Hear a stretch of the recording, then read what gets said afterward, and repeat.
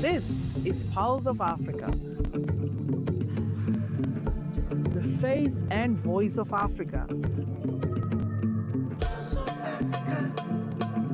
The story of resurgent and burgeoning Africa is here, only on the Pulse of Africa channel.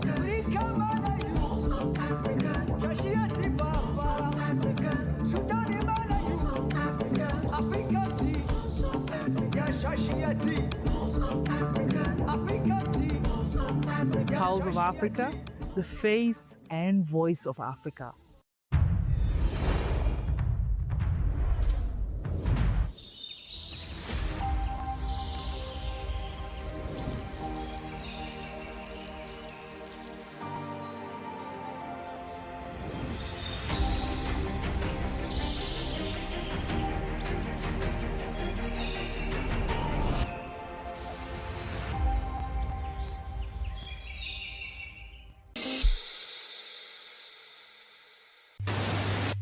If you don't tell your story, it will be told by others. They'll talk of hunger, they'll talk of war, they'll talk of conflict, but they'll not say the things that are happening in Africa that are positive.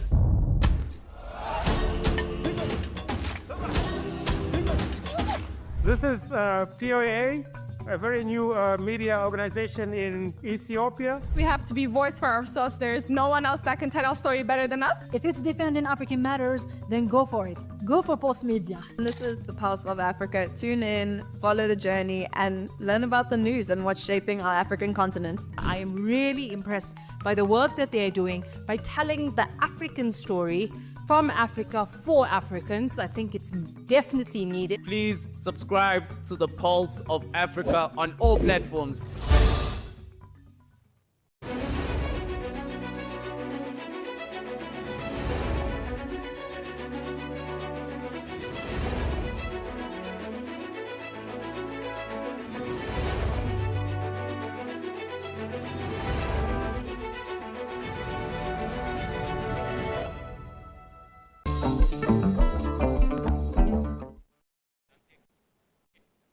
Good morning, viewers. From the heart of Ethiopia, we bring you live coverage as citizens across the nation march towards planting tree sites, be it fields, mountains, or open grounds, to participate in the noble act of tree planting on this significant day, August 3, 2026.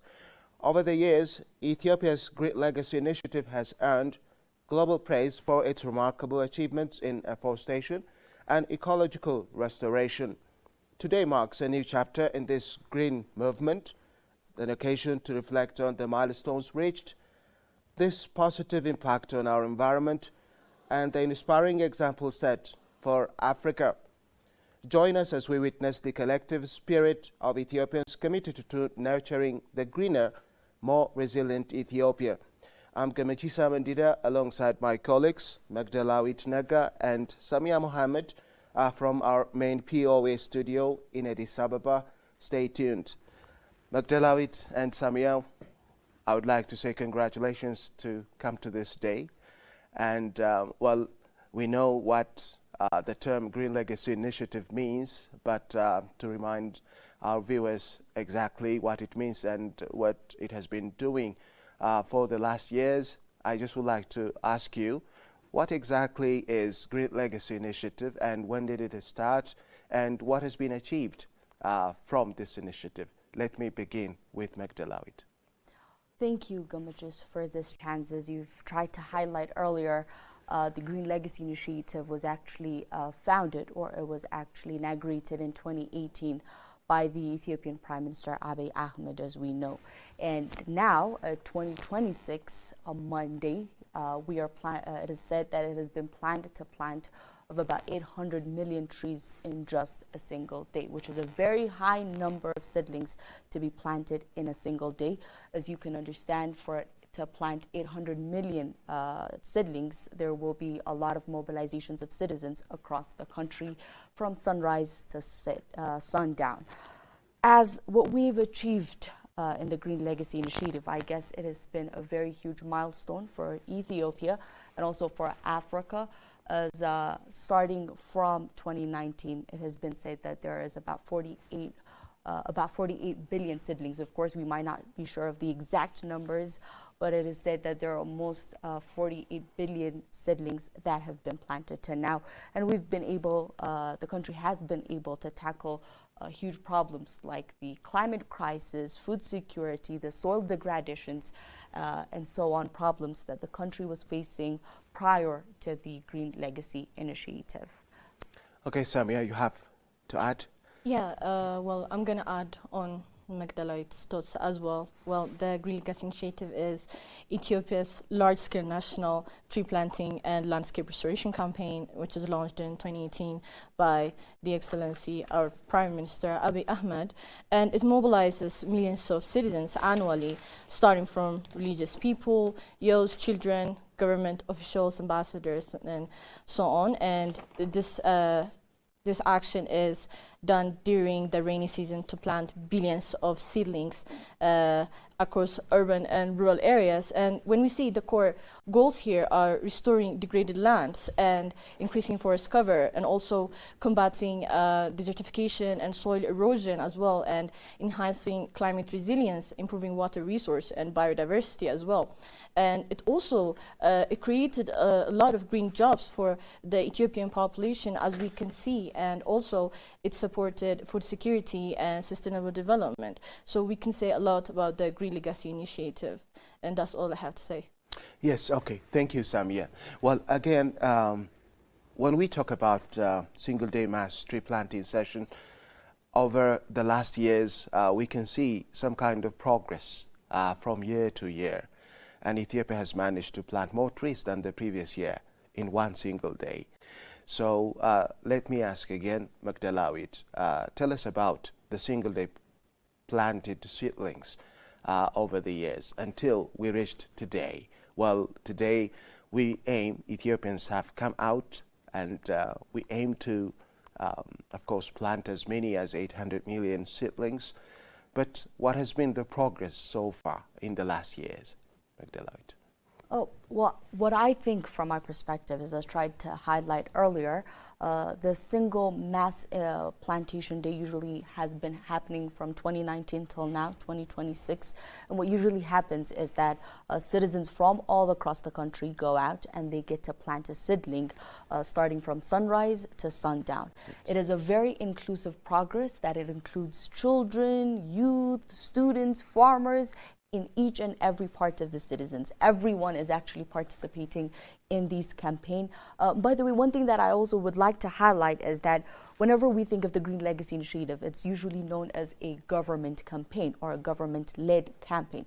But if you see it, especially in days like these, in the single day campaign that we're actually doing today, it's, I think, fair enough to say it is a citizens-led campaign. And it is the citizens that usually go out and get to be participating the entire day, everyone included, from young people to old, in different sectors, farmers, as I said earlier, students, government officials, and so on. That is what actually happens in these massive planting days, Gamachis. As what we have achieved, I think I tried my best to highlight earlier, but just to add on, as Samia also said, it's basically tackling the climate crisis of the country, of the continent, and the world. I guess that is the agenda behind the Green Legacy Initiative, such as soil erosion, the food insecurity, the soil restorations, and fixing the degraded lands, and also making sure that the next generation should not have to go through the troubles that these generations are actually going on. That's my thought on that. Yeah, thank you. Thank you.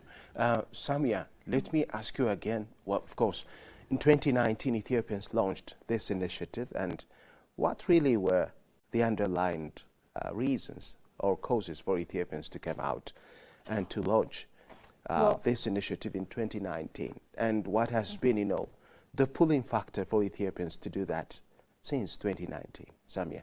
Well, basically, Ethiopia launched Green Legacy Initiative in 2019, primarily to reverse severe land degradation, deforestation, and soil erosion. And we can see the reports like hundreds of tons per hectare annually in highlands. And there's also a declining forest cover as well, and climate vulnerability. And when we see demographically, roughly 85% of the population depends on rain-fed agriculture, making the country highly exposed to droughts, flooding, and desertification, and rising temperatures. And according to my reports, it's about 0.37 degrees Celsius per decade. So it builds on earlier frameworks such as the Climate Resilient Green Economy, which is 2011, and also sustainable land management programs aiming to restore productivity, meet international commitments like Paris Agreement, SDGs, and also Agenda 2063, and secure a green development pathway. So the timing aligned with Abiy Ahmed's reform agenda, and recognition that environmental restoration was essential for economic resilience and national unity. So I think that's the reason behind Ethiopia launching the Green Legacy Initiative in 2019, and that's as far as much as it. Yes, Samia, you're absolutely right. Of course, Ethiopian Prime Minister Abiy Ahmed, when he launched the Green Legacy Initiative in 2019, he spoke of the significance of it in terms of course, fighting climate change, or mitigating climate change effects, especially.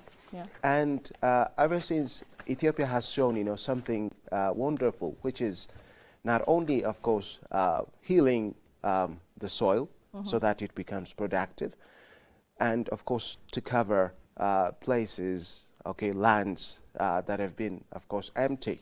Yeah. But throughout the years after 2019, as the Green Legacy Initiative progressed, the Prime Minister talked about, of course, planting trees that feed us, that can feed us, for example, fruits.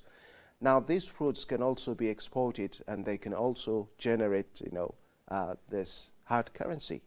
Now, it shows that, Ethiopians are managing to make the best out of this Green Legacy Initiative from time to time, and they're learning from their experiences, and I think that's going on very well. Magdala, do you have something to add to this?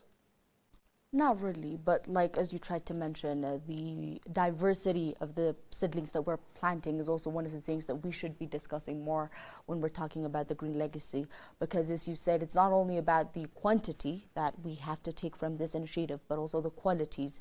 As you mentioned, fruits and other also indigenous species that were near to extinction are now coming back because of this reforestation progress. We've also heard that there is a distribution method of taking one species that are only available on one region and planting them on another region so that the benefits could be shared all across the continent. That's all I had to say. Yes, okay. Samia, well, there is a term that African leaders have always been saying, which is African solutions to African problems. And do you think the Green Legacy Initiative in some way aligns with this saying? Of course, I absolutely agree, because the Green Legacy Initiative exemplifies African solutions to African problems. And when we look through it, it signifies through a massive domestic ownership and resource mobilization rather than dependence on external models or primarily donor-driven led. So when we see our Green Legacy Initiative, it relies on national budget allocations. Reports know that the government commits roughly 0.5 to 1% of the annual budget to related restoration. And also we can see citizen volunteerism and labor, local nursery systems, and regional and local government coordination as well. So while drawing the inspiration from a broader green growth ideas, its scale, participatory level, and also the integration with agroforestry and livelihoods and the execution by Ethiopian people, the Ethiopian population, it's distinguished from purely imported approaches from the donor or donor-driven led situation. So what I'm going to say is the Green Legacy Initiative obviously exemplifies the African solutions to African problems narrative, and I very well support that assumption as well. Yes. Yeah. Thank you. You're welcome. Thank you, Samia. I think Magdalene and Samia, let's give our viewers a break and then we'll be back.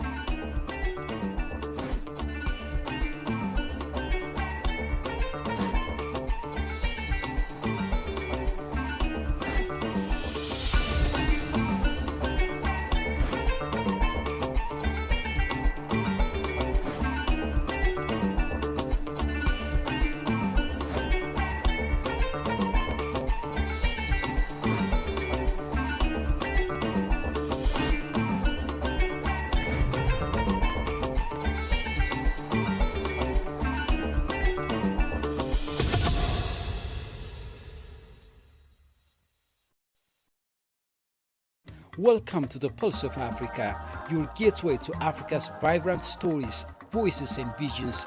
Join us every Monday and Wednesday for POA in Depth, where we provide sharp analysis of pressing current affairs, keeping you informed and engaged. Tuesdays feature the Africa We Want, dedicated to the African Union's Agenda 2063, discover Africa's journey toward a prosperous and integrated future. On Thursdays, tune into El Dorado, highlighting Africa's rich natural resources and how they can drive true prosperity. Fridays bring you Roundup, where seasoned journalists discuss enduring issues shaping our continent's destiny.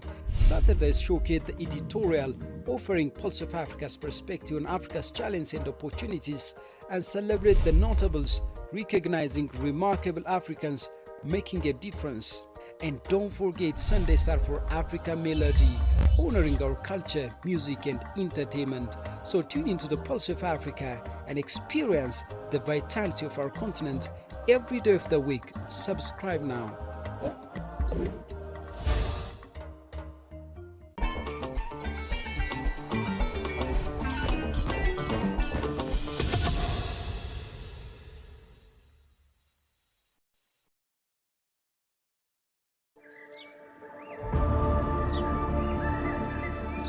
What if a country's greatest monument wasn't made of stone, but of leaves? Every year a country pauses, not to celebrate the past, but to plant the future. Millions of seedlings, millions of hands, one shared responsibility. A farmer starts, a student joins, a child follows, a grandmother smiles. Different generation bound by one promise: to leave tomorrow better than they found today. Many states measure progress by the skylines they build, while a nation is choosing another measure, and the forest it restores, the air it renews, the future it protects. Ethiopians. Because every tree rooted in Ethiopian soil gives something back to the world. Every forest begins with a single seed. Every movement begins with a single vision. But it takes a nation to carry it forward. One vision. A leader who dared to plant the first seed. A living hope that will outshine us all.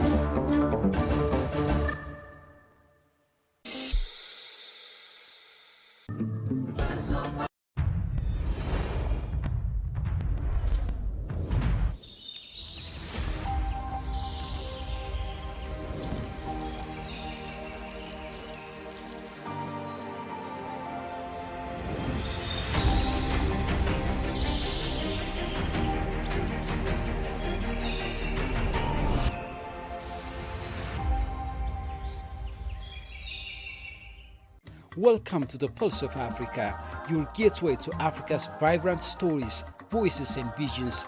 Join us every Monday and Wednesday for POA in Depth, where we provide sharp analysis of pressing current affairs, keeping you informed and engaged.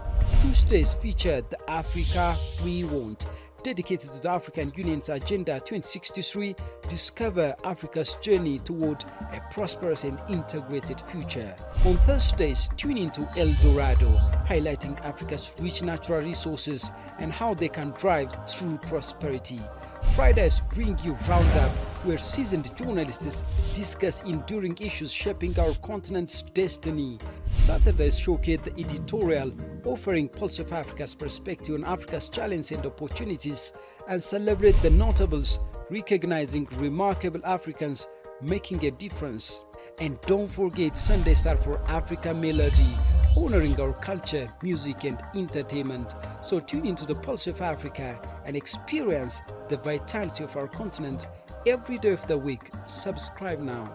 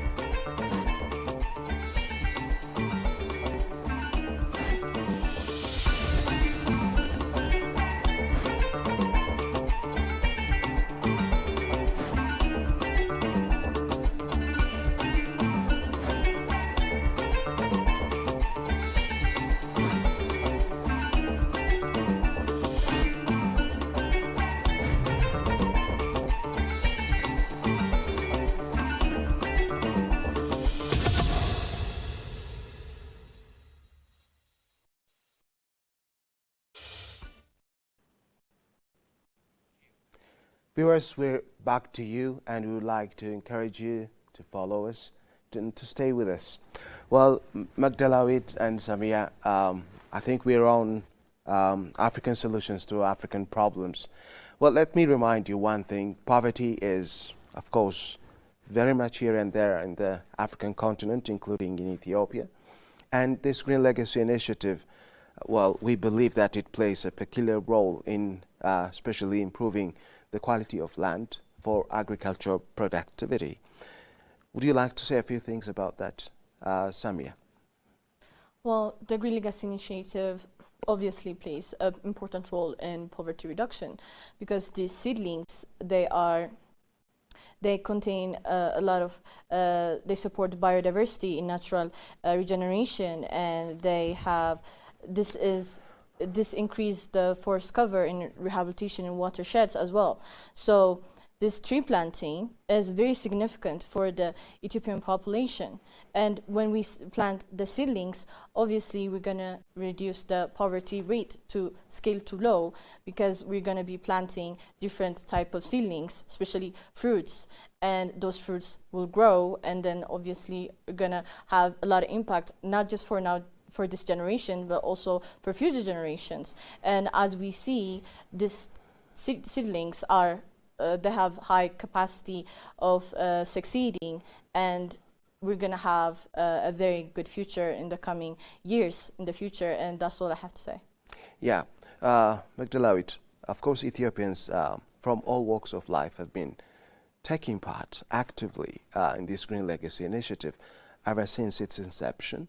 And in 2025, in 2023, in 2021, we can, of course, mention specific numbers of Ethiopians to have come out and then planted, seedlings. And today, that same thing is happening. And we would say, government officials, men, women, boys, girls, have come out and have taken, almost all places to plant seedlings. And whenever I come to this session to plant seedlings, I'm so excited and I'm very happy. And at least I plant, 10 seedlings, 15 seedlings. Yeah, That's 10 huge. seedlings, I would say on average.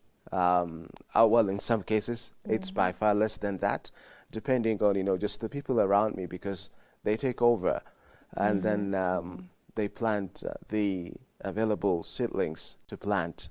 Otherwise, I wouldn't leave, seedlings behind without planting.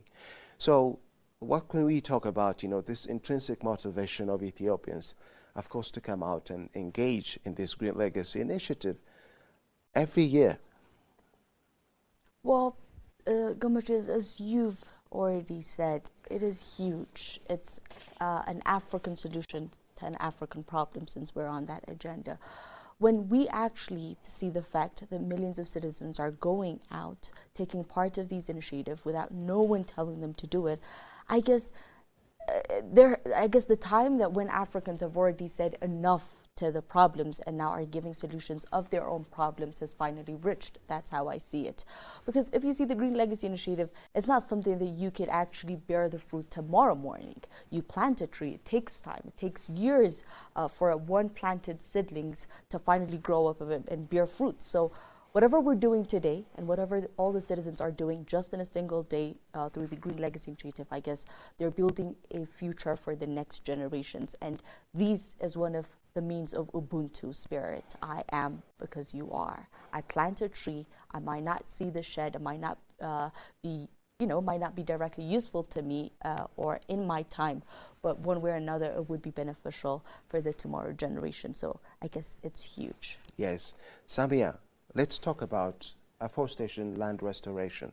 What's the significance of this initiative in terms of afforestation and, of course, land restoration? Ethiopia is a country that is characterized by many places, of course. We see them empty with no trees, and that has, of course, affected agricultural productivity, and especially our farmers rely, we could say, entirely on rainfall. And in places where you have, no trees, no forests, the amount of rainfall is very much low. And in the case of, this initiative, the significance of this initiative, what can we exactly say? Well, Gamatis, for Ethiopia and Africa, the initiative is highly significant for afforestation and land restoration. As we can see, it has demonstrated increased forest cover, as you said, and rehabilitated watershed and degraded lands, and it also reduced erosion and supported biodiversity and natural regeneration as well.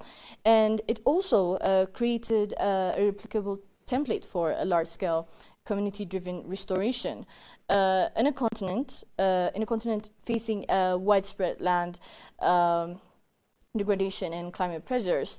This particularly shows that this ambition, the ambition of a homegrown campaigns, it shows that the ambition of a homegrown campaigns that could deliver measurable gains in ecosystem service and national resilience. So, Gamisa, what I'm going to say is it really did change the afforestation and land restoration in Ethiopia based on those facts that I stated earlier. And yeah, that's all I have to say. Great. Magdi, how about, the significance of the Green Legacy Initiative for Africa or for African countries? In what way do you think it positively impact, people in other countries and, of course, other countries as well in Africa? So how I see it from my perspective is that Ethiopia planted about 48 billion trees. When the country, one single country does that, I think we have already vibrated a drum to the entire continent of Africa. I mean, I'm not sure if you guys are aware of this, but the Africa Union has the Great Green Wall Initiative. That initiative of the African Union is actually to restore 100 million hectares of degraded land across the widths of the Sahel by 2030. So we can definitely say that the Green Legacy of Ethiopia is actually feeding these huge Great Green Wall of the African Union. And not only that, it has restored about 18 million hectares and now created thousands of jobs through these great green legacy. And for sure, it is the Green Legacy Initiative that has done majority of the job since it has been going on since 2019 and mobilizing it for years and for years. Not only that, but also countries such as Nigeria, Niger, and Senegal are now also trying to take these models to be implemented in their countries. But Gamachis, I think one thing we have to remember is that Ethiopia is one of the most impactful countries of the Horn and also the second most populous country of the continent. So whatever initiative the country takes, one way or another, directly or indirectly, it affects the entire continent.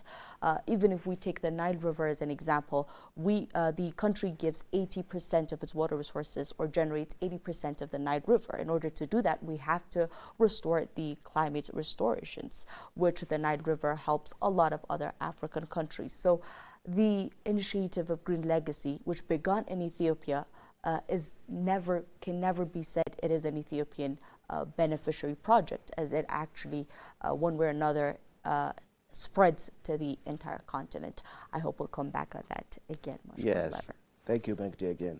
Samia, well, when we talk about, the Green Legacy Initiative, one thing is directly connected to this initiative, which is climate change mitigation and adaptation efforts. Exactly. These are, of course, very much related to the Green Legacy Initiative. And do you think the Green Legacy Initiative in some way has impacted climate change mitigation and adaptation efforts in the country ever since its inception in 2019? Well, Gamitsa, of course, it did. It has a huge impact on climate change mitigation and adaptation. The Green Legacy Initiative sequesters carbon through growing biomass. What practically that means is it targets linked to hundreds of millions of tons of carbon dioxide, which is equivalent to that. So it expands carbon and it sinks at the same time, and it also stabilizes soils and water cycles as well, and it reduces vulnerability to extreme weather and supports ecosystem. And when we say that, it's based on adaptation for smallholders and pastoralists as well. And this aligns with Ethiopia's NDCs and CRGE goals and contributes to broader Africa and global climate efforts. So this, of course, has a very high impact in climate change mitigation. That's all I have to say, Gamitsa. Thank you. Thank you. Thank you, Samia. Magdi, you have something to add to? Not much, but I'd just like to mention some of the government and higher government officials of the African continent who actually appreciated and took the initiative into their countries. Kenya, Uganda, Madagascar, and the Democratic Republic of Congo now are all running the national tree planting holidays in their country after being inspired by the Green Legacy Initiative of Ethiopia. We could also mention Paul Kagame of Rwanda, the president of Rwanda, has committed a similar mass mobilizations for Umugunda as the National Community Service Day, which is already planting millions of trees after taking a note from the Green Legacy Initiative. Another president is William Ruto of the Kenyan president. He declared a National Tree Planting Day after visiting Ethiopia with a target of planting about 15 billion trees by 2032. And he also said, we will no longer be just a voice in climate meetings as we always do, but this time we will actually be the hands in the soil. We'll actually put African hands in the soil. I run out of my words right here. So what we can learn from this, also another country we can also mention is Nigeria. And so these African agency and rooted and rising are coming from the Green Legacy Initiative that started and began in Ethiopia. So we can definitely say that we have created a legacy for the entire continent. Okay, yeah. Thank you, Magdi. Well, let me ask the both of you. Of course, Ethiopia has been planting trees since 2019 through this Green Legacy Initiative, and we know it plays a peculiar role, especially in mitigating climate change effects, etc. But let's come to food security and agricultural productivity. Well, I believe our leaders and Ethiopians in general are drawing lessons from their year-on-year specific experiences of planting trees, which is, not only covering, for example, once abandoned spaces or lands with trees, but also, just refining that experience so that you do something to do with, of course, food security and agricultural productivity. I mean, as time goes and as these trees grow, and it is very much likely that Ethiopians, of course, focus on making use of the Green Legacy Initiative, for example, to ensure food security and to enhance agricultural productivity. And in this case, let's talk about the potential contribution of the Green Legacy Initiative for food security and agricultural productivity. What can we say from now on about the possible impact of this Green Legacy Initiative in terms of ensuring food security and agricultural productivity? Magdi. Oh, my answer to that would be Ethiopia, Africa as a whole, actually follows an agriculture-led economical initiative. We can all agree on that. So if that is the case, for agriculture to thrive in your country, you have to make sure that the climate is sustainable enough. So in order to do that, I guess the Green Legacy Initiative is taking huge steps in terms of achieving our food securities. As a continent with an agricultural-based initiative, Ethiopia, since planting this diverse and large number of seedlings, now can finally say that in a very near future, or in the next generations, we might achieve at least sustainable enough for our citizens due to the climate initiative that we have taken. Yeah. Samia, do you have something to add? Well, yes, of course, I have something to add. See, when we come to food security and agricultural productivity, the Green Legacy Initiative promotes agroforestry and fruit tree planting. And also, I'm going to state the facts that obviously it improves soil fertility and moisture retention and rehabilitates the watershed for better water availability, and it reduces erosion that degrades farmland and creates green jobs. And also for alternative livelihoods as well. And these outcomes strengthen the resilience of rain-fed farming systems that support the majority of Ethiopian population. As I said, almost 85% of the country is rain-fed, based on rain-fed agriculture. And this Green Legacy Initiative is going to support the food security and agricultural productivity of the country based on those facts. And not only we can say that, we can also say when it comes to food security and agricultural productivity, Ethiopia is a leading example because of this initiative. And I can only say that for now. Thank you, Samia. Well, when we talk about Green Legacy Initiative, I think we should talk about adapting it to specific situations or places.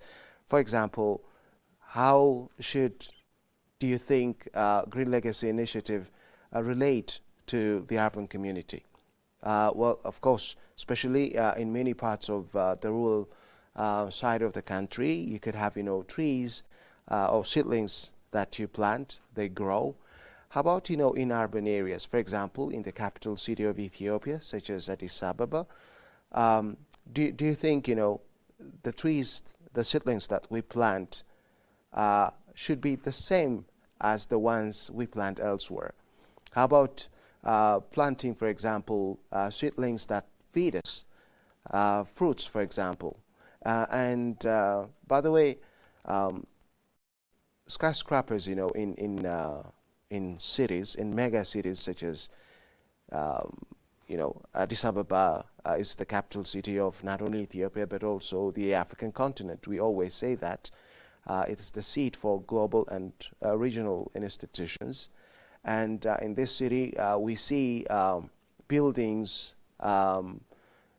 international standard buildings. And if all spaces in Addis Ababa are, of course, occupied by buildings, where else can we plant seedlings in Addis Ababa? And do agriculture? Can we say a few things about that? For example, we plant seedlings that feed us, say, fruits. And these fruits, how about, if we adapt them to our environment, for example, to our cities. And you go to the countryside, and even, you go to deserts and you can plant, seedlings. Mm-hmm. Yeah? Yeah, Seedlings, yeah. just that can cover so that you can fight, of course, soil degradation or soil erosion by planting trees. How about, elsewhere, like, cities, mega cities, not only in Ethiopia, but in the African continent? How do we make use of our urban sites to feed ourselves, to ensure food security and agricultural productivity? I think I wish we had some agriculture experts to tell us about this. I'm not I don't have expertise for that, but from common sense I feel that urban spaces can also be utilized for enhancing food security and agricultural productivity. Yeah. And Ethiopian Prime Minister Abiy Ahmed has always been saying that the Green Legacy Initiative is not limited with just planting seedlings that can cover the ground so that, we can, of course, mitigate soil erosion. But we need to go just, beyond that. For example, we can plant, seedlings that give us fruit, which we can also consume and at the same time export. Now, imagine, if, for example, if we take, avocado, it's one of the seedlings that we commonly have almost in the entire country, and in many places, not exactly in the entire country, but in many parts of Ethiopia, we have avocado seedlings being, of course, adopted and adapted by farmers. And I go to some places and I find, avocado fruits in places where I didn't usually expect, in new places. And this is, I would say, a new scenario. And I think it is the result of this Green Legacy Initiative in that Ethiopian Prime Minister Dr. Abiy Ahmed, of course, said we can have, trees such as avocados, which not only farmers, but everyone else, ordinary people like you and I, can also plant in our places, okay, in our sites. It could be, in our compound, for example, and then we can have, a huge yield of avocado trees. Not, of course, only avocados, but we can have mangoes, we can have papayas. And if you just see, some Asian countries, they have, fruits in their surroundings. And these fruits, take, very small spaces because, they add technology to it. And they can feed, the family, at least the family, okay, throughout the year. And I think Green Legacy Initiative has opened the door for this. Well, we haven't reached there yet, but I hope Ethiopians in the next stage will start, to learn how such initiatives, not only in Ethiopia but elsewhere, are being utilized for enhancing food security and agricultural productivity. Which means, urban dwellers like you and I can also become, good farmers. Yeah? Yeah. Yes. Well, the next question that I would like to ask you is, how do you think, of course, this Green Legacy Initiative can also be considered as a model for other African countries, given that it is financed through domestic resource mobilization? Well, I think we should go back and remember what William Ruto, the Kenyan president, has already said. So the Green Legacy Initiative has been fully funded by the Ethiopian people, just like the GERD and other huge infrastructure things that that is actually happening in the country. Is that we have to understand that our economical sovereignty is a key priority that Africans need to really work on, and initiatives like the Green Legacy should be fully mobilized by the citizens. But usually, an answer that you can get for that is that no, you can't. But I think this could be a proof that if you're really serious about it and if you have the mechanism of mobilizing each and every citizen, it is possible. That's how I see it, Government Cheese. Yeah. Samia, do you have something to add? Of course. Yes. it is considered a model for other African countries, largely because it is financed and implemented primarily through domestic reforms and resource mobilization, which means budget allocation, public participation, as we can see from elders to government officials and regional bodies, and also local capacity, rather than heavy reliance on external aid, as I said earlier. This demonstrates fiscal and political ownership and sustainability as well, and the feasibility of scaling. Ambitious environmental action could be seen as well with the national means, which means providing a practical example of self-reliant green development. So the Green Legacy Initiative should be, and it is considered as a model for other African countries, and the main reason should be for the nationally owned, and it's performed by nationally budget, and that is why it should be modeled for other African nations, and that's all I'm going to say. Yeah. By the way, I talked to people just in person, and in some other cases, of course, I had people that I formerly, interviewed, and especially, Ethiopians who reside outside of Ethiopia. And when I asked them of the significance of this green legacy, its continuity, and especially, its relevance to Ethiopia and maybe the rest of Africa, well, first, they had, some suspension. So they had some suspicion. Or they're skeptic. Okay? They're suspicious of its I would say, effectiveness, its success, its achievement. But in 2019, well, the Ethiopian government launched it, and of course, media outlets, people talked about it, and these people didn't believe that, of course, it's worth attending to. But throughout the years, as they saw more seedlings being planted in the country from year to the next, and until we reached here, of course, we could plant, in billions, seedlings in billions.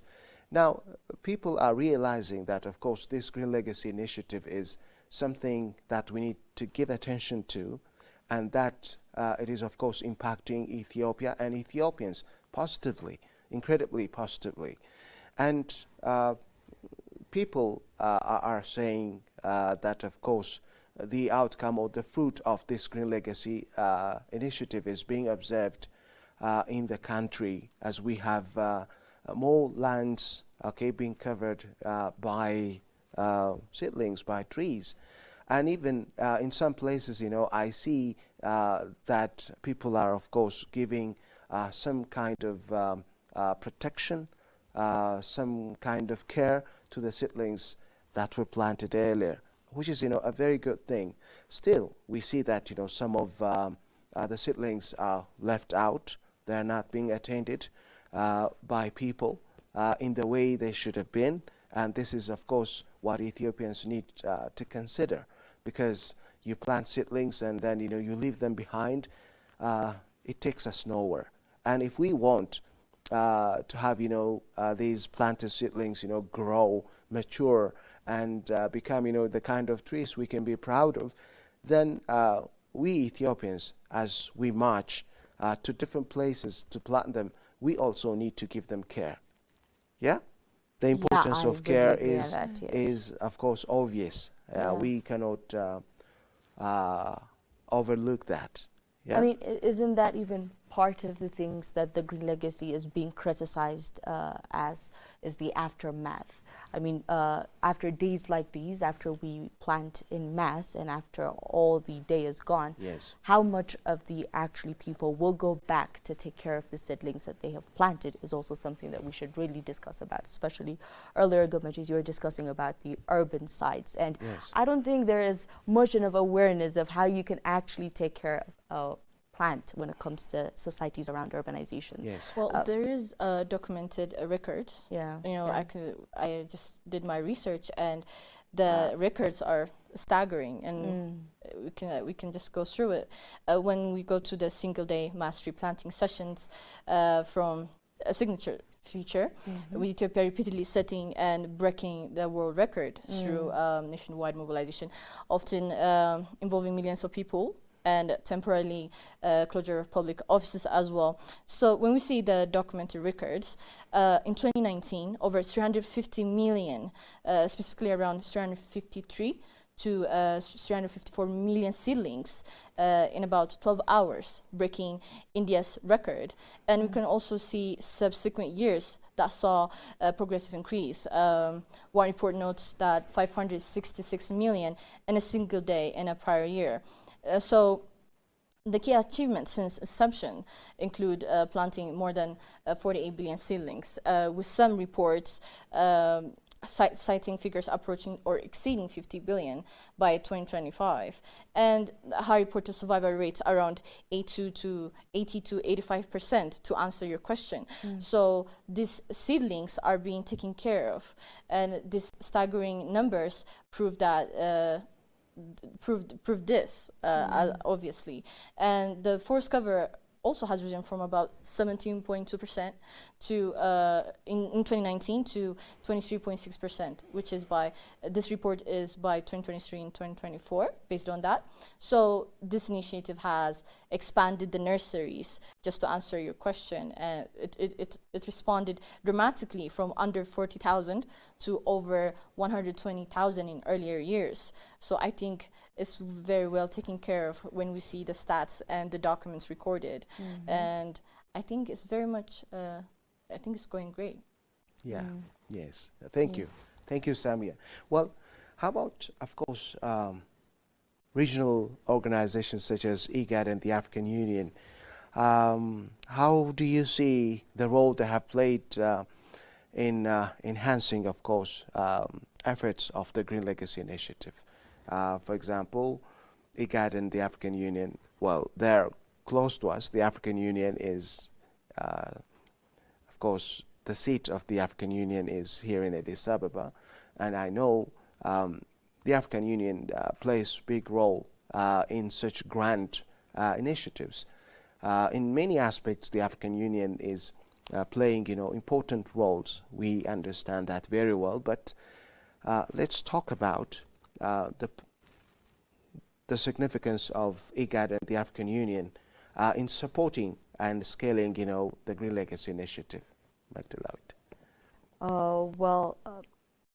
As we've said, this is actually being fully funded by the Ethiopian government and the Ethiopian citizens. So I think one of the aspects that I believe the African Union and IGAD should be supporting is economically.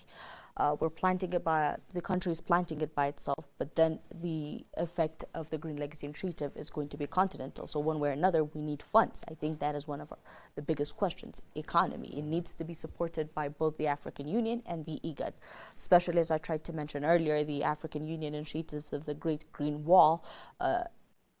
Ethiopia is currently becoming one of the countries that are actually doing that or implementing it in the ground. So if that is the case, it needs more support and more initiatives. Plus, if this is a shared problem across the continent, and if Ethiopia is taking the initiative of becoming the first to give a solution to that, then I think mobilization should not only be from the country by itself, but also across the continent. By even taking these initiatives and trying to implement it on their country is another way of supporting. Like imagine if the AU makes these and it's not by force, but an initiative across the continent. IGAD, it's a very small, it's a regional government with comparative to the African Union with a relatively low country. So it might be easier if we make this a continental initiative. So 2 points. One is the economy, and then the second is making these a continental phenomena. Yes. Samia, do you have something to add? Of course. Regional organizations such as IGAD and the African Union should play a major role in this. They should play supportive roles by facilitating knowledge exchange, technical cooperation between the countries, their member states, like policy harmonization, monitoring and evaluation as well, evaluation frameworks, cross-border landscape restoration, especially in shared ecosystem, as Magdala said, and capacity building. The states can share a lot of knowledge with each other, especially with this Green Legacy Initiative, and also mobilization of a complementary resource. These countries have immense resource that they could play a major role in, and they can help document best practices and also integrate it as well. And such initiatives into continental strategies, when we bring them to continental strategies and encourage peer-to-peer learning, so that successful national models can be implemented, and it could be adapted elsewhere without imposing top-down templates. And when we come to the African Union's broader green growth and continental afforestation agenda, including Agenda 2063, which is the Africa we want, the African Forest Landscape Restoration Initiative, climate resilient goals, and efforts towards sustainable land management and green economies. So by delivering large-scale restorations through domestic means and public mobilization, these regional organizations can play a major role in this initiative and campaign. And those are the points that I would like to suggest for this regional or governments, and I hope we can learn so much from each other between states, and we can drive and improve our climate vulnerability and make a change, not just for this generation, but for the future generation, because if we don't do something right now, what happens next? And there is not going to be any life from now on. So this is what I want to say. Thank you. Yeah, well, Magdala and Samia, well, as you both of you said what you had to say, something of course popped up my mind, which is the role of such regional organizations, IGAD and the African Union. When we talk about, of course, IGAD is active, in the whole countries, yeah. And in these countries, of course, we have rivers, for example. These rivers, cross boundaries. And I think the role of IGAD should be, well, as we know, maybe to bring, these whole countries together on how they should manage their water resources, such as rivers, and how they utilize that for such initiatives such as, the Green Legacy Initiative. And maybe, these countries can exchange experiences from one another. Well, even though Ethiopia is, a country that has launched Green Legacy Initiative since 2019, and doing it, just in a mass like we know. Other countries, we know, they also engage in tree planting sessions in their own way. And so Ethiopia and other home countries can have their experiences exchanged through IGAD.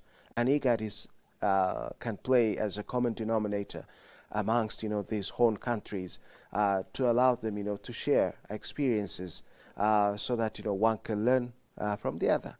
And especially good practices can be adapted and adopted by others wherever it comes from. This can be facilitated by IGAD, for example. And the African Union, of course, plays a big role in bringing, Ethiopia's experience to the rest of Africa. And at the same time, similar experiences from the rest of Africa can come back to Ethiopia. And, of course, such an initiative is huge. And as it is huge, it demands huge finance, for example, even though the Ethiopian government is, of course, allocating from 0.5 to 1% of its annual budget to this initiative. Still, we need, expertise from other African countries on how to go about it. Now, I feel personally, well, it is a very good thing that many Ethiopians have been engaging in this initiative since 2019, but at the same time, how about, just making it more refined? How about, we talk about, quality? How about, we talk about, the return from it? Well, as we have been saying so far, the return could be, for example, generating, revenue from the plants, from the seedlings that grow to mature and to give us, the kind of outcome, result that we want. For example, fruits and others, and even, some seedlings, just that give us trees, okay, as an input for furniture production, manufacturing. You enhance, the manufacturing sector, and wood, for example, the things around us, the tables, the chairs we sit in, all this come from wood, yeah? And wood is, something that you cannot produce, in an industrial complex, but you grow the wood to have, these products. And so how about, if we bring in, experiences from other countries through the African Union? Just to add on this, Yeah. Gamaches, same as you, something just popped out. I'm Yeah. sorry for interrupting. What really I thought was that how about also figuring out the indigenous knowledge of the African people when it comes to climate restoration? I mean, planting trees and restoring our climate has been embedded in our culture. It has been embedded in our history. Yes. It's already been there. Absolutely. So I think it should be the African Union's and the regional government's responsibility to go and to see each and every country's indigenous knowledge on such aspects and to bring it back and implement it in such a level of the green legacy of Ethiopia. Because I'm not sure, but in Ethiopia, I'm not sure if you guys know about this, we have the Konso, what were those agricultural things that happened in Konso? You might help me, Yes, because I forgot yes, the name. yes. But we have that. So imagine if the African Union had the resources and had a research places or funding research institutes that actually bring those, and for those to be implemented across the 54 countries of the Africa. That is going to be very huge. I mean, African solutions for African problems really need to focus on our indigenous knowledge that we have in different aspects. Countries like Ethiopia, Egypt have almost 3,000 years of history and culture. So we've already have it, but the African Unions and IGADs and other regional governments need to tackle such kind of indigenous knowledge and bring it to become as a solution to the problems that we're facing in the continent. Yeah, I just Magdi, really wanted you to raised add that. a very important point. Of course, look, Addis Ababa has a varied topography. In some places you have plains, in some others you have hills, etc. Yeah, and especially in hilly areas, you have seedlings planted, and you also have in some places, of course, they have been made so beautiful by planting grasses and of course by adopting the Konso people's way of planting trees. Well, by the way, experts from these indigenous people from the Konso have been brought to Addis Ababa, and then they have been made, just to do this planting because of their expertise. As you said earlier, they have indigenous knowledge of turning, just those empty hilly spaces into a garden, okay, into a productive farmyard. Okay, so the people were invited here, they were brought to Addis Ababa, and they engaged. For example, I know in my village where we have this riverside project. Some of them, most of them, I would say, are the Konso people. People who come from Konso, because I can see that from just their language, from their tongues. Okay? Yeah, and it's easy to... Yes, it's easy to identify them. And the work that they do, so extraordinarily beautiful. They really made, that riverside once abandoned and considered useless. Now it's a paradise. You can come to my space. You can come to my village and you can see. And by the way, one thing that I've always been astonished about is when Ethiopian Prime Minister Abiy Ahmed took office back in the year 2018-19, he gave a speech. He addressed MPs, and he spoke of this riverside project that turns those abandoned places into the source of tourism treasure, tourism revenue, the source, the place where people can come over and visit and enjoy. Not only just Ethiopians, but also from the rest of Africa. People can come over, okay, people can really enjoy there. And now those places, very sniff when you pass by our rivers. I would say you have to use, a handkerchief to cover your nose and your mouth so that you would not be offended by the sniff coming, by the bad smell coming from the river sides. Now, those places are turning into a paradise. And truly speaking, when Ethiopian Prime Minister Dr. Abiy Ahmed spoke of turning those riverside sites into beautiful places, well, I considered them unattainable. Well, I mean, I know I know what he meant was true. However, I considered it to be a miracle if they really could change, because the situation of those places, they force you, the situations force you to believe that this is something that you cannot change. But thanks to the efforts of the mayor's office and the Ethiopian government's efforts, now those places have turned into paradise, I would say. And some of the places, shabby houses, slums, they have turned absolutely, different now. And these days, you just get hungry for spending time there in these spaces. So this is, I would say miraculous. And of course, as far as there is commitment, as far as, just there is a mobilized group of people to do it, it is attainable.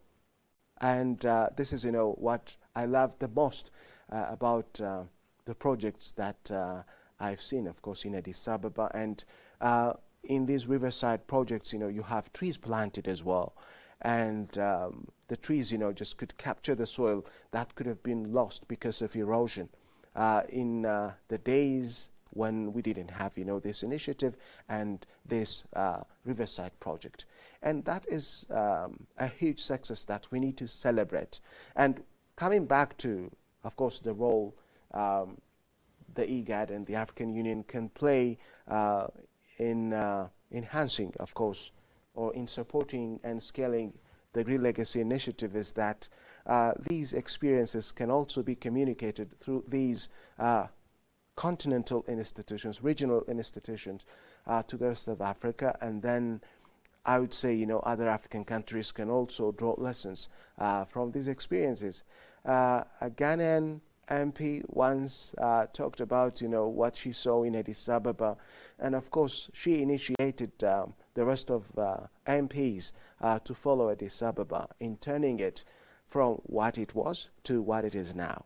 And that same thing, that same experience, she said, need to be replicated in Ghana. And I would say, this can also be communicated by these two regional institutions to the rest of Africa, and the role they play in supporting the Green Legacy Initiative is still so big.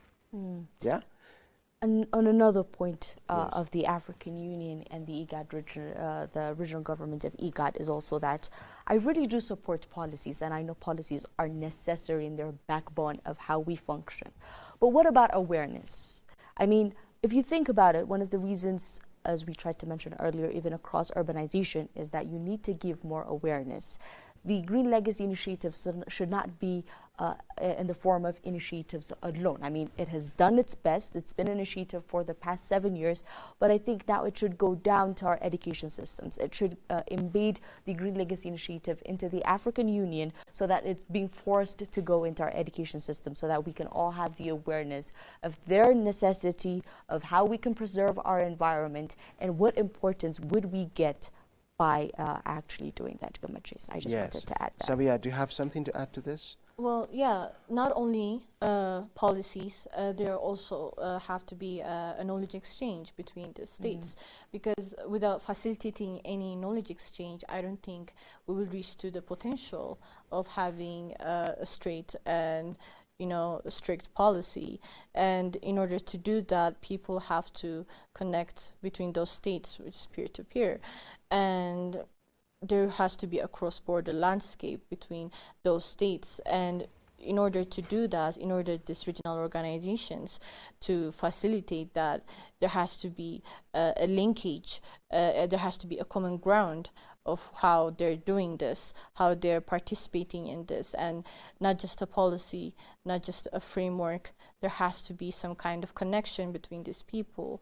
And as far as I see it, I think there should be a linkage that should be formed sooner, because this initiative is going to grow bigger and bigger. And overall, the Green Gas Initiative stands as one of the world's largest growing activities, and it combines a lot of people from a lot of backgrounds. And if we don't combine those backgrounds together by knowledge sharing, I don't think we will reach to the full potential as we see in our country.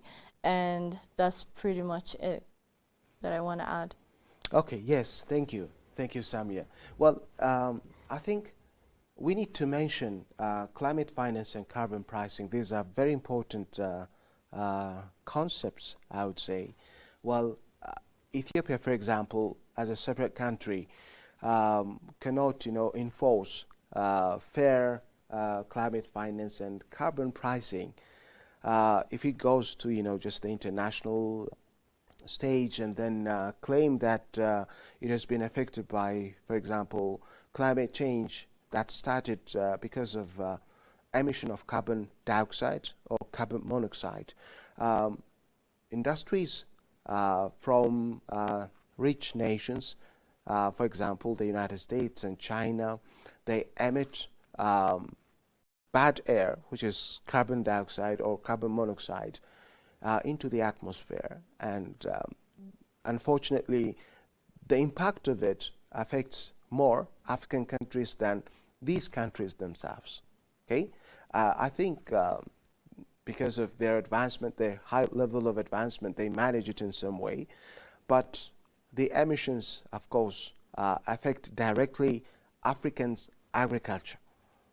Yeah, and we have, for example, unexpected climate disruptions. For example, in a commonly rainy season, you just have, dry season, and vice versa. And when this happens, imagine how African countries such as Ethiopia get affected badly. Our farmers, we can say entirely rely on rainfall.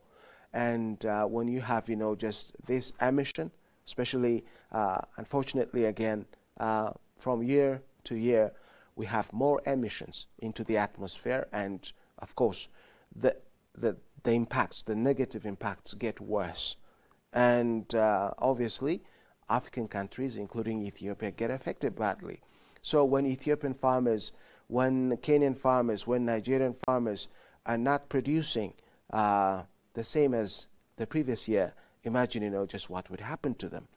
And so when you bring this case to the international stage and then, of course, demand some kind of compensation, who is going to listen to you? Especially when individual countries go to the global stage and then, complain, of course, we have been badly affected by, this climate change, so we need to be compensated. Who is going to listen to you? Now, the role of even IGAD and the African Union is here significant. So the cases, such cases can also brought by these two regional institutions to the global stage, and so that we can fight diplomatically. Yeah. So carbon pricing, Ethiopia has played a big role in improving its landscape by covering it with trees and Ethiopia needs to get paid for this, and which we call, of course, carbon pricing. And if you negotiate on the price, then if you need to have, a good share of it, if you need to have, a fair share of the pie, okay, then it's important that, these two global institutions involve. So the role that both IGAD and the African Union play in supporting the Green Legacy Initiative, and of course in developing a continental framework for climate finance and carbon pricing is so significant. Yeah? Yes. Sure. Do you have anything to add, the both of you? I'm just curious, to be honest, instead of giving you guys an explanation to that or an additional information, I'm just curious, we know Africa contributes very less to the global carbon emission of the world, but yet we're the ones who are suffering these much more than those countries and continents who are responsible for the carbon emissions of the world. So, well, my question is that even though we are not the ones to be blamed for that, we're the ones at the first front seat to be affected. So, and yet we're even the ones providing initiatives like the Green Legacy to tackle carbon emissions of the world. I just don't understand. We do not contribute much, yet we're being affected much. So it's just, I feel like I myself as an African, I feel like there are much of Africans who are really curious about this, doctor. So I myself really needs more explanation on this, I guess. Yes, Magdalena, thank you. Let's take a break and we'll be back. Yes.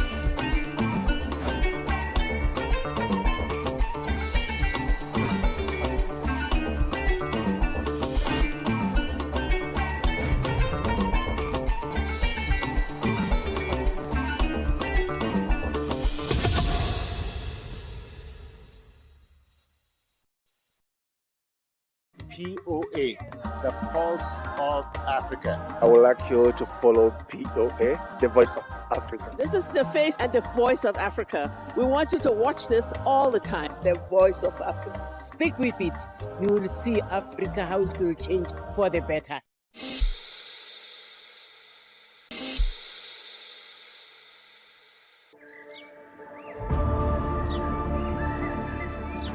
What if a country's greatest monument wasn't made of stone, but of leaves? Every year a country pauses, not to celebrate the past, but to plant the future.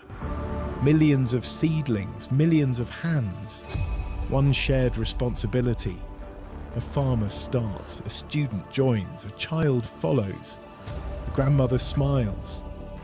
Different generation bound by one promise: to leave tomorrow better than they found today. Many states measure progress by the skylines they build, while a nation is choosing another measure, and the forest it restores, the air it renews, the future it protects. Ethiopians. Because every tree rooted in Ethiopian soil gives something back to the world. Every forest begins with a single seed.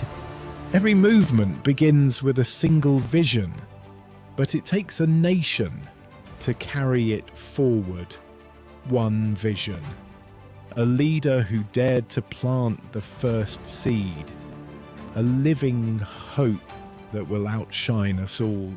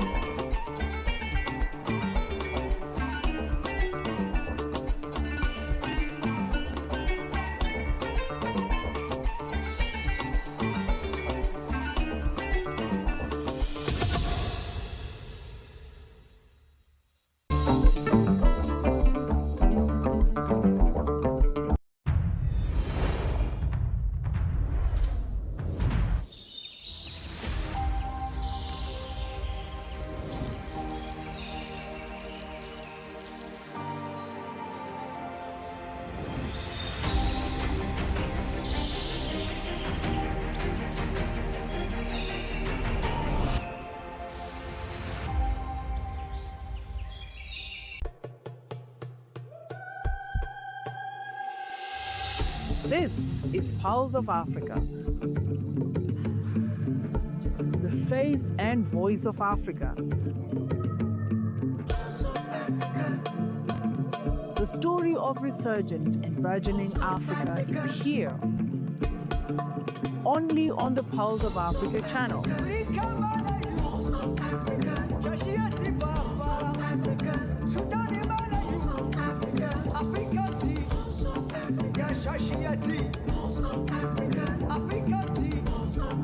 Pulse of Africa, the face and voice of Africa.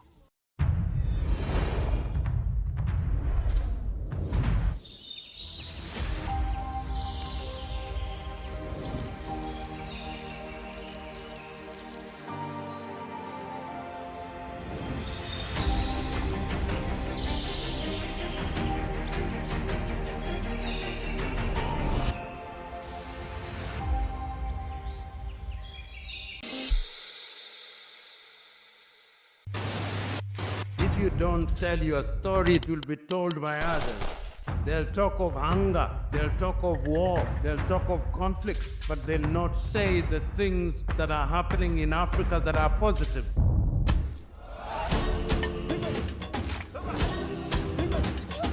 This is POA, a very new media organization in Ethiopia. We have to be voice for ourselves. There is no one else that can tell our story better than us. If it's defending African matters, then go for it. Go for Pulse Media. And this is the Pulse of Africa. Tune in, follow the journey, and learn about the news and what's shaping our African continent. I am really impressed by the work that they are doing by telling the African story from Africa for Africans. I think it's definitely needed. Please subscribe to the Pulse of Africa on all platforms.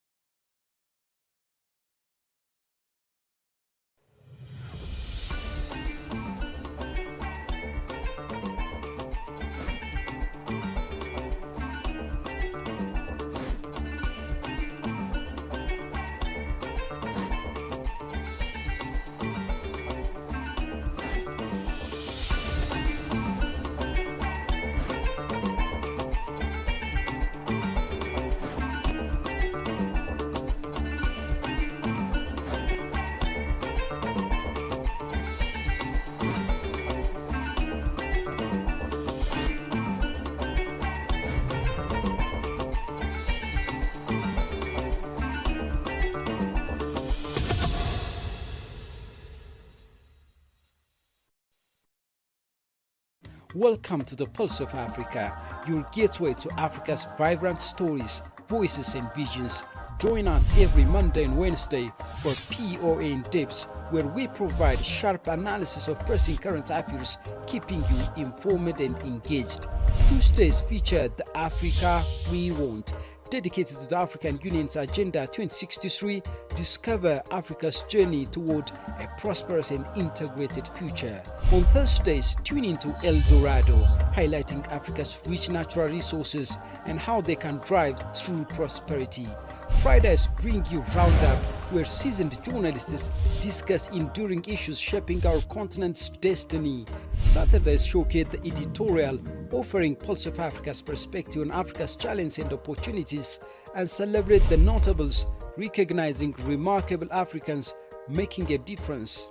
And don't forget, Sundays are for Africa Melody, honoring our culture, music and entertainment. So tune into the Pulse of Africa and experience the vitality of our continent every day of the week. Subscribe now.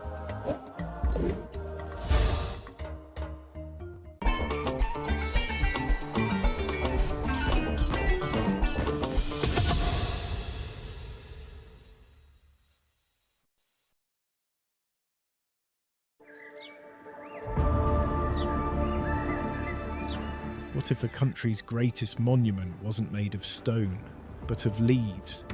Every year a country pauses, not to celebrate the past, but to plant the future. Millions of seedlings, millions of hands, one shared responsibility. A farmer starts, a student joins, a child follows, a grandmother smiles. Different generation bound by one promise: to leave tomorrow better than they found today.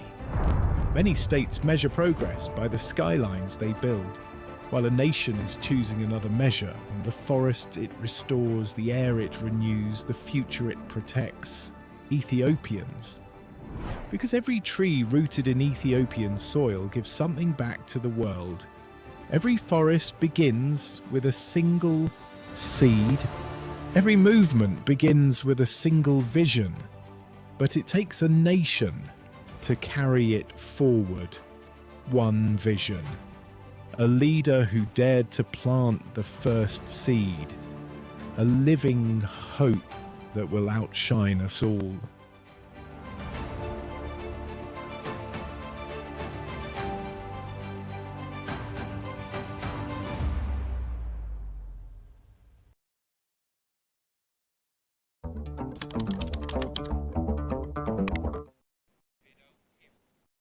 Viewers, welcome back again. We're back to you.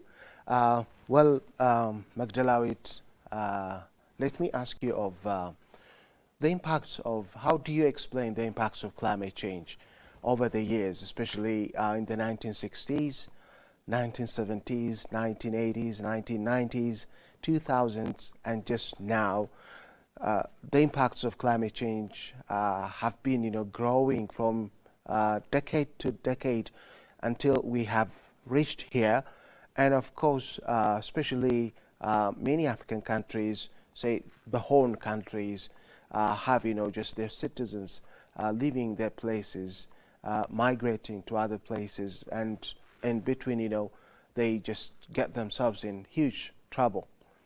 And I would say, this is because of climate change, because if you take, farmers, their farmland is no more as productive as it has been, and so they need to, for instance, to migrate, to urban areas, and some of them, they try to migrate to other countries.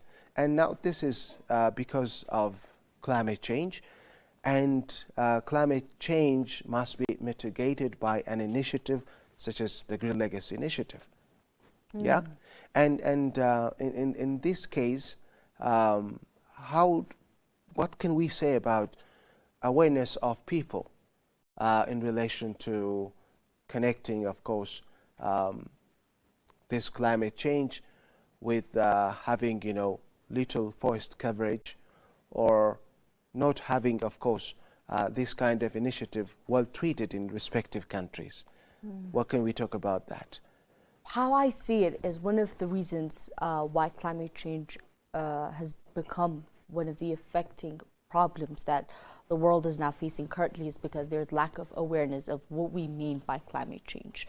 Because I'm not sure if you guys agree with me, but when you think of climate change, people usually understand it in terms of extreme heat or extreme temperature and nothing much more bigger than that. But that is not the fact, because climate change affects our economy, it affects our living way of life, it affects of our identity, in even our culture. That's how deep it goes. It is something that actually affects our day-to-day life, starting from a farmer who's in agriculture to a person that works in the office. But I don't think there is enough awareness, especially and specifically in our continent, about the climate change. Of course, I don't even think the world has come into a common ground of understanding how deep climate change can be sometimes very harmful. In regards of that, the one thing that I also would like to think is that if we now agree that climate change has a deep impact in our day-to-day life, how can we tackle it? I mean, if we're talking about food insecurity, if we're talking about our way of living, then that is something that is so serious that we have to be working day and night, such as our economy and other aspects like peace and security. It's just, I feel like we've given it a corner that is something that will just come to you. Let's first work on these, and that's like a second or third term agenda for our countries. But food security is not something that we should actually sleep over. We're not talking about generations ahead, but even currently, I mean, I'm not sure, I don't have these specific data, but have you seen France? Have you seen different Europe countries right now? It's becoming unlivable. It's extremely hot these days. Yes. So as like, we are now seeing it, the direct impact, and I don't think as Africans we should wait until the same problem has come to now. Of course, we even have our own problems. Food security is standing on our neck.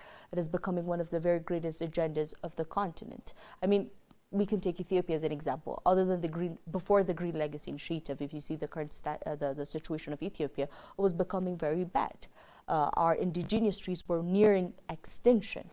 Farmers, it was very impossible for farmers to actually do their day-to-day activity because of the climate changes. And we should also feel really responsible to these, because it is the human species that brought the climate change. It was not like this before. So we owe the globe by restoring back what we have taken from the ecosystem. That's what I actually personally believe. I still have more, but I'll come back to it. Yeah. Samia, do you have...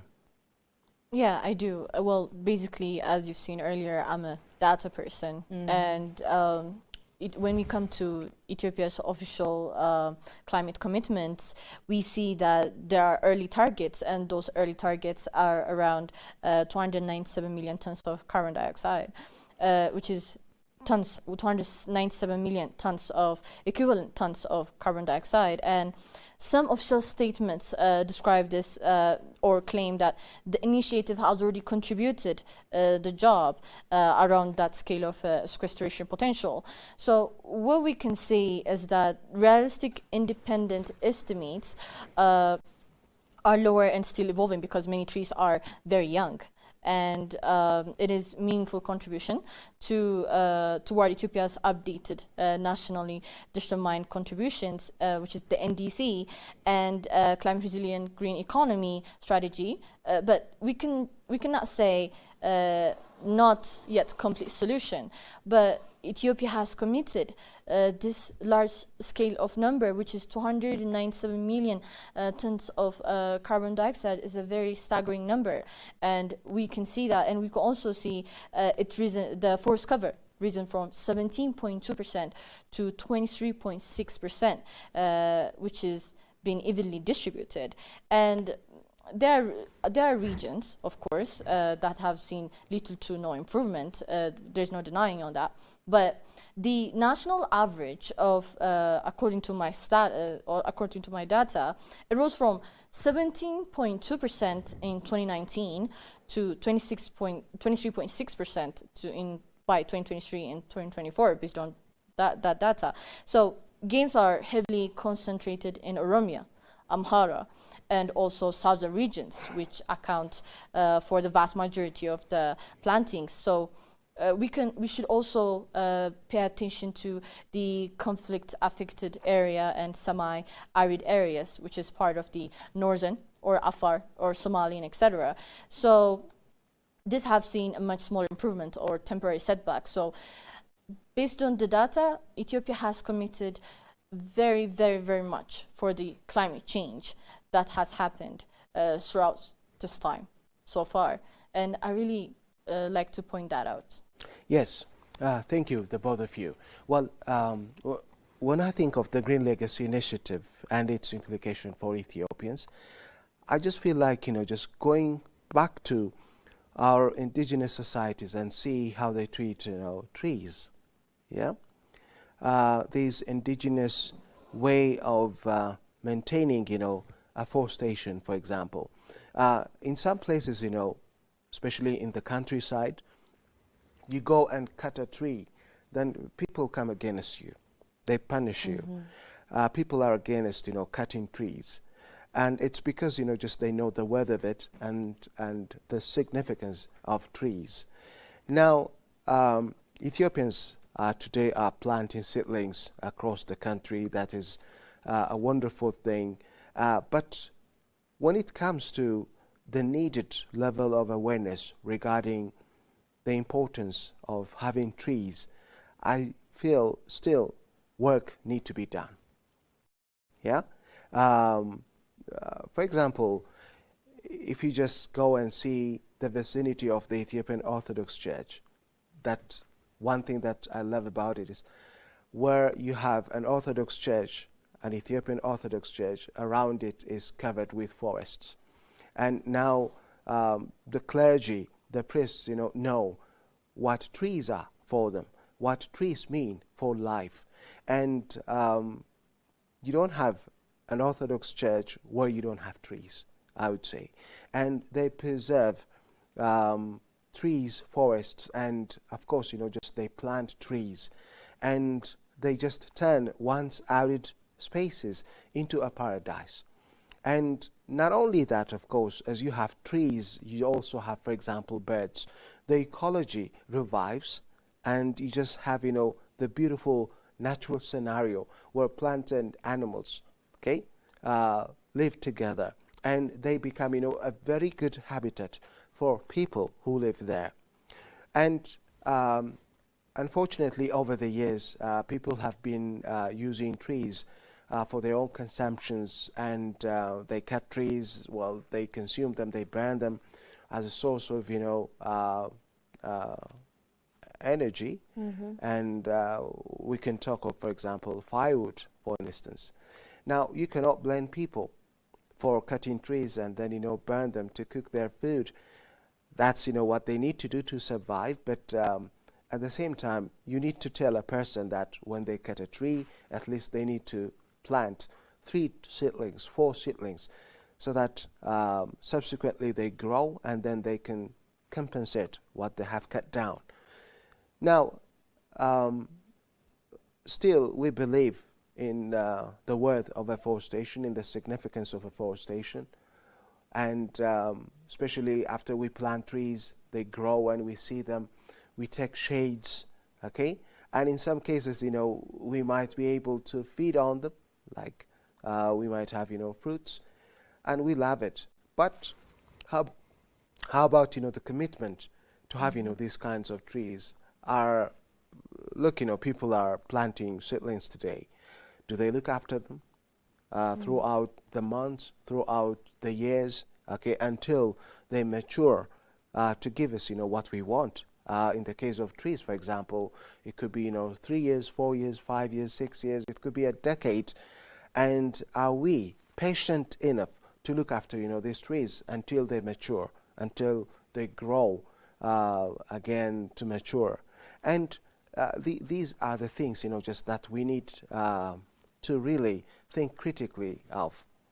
And Magdi, for example, do you have trees in your compound? We used to. I remember back then when I was a child, we had this huge garden, but not now. How about Sabia? Unfortunately, we don't have any gardens in our compound currently, but obviously we're going to plant soon. Yeah, sure. As I said earlier, urban spaces can also be a field for trees. I mean, we need to take, lessons from the Green Legacy Initiative. Urban areas, these days, we have, for example, buildings here and there, and we have, people congested when they live, when they move in cities. And when we don't have trees, we suffer from the sun, the direct sun.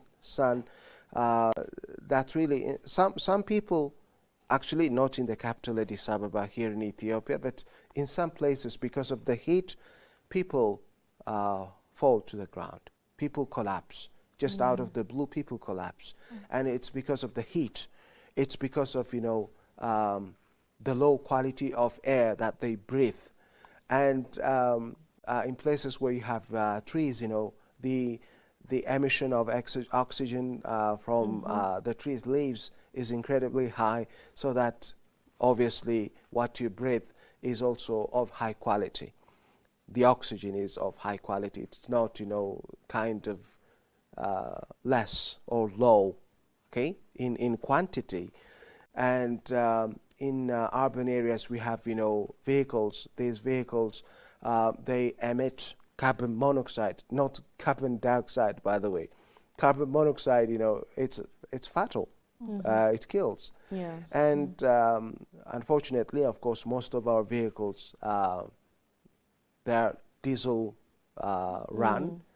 They run by diesel and they emit carbon dioxide, and most of them are, of course, too old to be, driven on the streets. And then as they emit this Just right on that point, I'm Yeah. sorry to interrupt, but it's because you highlighted something that I guess we really need to discuss related to the Green Legacy Initiative. Yes. Instead of just planting trees, the Ethiopian government has also been taking huge steps in eliminating those carbon or fuel-based cars or vehicles into electric vehicles. And this is Yes. one of the huge steps that can be mentioned on the Green Legacy Initiative that just popped up in my mind. I'm sorry. Yes, exactly. Of course, the government had started, this action, taking such an action. Unfortunately, most people rely on these diesel-fueled vehicles or cars, and they support, for example, families. And if you abandon such vehicles, the first person that you affect is myself, because I cannot afford an electric vehicle at this moment. And there are many people, who, of course, are forced to connect themselves to such vehicles that emit carbon monoxide, and not only in terms of course, their direct health impact, but at the same time, of course, their expenses. We can see that cost of petrol on a daily basis, we can say, on monthly basis, is getting high, and many people, cannot afford it, I would say. And people like myself prefer to have electric vehicles, but it's because of, lack of enough finance that we stick to diesel vehicles. Well, the Ethiopian government is doing a great job in this regard. For instance, importing more electric vehicles is a common thing that we observe on a daily basis. These days. From Djibouti, we have these electric vehicles imported, and at the same time, charging stations, not only in Addis Ababa, in the capital, but also in other towns, cities, are being installed. That's a very good thing. And awareness of, the technical aspect of electric vehicles is becoming a common thing for many mechanics in Ethiopia. So more mechanics than ever are becoming more familiar, acquainted with electric vehicles. Maybe we just figured out a place where the African Union now can fund and also support the Green Legacy Initiative of the Ethiopian government. I mean, these are sectors and areas that we need more fund, as you said earlier, because they're expensive. Climate change, tackling climate change problem is expensive. It is expensive. And we need to prevent these negative outcomes of climate change before they happen. Now, you mentioned it earlier as well, Europe, Spain, I think, Italy, forests are burning and people were dying, many people. I heard a report in Europe when it reached, 1,000 people losing their lives because of, just this heat wave. And it's because of the climate change effect. And luckily, that hasn't happened to us yet because of, say, the topography or the natural aspects. But if climate is, changing in this rate, then it is very likely that, we can have, this kind of heat wave that kills people. And unfortunately, we don't have protective and mitigation facilities or resources as Europeans have. And I would say, if it were Africans, we could have, more casualties than 1,000 people that happened in Europe. So my point is, of course, people cannot overlook, just the significance of this Green Legacy Initiative. It helps us avoid, the consequences of climate change before it happens, and that we, as citizens, need to be very much acquainted with the worth of the Green Legacy Initiative, and we need to give a hand in this initiative. For example, it's very good that people have come out to plant seedlings. But again, I mentioned it earlier. How about, looking after the seedlings that we have planted? After we plant the seedlings, then we need to look after them. We need to give them the care they need to grow. And of course, we need to provide them with the resources they need. For example, in some places, there are no shades. They are exposed to direct sunshine. And in some cases where the intensity of the sunshine is so huge, they dry and they don't grow. Okay, they don't survive. Now, what should people do? For example, having shades. Okay, providing shades for the seedlings. One thing, and for this, you need to mobilize resources, financial resources, and people need to be committed and willing, of course, to engage in these kinds of activities. And I would say, this comes from the awareness level. Now, when people are, of course, aware of the impacts of climate change, and if they really fear that, the same thing that happened in Europe that killed people due to this heat wave, which resulted from climate change, might take place in Ethiopia, in Africa, and then people will have, the initiative to do what they have to do, the kind of engagement they need to have in an initiative like the Green Legacy. And this really has to come, from within. People must be motivated intrinsically to engage in this kind of initiative. And of course, they need to have, a very good convincing reason for people to engage. This is not something that you impose on people. People need to learn really what it means to be affected by climate change. And I think you can add as to how, we can raise awareness of people regarding the significance of the Great Legacy Initiative, and especially the fact that, these kinds of heat waves are likely to happen in Africa, elsewhere, as far as we don't have, enough trees. What can you say, the both of you? Samia. Well, you articulated that very good. I mean, we can say much about the climate impacts when it comes to the tree planting and the backgrounds of it. But far from that, I have more of a question than a statement, because how many permanent green jobs are there when it comes to I'm going back to our country, because how many permanent jobs are there in Ethiopia, or how many permanent jobs has the initiative created versus is it like this is a temporary seasonal work, and who benefits most? Is it the youth? Is it the children? Is it the rural communities? And it's just more of I couldn't comprehend, because this is a very vast project. You cannot pinpoint at one spot. So that is my question to both of you. Like, how is this creating jobs? Is it like a seasonal? Is it like permanent? And it's just blowing my mind. Yeah, Sabia, thank you. I think we need to take a break again. Viewers, we would like to invite you a program that, of course, focuses on the Green Legacy Initiative, and then we'll be back to you after that.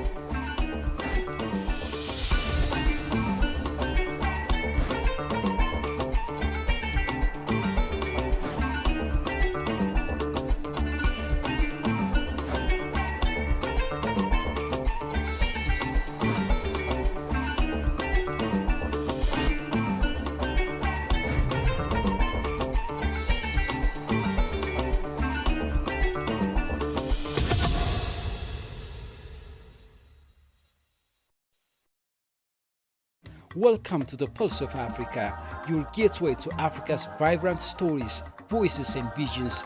Join us every Monday and Wednesday for POA in Depth, where we provide sharp analysis of pressing current affairs, keeping you informed and engaged.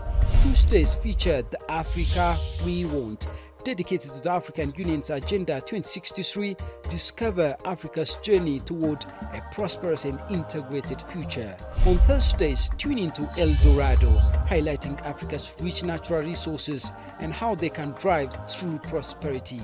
Fridays bring you Roundup, where seasoned journalists discuss enduring issues shaping our continent's destiny. Saturdays showcase the editorial, offering Pulse of Africa's perspective on Africa's challenges and opportunities, and celebrate the notables, recognizing remarkable Africans making a difference. And don't forget Sundays are for Africa Melody, honoring our culture, music and entertainment. So tune into the Pulse of Africa and experience the vitality of our continent every day of the week. Subscribe now.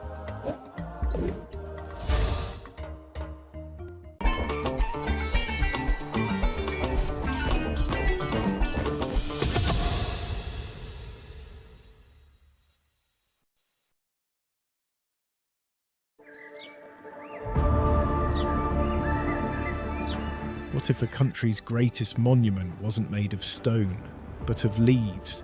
Every year a country pauses, not to celebrate the past, but to plant the future.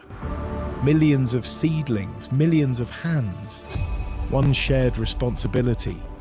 A farmer starts, a student joins, a child follows, a grandmother smiles. Different generation bound by one promise: to leave tomorrow better than they found today.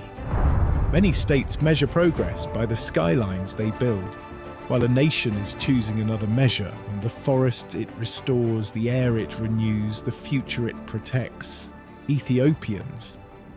Because every tree rooted in Ethiopian soil gives something back to the world. Every forest begins with a single seed. Every movement begins with a single vision. But it takes a nation to carry it forward. One vision. A leader who dared to plant the first seed. A living hope that will outshine us all.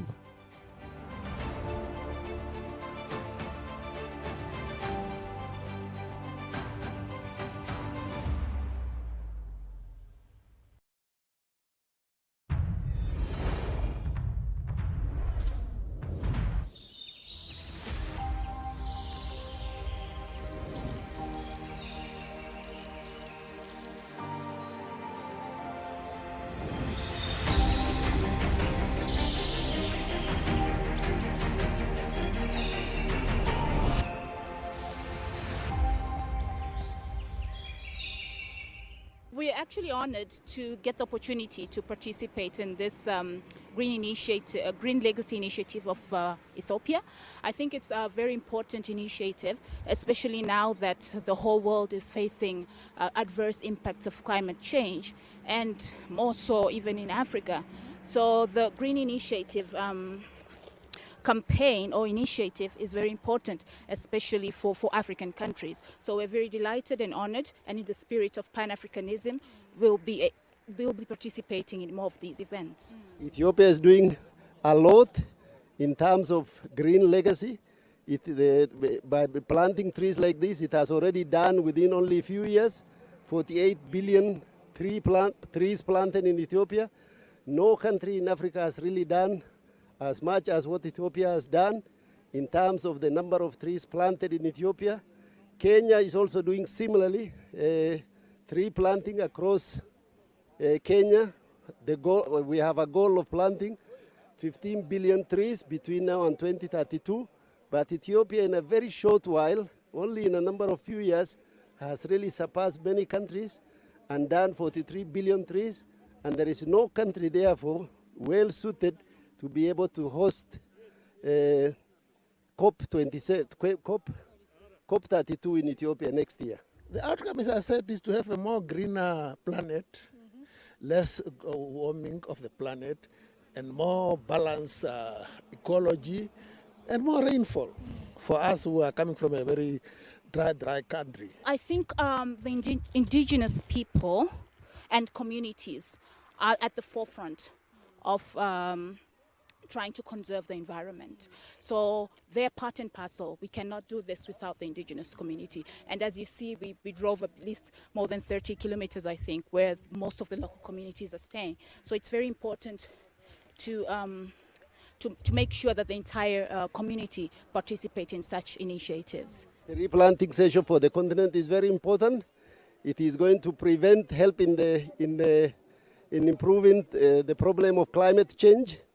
It's important towards preventing desertification, and it's important really for Africa to be able to reverse the problem of climate change in Africa and help in terms of bringing more rainfall to the continent. First of all, I think it starts with the governments themselves.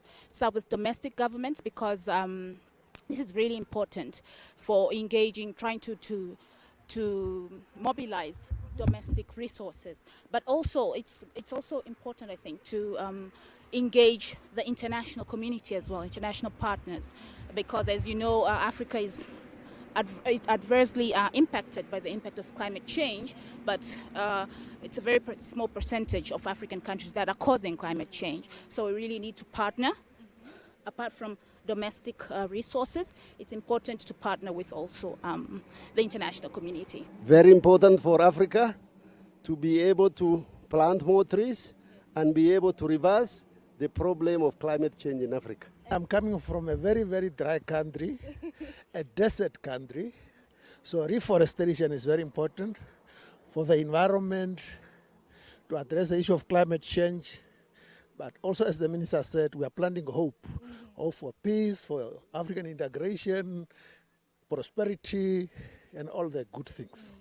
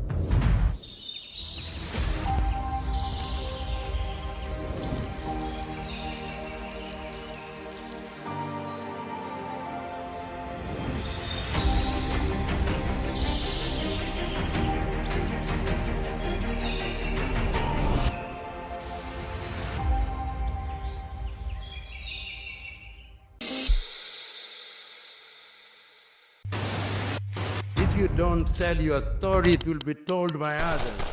They'll talk of hunger, they'll talk of war, they'll talk of conflict, but they'll not say the things that are happening in Africa that are positive.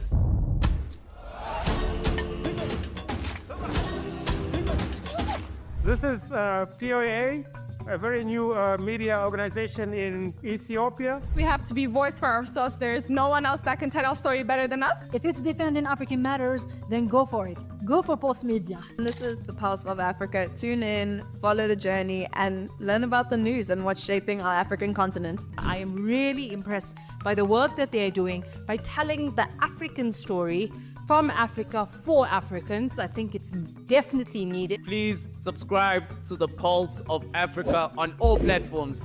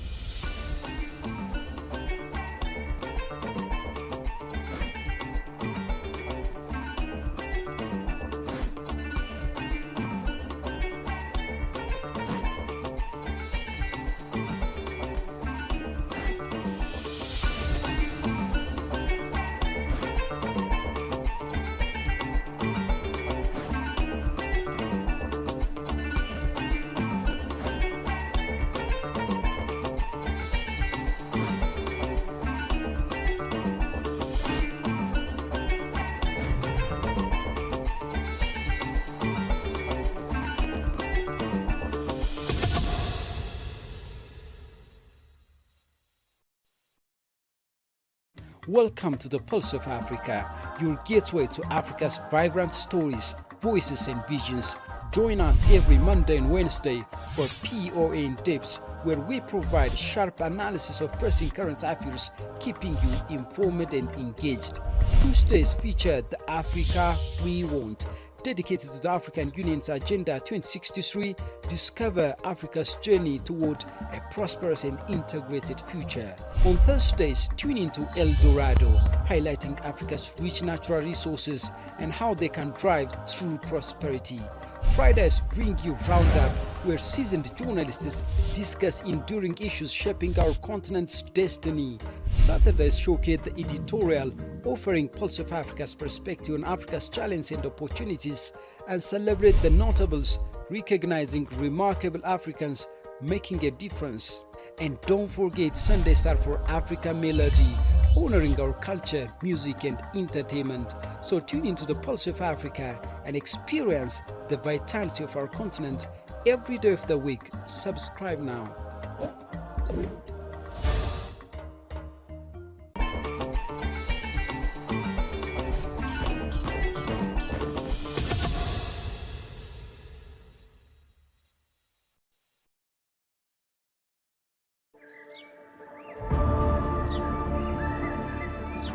What if a country's greatest monument wasn't made of stone, but of leaves? Every year a country pauses, not to celebrate the past, but to plant the future. Millions of seedlings, millions of hands, one shared responsibility. A farmer starts, a student joins, a child follows, a grandmother smiles. Different generation bound by one promise: to leave tomorrow better than they found today. Many states measure progress by the skylines they build, while a nation is choosing another measure on the forest it restores, the air it renews, the future it protects. Ethiopians. Because every tree rooted in Ethiopian soil gives something back to the world. Every forest begins with a single seed. Every movement begins with a single vision. But it takes a nation to carry it forward. One vision. A leader who dared to plant the first seed. A living hope that will outshine us all.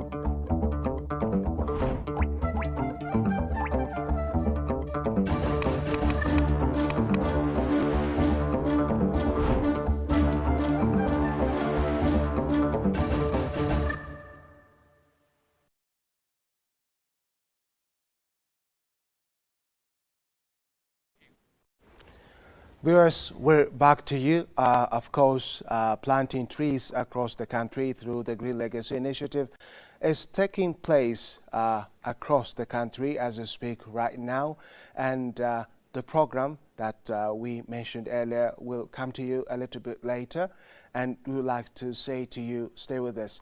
And we continue with having the discussion from the studio, myself and my colleagues, Magdalena and Samia. And Samia, let me come to you. I think you have a few things to ask me.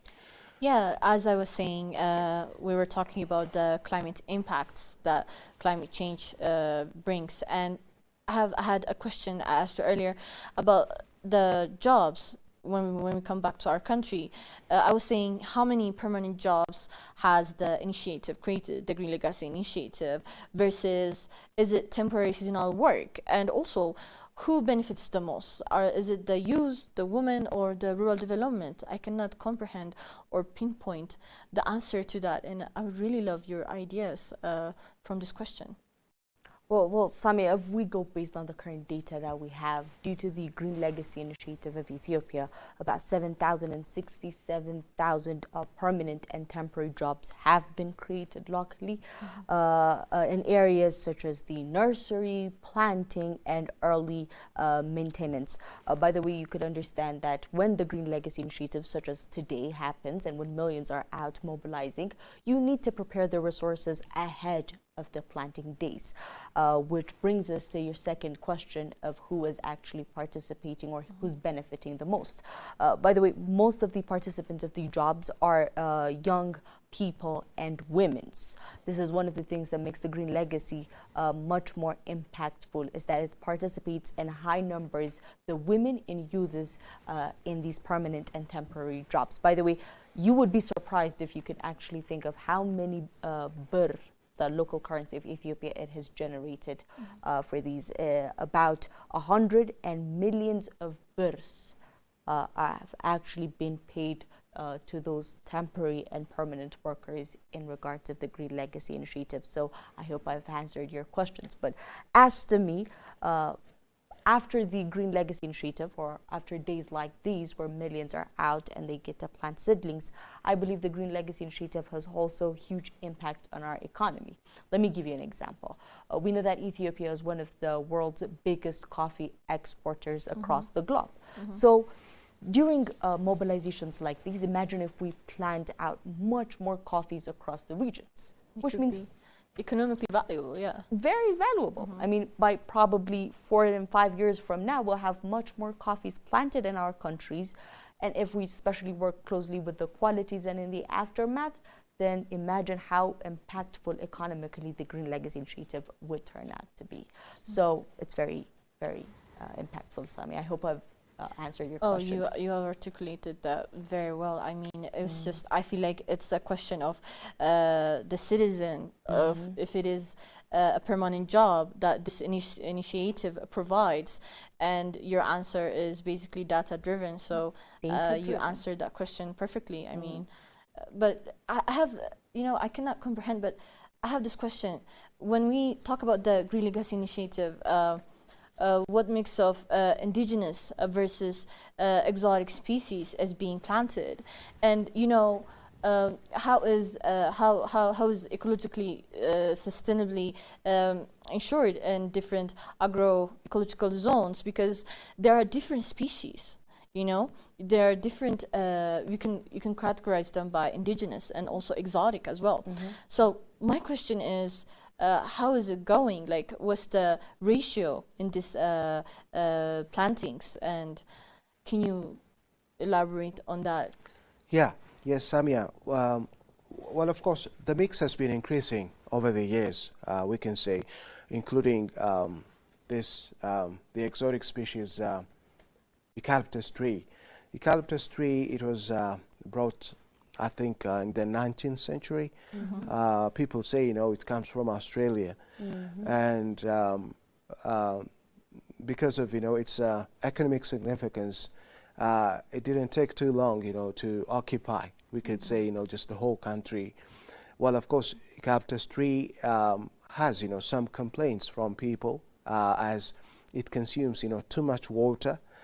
And, for example, you have an eucalyptus tree here, and its roots extend, quite too long to fetch water, to extract water, and to deplete it. And especially farmers complain about losing too much water because of eucalyptus tree. And as a result, what farmers notice is that, of course, there is a need to focus on indigenous tree species as well. Our indigenous trees, I would say, their worth have not been identified for quite too long. And it's only recently, very recently, that people started to realize their worth, their unique features, their importance. And as a result, the mix of having, just both exotic and indigenous species is becoming, more evident in recent years. It's because, people understand the importance and relevance of indigenous trees. Well, some people think, anything that's exotic is, better than what is around them, the indigenous from the one. local Yeah. yeah. And people are learning that that's not the case anymore. And so people are really looking after indigenous tree species, and they're mixing them with the exotic ones to come up with a better outcome or a better offspring of trees. And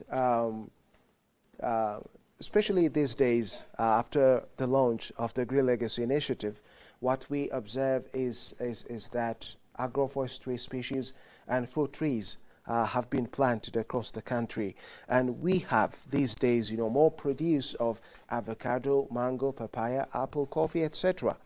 And Ethiopian Prime Minister Dr. Abiy Ahmed has always been emphasizing the need to focus on agroforestry species that, of course, feed us, that are, of course, possibly exported to generate, revenue for the country. And this has been taking place in the country ever since the launch of the Green Legacy Initiative. And that is a very important thing. And I would say, people are learning that the Green Legacy Initiative has brought them, something very important, these fruits, and I feel there is a possibility for our abandoned hills, mountains, to be covered with these kinds of fruits in the near future, and especially after this 2026 experience of planting seedlings, etc. And one thing that I really appreciate about the Green Legacy Initiative is that from year to year, people are learning something better out of their existing experiences, and they're refining their experiences as well.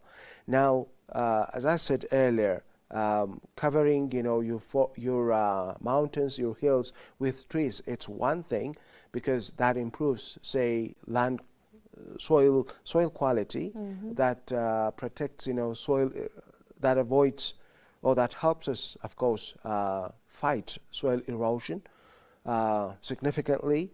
But as you mature with that same experience, through time, you learn that why not I make it, better? Why not, I just master what I'm doing? And this leads you to, for example, making the best out of it by planting, for example, fruits. Okay, so if you have, mango trees covering your mountain, your hill, now you benefit two things. Firstly, the soil is conserved.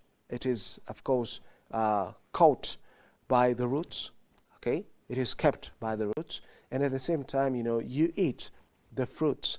And this experience is, you know, an experience that needs to be given attention.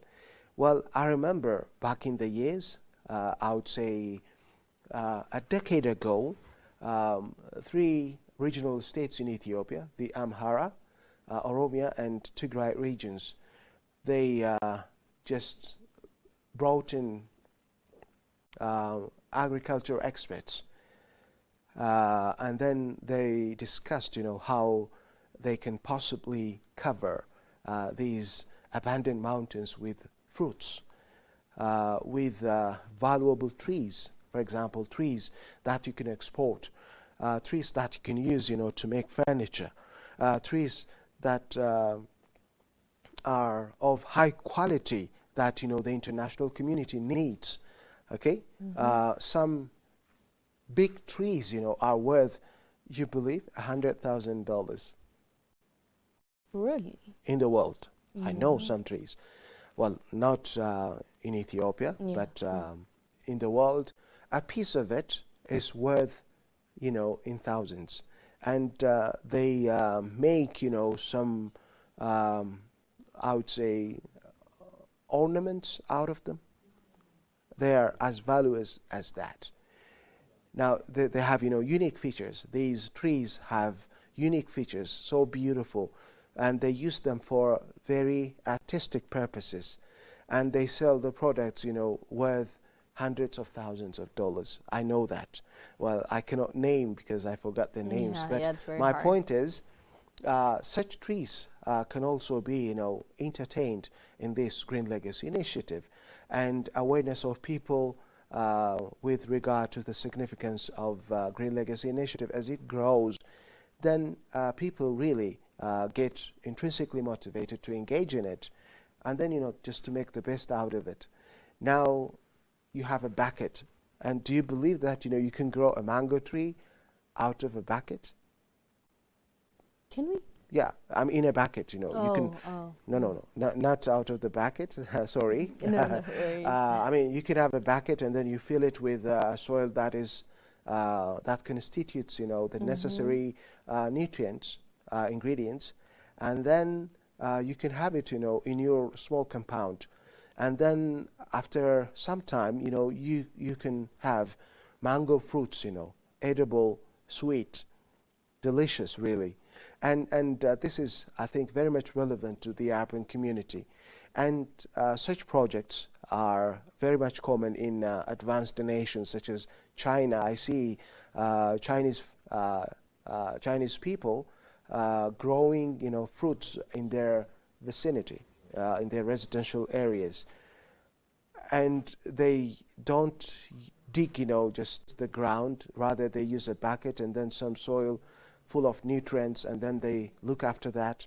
And even on the roof tops, they have a garden where they have, you know, vegetables, and they employ, you know, specialized agricultural tools to grow, you know, just those vegetables, and they're very much efficient in terms of using their spaces. In a small space, you know, just they can grow watermelon, for example. They can grow vegetables that they can grow it, you know, on a vertically erecting pole.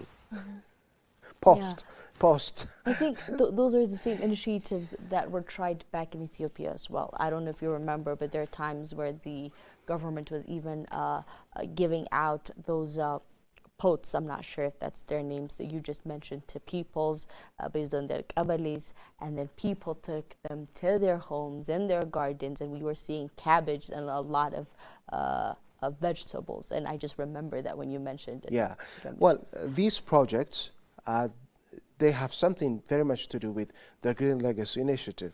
And I would say they are one component of the Green Legacy Initiative. That's why I mentioned them. The Green Legacy Initiative invites you to go to the next level of agriculture, okay? Ethiopia is mitigating to bring it to the next level. Like, we talk about, food self-sufficiency. We talk about food security.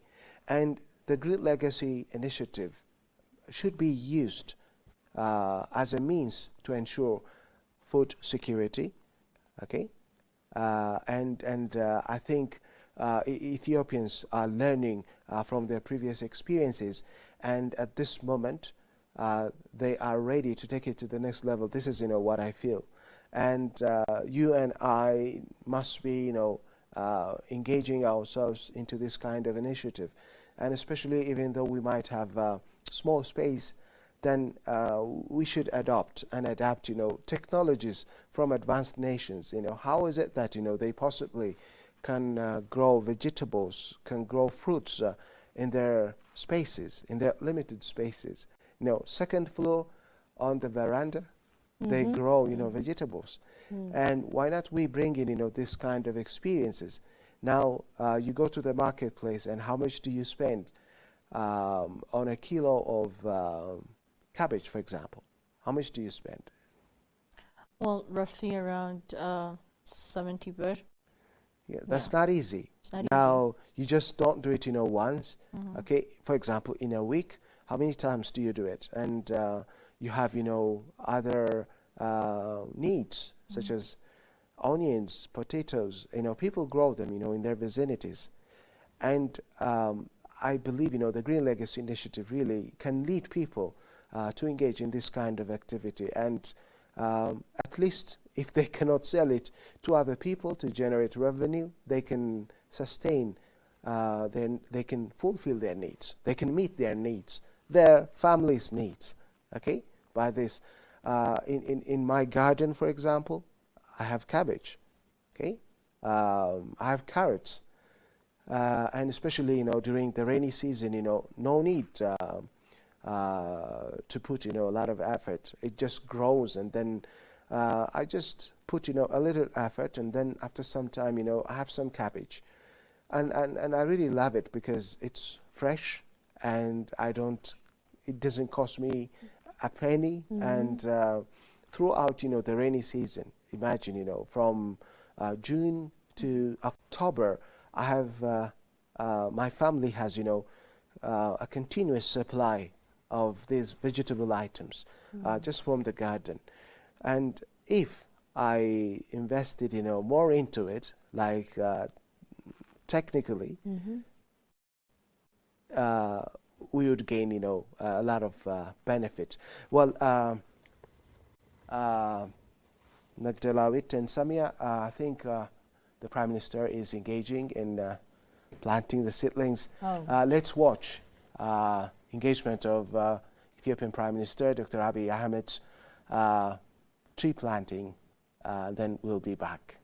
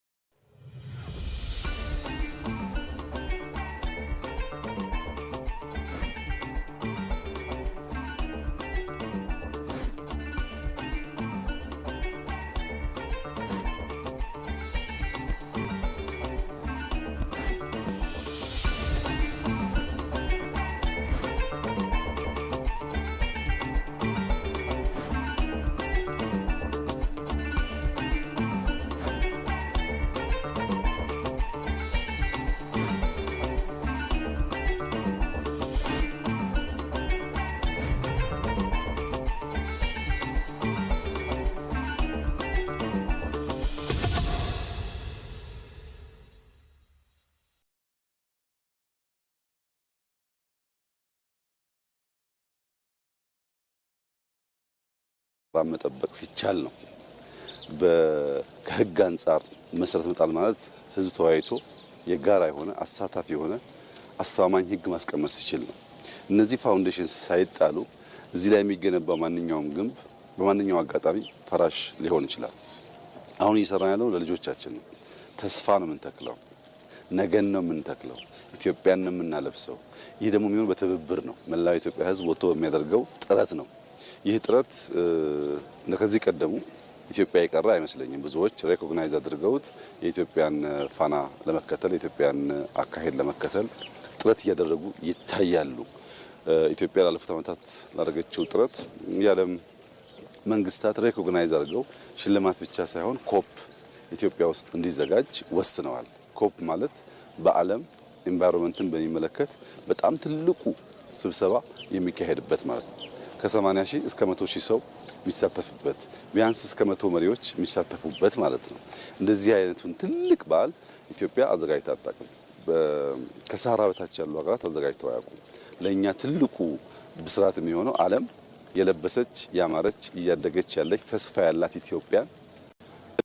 ኢትዮጵያን ከብዙ ንግግር በላይ ገልጠን ለማሳየት የእኛን ተጨባጭ ልምድ ለማካፈል ትልቅ መድረክ ነው። በዛው ልክ ደግሞ የምናገኛቸው ጥቅሞች በርከት ያሉ ናቸው። እኛ ኮፕን አስታከን አመቱ ሙሉ ኢትዮጵያን እንገነባለን፣ እንተክላለን፣ እናጸዳለን፣ እናፈርሳለን፣ እንገነባለን። ኢትዮጵያን እየገነባን ምክንያት አድርገን በመጠቀም ለዓለም የተባበረ ሕዝብ መሰረት መጣል እንደሚችል፣ የተባበረ ሕዝብ ሀገር መገንባት እንደሚችል ጥሩ ማሳያ እንደሚሆን ተስፋ አለኝ። ይህንን ጉዳይ ስንሰራ ለልጆቻችን አንድ ማስታወሻ እየተውን ለልጆቻችን አንድ ቁም ነገር እያስቀመጥን ቅርስ እያስቀመጥን እንደሆነ እያስብን እንስራ። ዛፍ ለዛሬ ትርጉም የለውም፣ ለነገ ግን ትርጉም ብዙ ነው። ምግብ ነው፣ ጥላ ነው፣ ውበት ነው።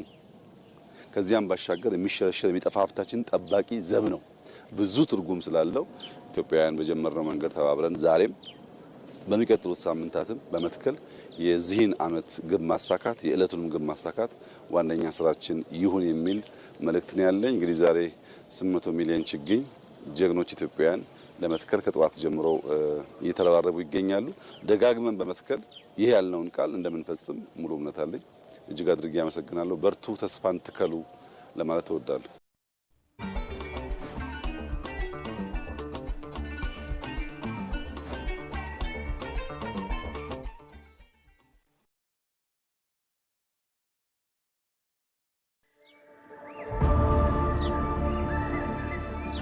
What if a country's greatest monument wasn't made of stone, but of leaves? Every year a country pauses, not to celebrate the past, but to plant the future. Millions of seedlings, millions of hands, one shared responsibility. A farmer starts, a student joins, a child follows, a grandmother smiles. Different generation bound by one promise. To leave tomorrow better than they found today. Many states measure progress by the skylines they build, while a nation is choosing another measure on the forest it restores, the air it renews, the future it protects. Ethiopians.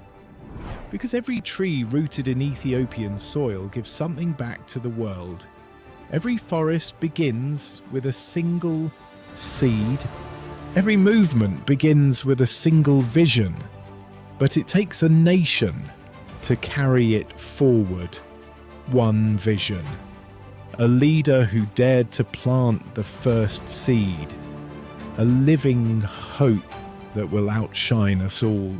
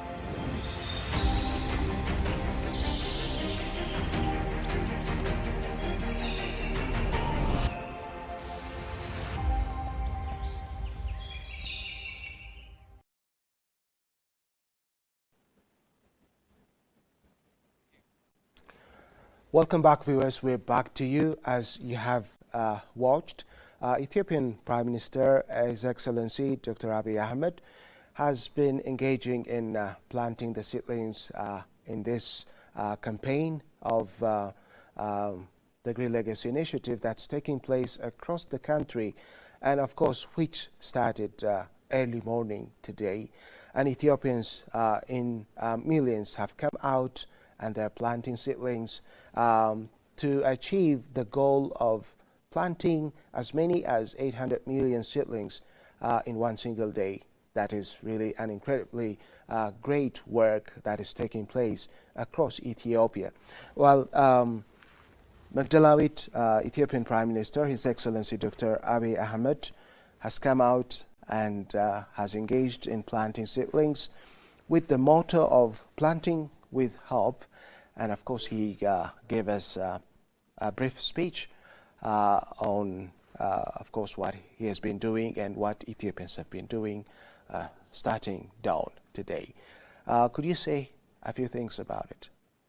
Yeah, Gamachis, as you said, the Prime Minister of Ethiopia, Prime Minister Abiy Ahmed, just planted his share of the day of the 800 million tree seedlings. It was under the theme Planting with Hope. Of course, I'll try to give you a little bit of review of what he actually said. If in fact he didn't say much because he was doing more. One of the things that he tried to mention first is that it is a huge campaign of the continent, of the country, and we can even say it especially under the Sahel region. Not only that, he also said that we will be building Ethiopia the entire year again and again under the Green Legacy Initiative and more. I guess that was a promise to the people of Ethiopia. And also he talked about unity. He said we will show to the world what unity can achieve or what unity can be doing, because one of the key pillars of the Green Legacy Initiative is how much people are actually mobilized in a single day from sunrise to sundown, that they were mobilized and doing this in millions, which is unity, right? So that's one of the things he said would like the world to see from the Green Legacy Initiative, especially from today's work. He also said, let's build the future of the next generation. I mean, we're trying to highlight these earlier, as we tried to highlight this earlier. Planting tree is not something that you get to see the fruit in the near future. This is an act of thinking of the next future. This is an act of the Ubuntu spirit, and this is working for the next generation, and that's what he tried to highlight. He also said the hero Ethiopians, our hero Ethiopians, will be planting the 800 seedlings by today, and we hope we'll achieve that.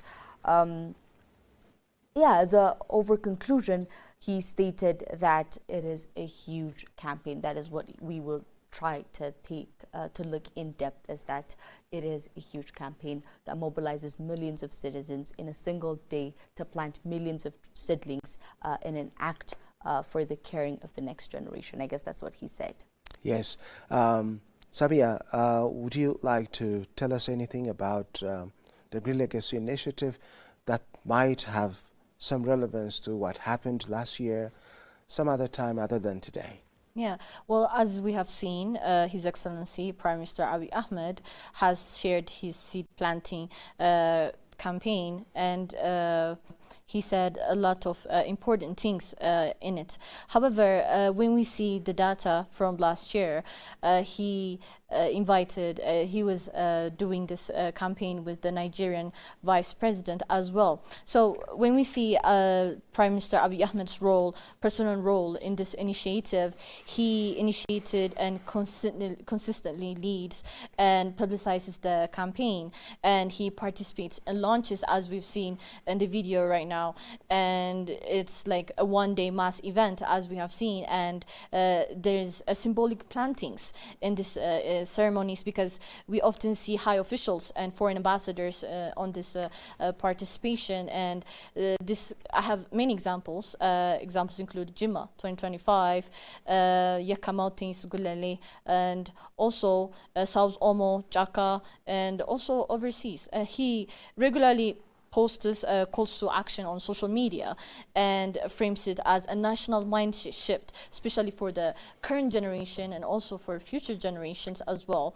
So we can say a lot about his participation, his active role, him leading this initiative, going and being present at these spots. And this should be an example for many leaders in African nations. This could be one of examples that could be written in the future, in the history. And we can say a lot about this Green Legacy Initiative, especially for the young people who inspire to become one of the leading influential people in the future. And we can learn a lot about that. So we've seen a very, very history regarding this Green Legacy Initiative right now. Yes, His Excellency Dr. Abiy Ahmed, Ethiopian Prime Minister, of course, has been engaging in planting these seedlings. And one thing that he said is, as you said, Samia, now, the future generation will think of it, will remember it. I think not only because this seedling planting is taking place today, but it is the future generation that is going to enjoy the fruits of these seedlings. Whatever we plant today, they take time to grow. If there are fruits, these fruits are to be eaten by the future generations. And if they are just any tree, well, the trees grow to mature. And if we cut them down and build our houses, our furniture, if we utilize them in some way, I think it's the future generation that will be, of course, benefiting directly. But at the same time, the future generation is going to think or to remember that that is happening because of what is taking place today. Okay, today, as we plant as many as 800 million seedlings, of course, that is, of course, the work done to allow them to enjoy the fruits of today's work. And that is really wonderful. I think we need to tell or inform our viewers that we have an upcoming program that is focused on the Green Legacy Initiative in general, and it will come to them anytime soon. So until then, we can continue with our conversation on the Green Legacy Initiative. Yes. We can start by actually adding up to other world-class that have been actually saying a lot about the Green Legacy Initiative. In addition to His Excellency the Ethiopian Prime Minister Abiy Ahmed, we can mention huge figures like Antonio Guterres, the UN General. He said the Ethiopian Green Legacy Initiative is a remarkable example of climate action. It demonstrates that when a nation unites behind a common purpose, we can achieve wonders. This is the scale of ambition we need globally. That is what the United Nations Secretary General has said about the Green Legacy Initiative.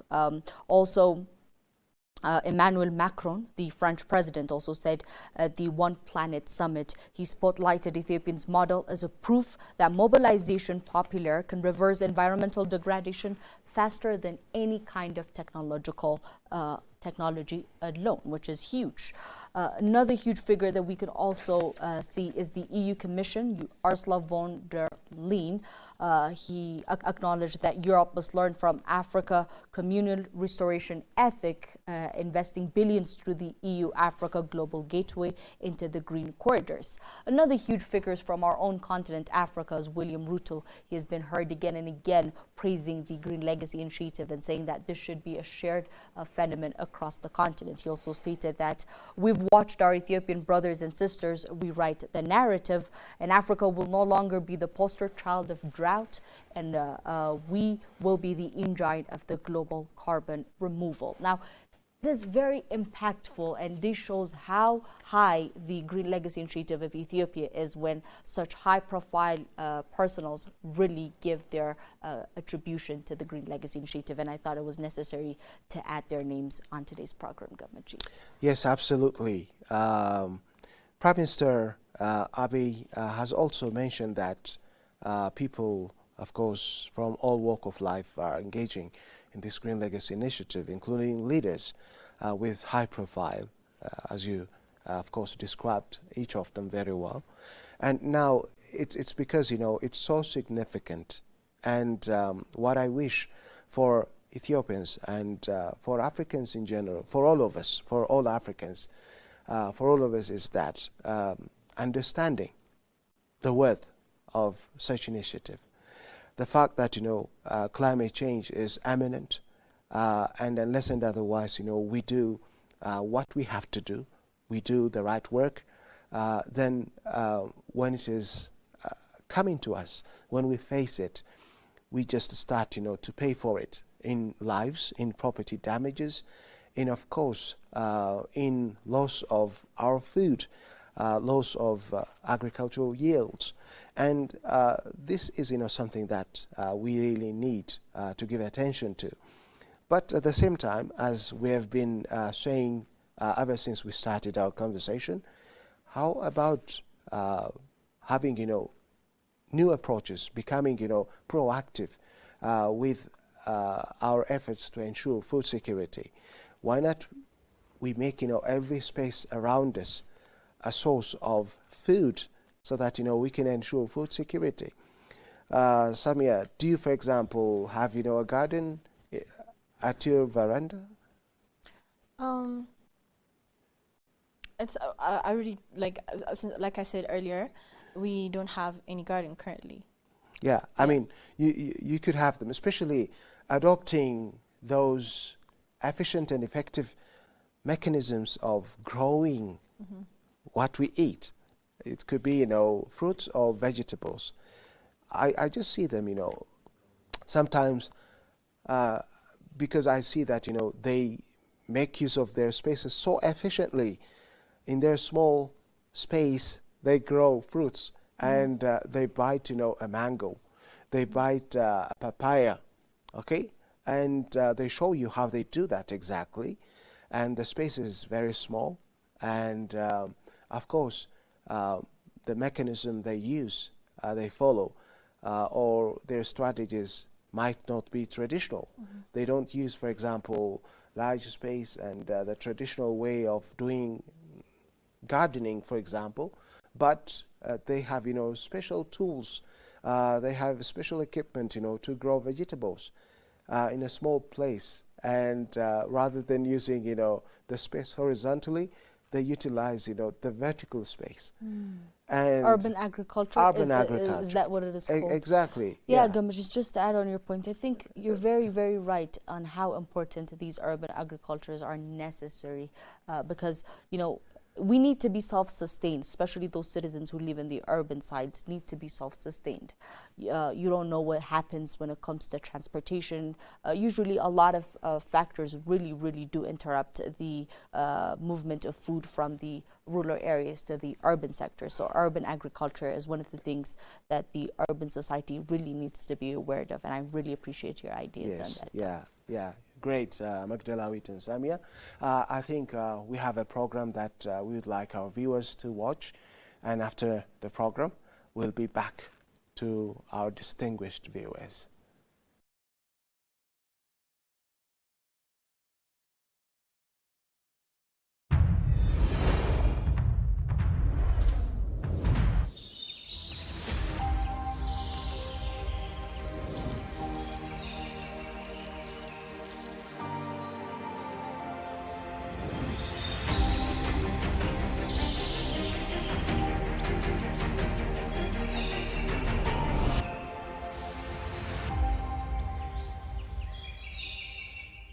What if I told you that one African country has spent the last 8 years trying to build a forest so large that it could reshape landscapes, restore degraded land, and potentially influence the future of environmental policy across an entire continent?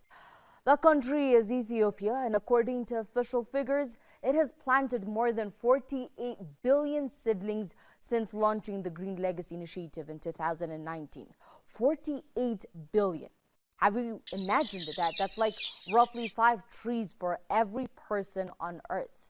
It is one of the largest tree planting campaigns ever attempted by a single nation. And yet the story of Green Legacy is about much more than numbers, because planting trees, it's very easy. Anyone can do it. But growing forest is very hard. And transforming a country's relationship with nature is even much harder.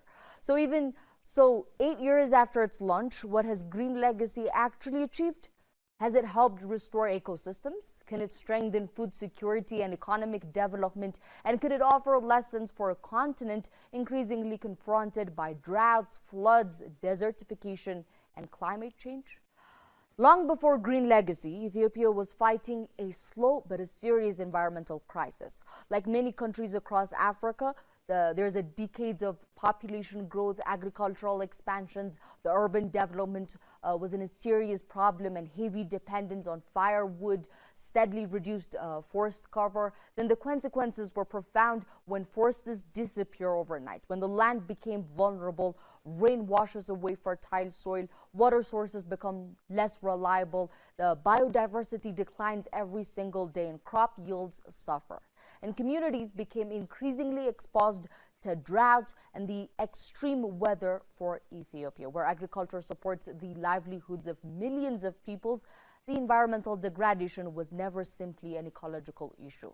It was an economical issue, a development issue, a food security issue, and increasingly a climate issue. Because as temperature rises and weather patterns becomes less predictable, degraded landscapes becomes even more vulnerable. The question facing Ethiopia was becoming increasingly urgent. And how can a country protect its future if the very ecosystem that supports life are under huge pressures? To understand Green Legacy, we must also understand a larger African reality. Africa contributes less than 4% of the global greenhouse gas emission, yet it still remains one of the regions most vulnerable to climate change. Across the Horn of Africa, prolonged droughts have threatened millions of livelihoods. Southern Africa has experienced destructive floods, and across the Sahel, desertification continues to place pressures on the farmlands and communities, and the irony is very difficult just to simply ignore. The continent that contributed very least to the global warming is among those experiencing some of its harshest consequences, and nowhere is that more evident than in agriculture. When rainfall becomes unpredictable, farmers feel it first. And when rivers shrink, communities feel it first. And when harvests fell to the ground, economies feel it first. This climate reality has forced African governments to rethink environmental restoration, because it's no longer viewed as simply as conversation. Increasingly, it is viewed as development, and it was within this context that Ethiopia launched the Green Legacy. In 2019, Ethiopia launched the Green Legacy Initiative. Its goals were very ambitious: restore degraded land, increase forest cover, improve water conservation, protect biodiversity, and combat climate change, and also strengthen long-term economic resilience. But what made the Green Legacy different was its scale. This was not designed as a small environmental project. It became a nationwide mobilization efforts, because schools participated, universities participated, government institutions joined, and then the community organizations joined. Farmers, students, civil servants, military personnel, and volunteers all become involved. Every rainy season, millions of Ethiopians participate in tree planting campaigns, and across the country, environmental restoration became something more than just policy that government is responsible. It became a national activity. And then in July 2019, Ethiopia captured the international attention after officials announced that more than 350 million seedlings had been planted just in a single day. That achievement generated headlines around the world, but beyond the headlines, something deeper was taking shape. A country was attempting environmental action on a scale rarely seen anywhere in the world. Every major national project has a driving force behind it. And in the case of the Green Legacy of Ethiopia, that force has largely been by the Ethiopian Prime Minister Abiy Ahmed. Since launching the initiative, Abiy has personally participated in planting campaigns, and he was seen consistently promoting environmental restoration as a national responsibility. And for him, the Green Legacy was not simply about trees. It was about creating a long-term vision for sustainable development, and the message was very straightforward.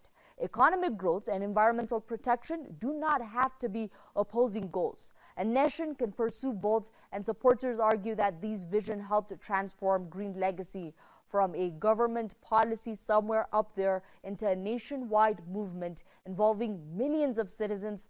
But the green legacy also reflects something deeper about Ethiopians' place in Africa. We know that for generations, Ethiopia has occupied a unique position in African imagination. It has been the home to the headquarters of the African Union. Of course, you've heard it again and again, and still remains a power of symbol for African independence and sovereignty. I mean, if we begin from the victory of Adwa that happened in 1896, where Ethiopian forces defeated a European colonial power, Italy, to its historic role in the creation of continental institutions, Ethiopia has often played an outsized role in shaping Africans' political thought. And in many ways, the green legacy can be viewed as a continuation of that tradition, not through military victories that we usually picture it, and not through diplomacy that for certain Ethiopia is known for, but through environmental leadership.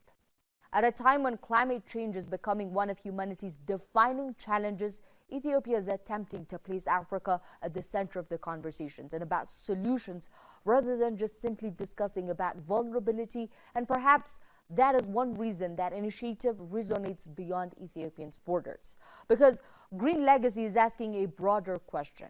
Can African countries design and implement large-scale solutions to African challenges? For many, that simple idea reflects the very essence of Pan-Africanism. The belief that African future should increasingly be shaped by African ideas, African innovation, and African leadership. Yet, regardless of debates over survival rates, the green legacy has already achieved something very significant. It has changed the national conversations of environmental restoration as it's not longer viewed as a niche concern reserved for scientists or policy makers or even the government, because millions of Ethiopians now participate directly. Students plant their trees, communities organize campaigns, families contribute seedlings. Environmental stewardship has become part of the public life. And changing public attitudes may ultimately prove just as important as the trees themselves, because lasting environmental solutions require more than government directives. They require public ownership, and changing behavior on a national scale is one of the most difficult achievements any society can accomplish. The significance of green legacy extends far beyond Ethiopia.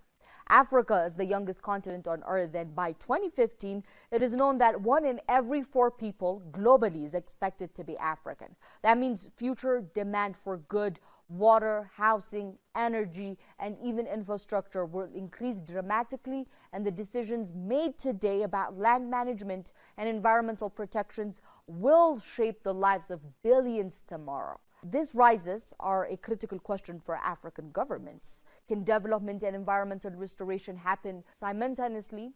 Because for decades, many believed countries had to choose one or the other. Either you grow first and protect later, but the climate realities are now forcing a reconsideration of that assumption, because degraded land undermines development, water scarcity undermines development, and climate disasters keep on undermining development. Environmental protection is no longer separate from economic growth. Increasingly, it is becoming essential to it. And this is precisely why countries across Africa are paying attention to Ethiopians' experiences. Not because the green legacy is perfect. There's nothing that is perfect, but because it represents one of the continent's boldest attempts to address environmental challenges at a very huge scale. So, can billions of trees help secure Africa's future? That specific answer is very complicated. Trees alone will not end poverty. They will not stop climate change, and obviously they cannot solve every challenge facing the continent, but they can become part of a broader solution. They can restore degraded land, protect water resources, and they can support agriculture and also strengthen climate resilience and create opportunities for future generations. 7 years after its launch, the green legacy of Ethiopia remains a work in progress. A forest is still growing, the experiment is still unfolding, but whether it ultimately succeeds or falls short, it has already achieved something very important. It has demonstrated that Africa does not have to wait for solutions to arrive from elsewhere and always depend on the aids that is given to her by someone else. It can imagine its own solutions, design its own solutions, and taste them at a scale that captures global attentions. In that sense, the green legacy is about far more than just trees. It is about leadership, it's about responsibility, and most of all, it's about a continent increasingly determined to shape its own future. For Ethiopia, the question is whether billions of seedlings can become a thriving forest. But for Africa, the question may even be much bigger. Can bold, homegrown initiatives become the foundations of the continent's next chapter? If green legacy succeeds, its greatest achievement may not be the forest it leaves behind. No, not at all. It might be the example it sets, because an example that Africa can lead, that Africa can innovate, and that Africa can confront global challenges with its own solutions of its own. And in a century increasingly defined by climate change, that may become the most important legacy of all. Why trees matter more than we think. At first glance, planting trees sounds simple, but trees perform extraordinary functions. Trees stabilize soil and reduce erosion. They improve water retention. They recharge groundwater systems. They provide habitats for wildlife. They improve air quality, and they help regulate temperatures. Perhaps most importantly, they absorb carbon dioxide from the atmosphere. Carbon dioxide is one of the primary greenhouse gases driving climate change. Scientists often describe forests as natural carbon sinks because they store carbon that would otherwise contribute to global warming. But forests do more than store carbon. They help create the environmental conditions upon which agriculture and human livelihoods depend. In many ways, forests function as natural infrastructure. Just as roads support transportation and dams support energy production, forests support ecological stability. And without ecological stability, long-term development becomes increasingly difficult. The economic case for green legacy. One of the most interesting aspects of green legacy is that it is not only an environmental initiative, it is also an economic one. Healthy ecosystems support healthy economies. Protected watersheds improve water availability. Reduced soil erosion preserves farmland. Restored landscapes can improve agricultural productivity. And certain tree species generate direct economic benefit. Fruit trees provide food and income. Other species produce timber, animal feed, medicinal products, and commercial goods. Recognizing this, Ethiopia has increasingly promoted the planting of fruit-bearing and economically valuable trees alongside indigenous species. The idea is simple. Environmental restoration should benefit people as well as nature, because conservation efforts often become more sustainable when communities experience tangible benefits. For millions of rural households, that connection matters enormously.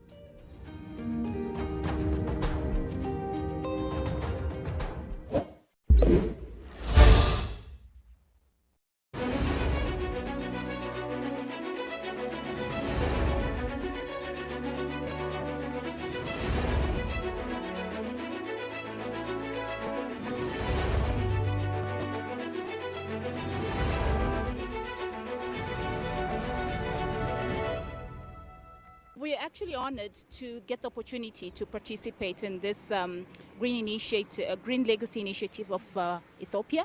I think it's a very important initiative, especially now that the whole world is facing adverse impacts of climate change, and more so even in Africa. So the green initiative campaign or initiative is very important, especially for African countries. So we're very delighted and honored, and in the spirit of Pan-Africanism, we'll be participating in more of these events. Ethiopia is doing a lot in terms of green legacy. By planting trees like this, it has already done within only a few years, 48 billion trees planted in Ethiopia. No country in Africa has really done as much as what Ethiopia has done in terms of the number of trees planted in Ethiopia. Kenya is also doing similarly, tree planting across Kenya. We have a goal of planting 15 billion trees between now and 2032. But Ethiopia, in a very short while, only in a number of few years, has really surpassed many countries and done 43 billion trees. And there is no country, therefore, well suited to be able to host COP32 in Ethiopia next year.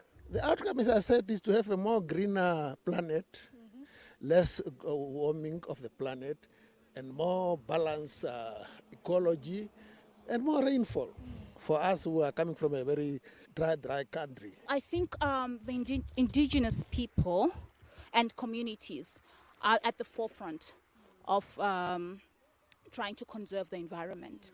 So they're part and parcel. We cannot do this without the indigenous community. And as you see, we drove at least more than 30 kilometers, I think, where most of the local communities are staying. So it's very important to make sure that the entire community participate in such initiatives. The replanting session for the continent is very important.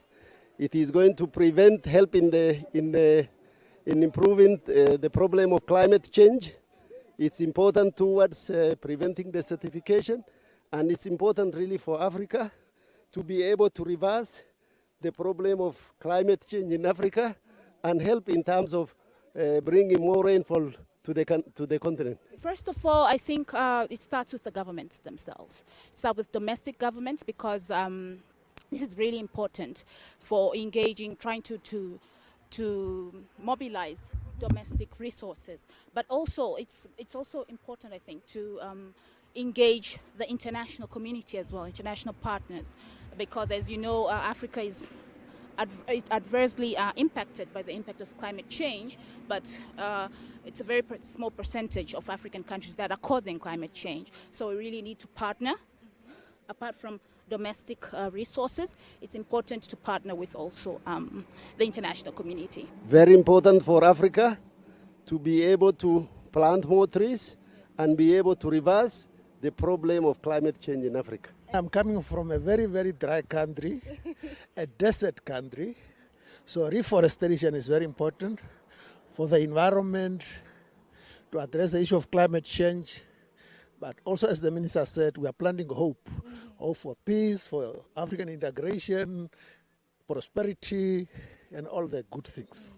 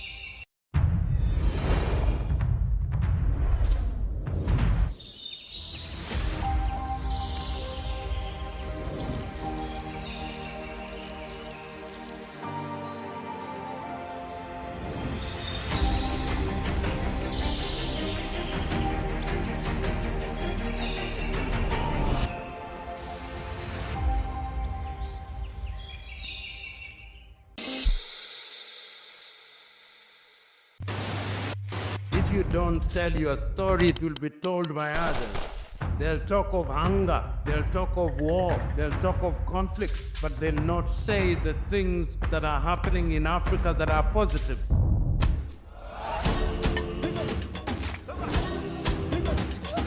This is POA, a very new media organization in Ethiopia. We have to be voice for ourselves. There is no one else that can tell our story better than us. If it's defending African matters, then go for it. Go for Pulse Media. And this is the Pulse of Africa. Tune in, follow the journey, and learn about the news and what's shaping our African continent. I am really impressed by the work that they are doing by telling the African story from Africa for Africans. I think it's definitely needed. Please subscribe to the Pulse of Africa on all platforms.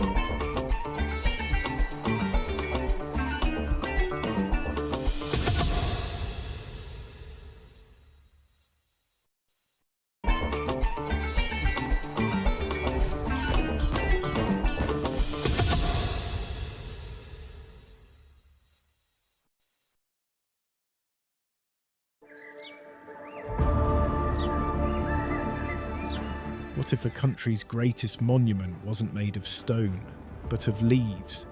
Every year a country pauses, not to celebrate the past, but to plant the future. Millions of seedlings, millions of hands, one shared responsibility. A farmer starts, a student joins, a child follows, a grandmother smiles. Different generation bound by one promise: to leave tomorrow better than they found today. Many states measure progress by the skylines they build, while a nation is choosing another measure, and the forest it restores, the air it renews, the future it protects. Ethiopians. Because every tree rooted in Ethiopian soil gives something back to the world. Every forest begins with a single seed. Every movement begins with a single vision. But it takes a nation to carry it forward. One vision. A leader who dared to plant the first seed. A living hope that will outshine us all.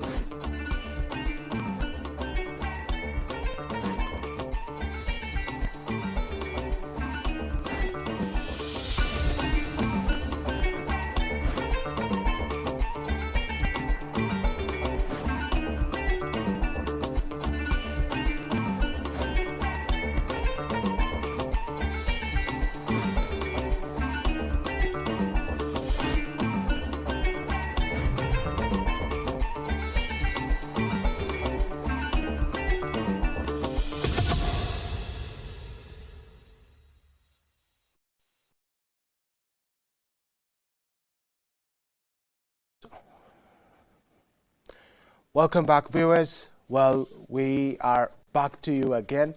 Well, Ethiopian Prime Minister, His Excellency Dr. Abiy Ahmed, has joined millions of Ethiopians to take part in this campaign of the Green Legacy Initiative, where he also took his share of planting seedlings. And he also said that this is a campaign that involves not only just a few group of people, but Ethiopians from all walks of life.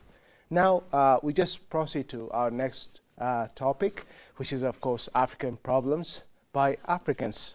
Yeah. So, Samia, would you have a few things to say on that?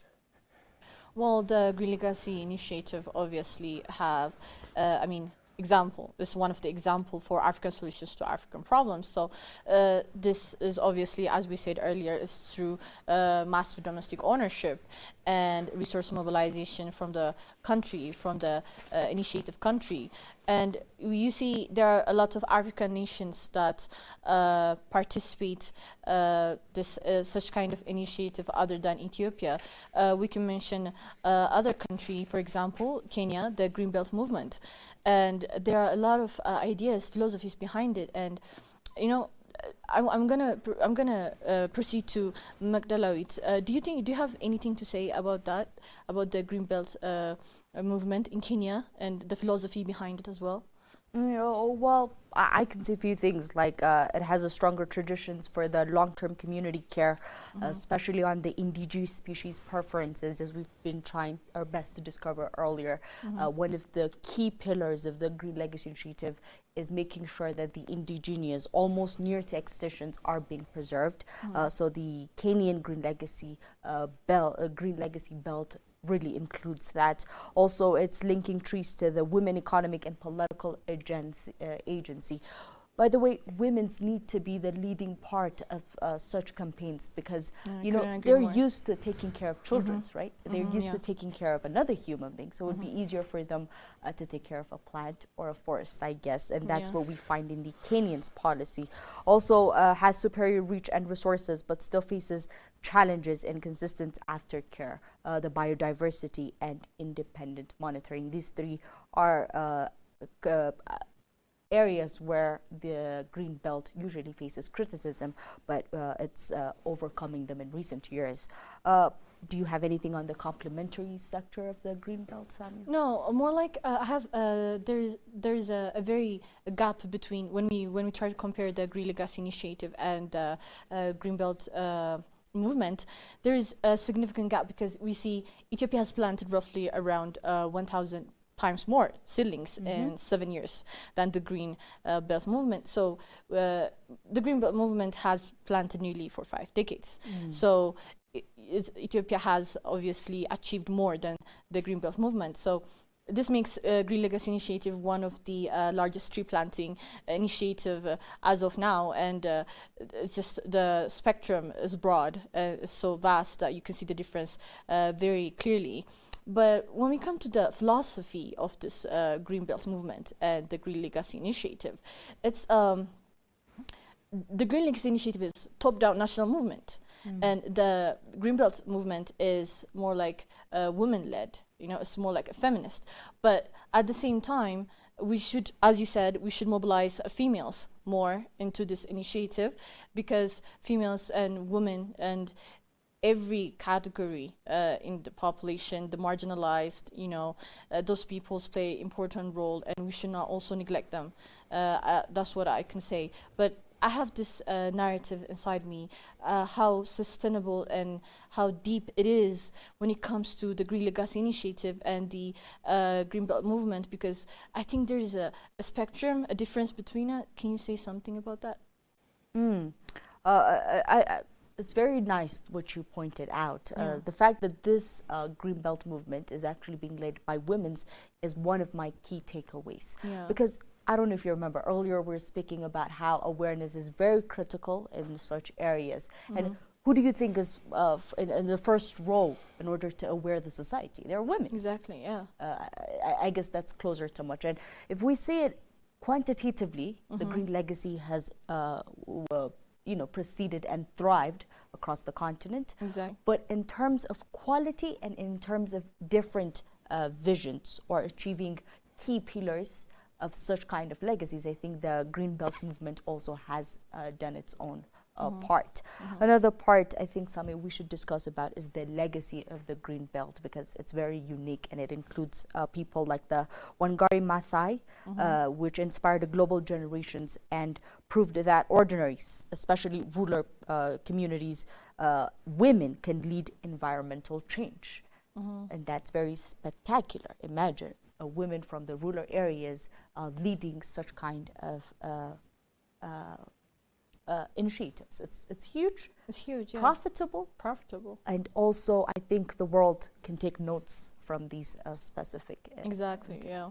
I couldn't agree more, because the Green Legacy Initiative, obviously, it succeeded because it you know, complemented all of the people. It mobilized all the citizens. It didn't classify women, youths. It's just it's for the mutual growth, and it says a lot. We can talk about the complementary, where the two approaches, how they complement each other, the Green Legacy Initiative and the Green Belt movement, because they're not mutually exclusive, because many observers see that this Green Belt movement as a model, you know, of depth and ownership, while also the Green Legacy is a model of scale.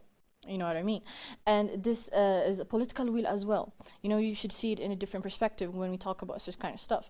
If you don't have a political will, I don't think the Green Legacy Initiative succeeds, because if there is instability and conflict, I don't think this situation continues.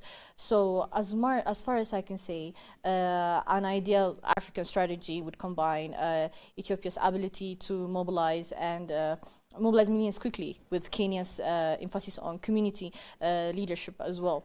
So what I'm trying to say is they don't like complement each other, but somehow they're the same. I think that's my take. What do you think? Yeah, it's very nice, especially on the fact that you see the political will that you just mentioned. Exactly. Is that we can definitely see that one of the reasons that the Green Legacy of Ethiopia really thrived is because it has the political will of the government. You need huge amount of finance, and the only resource you can get that is from your government. Exactly. In order for millions to be mobilized and to have infrastructures, it is an expensive project, by the way. Yeah. And one way or another, you need to have the support of the government. Exactly. And one thing that stands very clear in those both initiatives is that. Just in addition, Samia, what I think specifically on the both initiatives is that there is hope for African solutions to African problems. Some might exist in large numbers like the Green Legacy Initiative, and some might be in their trial era, but there is still hope. And in the future, the future, yes. Yeah. So Africa is providing a solution to a problem that it didn't even create, as we mentioned earlier, Sami. That's what I think. Well, do you have anything to add, Gamnati? Yeah, of course. Langari Maathai, you may help me with Langari Maathai.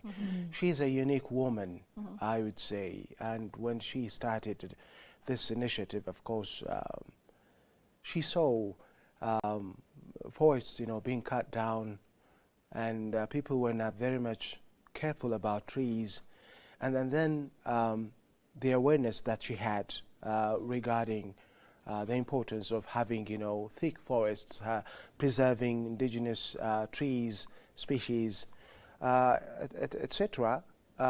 First, it was not supported by, appreciated by many people, but because of her commitment into it and the outcome of her efforts brought positive results. And even she went to women whose livelihood depended on of course trees, and then they sell firewood and etc. And then she intervened and she helped them improve their livelihoods, and all these things eventually made her a prominent fighter for trees, for forests, and first people didn't appreciate what she was doing, but later she made them change their minds toward what she was doing. And we need this kind of enthusiast, this kind of person in the rest of the African continent. And I think we can name, just Ethiopians as well, who were really looking after the forest, the trees, and eventually, just managed to have a name, to preserve their environment, to maintain the ecology of what you find, in the forest. And all these things are part and parcel of African solutions for African problems. So once empty places, lands just that didn't have any plants, are covered with trees, and they are becoming a source of livelihood for people. And these kinds of activities or efforts show that if really there is, a commitment, an intrinsically motivated engagement in what we do, then fruit is obviously inevitable. Yeah?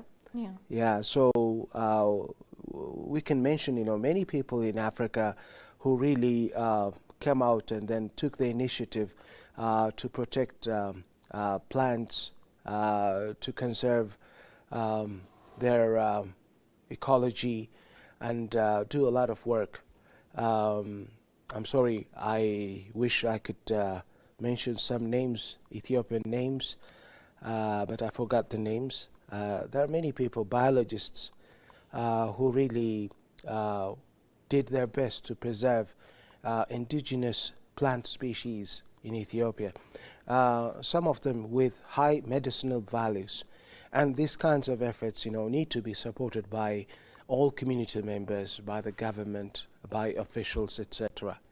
And I think when I take you back to what His Excellency Prime Minister Abiy Ahmed said earlier, the fact that all citizens need to be mobilized into this Green Legacy initiative, and that the fruits of this Green Legacy are especially going to be enjoyed by the coming generations, and the coming generations, of course, will be grateful for what this generation, what the current generation is doing right now.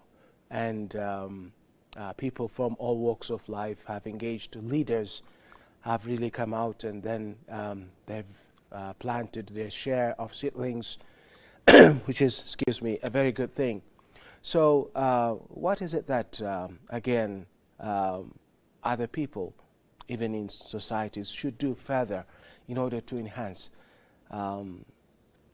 the outcome of the Green Legacy Initiative? Well, we can mention some powerful people from, well, currently we can mention Ghana's Green Ghana Day and related Tree for Life initiative. Such initiative, when we see the history and the background, Green Ghana Day is a Ghana flagship annual national tree planting campaign. As you can see, it was launched in 2021 by, I'm sorry, it's hard to pronounce the name, but President Nana Addo Dankwa Akufo-Addo. It's a very long name. Under the Ministry of Lands and Natural Resource and Forestry Commission. And you see such kind of initiative also is one of the examples we can mention. And also it forms a part of a broader national afforestation effort and reforestation program also, which aligns with Ghana's forest plantation strategy, Africa's forest landscape restoration initiative, and also there's something called Bone Challenge, and we'll get in depth with that, and also Sustainable Development Goals and climate commitments. So, do you have anything to say about the core idea, Magdalena? Yeah, basically it has much of similarities, unlike the ones in Kenya, the Green Belt in Kenya. The Ghana one, if you see it, has a little bit of similarity with Ethiopia, as it is going to be publicized single-day mass planting event, just like the one that is taking place in Ethiopia today, usually in June. We have it in July. It mobilizes government institutions, schools, traditional leaders, religious groups, NGOs, the private sector, and also each and every ordinary citizens are expected. There are similarities with us, Yes. If you see it, there is a high level of similarities. Exactly, if I'm not wrong, right? Yeah, exactly. Yeah, and then what the government actually does, it distributes free seedlings to all those responsible people of planting. And the day is meant to spark ongoing planting and nurture through the year, than being just one-time event. So in recent years, the campaign has been rebranded or expanded under the theme Tree for Life and Reforestation Initiative. So while also retaining the spirit and the structure of the Green Day Ghana. So if you actually really see, there is a huge kind of similarity between the Green Legacy Initiative and Ethiopia. And so what really differentiates them is that Ghana's initiatives, it sits in the middle, because it's larger and more government driven than the classic Green Belt movement model in Kenya that we just saw, but it's dramatically smaller in volume compared to the Green Legacy Initiative in Ethiopia. Yeah, exactly. I can also say the same about the Green Belt movement, because in short, when I put it, the Green Belt movement is depth, empowerment, and longevity. And when it comes to the Green Legacy Initiative, is scale, unprecedented scale, and it's nationally, So it's also speed. We achieved that in just a short time. So both are important African contributions, of course, for the climate vulnerability and to restore the climate. But we can also say they operate on different models. I mean, what do you think?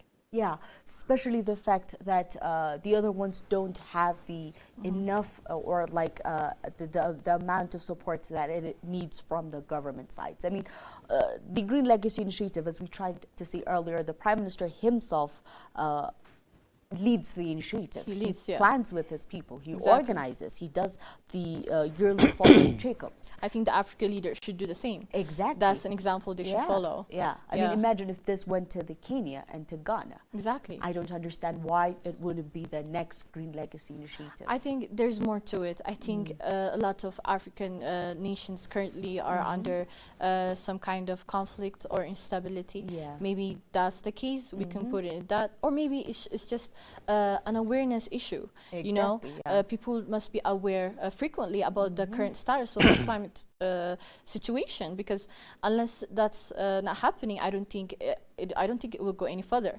Because we are aware, as you can see, the Ethiopian population is aware and doing the work, but at the same time, I hope we could be an example for other African nations, you know. And His Excellency Prime Minister Abiy Ahmed is doing a great job, and he's leading and being present on the spot.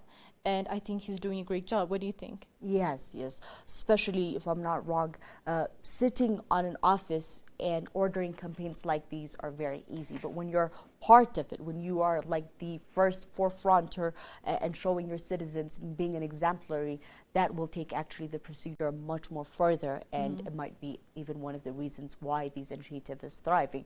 But other than that, one thing I'd really want to understand our viewers, one thing I'd like our viewers to understand is that other than campaigns like today, other than the mass planting that we do, every responsible government officials, every citizen elders, and everyone needs to work together to bring these initiatives into our daily lives. I couldn't agree more. Imagine, like, we need it in our school systems. Children need to be taught on how to take care and the necessity of forests and trees. Exactly. Communities need to understand that it's not because the government told you to do so, but it's because for the benefit of your daily lives, you have to protect the planted trees. We have to have a continental consciousness or a country-based consciousness on what climate change is actually doing to other continents and other countries. We tried to mention Europe earlier. Yeah, I think it's also needs to be pushed on schools. You know, like it has to be in the curriculum. I think the kindergarten, the children on the primary schools and kindergarten, I think this initiative must be pushed very hard and tough, so that they would understand. You know, they should be aware and how it works. They should understand how it works. I think we can say many things. I think Gamatisa has things to add. Yes, I have a few things to add, and excuse me, and that takes me back to Langari Maathai, who was or is a prominent proponent of indigenous plant species, I would say. And first, she didn't receive, you know, as much support, and people, when they didn't give her, you know, some kind of attention that she needed. But because of her commitment and efforts that she put into it, later, she has become, you know, a best model in Kenya, that she raises awareness of people regarding the importance of maintaining species, indigenous plant species in the country. So that's why these days she is appreciated and she is talked about, and she is mentioned to be, you know, one of the best persons that Kenya has. And Samia, as you said earlier, this has to be, actually both of you were saying it, the idea of planting trees, having, you know, good coverage of plants has to be part of the curriculum. And she made it part of the curriculum, I think, in Kenya. And Kenyan universities and schools know very much about what she's been doing. Well, I'm just mentioning her as a good example for our conversation right now in this specific topic. And the same thing has to apply elsewhere in Africa. Well, how many people really appreciate the fact that their surroundings need to be covered with forests? Ethiopia, once upon a time, is said to be covered with 40% of forests. Now, how much coverage do we have these days? I'm afraid, except in few spots, when you take just the national average, it's very much low, and so this has to change. And yeah, I think we need to watch speech of the president. Let's go to speech of the president. Yes. ስለዚህ ብዙ የተፈጥሮ ሀብቶቻችንን አጥተናል።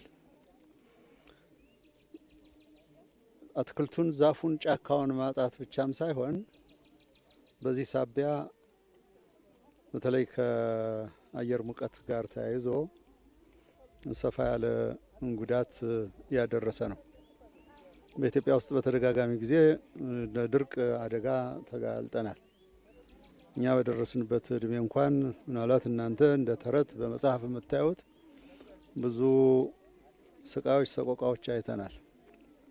በተለይ ከበረሃማነት መስፋፋት ጋር ከድርቅ ጋር የተያያዘ ብዙ ዋጋ ከፍለናል። እንደ ሀገር ብዙ ዜጎችንም አጥተናል።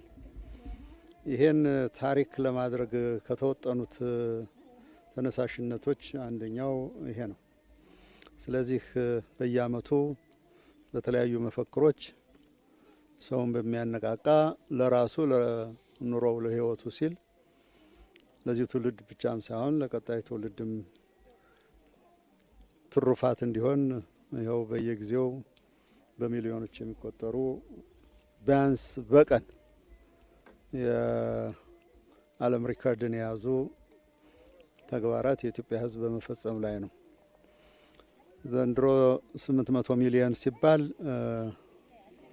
ቅድም እንዳልኩት ምንም ያለምነው ተግባራዊ የሚሆንበት እንደ ሕዝብ እንደ ሀገር በመሆኑ በጣም የሚያስደስት ነው። ከአንዳንድ ሀገሮች ጋር በንጽጽር ስንወስደው በጣም ጥቂት ሀገሮች ናቸው በተለይ ይህን ያክል ማሲቭ የሆነ ስፋት ያለው የዛፍ መትከል ወይም ፎሬስቴሽን ፕሮግራም የሚጠቀሙት ያሉት በጣም የተወሰኑ ናቸው። አንዳንዶቹ ምናልባት ከአካባቢያቸው ሁኔታ ባለመመቸት የተነሳ በበረሃማነት መስፋፋት ዴዘርት ከመሆኑ የተነሳ 10 ሚሊዮን 15 ሚሊዮን 1 ሚሊዮን ተከልን ሲል ትልቅ ታሪክ ነው።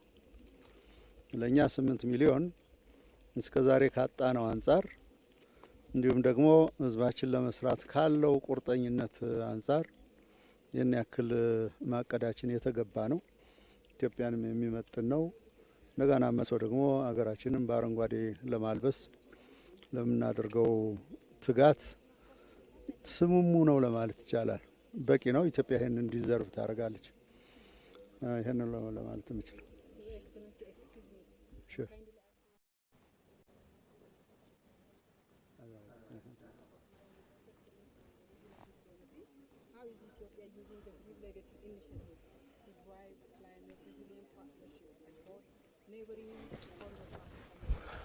This is a very monumental initiative, part of the climate action sustainable development goals. Probably goal 13 is all about climate action. One of the targets to mitigate deforestation is indeed to plant more trees because they serve as carbon sequestering and as well as transforming the entire environment. So this by itself supports the neighboring countries and as well as the goal that is being set globally. So this will definitely revive the catchments and would definitely contribute more to our water resources. Because this is a highland country, many of the rivers is the source of rivers is from the highlands of Ethiopia. The more we plant trees, the more we will be able to get more water, and of course, to properly utilize our water resource and make it available also to other countries. So climate action is indivisible. It cannot be seen separately. So what we're doing here in Ethiopia is also to the benefit of the downstream countries and also countries around the Horn of Africa, even beyond that. And how do you explain Ethiopia as a continental model for the Green Legacy Initiative? Well, it's a matter of making decisions by leadership. Whenever leaders are committed to reverse what we have lost in the past, and when they see that it is doable in collaboration with our people, that means that it indeed transforms the entire climate. So the leadership is significant, has been recognized by many around the world, and I believe we have also well recognized by planting hundreds of millions of trees in a day. So this is one of our contribution to the challenge that the world is facing due to climate change. How is the government balancing large-scale forest restorations with high-value agroforestry seedlings to direct those local farmers in the coming? Well, the food security, we have been food insecure for many years. The program is not only just planting trees, that by itself is indeed phenomenal and significant, but in the meantime we're also planting trees that produce eatable products. So it changes life, transforms the life of our farmers, and also the entire community. So we have seen so many examples in other parts of the world.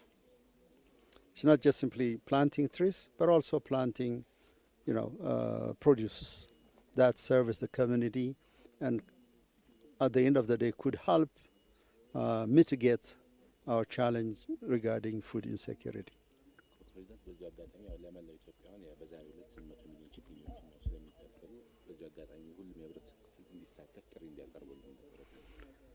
Well,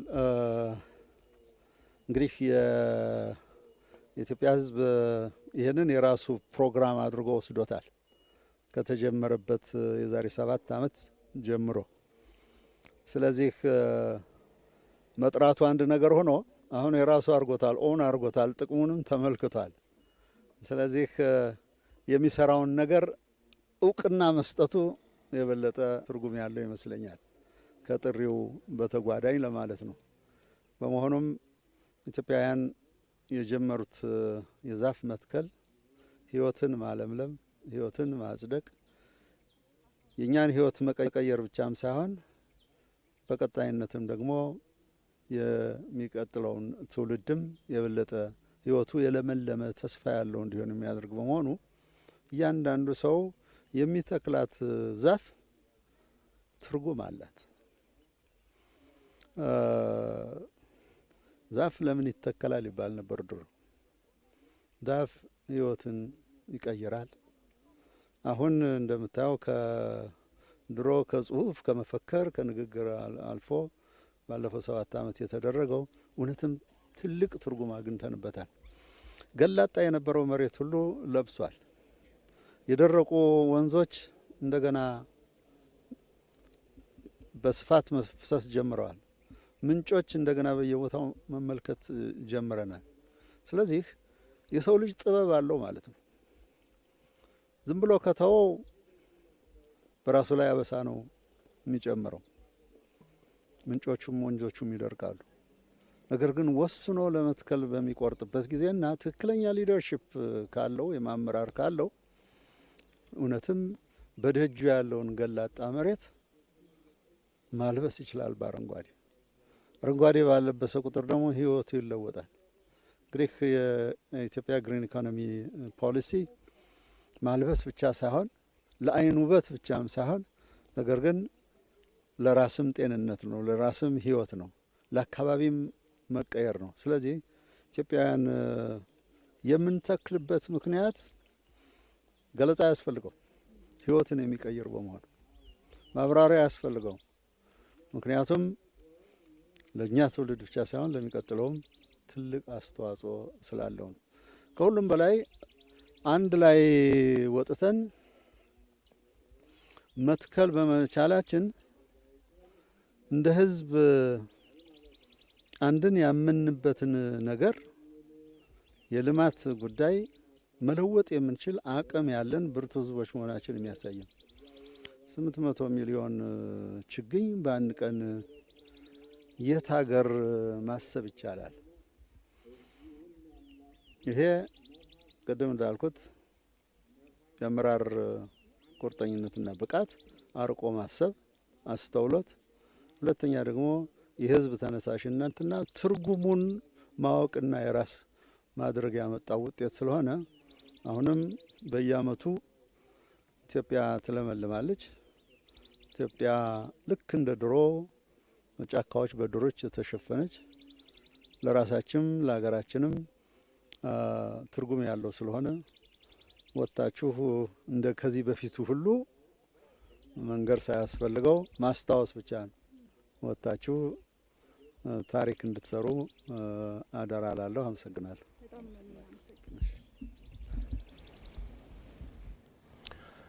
Welcome back, viewers. Ethiopian President, His Excellency Taye Askeselase, has spoken of the importance of coming out and, of course, engaging in this Green Legacy Initiative campaign, which is planting seedlings that is taking place across the country. Well, Magdalawit, I just would like to begin with you and Samia. Of course, I'm asking the both of you. His Excellency, the President of Ethiopia, Taye Askeselase, has spoken of the significance of this campaign that is taking place today. And he just mentioned a variety of things, especially this moment is so special because it makes Ethiopia unique in that it is engaging in planting as many as 800 million seedlings in one single day. That is a huge achievement. And at the same time, he also mentioned of the outcome of this campaign, of course, the side benefits of this campaign, such as, improving land fertility. Once barren lands are being covered by trees, and they are going to have, of course, positive outcome, not only for this current generation, but especially more for the coming generation. And he also spoke of the fact that Ethiopians have owned this initiative and they have been engaging in it for the last 6-7 years. Okay, and he has also mentioned that this initiative benefits not only Ethiopians but other countries in the Horn of Africa and downstream countries as well in many ways. He said a lot of things. Well, I don't want to say everything he said. I would like to give you the stage to talk. Yeah. So, Woody, I believe one of the most awaited moments of the day just took place after the Prime Minister's speech. So the President started his speech by remembering as one of the most hardest time of the country, the time where Ethiopia was actually known for drought and for food insecurity. I mean, for a long period of time, Ethiopia in the Oxford Dictionary was known as a meaning to drought and hunger. So he started by mentioning that hard full time, and he went by saying that Ethiopia has faced a lot of loss in regards of drought. And so in order to make sure that these does not happen again, that is why we have the Green Legacy Initiative, in order to tackle such problems and making sure that that time never comes back again. And he also stated that, by the way, planting such level of trees with such numbers is very huge, especially in relativity with other countries. I mean, we're planting billions of trees through starting from the beginning of these initiatives. So it is huge, and that was the message of the president, especially in relative with other countries. He also tried to highlight on how the Green Legacy Initiative was tackling huge problems such as deforestation, soil erosion, and also, bringing back indigenous species of the country back to life again. That was near to extinction, as we were trying to mention also earlier. He also said that the Green Legacy Initiative contributes more to water sources, as we are a highland country, by the way. And I think we should really underline these phrases, because we have the Nile and such huge rivers that actually cross borders out from our country. So initiatives like these, as we tried to mention earlier, are not only beneficial to the country, but they are indirectly or directly building up the water sources of the downstream countries and also the Horn of Africa. As you said earlier, Gamashis, I don't want to finish everything, so let me stop it here. Yeah, Samia. Well, in this speech, in this anticipated speech of the President, His Excellency, Taye Selassie, called for action, as we've seen on his remarks. But the interesting thing that he mentioned on his remark is climate action is indivisible. You know, it calls on every citizen in Ethiopia to go out and participate in this history so that it will go on for generations, and so on and so on. And we can see the commitment here, our leadership going outside and showing this participation. And it can mean a lot in different ways, especially for other African nations. This is a history in the making, because after 10 years or 20 years, this is a very good time to remember what have been fought, what have been sacrificed for this moment to come. And it will tell, time will tell, the climate effort that brought in the future, that will bring the future. But also he said, it's the food security. The program is not planting trees only, and that it changed lives. Planting trees is not only for planting trees, but also planting food. You know, it has a depth, a layer. Edible trees. Yeah. Edible yes. Edible trees, yeah. And that has economical value as well, and also it tells a lot of stories. I mean, what do you think? Yeah, I mean, that is very something that we should actually look deep into. Even if the fact that he tried to raise about the water sources initiative. I mean, the Green Legacy is not only just planting trees. One thing we would like our viewers to really understand is that we're not talking about planting trees. We're talking about planting food, planting shelter, building a brighter future for the next generation. And we're talking about something that begins in Ethiopia, but then the impact would flow across the continent, such as, we can mention Nile as an example. The Blue Nile River is generated, 80% of it is generated in Ethiopia. Exactly. The more the climate crisis happens in Ethiopia, imagine how many countries we affected through these. And I think that's what the president really wanted to mention on that. And one thing that really even catched me, it says that the government, he tried to mention that this is the work of the government. The government, right? It's a reflection. Yes, a reflection of the government. Yeah, and it's a part of the climate action. This initiative targets deforestation and also the plant, like it's like attachment. You're attaching some history behind it. You know what I mean? And there's layers to it. We can say a lot of things about this speech that he gave, and also he said for the lives, for the future generations specifically, and we could say a lot. Yes, he said a lot of things. One thing that I really liked about what he said is, it's not just planting trees, but planting edible trees. As Magdi have said it very well, it has extensions. Okay, it has extensions. When you plant, for example, these trees, and when once barren lands are covered with forests, imagine what will happen. There is what we call this precipitation, okay, and we'll have more rain. Water evaporates and then it comes back, and this water that evaporates can be generated from trees, obviously.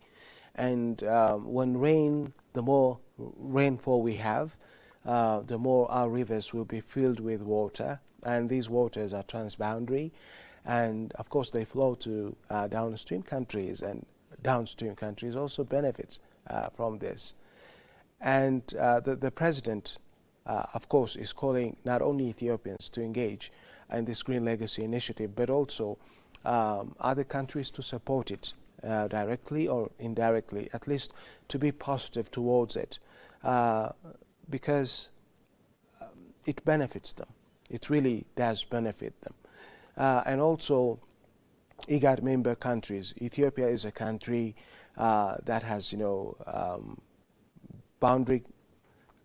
cross-boundary rivers. Okay, we have many rivers, just that flow to Somalia from Ethiopia. Okay, The of course, Shebele and Juba the Shebele, River. yeah, exactly, and the Nile, as we know, it crosses borders to flow, from Ethiopia to Sudan and then to Egypt.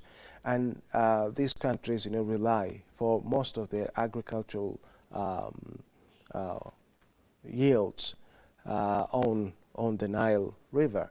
Well, of course, the Nile River has been, a cause for Ethiopia and these downstream countries to be in tension, in almost, close to conflict because of, just water.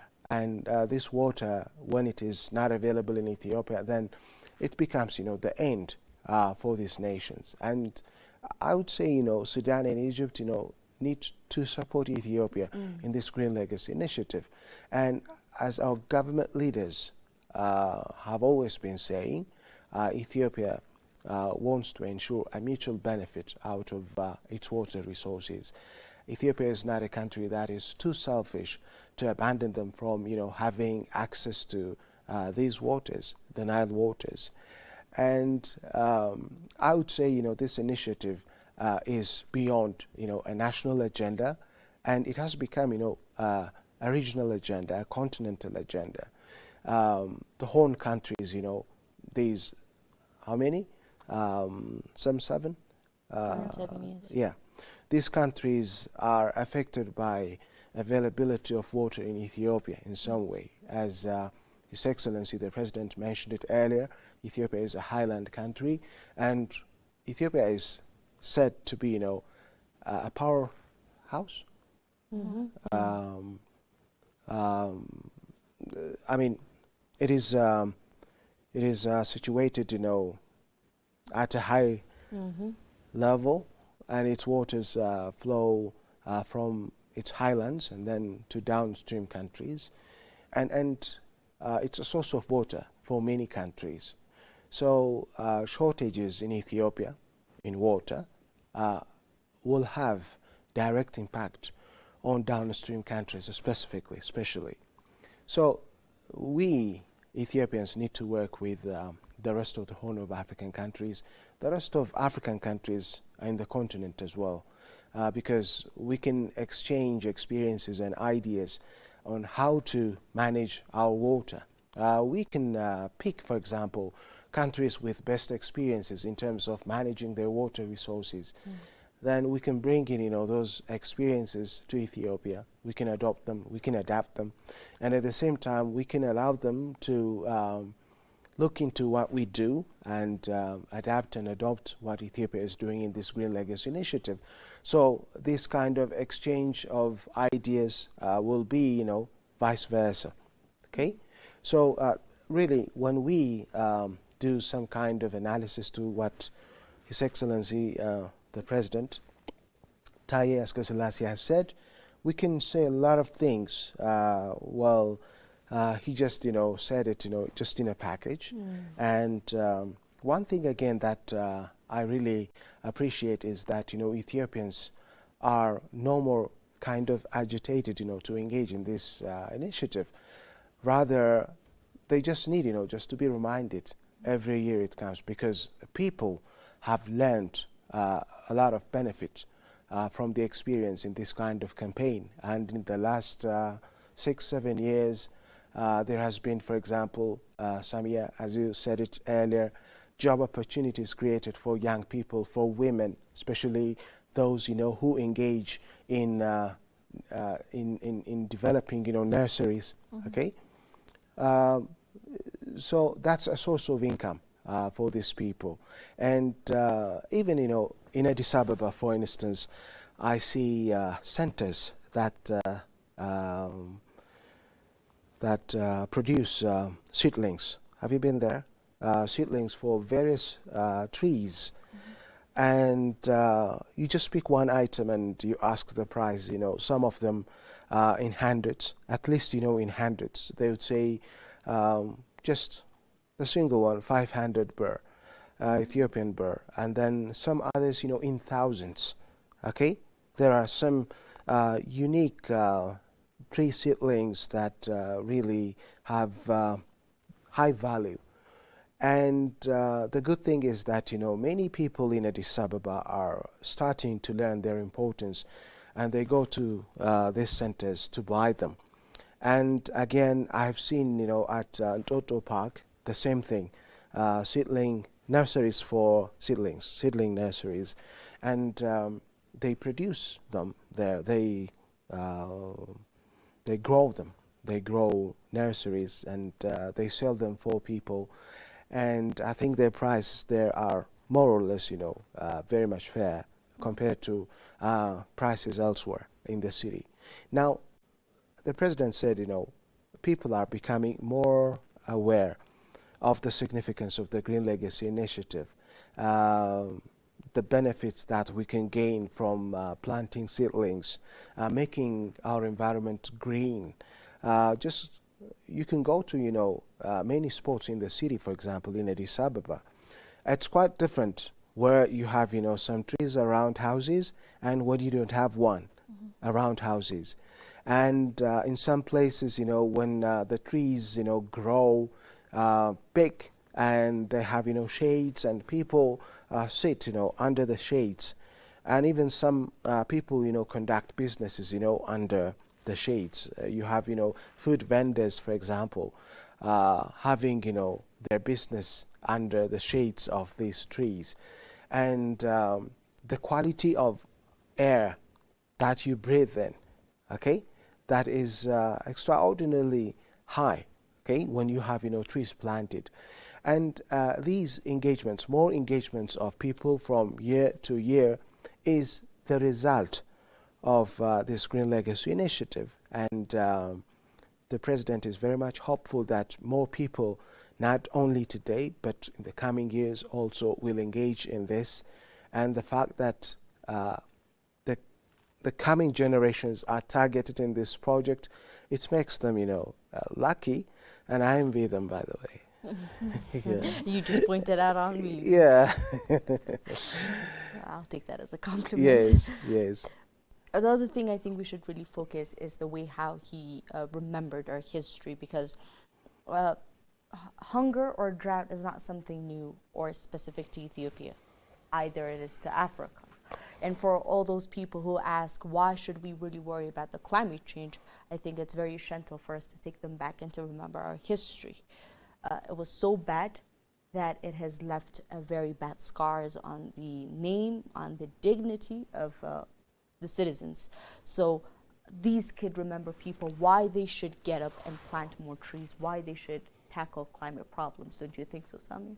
Well, I absolutely agree with you, Magdalene, because when we talk about tree planting, obviously, we can talk about so many things. And one of the things that when we talk is we go back to history, our history, and the drought, the famine that happened on that time is very, very worse. It's even in the histories of a lot of countries. In their books, they study it. And it's not something easy to just ignore. People should be aware on the fact that this is something serious and it should be taken very carefully and being easily done as well. It shouldn't be that hard to understand this, and these things must be taught in a lot of places as well. And also, since we're talking about the president's speech, he said something about land restoration and etc. So what do you think about that? Yeah. And one of the things that really took my intentions from the president's marvelous speech was how he tried to share the fact that green legacy or initiatives like these should not stay at one place. It should be a mobilization of the entire continent, and unity is what really made these initiatives thrive, and unity is what we need at a continental scale. And I think the African Union and every responsible government officials of the continent really need to take their notes from the president's speech that just took place. Yes. He also really he also actually said the leadership has been significant in regard of his legacy and has been appreciated across the world, and that is a proved phenomenon, since earlier we tried to see, starting from the United Nations Secretarial to the EU Commissions, how actually people were very proud of what just happened and took place in Ethiopia. But now let me just ask you guys this. I mean, how do you think the Green Legacy Initiative of Ethiopia should proceed on? Other than the mass planting days that we currently have, what should be done on first hand to make the Green Legacy Initiative much more than impactful than this? I think there has to. I think it's best, in my perception. I think it could be best if there is an independent institution only that works for only about this, nothing else but just green legacy, and hiring more people, and just their own institution regarding only tree planting and the things that comes with it. So I think there should be a policy framework. It could be embedded with this green legacy initiative. I think it's big. It's really big. I see future in it. Like in 20-30 years, I think it's going to be a very, very well-known, not even in country-wise, in the whole world. I think it's going to do a great job. And yeah, that's what I see. That's the future of the Green Legacy Initiative, in short. And I think it needs a strong leadership to sustain this initiative, and we must really work on that. It needs to be an independent institution. I also really do wish that the Agenda 2063 of Africa needs to really work in close on climate change, as it's doing with silencing the gun and peace and security, because I think those things should go parallel. In my perception, you would need to have food security and food at first place, even to think about peace and security. Food is what comes first for me.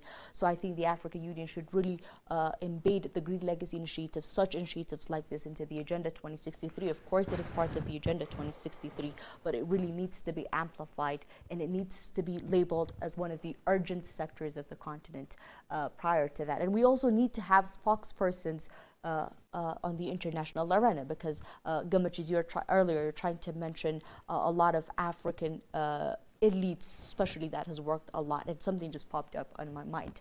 I think 7th or 8th grade biology, there's this person that we really are used to, Akli Lulema, the person that created Indod, right? Exactly. So something just really is curious in my mind. What happened to Akli Lulema? What happened to his studies? I have the same question as you, honestly. It is a question of this generation, right? What happened to Akli Lulema? What happened to our elites across the continent? Even Gabisa Ajeta, he was closely working with a lot of biodiversities across the country, these especially species that are only found in the country. Exactly. What happens to the studies? Exactly. I think this is the lack of governance at the continental level, because we don't have funding institutes, we don't have research institutes at the needed potential and capacity. Yeah, this tells you that how political leadership plays an important role regarding to such stuffs. And we should really prioritize this initiative more than just tree planting.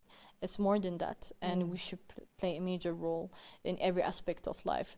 And well, it goes on, I guess. Yeah. You just raised very important points, really. I appreciate. Well, when I come to Aklilulema, I think he had a cure for bilharzia, and endowed this plant, indigenous plant, is the one, just that gave it a cure to this sickness or disease. For your surprise, the local people knew about the benefit of endowed, especially in relation to healing, the disease bilharzia. And Aklilulema, as a scientist, approached it in a concise manner, and then he just made it, more refined. I mean, people traditionally, before Aklilulema had discovered, I would say, or invented, just this medicine, people traditionally, in some way, used endowed, but they were not, concise enough to put it, in scientific terms. But Aklilu intervened, and then he did his research, and he just came up with a wonderful result that really astonished the whole global community. And my point is, this indigenous knowledge is very important that we need to give attention to, and indigenous plant species, play a big role. And if you go ask and talk to traditional healers or traditional doctors in Ethiopia, they will tell you which plants, which indigenous plants can cure which disease or which sickness. And especially earlier, as we mentioned, those exotic and those indigenous must be studied first of all, and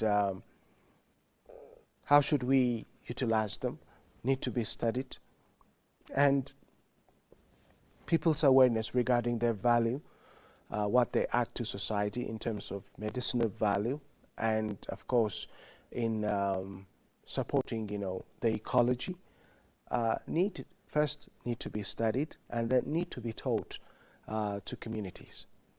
And if we can do that, then people would have an intrinsic motivation to really support indigenous plants' growth in their vicinities.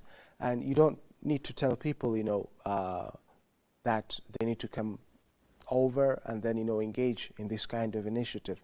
Once people know the importance of these plants, then they themselves, will take the initiative to protect them, to grow them, etc. I know of some traditional doctors, they just speak, a plant, and then they describe, how it cures, and they've always been, ordinary for me, nonsense for me. It's because I'm ignorant. But those medical, traditional doctors, they know their value, and they really do cure. They have shown me how they used to cure, various illnesses. Now, I realized later that, of course, there are a lot of things that we don't know about plants, especially, indigenous plant species in our country. And His Excellency, the President, earlier mentioned that people, Ethiopians, have owned this initiative. And as many people have informed me earlier, first, when this initiative was launched, the Green Legacy Initiative, they were skeptic. And they just believed, or they had believed, it is just one part of the government campaigns that may not succeed. But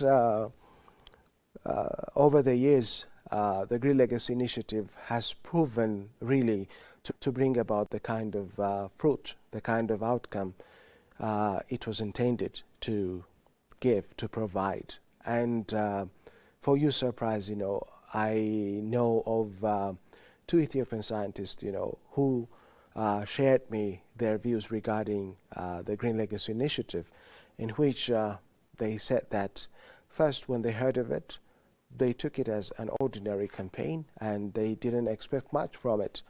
But through time, as more people, as more Ethiopians specifically engage in it, and as more seedlings started, to be planted, and as more barren lands become, covered with trees, seedlings, then, they paused, and then, they asked, is this really working? And then they realized that it was really working, and they engaged in scientific research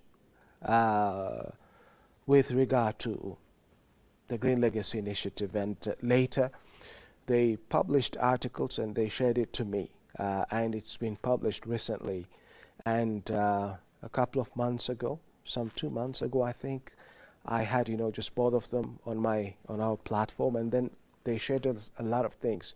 Well, why I'm mentioning this is that more Ethiopians are owning the Green Legacy Initiative, and as a result, the rest of the continent, or people in other countries, other African countries, are paying attention to it because of the outcome of it. And again, as the President said it very well, people are really starting to benefit from it. Our water reserves are increasing with water volumes, and job opportunities because of the initiative is becoming more prominent here and there, and especially turning to edible fruits, growing activities is also showing, some proof. Well, go to the marketplace everywhere in Addis Ababa especially, and even, in other towns in the country, I see a higher volume of avocado fruit than ever. Am I wrong? No, you're absolutely right. Yeah, Yes. I've been noticing that as well. Yes, and so avocado is observed, here and there. If we leave this compound and cross the road and just see, especially They're very good. They're very ripe. I mean, I've tasted it, I think yesterday. I think they're really good. Yeah. So this is, I would say, the result of the government's effort. His Excellency Prime Minister Abiy, ever since he mentioned of the need to go for growing edible fruits, these avocado fruits are more often being observed everywhere in the city. Now, one thing that I really complain about is that how we make use of these natural resources that we have grown, we have produced. What do we do with them is the question that we need to ask. For instance, if it were elsewhere, like in Europe, when they have such an avocado amount, okay, they add value to it, they process it in their industries, and then they bring it to us in different forms. Ladies, avocado oil, okay, avocado cream, and even the edible one, they pack it in some way, they allow it to be preserved for quite longer time than in the case of the traditional way. And then now preserving fruits is one thing. Well, this reminds me one thing again. In some parts of Ethiopia, especially in lowland areas of Ethiopia, you have fruit production, surplus fruit production, and you find too much mangoes, too much avocados on the ground. They could have been collected, they could have been processed in plants, and we could have had them at least in the form of juice, processed juice. We can preserve it for quite too long, we can export them, we can keep them for a longer period of time, and then we can easily consume them. Now, value adding is one thing that follows the Green Legacy Initiative. For example, we plant seedlings, they grow, they mature, and then what do we do with the wood we extract from the trees? Okay, we need to turn them into furniture, for example.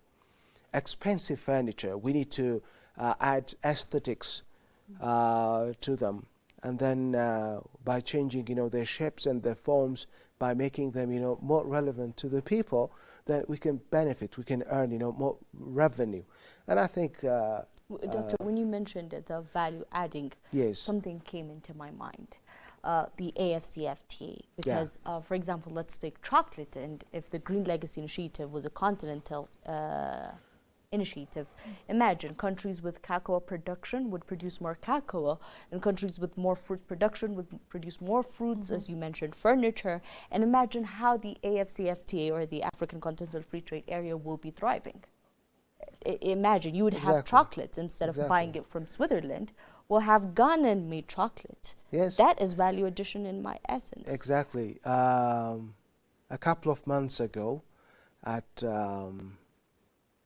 Africa Village here in Addis, Ghanaians business persons, men and women, came up with their products, clothes, especially chocolates, okay?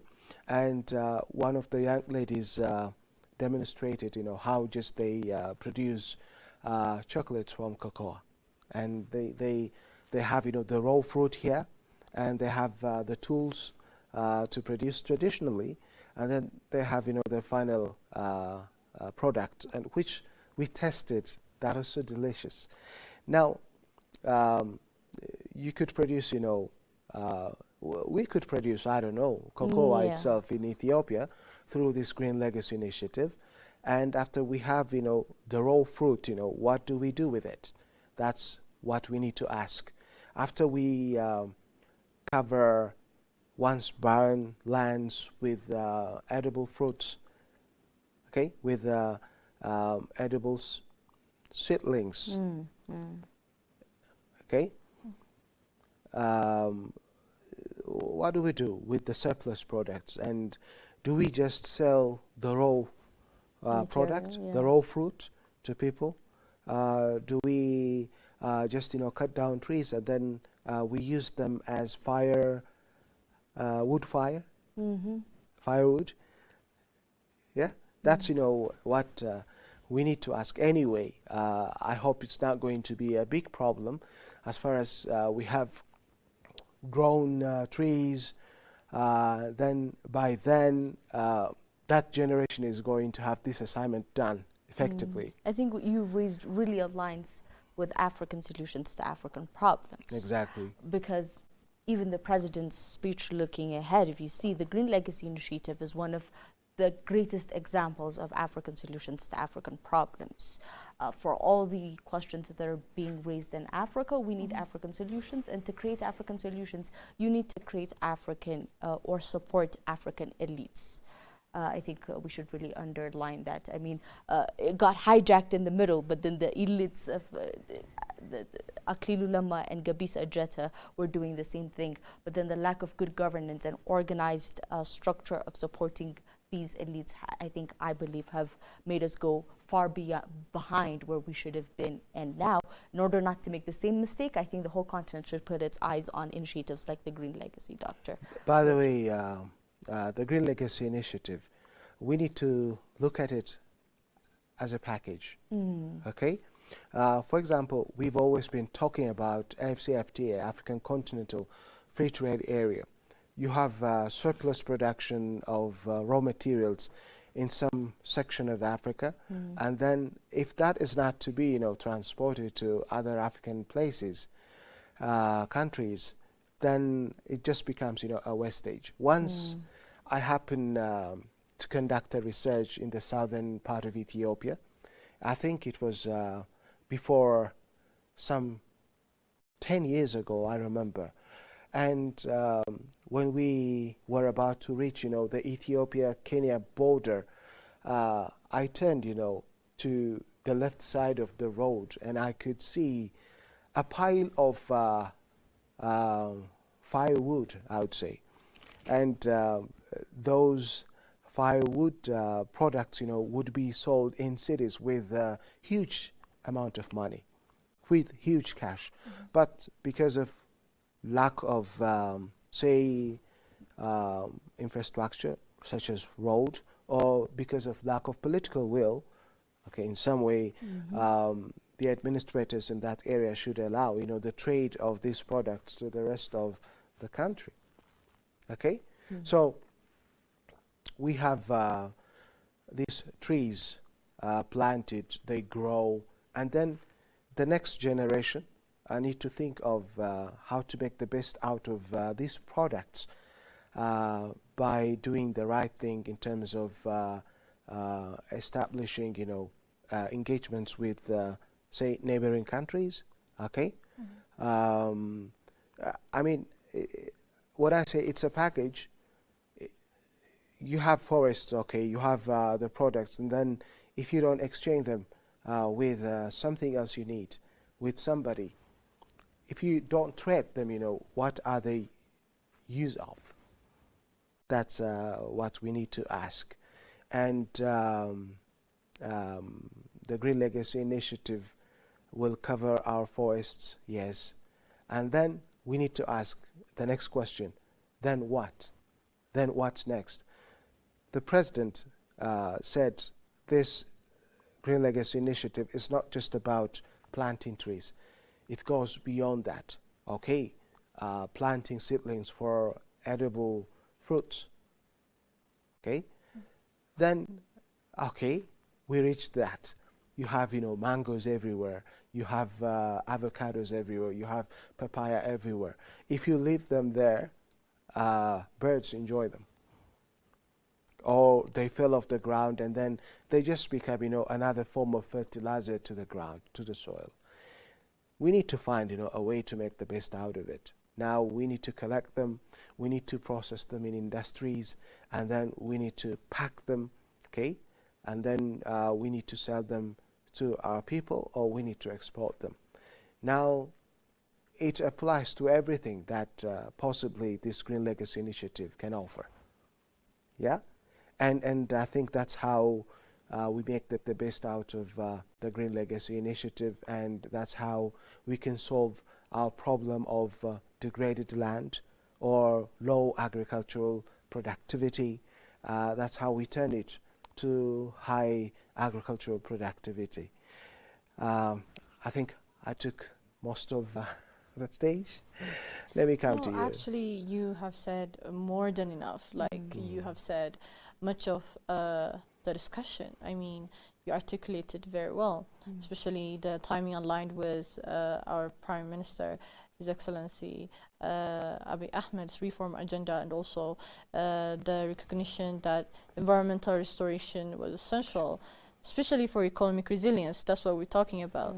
And when we go through that, we also have to mention the national unity it brings, not just the economic resilience, because if people are not united, Ethiopia will not thrive, and Ethiopia cannot, succeed and grow. And this is also one of the ways that the population will connect with each other and create more unity, transformation, and resilience, and become a strong nation, and also help other nations in the Horn of Africa, and also Africa as a continent. And also, since Ethiopia is the seat of the African Union, Ethiopia has to lead an example regarding such initiatives. So the Green Legacy Initiative is the most important aspect in this regard as well. And also, when we talk about African solutions to African problems, we say that this is citizen voluntarism, and also we say it's labor practically, and people are getting out of their homes early in the morning, planting trees everywhere they are, in the places they are close to, and this tells you a lot about the citizens' hope. You see a lot of hope in the population, and this also tells a lot about the political leadership and what's happening right now. And it's a full circle moment. That's all I'm gonna say. And it is truly one of the examples, the Green Legacy Initiative, for African solutions to African problems. And as Ethiopian, I'm really proud. Yes, of course. We are. The both of you, thank you very much. I think we need some break. And we'll be back to you after the break, distinguished viewers.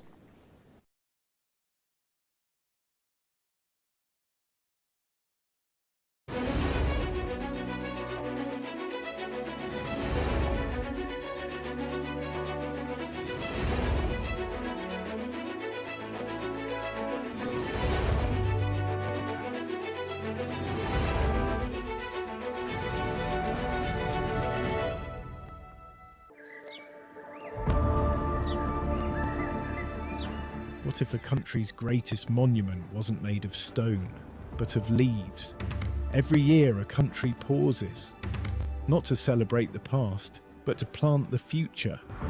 Millions of seedlings, millions of hands, one shared responsibility. A farmer starts, a student joins, a child follows, a grandmother smiles. Different generation bound by one promise: to leave tomorrow better than they found today. Many states measure progress by the skylines they build, while a nation is choosing another measure, and the forest it restores, the air it renews, the future it protects. Ethiopians. Because every tree rooted in Ethiopian soil gives something back to the world. Every forest begins with a single seed. Every movement begins with a single vision. But it takes a nation to carry it forward. One vision. A leader who dared to plant the first seed. A living hope that will outshine us all.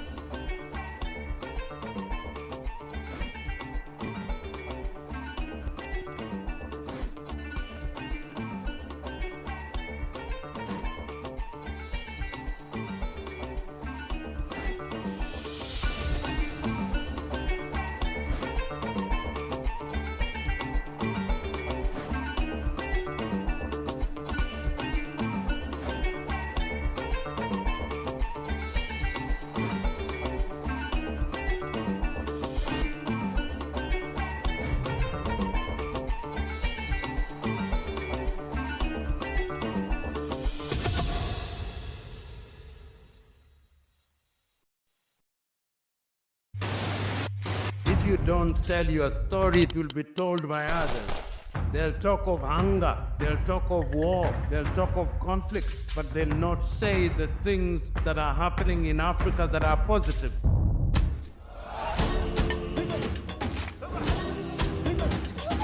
This is POA, a very new media organization in Ethiopia. We have to be voice for ourselves. There is no one else that can tell our story better than us. If it's defending African matters, then go for it. Go for Pulse Media. This is the Pulse of Africa. Tune in, follow the journey, and learn about the news and what's shaping our African continent. I am really impressed by the work that they are doing by telling the African story from Africa for Africans. I think it's definitely needed. Please subscribe to the Pulse of Africa on all platforms.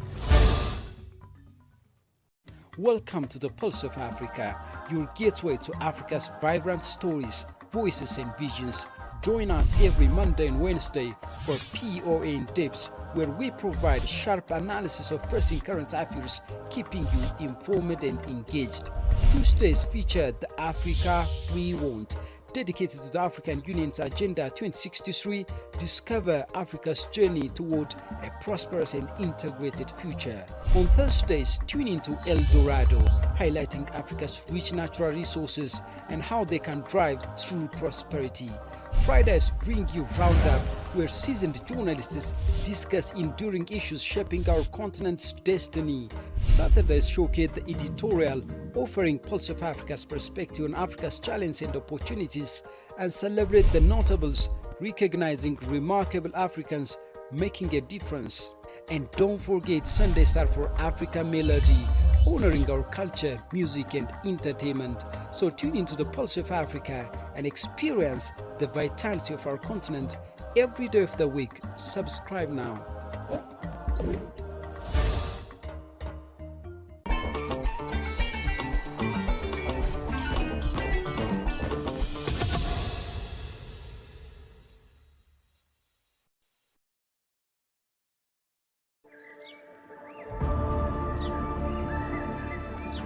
What if a country's greatest monument wasn't made of stone, but of leaves? Every year a country pauses, not to celebrate the past, but to plant the future. Millions of seedlings, millions of hands, one shared responsibility. A farmer starts, a student joins, a child follows, a grandmother smiles. Different generation bound by one promise: to leave tomorrow better than they found today. Many states measure progress by the skylines they build, while a nation is choosing another measure on the forest it restores, the air it renews, the future it protects. Ethiopians. Because every tree rooted in Ethiopian soil gives something back to the world. Every forest begins with a single seed. Every movement begins with a single vision. But it takes a nation to carry it forward. One vision. A leader who dared to plant the first seed. A living hope that will outshine us all.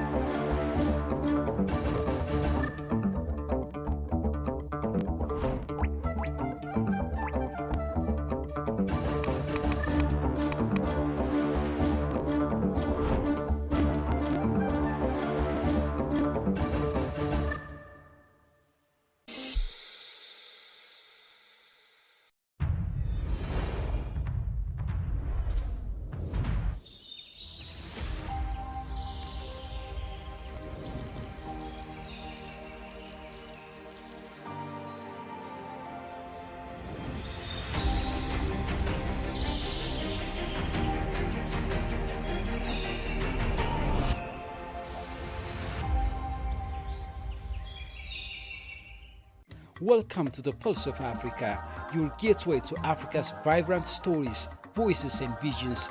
Join us every Monday and Wednesday for POA in Depth, where we provide sharp analysis of pressing current affairs, keeping you informed and engaged. Tuesdays feature the Africa We Want, dedicated to the African Union's Agenda 2063, discover Africa's journey toward a prosperous and integrated future. On Thursdays, tune into El Dorado, highlighting Africa's rich natural resources and how they can drive true prosperity. Fridays bring you Roundup, where seasoned journalists discuss enduring issues shaping our continent's destiny. Saturdays showcase the editorial, offering Pulse of Africa's perspective on Africa's challenges and opportunities, and celebrate the notables, recognizing remarkable Africans making a difference. And don't forget, Sundays are for Africa Melody, honoring our culture, music and entertainment. So tune into the Pulse of Africa and experience the vitality of our continent every day of the week. Subscribe now.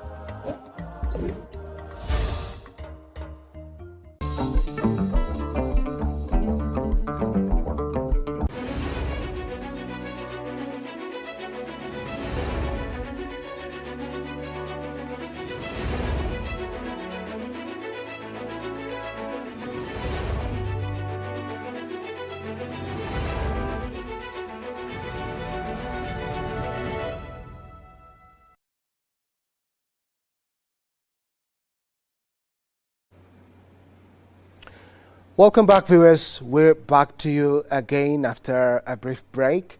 Well, starting from this morning, Ethiopians across the country have come out and began planting seedlings at dawn, and they are still doing it.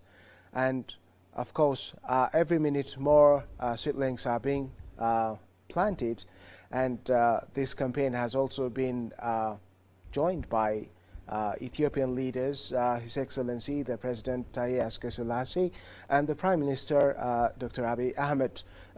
Both of them have given, of course, made a brief speech regarding the campaign, and they've also pointed out important points.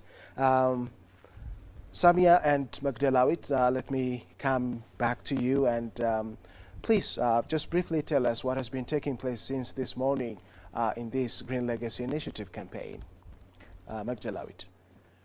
Okay, so I'll wrap up one of the two major events of the day, the speech of the Prime Minister and the President.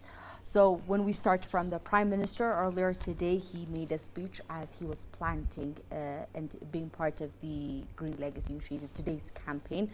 There are a few points that he wanted to highlight, such as there has never been such kind of level of campaigns, especially under the Sahel region, and it is a huge campaign that other countries and continents are also really admiring and taking notes on. The second point was that we will build Ethiopia more and more over the next years. And also we'll show the world what unity can do. That was his other point about the unity of how mobilizing millions of people in just a single day from sunrise to sundown and planting about 800 million seedlings was successful was because of the unity, and he said the world is admiring our unity.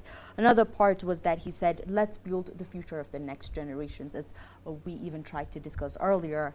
Planting this the Green Legacy Initiative as a whole is not an initiative for the current generation, but it is the Ubuntu spirit of Africa, where we actually work today in order to save the next generation from the crisis that we and the past generation has gone through. Another point was that the hero Ethiopians will be planting the 8 million trees for the day without any doubt. Of course, whenever you hear the number, how huge it is, 800 million within a single day might seem impossible. But for the president, he has believed that the hero citizens of his country would accomplish that. So far, these were the key points of the Prime Minister during earlier, that what we heard of his speech during the campaign where he was planting. The next came the President of Ethiopia, Taye Askeselasi, where he gave us an in-depth analysis of the Green Legacy Initiative. He started from history, as we tried to speak, he went to how Ethiopia has faced a lot of losses in regards of drought, famine, and hunger, and the Green Legacy Initiative is believed to be tackling the problem and giving solutions so that it would never happen again on the next generations.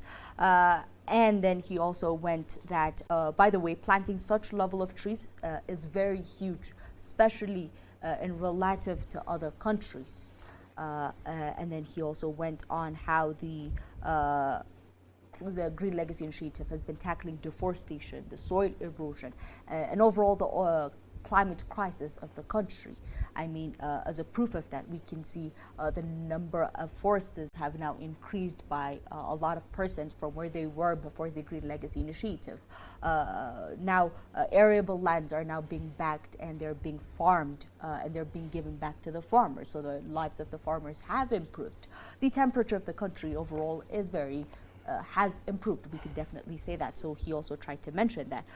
He also tried to state that the Green Legacy also, contributes to the water sources because Ethiopia, as we know, is a highland country, and we have a lot of rivers, cross-border rivers that began in Ethiopia but made their destinations all across the continent. We can take the Nile River and said that the Green Legacy Initiative is not only impactful for Ethiopia, but is doing its best and is actually improving the lives of also the neighbors of Ethiopia.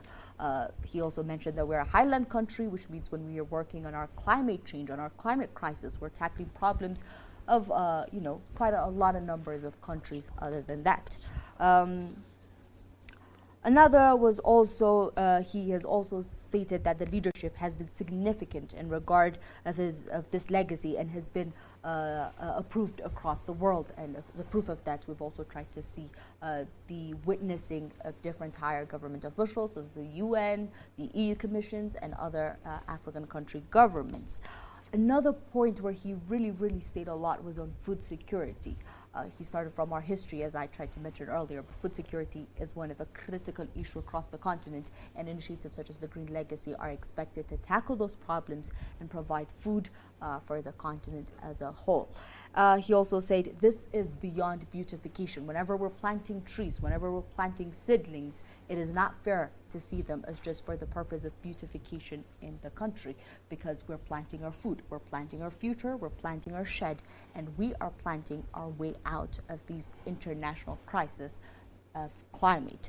He also said that this shows that the government is thinking ahead of its time, because, initiatives like these, as we have said again and again, are not for today, but it's thinking for tomorrow. We might not make it to see the results of these. I don't know about you guys, but I don't think I'll be there. But for sure, the next generation wouldn't have to go through the problems that we have been going. And overall, these was the statement of His Excellency, the Prime Minister of Ethiopia, Abiy Ahmed, and the President of Ethiopia, Taye Asqaselassie. And as a result of this, what we can conclude is that the Green Legacy Initiative is a Pan-African movement. It is a continental movement. It has been an ice-breaking, not only to the continent, not to the country, but as a whole to the world, since climate change is a world problem. Yeah, that's all for Samia. Well, you can say a lot, but briefly tell us your observation of this campaign as people across the country engaged and as the leaders, of course, have also engaged in it. I can actually mention about the various points that we brought here in the studio about the Green Legacy Initiative, just to recap it.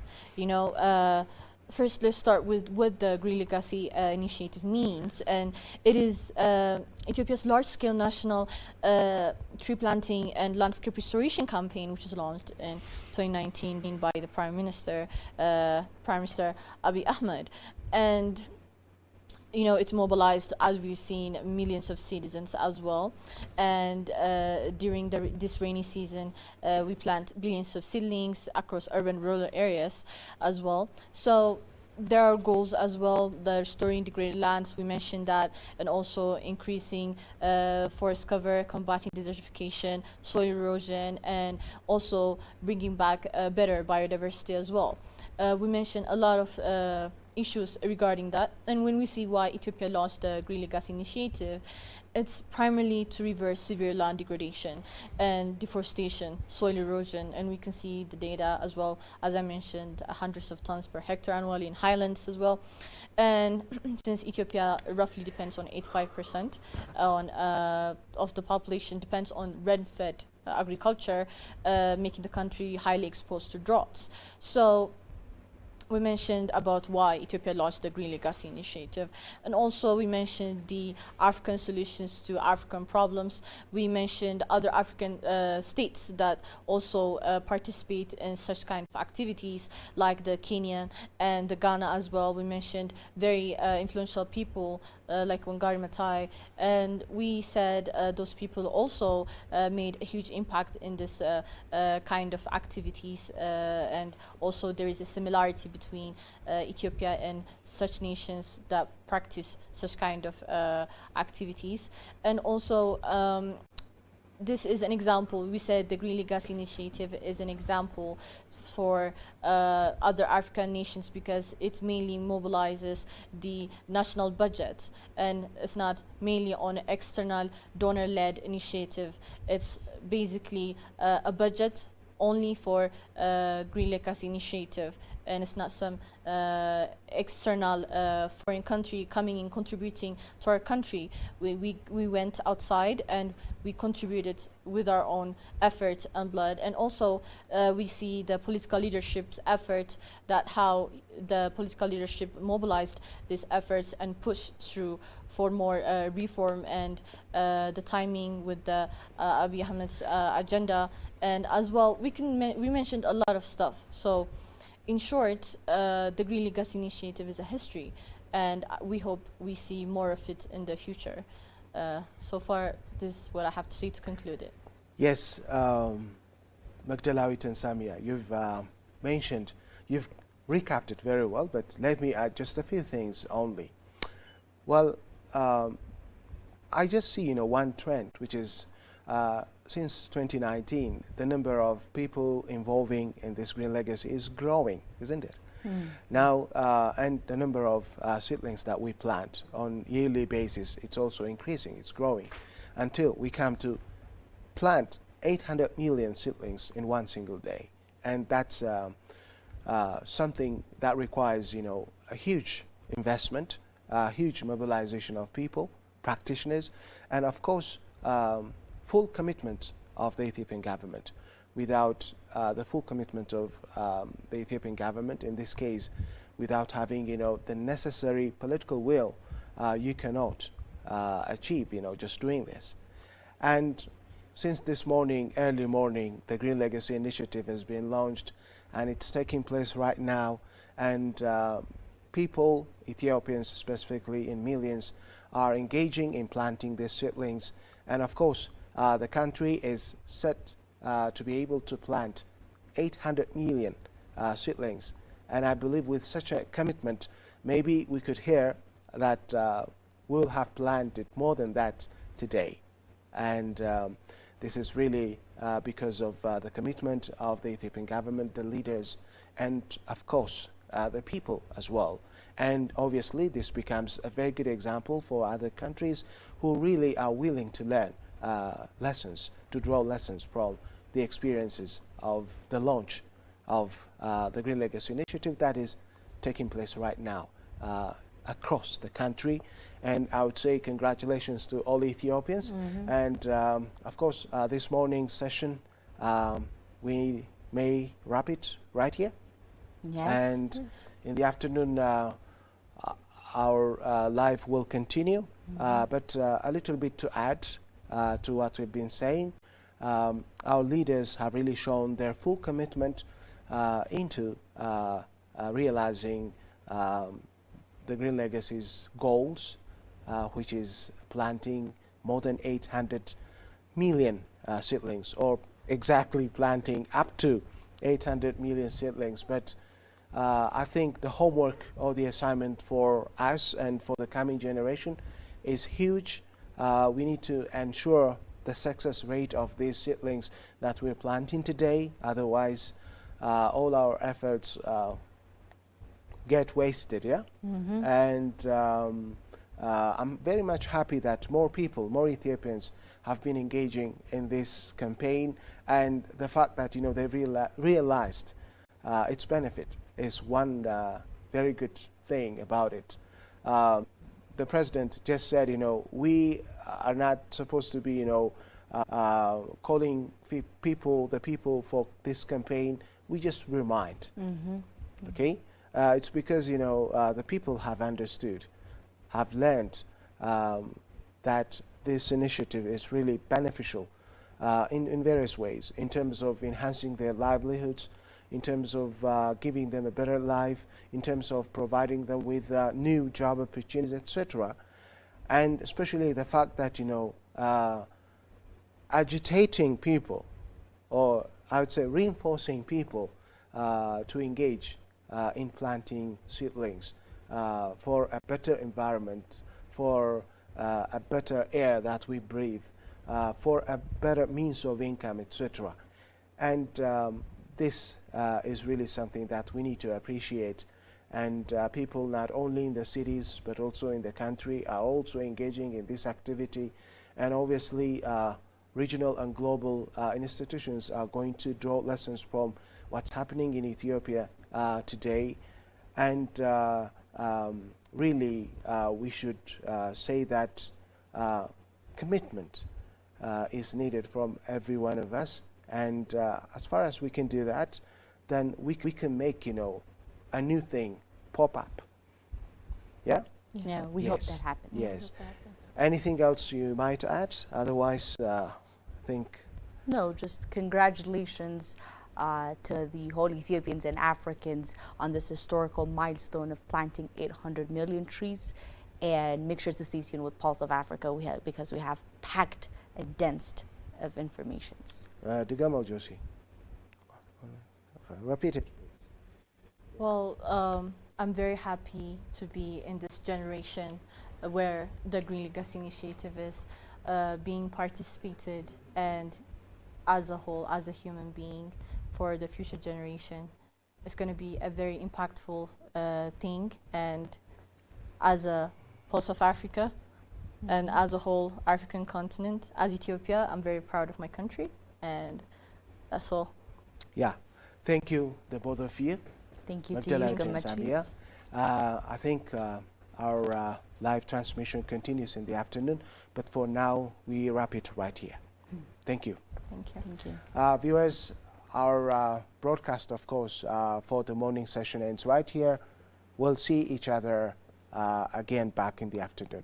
Have a good day. Thank you for watching.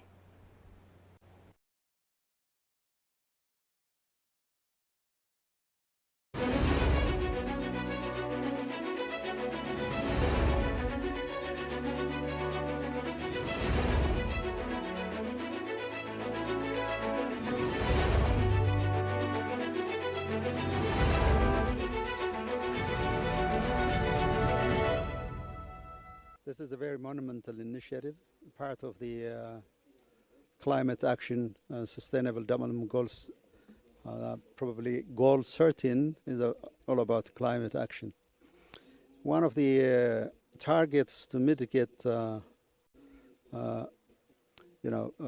deforestation is indeed to plant more trees, because they serve as carbon sequestering and as well as transforming the entire environment. So this by itself supports the neighboring countries, and as well as the goal that is being set globally. So they'll definitely revive the catchments and would definitely contribute more to our water resources, because this is a highland country. Many of the rivers, is the source of rivers is from the highlands of Ethiopia. The more we plant trees, the more we will be able to get more water, and of course, to properly utilize our water resource and make it available also to other countries. So climate action is indivisible. It cannot be seen separately. So what we're doing here in Ethiopia is also to the benefit of the downstream countries and also countries around the Horn of Africa, even beyond that. It's a matter of making decisions by leadership. Whenever leaders are committed to reverse what we have lost in the past, and when they see that it is doable in collaboration with our people, that means that it indeed transforms the entire climate. So the leadership is significant, has been recognized by many around the world, and I believe we have also well recognized by planting hundreds of millions of trees in a day. So this is one of our contribution to the challenge that the world is facing due to climate change. The food security, we have been food insecure for many years. The program is not only just planting trees, that by itself is indeed phenomenal and significant, but in the meantime we're also planting, trees that produce eatable products. So it changes life, transforms the life of our farmers, and also the entire community. So we have seen so many examples in other parts of the world. It's not just simply planting trees, but also planting that serves the community, and at the end of the day could help mitigate our challenge regarding food insecurity.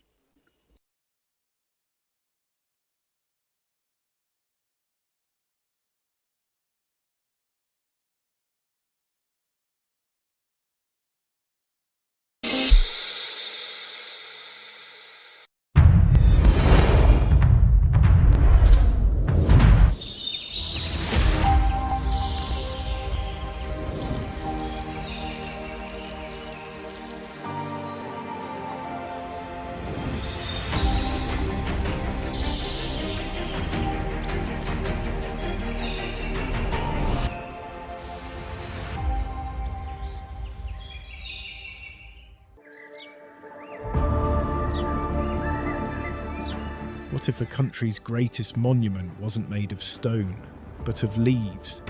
Every year a country pauses, not to celebrate the past, but to plant the future. Millions of seedlings, millions of hands, one shared responsibility. A farmer starts, a student joins, a child follows, a grandmother smiles. Different generation bound by one promise: to leave tomorrow better than they found today. Many states measure progress by the skylines they build, while a nation is choosing another measure on the forest it restores, the air it renews, the future it protects. Ethiopians. Because every tree rooted in Ethiopian soil gives something back to the world. Every forest begins with a single seed. Every movement begins with a single vision. But it takes a nation to carry it forward. One vision. A leader who dared to plant the first seed. A living hope that will outshine us all.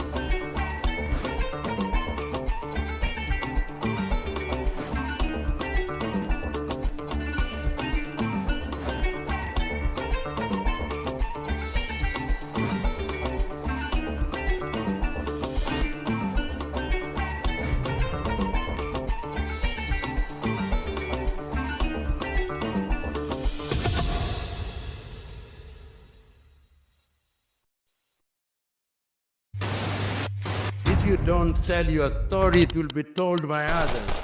They'll talk of hunger, they'll talk of war, they'll talk of conflict, but they'll not say the things that are happening in Africa that are positive.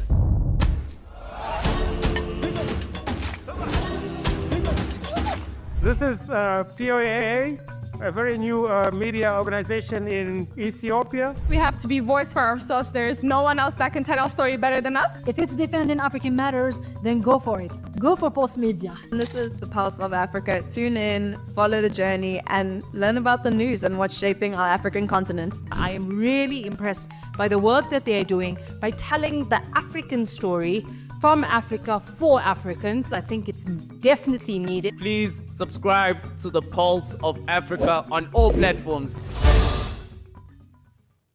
Welcome to the Pulse of Africa, your gateway to Africa's vibrant stories, voices and visions.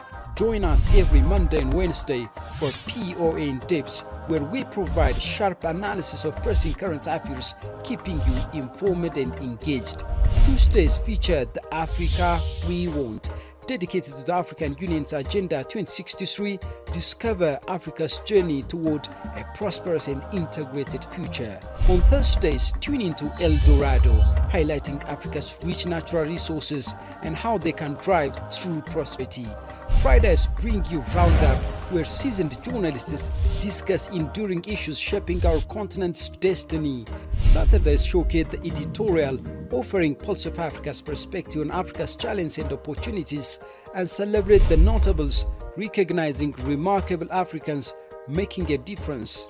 And don't forget Sundays are for Africa Melody, honoring our culture, music and entertainment. So tune into the Pulse of Africa and experience the vitality of our continent every day of the week. Subscribe now.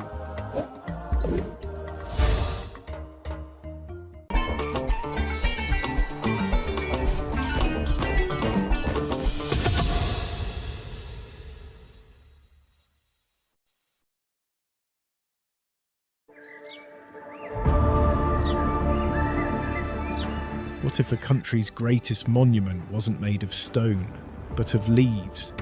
Every year a country pauses, not to celebrate the past, but to plant the future. Millions of seedlings, millions of hands, one shared responsibility. A farmer starts, a student joins, a child follows, a grandmother smiles. Different generation bound by one promise: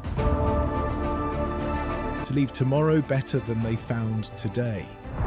Many states measure progress by the skylines they build, while a nation is choosing another measure on the forest it restores, the air it renews, the future it protects. Ethiopians. Because every tree rooted in Ethiopian soil gives something back to the world. Every forest begins with a single seed. Every movement begins with a single vision. But it takes a nation to carry it forward. One vision. A leader who dared to plant the first seed. A living hope that will outshine us all.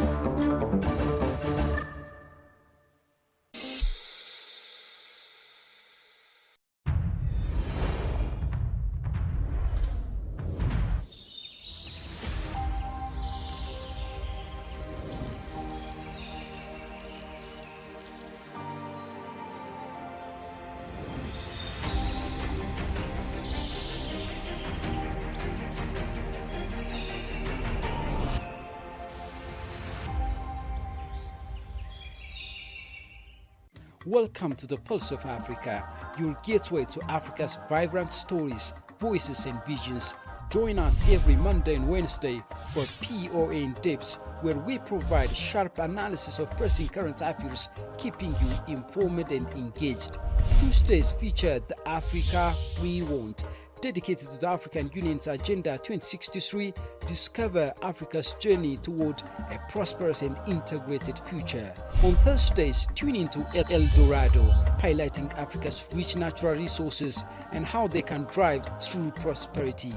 Fridays bring you Roundup, where seasoned journalists discuss enduring issues shaping our continent's destiny. Saturdays showcase the editorial, offering Pulse of Africa's perspective on Africa's challenges and opportunities, and celebrate the notables, recognizing remarkable Africans making a difference. And don't forget Sundays are for Africa Melody, honoring our culture, music and entertainment. So tune into the Pulse of Africa and experience the vitality of our continent every day of the week. Subscribe now.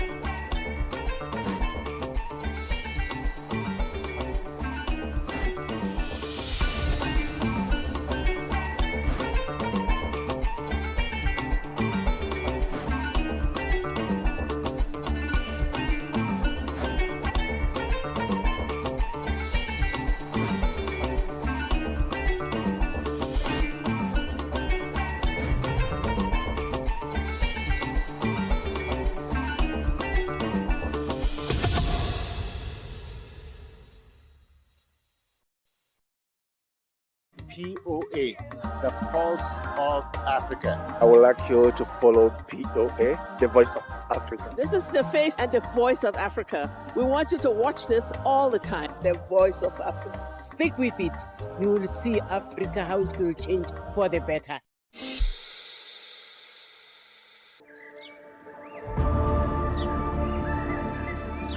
What if a country's greatest monument wasn't made of stone, but of leaves? Every year a country pauses, not to celebrate the past, but to plant the future. Millions of seedlings, millions of hands, one shared responsibility. A farmer starts, a student joins, a child follows, a grandmother smiles. Different generation bound by one promise. To leave to, because every tree rooted in Ethiopian soil gives something back to the world. Every forest begins with a single seed. Every movement begins with a single vision. But it takes a nation to carry it forward. One vision. A leader who dared to plant the first seed. A living hope that will outshine us all.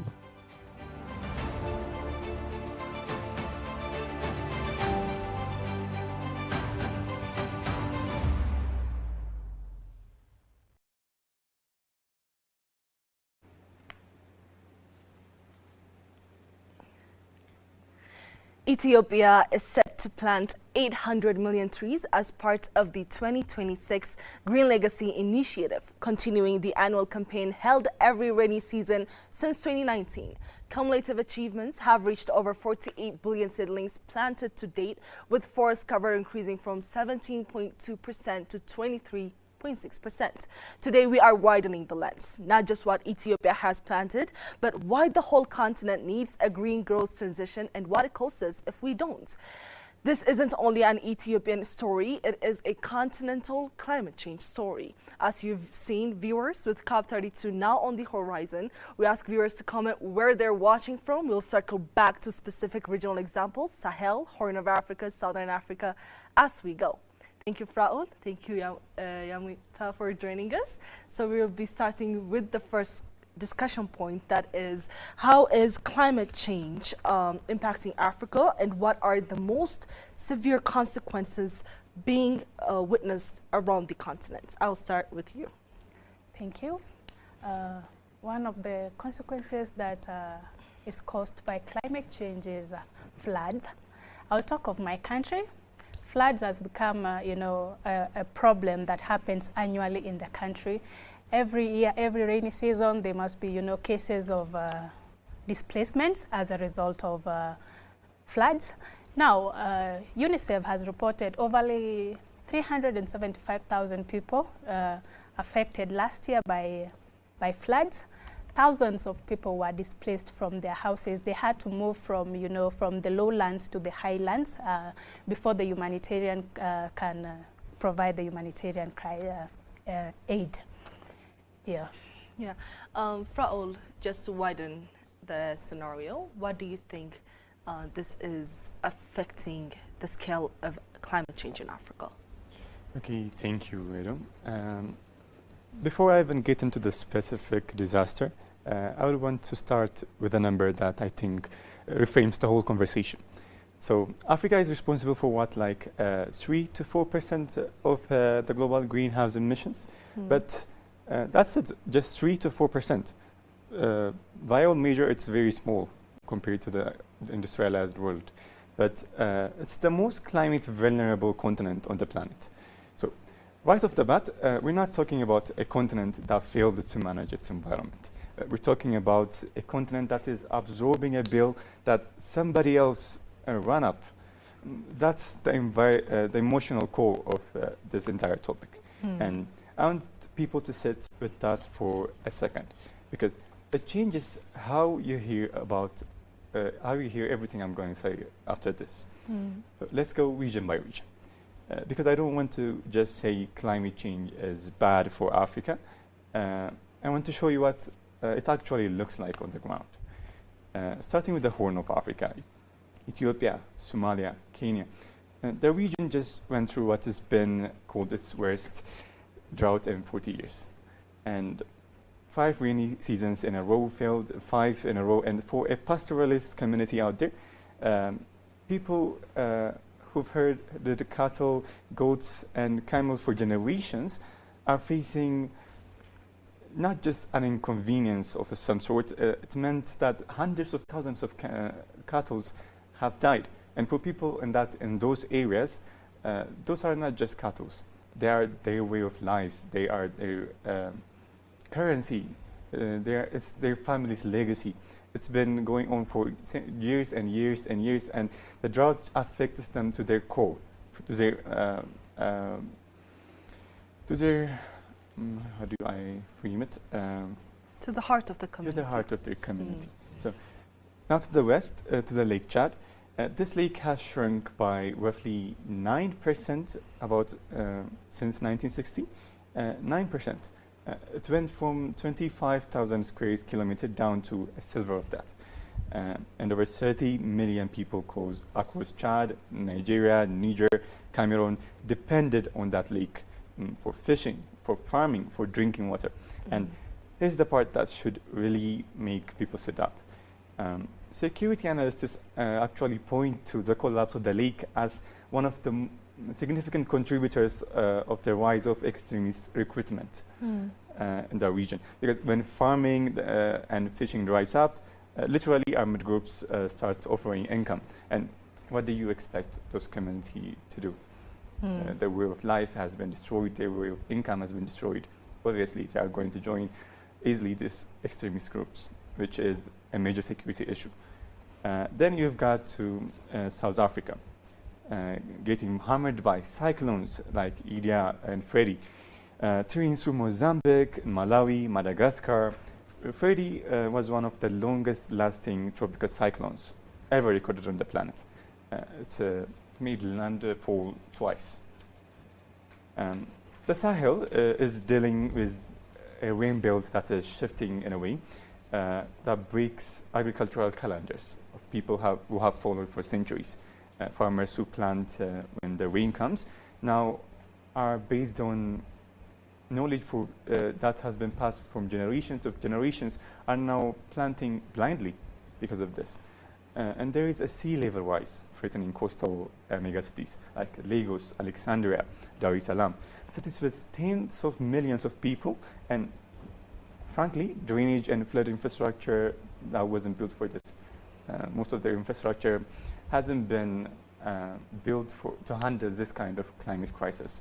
So now let's talk about money, because the economic number on this are honestly very staggering. Depending on the year and the methodology, estimates put Africa annual income losses from climate impact from somewhere between 100 billion and over $900 billion.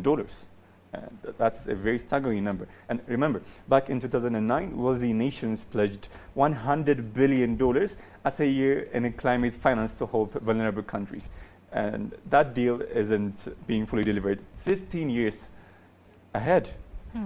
So here's how I would sum up this whole segment. So Africa is basically living the future that the rest of the world is still trying to decide if it's going to happen or to believe in. This is very important because I do not want to leave this in totally a bleak note.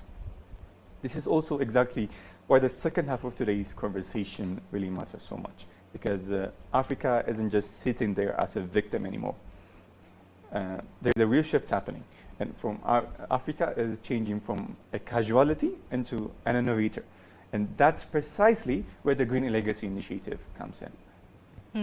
You know what I like? How both of you interacted with the question is that you gave it a dimension in which we can understand human agency. Often here in Africa, we understand climate change to have ties with religious curses.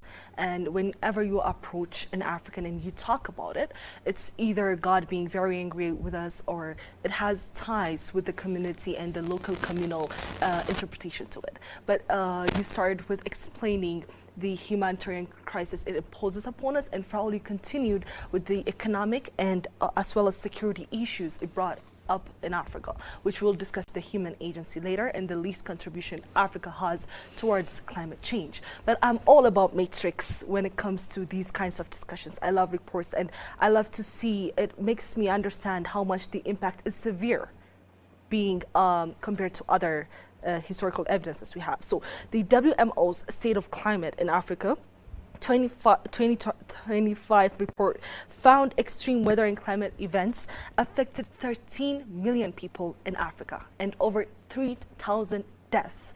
So we can talk about flood in this scenario. What do you think is the role of flood having consequence in our daily lives, especially in the rainy season?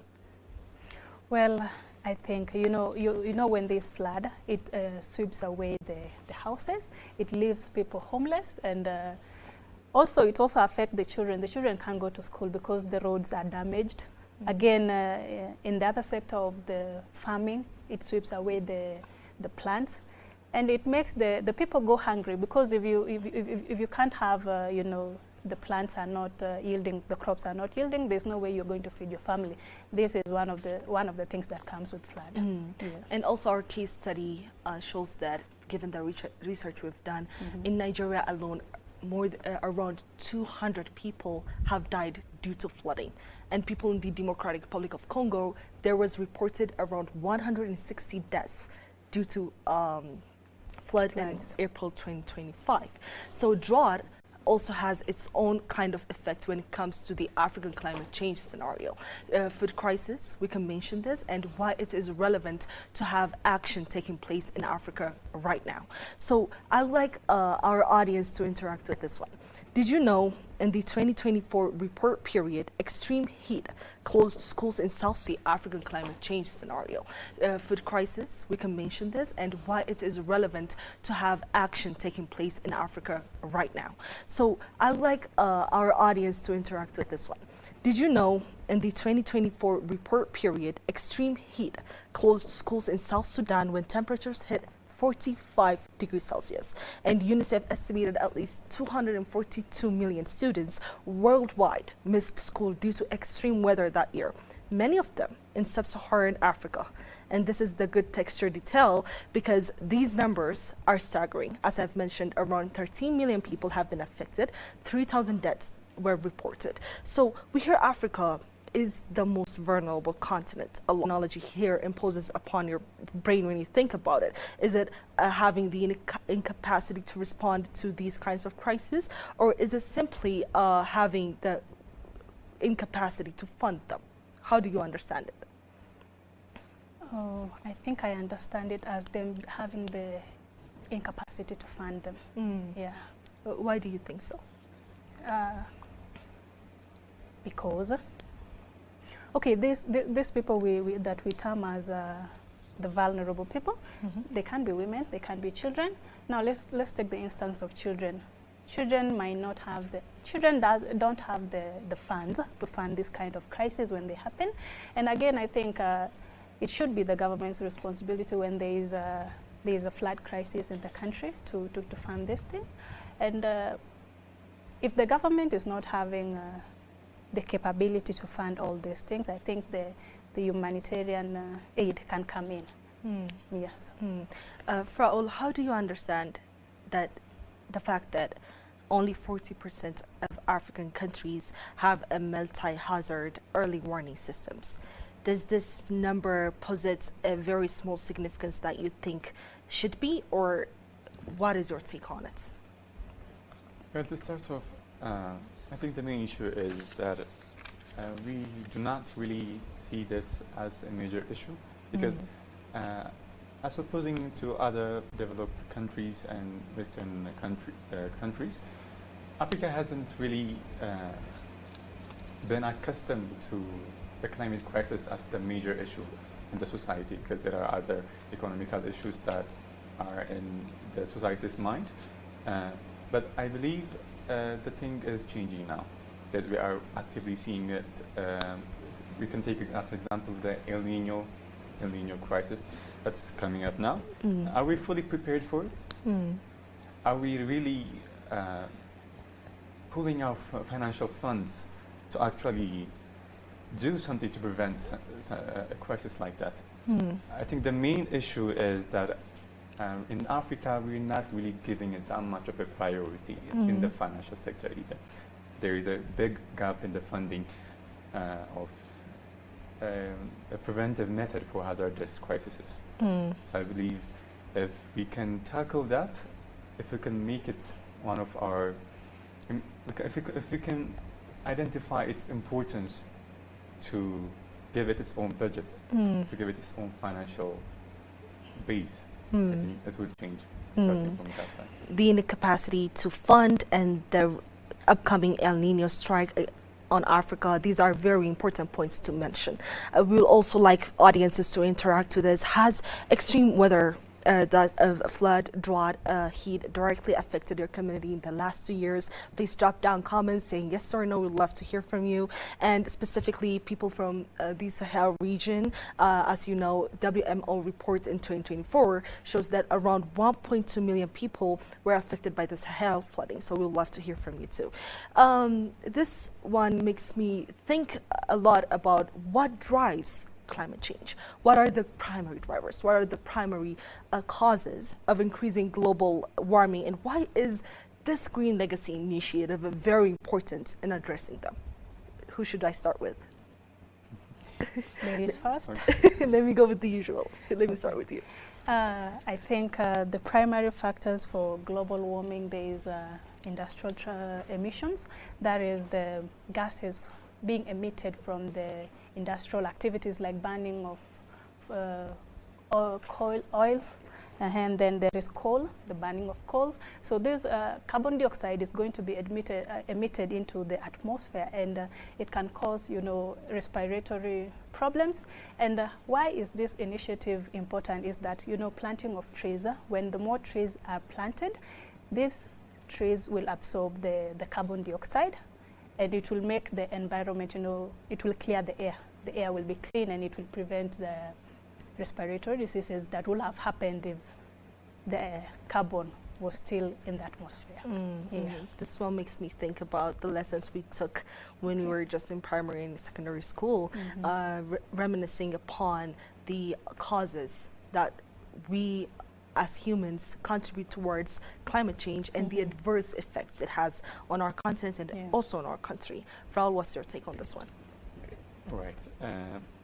So breaking it down, what actually drives global warming? Because I think it helps to have three clean buckets to understand it.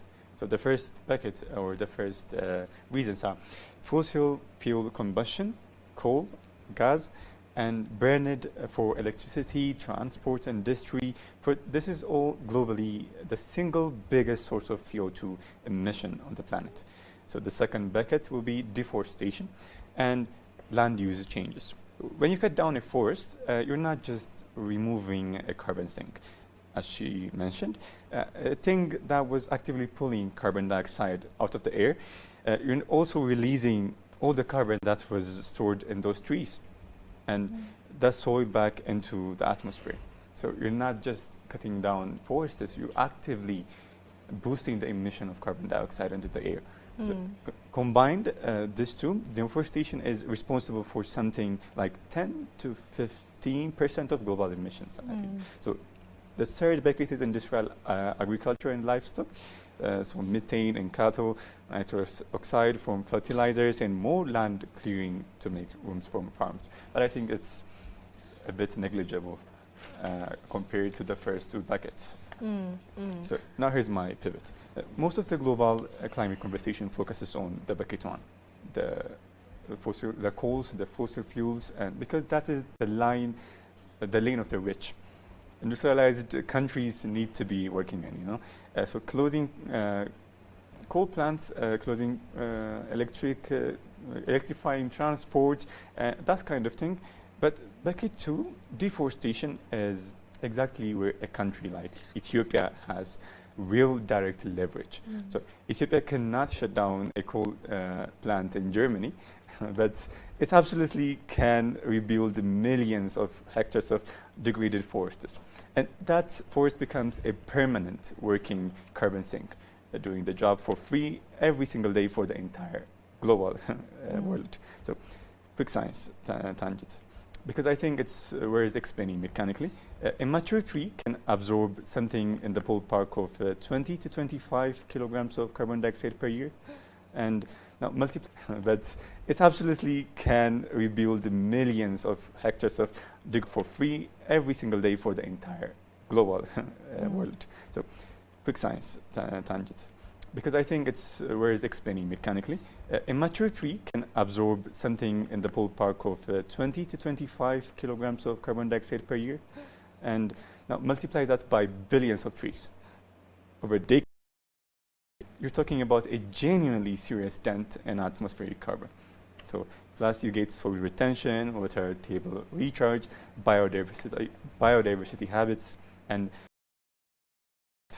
it's not a one-trick intervention, but it has a lot of benefits with it. So now let's talk about the scale.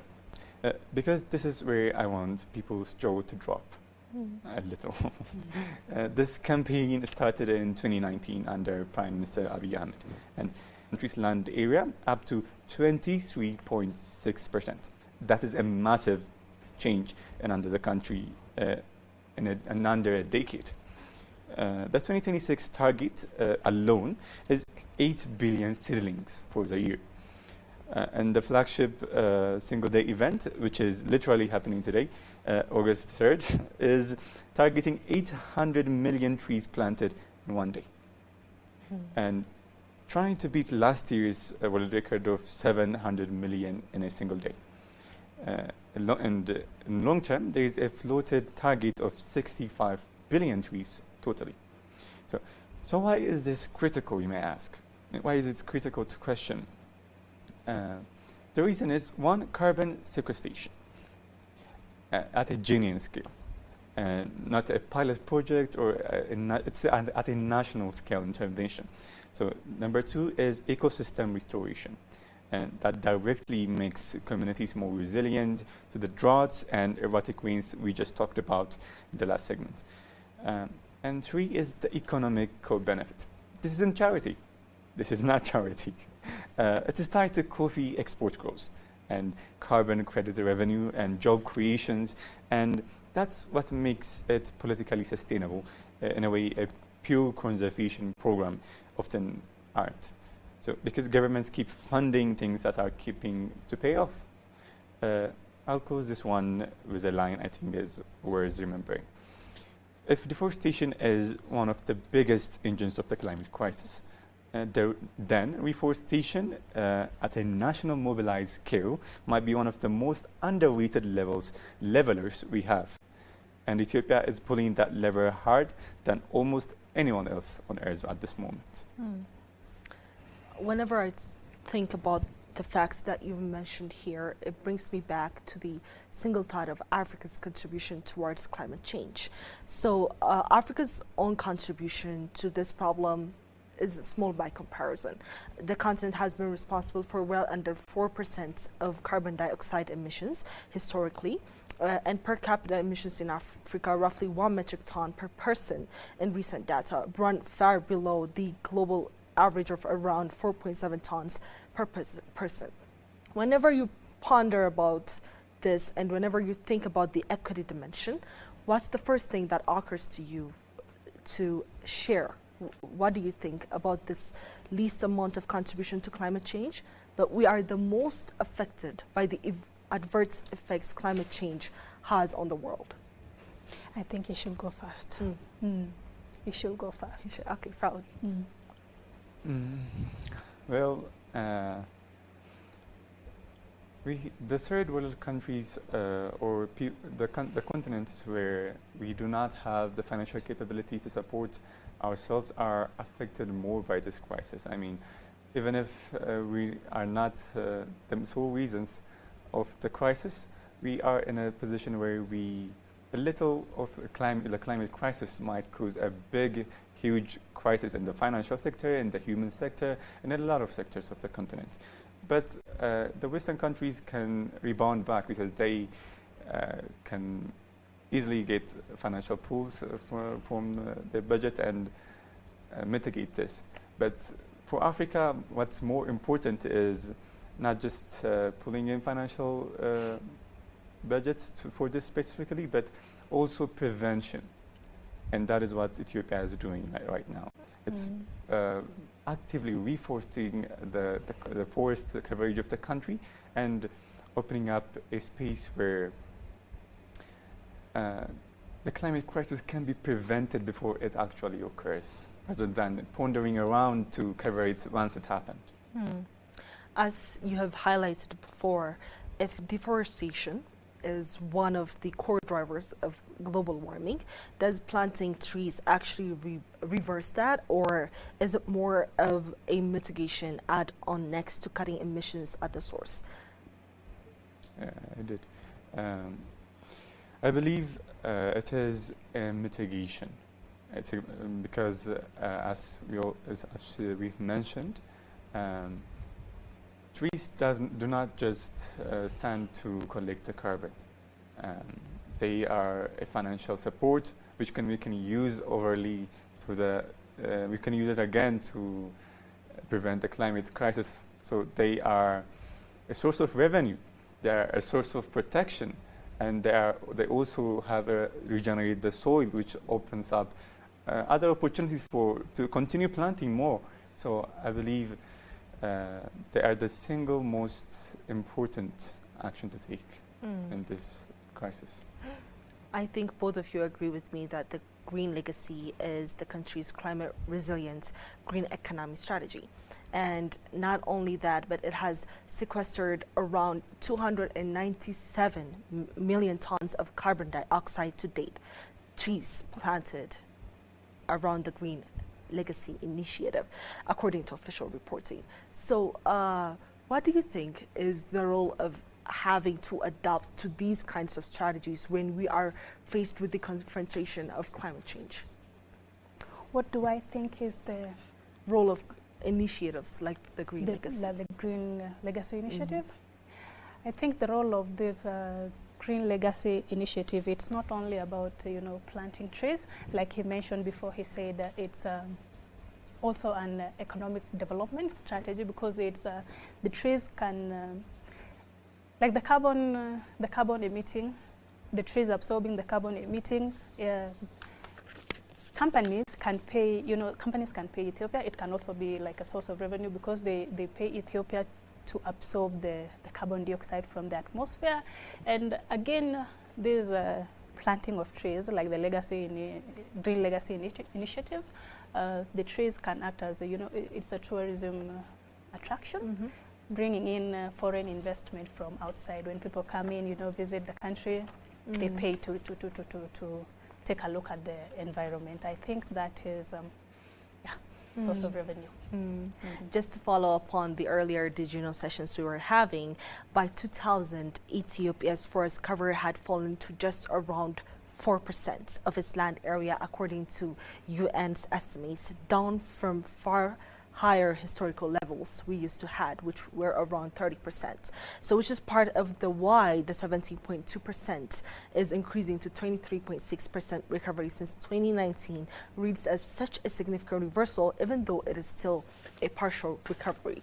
So I would like viewers to comment down one word that comes to them when they think about the global warming causes and the crisis.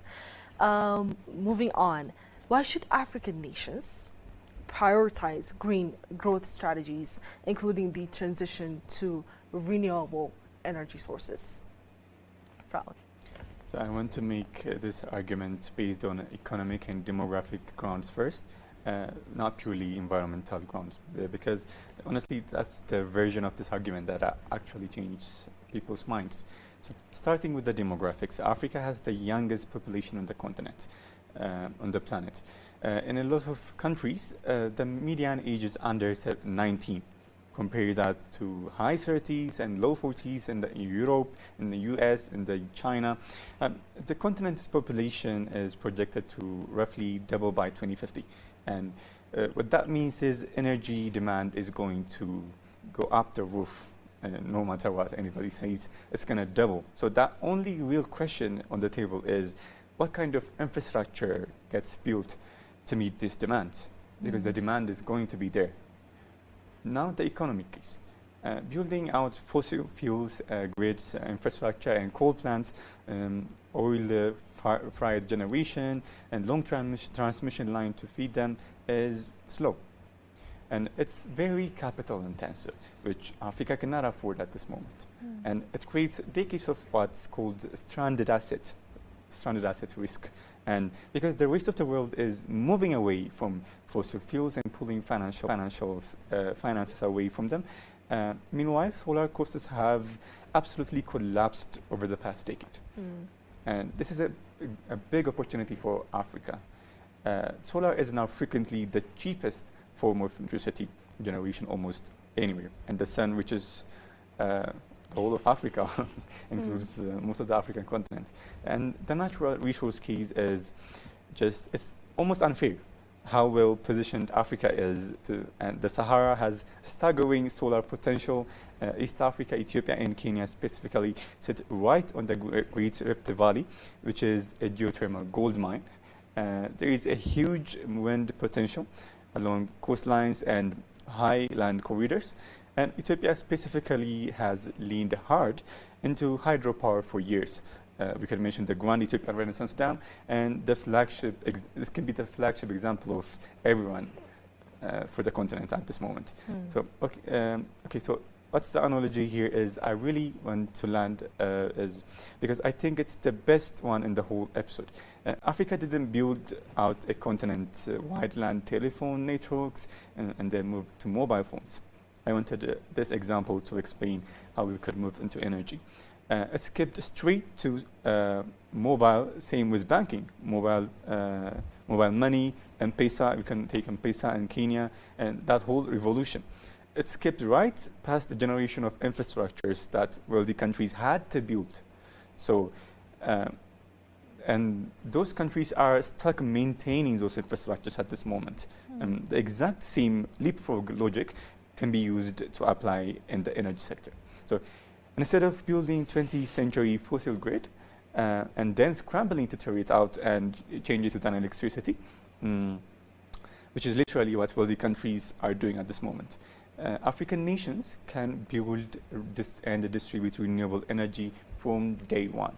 They can transfer their attention to the energy sector fully without having much of a consequence like the wealthy nations. And I want to be really clear about what green growth actually means for Africa. Because people think, people hear it and they think it means slower growth. Because of it means sacrificing development for the environment, and they think it slows down industrialization and overall the growth of one's country. But it doesn't. Green growth means pursuing industrialization, job creation, and poverty reduction through clean energy and sustainable land use, and not despite it. And honestly, green legacy is a big proof of the concept for this argument. And Ethiopia directly tied tree planting to coffee export revenue, going from around $600 million a year to about $3 billion a year. That's a very huge change. And new export crops have been introduced. Macadamia, cocoa, job creations and seedling, cultivation, transport, and agricultural services. So here's my closer for this one. The old assumption was that developing nations had to choose between growing the economy or protecting the environment. But the entire pitch of the green growth and Ethiopia's coffee export numbers specifically support this is that is false. Developing nations can now develop and also protect their environment at the same time. And I think that's why African nations should turn their faces to green growth. What we've just provided is a very concrete and thorough examination of Africa's why Africa should prioritize green energy, and at the same time why we are not using clean energy, but why we have to transition towards it. And what actually backs your data is the 2021 UN SDG data confirms that Africa uses its total final energy, 55% from it is from renewable energy. So, but around only 5.8% of Africa's electricity generation in 2023 is around 5.8%, which you can see how Africa is not balancing the need for the clean energy sources, but also using final energy with renewable sources. So I'd love to know about your generalizations around this before we wrap up on this segment. About why we should prioritize green energy for Africa. Well, I think Africans should, prioritize green energy because it's supporting both economic development and protecting natural resources, like you mentioned before. And Ethiopia is a good example of this thing. Ethiopia is, how do I frame it? English sometimes can be hard. Like I was saying, Ethiopia is an example that the Green Legacy Initiative, that economic development together with maintaining natural resources can go hand in hand. So the benefits of this Green Legacy Initiative is that it brings about sustainable economic growth and creation of green jobs opportunities for the young population, because Africa is made of a young population. And again, it can also, improve the health through cleaner air. Like he said, the trees being planted too can also bring a cleaner air, and it can also be a greater climate resilience. Yeah. According to the study of the IEA, Africa contains around 60% of the world's best solar energy and around 10% of global wind potential. Although this is a theory-supported notion, what surprised me the most when I encountered this one is that the continent's untapped onshore wind could alone theoretically support all of Africa's annual electricity demand. Can you imagine that scale? Solar. Can you imagine that coverage? Can you just think about how much we are not utilizing our resources to the maximum scale? We're not implementing the legal instruments that should be implemented in order to harness these resources. So this was a point of a eureka moment. Aha, we could have done this for me when I encountered this research point. So let's talk about regional proof points. Before this discussion took air, we were discussing how much Kenya, Rwanda, Tunisia, Morocco have been implementing projects toward this green energy economy. Can you share us a few points about that, please? A few points about the Kenya and regional other implementations that have taken place in Africa. Sorry, I'll pass it to him. Okay, Raul, can you shed light on it, please? Enlighten me about that. Before I begin that, I want to continue with what you said. You talked about how Africa is sitting on a gold mine of resources, but it's not using it. We've been hearing the story again and again through all the decades. People were saying, Africa is rich in resource. Africa is not poor. Africa is not poor. Africa has resources, but we haven't been implementing them. A lot of people have been saying that. But I think what should change from now on is we should just start pushing more on the implementation. And I think Ethiopia's green legacy is a good example in that sector, as we have mentioned. So the one closely related to the last question is, let me shift the angle. The last segment was why it is a smart strategic choice. And this segment is why there is basically no alternative. So I want to hit 4 kinds of imperatives here: climate, finance, geopolitics, and health. The climate imperative first. Looking back to the first segment, the continent least responsible for causing this crisis is suffering the most from it. And African nations built out heavy fossil infrastructure right now, and they'll be actively worsening the exact crisis that's already there. Devastating their own population through drought, cyclones, food insecurity. And there is a real moral and practical absurdity in doubling down and the thing that's already hurting you the most. The financial imperative is in honesty, and this is the one people don't talk about much. I want to spend real time on it. It's international capital. Development banks, personal funds, sovereign wealth funds is increasingly restricted from financing new fossil fuels projects, especially coal, because the ESG mandates and net zero commitments. Meanwhile, money is flowing hard into renewables, green bonds, climate funds, development bank facilities, and often the more fundable choice is if you literally cannot raise money for a coal plant, you can raise money for a solar farm. And that's not really a choice anymore. That's the market telling you the right answer at this moment. The market is directing African countries to choose energies rather than the 20th century energy solar energy sources. So stranded asset risks ties right into this. Any fossil infrastructure built today has a 30 to 40 year expectancy of lifespan. But the whole world, including major trading partners and investors, is trying to hit net zero by 2050. And that means anything built today risks becoming a written-off liability before it even pays itself. And that is an enormous financial risk for a capital-constrained government to take on voluntarily, and especially for Africa's context, it's basically not a choice anymore. So the geopolitical imperative is energy import dependency, is a national security vulnerability for the whole continent. Countries rely on imported oil and gas to get exposed to global price shocks. And remember the 2022 energy crisis, and you can also remember the more recent, the Strait of Hormuz crisis, where the energy crisis affected Africa mostly. And geopolitical supply disruptions have zero control over that. So domestic renewable energy is inherently energy dependent because the fuel is sunlight, wind, geothermal heat, which Africa is full of at this time. And nobody can embargo the sun, as of now. And I'll add the house imperative as a bonus, because it's real and it's underappreciated.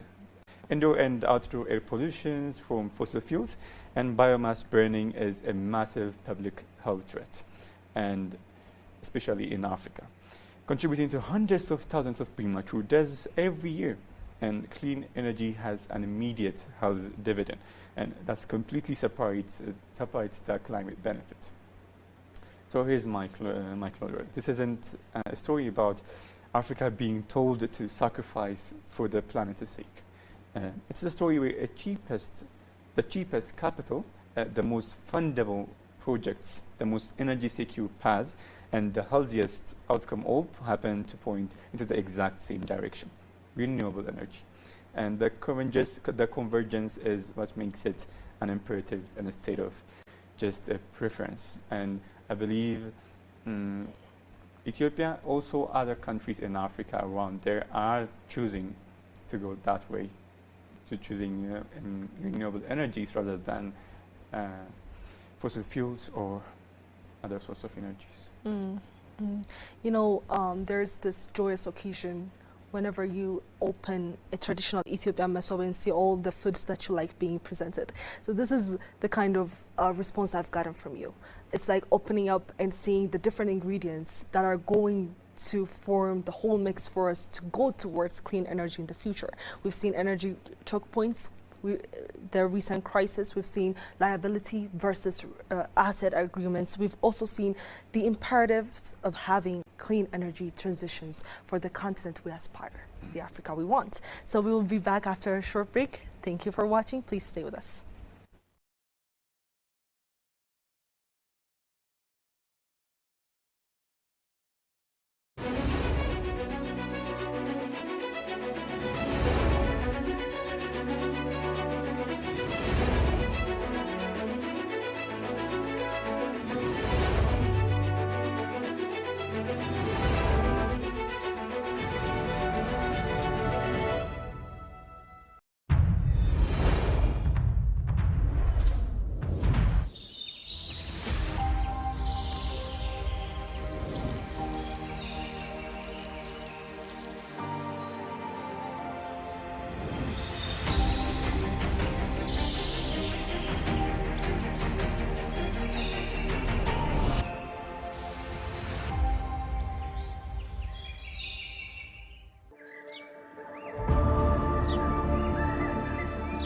What if a country's greatest monument wasn't made of stone, but of leaves? Every year a country pauses, not to celebrate the past, but to plant the future.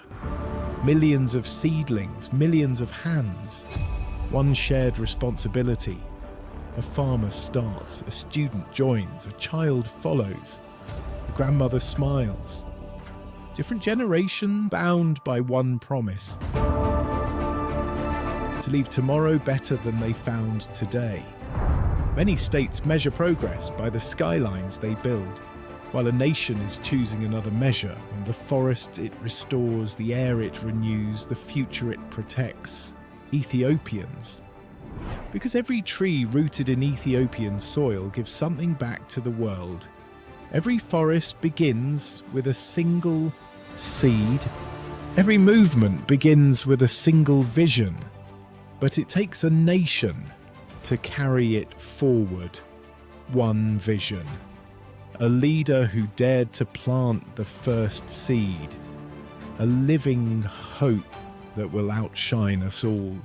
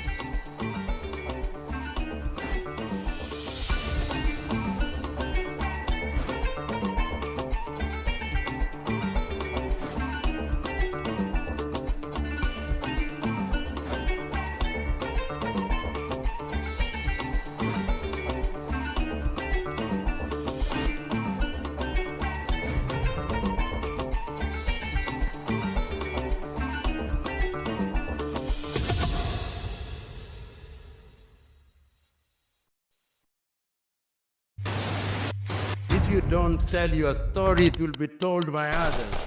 They'll talk of hunger, they'll talk of war, they'll talk of conflict, but they'll not say the things that are happening in Africa that are positive.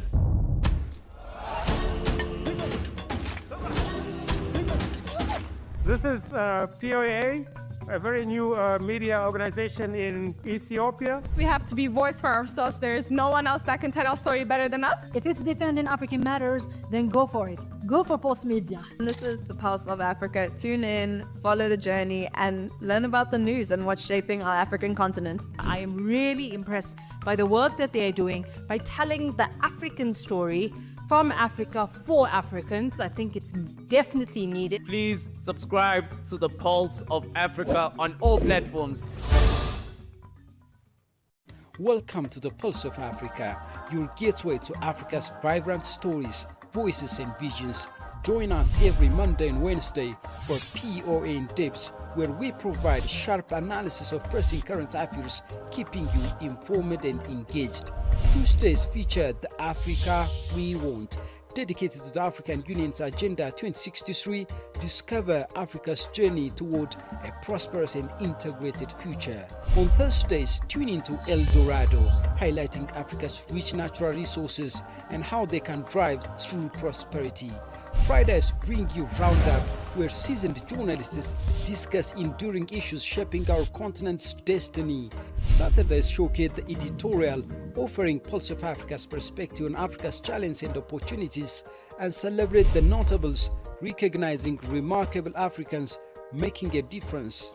And don't forget, Sundays are for Africa Melody, honoring our culture, music and entertainment. So tune into the Pulse of Africa and experience the vitality of our continent every day of the week. Subscribe now.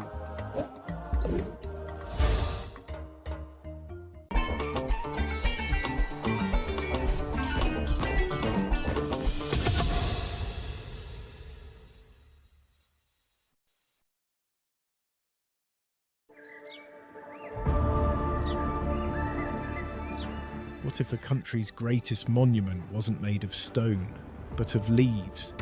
Every year a country pauses, not to celebrate the past, but to plant the future.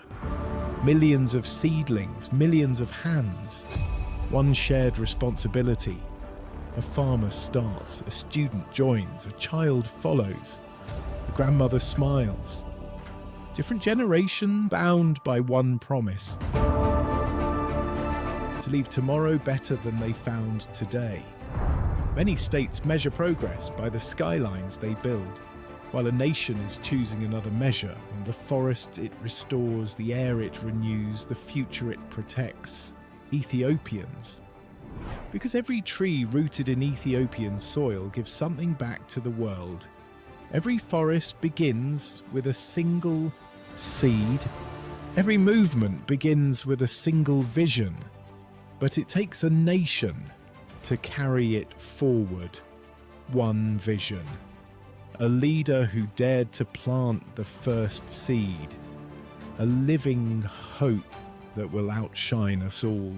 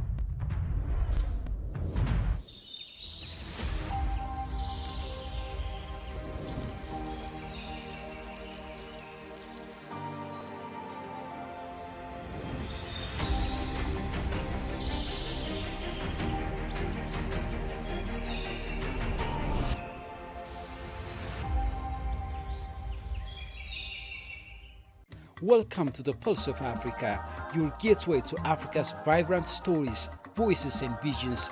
Join us every Monday and Wednesday for POA in Depth, where we provide sharp analysis of pressing current affairs, keeping you informed and engaged.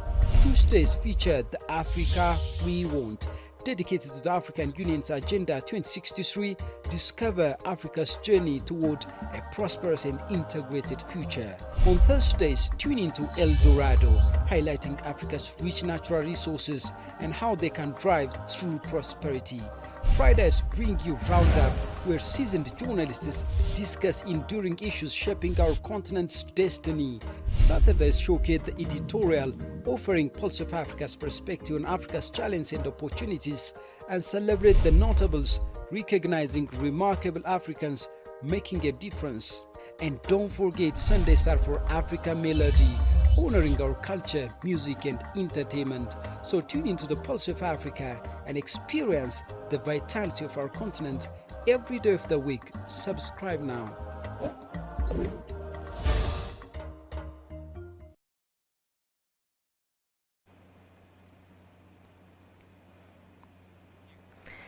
Welcome back, viewers. Thank you very much for staying with us for this round 2 of the live discussion regarding Ethiopia's Green Legacy initiative. So I would like to talk about a few points regarding regional proof points, what other African countries are doing to harness their green economy and will be moving forward. So Kenya has actually become Africa's geothermal leader, with the Olkaria complex alone contributing over 700 megawatts to the national grid, and national installed geothermal capacity approaching over 1,000 megawatts, making Kenya the world's largest 7th geothermal producer.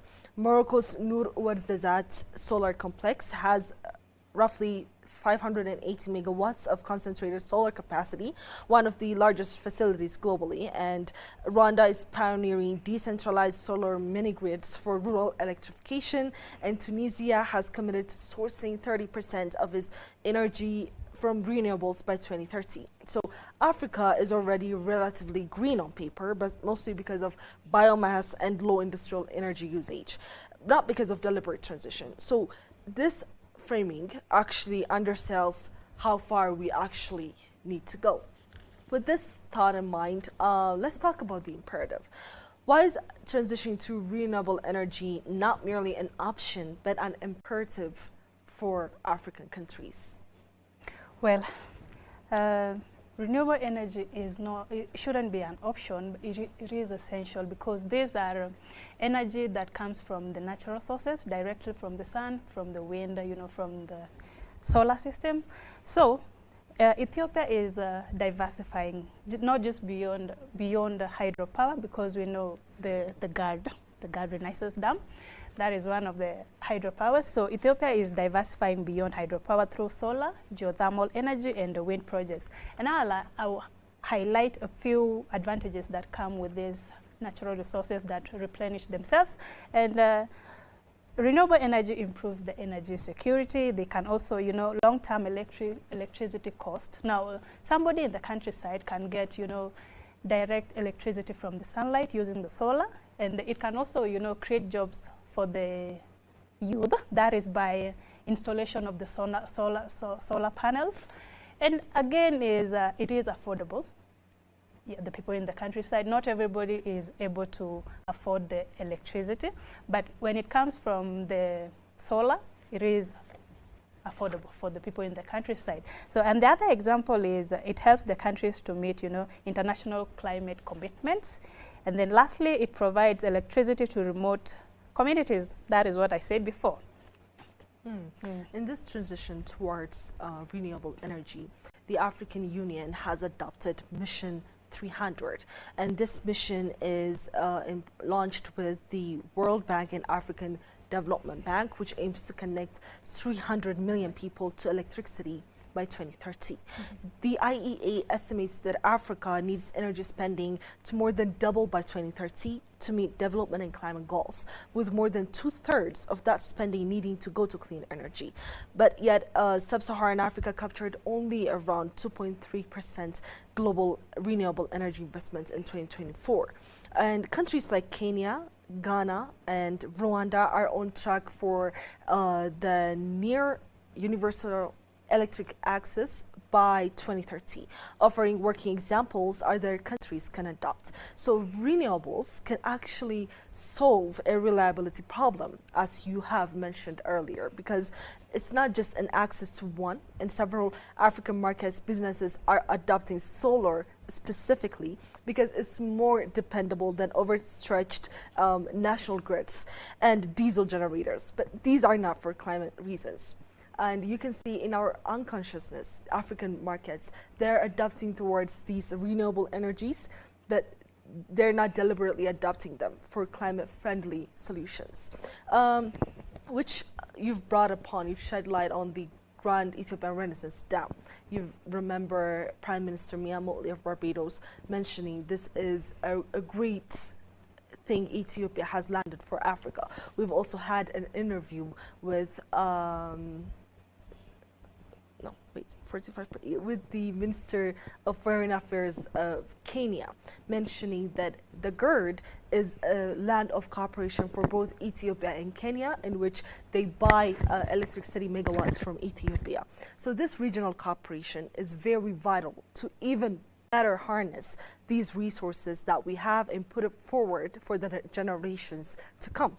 So what makes the Ethiopia Green Legacy Initiative, circling back on this initiative, the grand initiative that's taking place today as well, as an exemplary model for green growth transitions in developing nations? You've been real quiet. Let's start from you now. Well, from what I heard you talk about, I want to add something about the imperatives before I move on to the Green Legacy Initiative. Practically speaking, is there any imperative for us to go backwards into the 20th century and use fossils, coals, and old energy systems that pollute the globe and bring out climate crises? First of all, it's very capital intensive, and we are at a time where Africa has to finance its own self. The world is moving away from these energy sources, and to be going backwards and be asking funding for something that will be hurting your community, that will be hurting your country, is not only it's not a speed run to development, it's a speed run to ruining your country and bringing crises that are too expensive to solve for Africa at this time. So at this point, I do not believe it is even a choice for Africa to go choosing greener and cleaner energy. Because at this point, why are you choosing to buy problems for the continent? You feel like it's about time to invest in modern It's sectors. about time to move on. It's about time to move on from the crises that we are seeing. We are actively seeing a lot of crises in the continent. We are suffering from the lot of climate crises the continent is receiving at this moment. And actively choosing to fuel that by choosing an industry, a fossil fuel-based or coal-based industry at this time, in the 21st century, I think it's a little too outdated at the time. So it's not, we have gotten to a point where it's not even a choice anymore. It's not even a choice. It is the only thing we can do at this time, because the world is moving forward and we have to move forward. And we do not have things to clean up like the Western countries. For example, for the Western countries, it's a bit hard to completely transition into a cleaner and greener energy, because they have a lot of base of industrialized coal-based and fuel-based places. We can even mention the Middle East. The Middle East's economy is based on fuel, for example.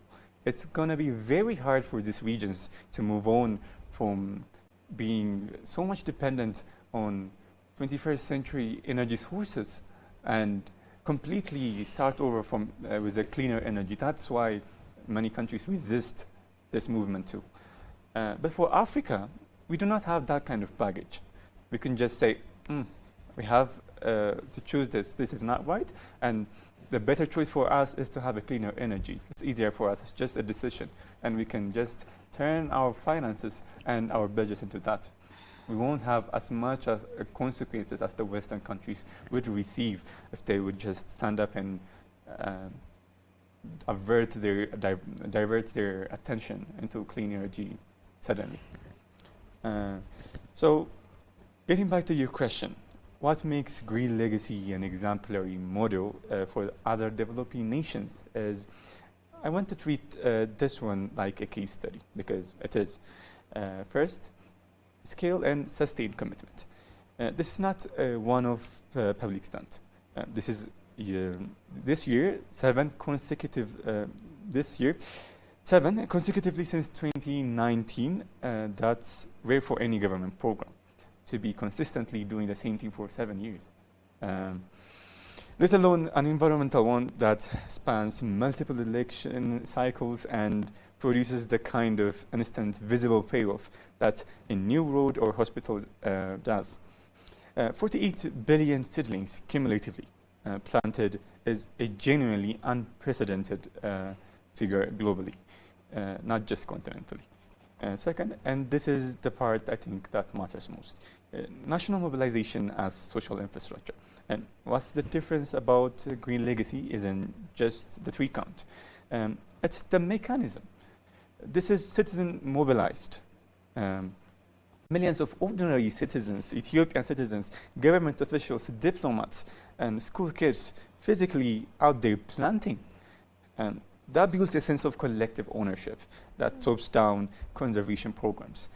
Because instead of the community believing that this is something that came from the government only, now, because I planted that seedling, it's my property. Now, I have ownership. I have a responsibility to take care of that seedling, and that is a very different aversion from other conservation programs that are mainly government-driven. The kind funded only by, for example, the kind funded by the NGOs or foreign aids and planted by contracted people, and usually they don't persist. When people plant trees themselves, they are way more likely to protect it, water it, and keep it alive. Survival rates are everything in reforestation, and community ownership is one of the best factors for the survivability of a seedling. The third is integration across sectors. This is the most important for the model argument. Green Legacy touches watershed protection, agroforestry, food security through new fruit tree varieties like macadamia, pomegranate, cocoa, coffee export grows, job creation in nurseries and transport, and carbon finance. It's woven into the broader development strategy. It's not about just reforestation, but is actively pushing the development of the country, which is unique from other conservation efforts taken by multiple other parties. It's not sitting in some isolated environment. It's also a ministry silhouette competing for scraps or budget against real economic priorities. Fourth is the direct link to hard economic outcomes. Coffee revenue roughly tripling to about $3 billion a year, tens of millions in carbon trading revenue, thousands of new green jobs. Those are the kind of numbers that get finance ministers paying attention, not just the environmental ministries. So it has a huge coverage and a huge autonomy in different sectors, from the agriculture to the finance. So fifth is the institutional recognition. The World Bank, Norway, and ECA are all citing this as a template now. And honestly, Ethiopia's diplomatic win in landing the COP32 host bid over Nigeria is in part a direct dividend of this credibility.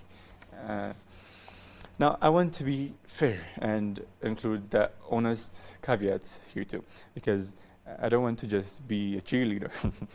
Critics and researchers point out that seedling survival rates are genuinely hard to independently verify at this scale, because this is a very large scale.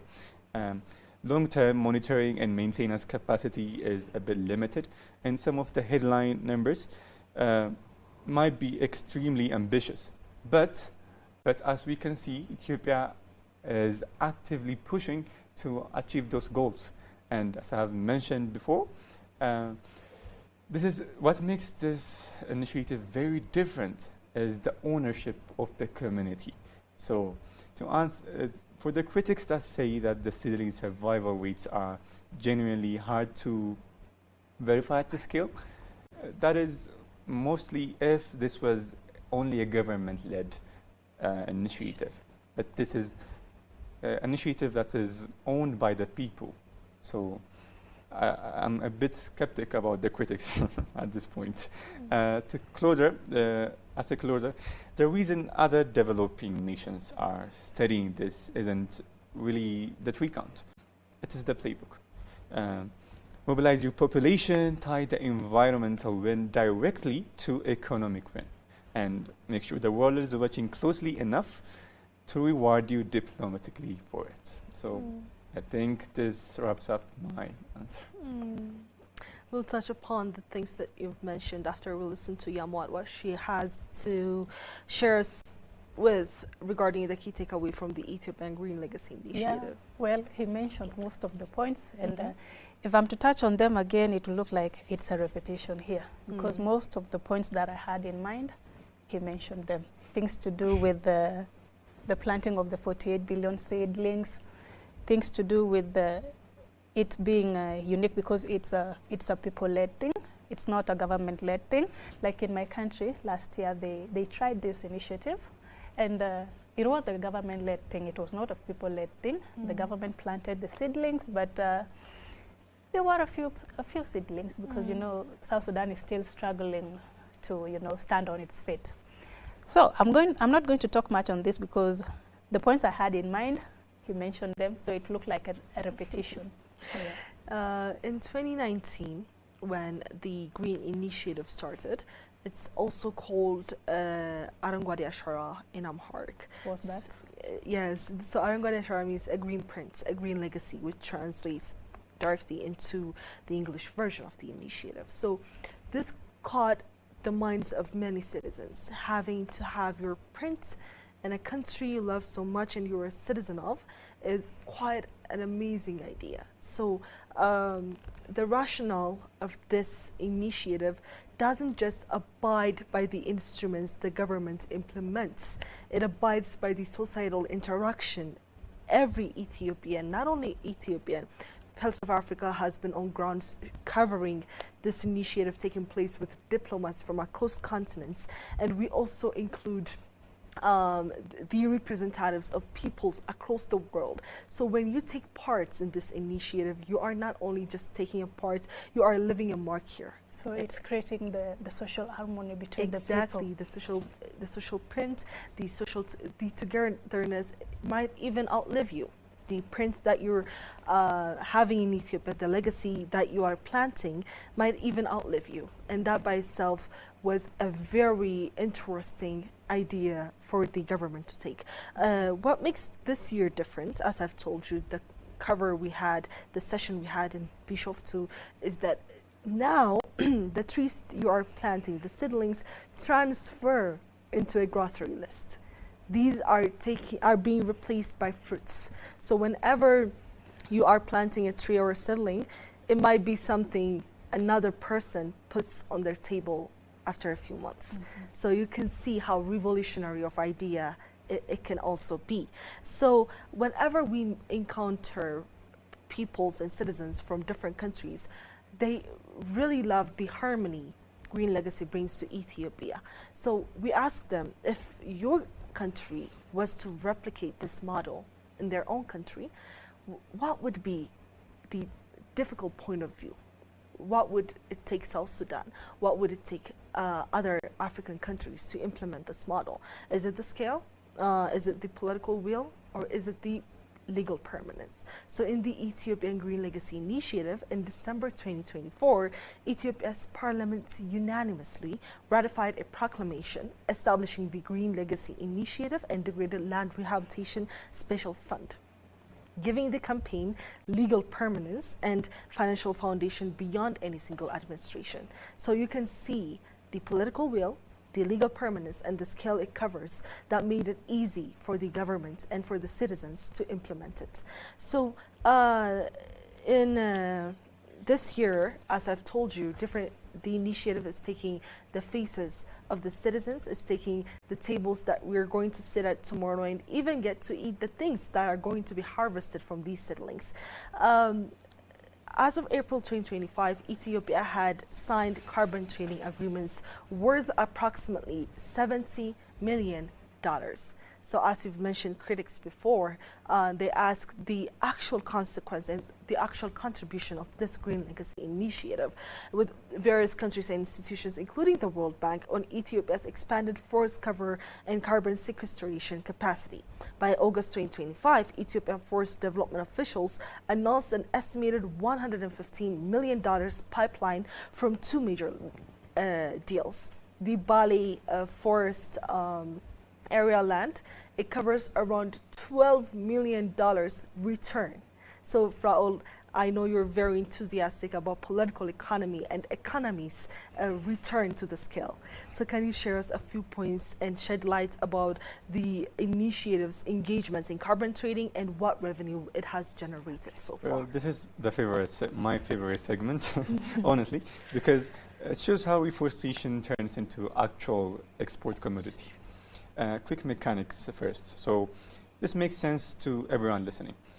Carbon markets let countries or companies offset their emission by buying verified carbon credits generated by things like reforestation, avoided deforestation, methane capture, renewable energy projects. So one credit typically equals 1 metric ton of carbon dioxide, either sequestered or avoided. So buyers, wealthy governments, multilateral banks, corporations trying to hit net zero pledges pay for these credits, and the money flows to whoever generated them. Now the specific details. Like in February 2023, Ethiopia signed an emission reduction purchase agreement worth up to $40 million through a World Bank-backed program called the Initiative for Sustainable Forest Landscape. The first agreement of its kind, for the program, committing to cut about 4 million metric tons of carbon dioxide equivalent by 2030. More recently, Ethiopia has secured around $70 million through carbon trading agreements with international partners, including the World Bank. There is a separate, bigger deal, genuinely described as a watershed moment, whereas $150 million agreed with the World Bank and the Norwegian government, tied specifically to the verified carbon credit from Ethiopia's growing forest cover. So zooming out, over the last decade, in Ethiopia has pulled in roughly $150 million total in carbon-related revenue, and with crucial support from the World Bank and Norway. Looking forward, Ethiopian forest development officials have a target of $100 million in cumulative carbon trade revenue by 2030, selling credits directly to buyers like the World Bank. And here's a detail I really like. The Bali Forest project in Oromia has reportedly generated around 11 million euros from carbon sales. And 60% of that revenue goes directly to local communities. I like that number specifically because it pushes back on the common criticism that carbon finances never actually reach on the ground level to the people. On the energy side, there's also the World Bank Carbon Initiative for Development, which has supported off-grid solar and biogas systems. reaching over 3 million people with clean energy and generating a few $1 million from certified emission reductions. So why does this matter beyond the dollar figures? Because it converts into a public good, a growing forest into a monetizable, exportable asset. That's a genuine novel form of foreign exchange earning for a developing country. Ethiopia's Forestry Director General has explicitly framed these deals as a signal of growing international confidence in the country's environmental governance. I do want to add a caveat here, again for credibility. Carbon credit integrity is a huge debate globally right now. There have been real scandals in voluntary carbon market elsewhere in the world, and where rainforest credit schemes turned out to wildly overstate their actual impact. So Ethiopia's credibility here really depends on rigorous and independent verification and transparent settling survival monitoring going forward. That's the thing analysts are going to be watching closely as these numbers scale up. But as a closer, Ethiopia figured out how to put a price tag on oxygen and get someone actually to pay for it.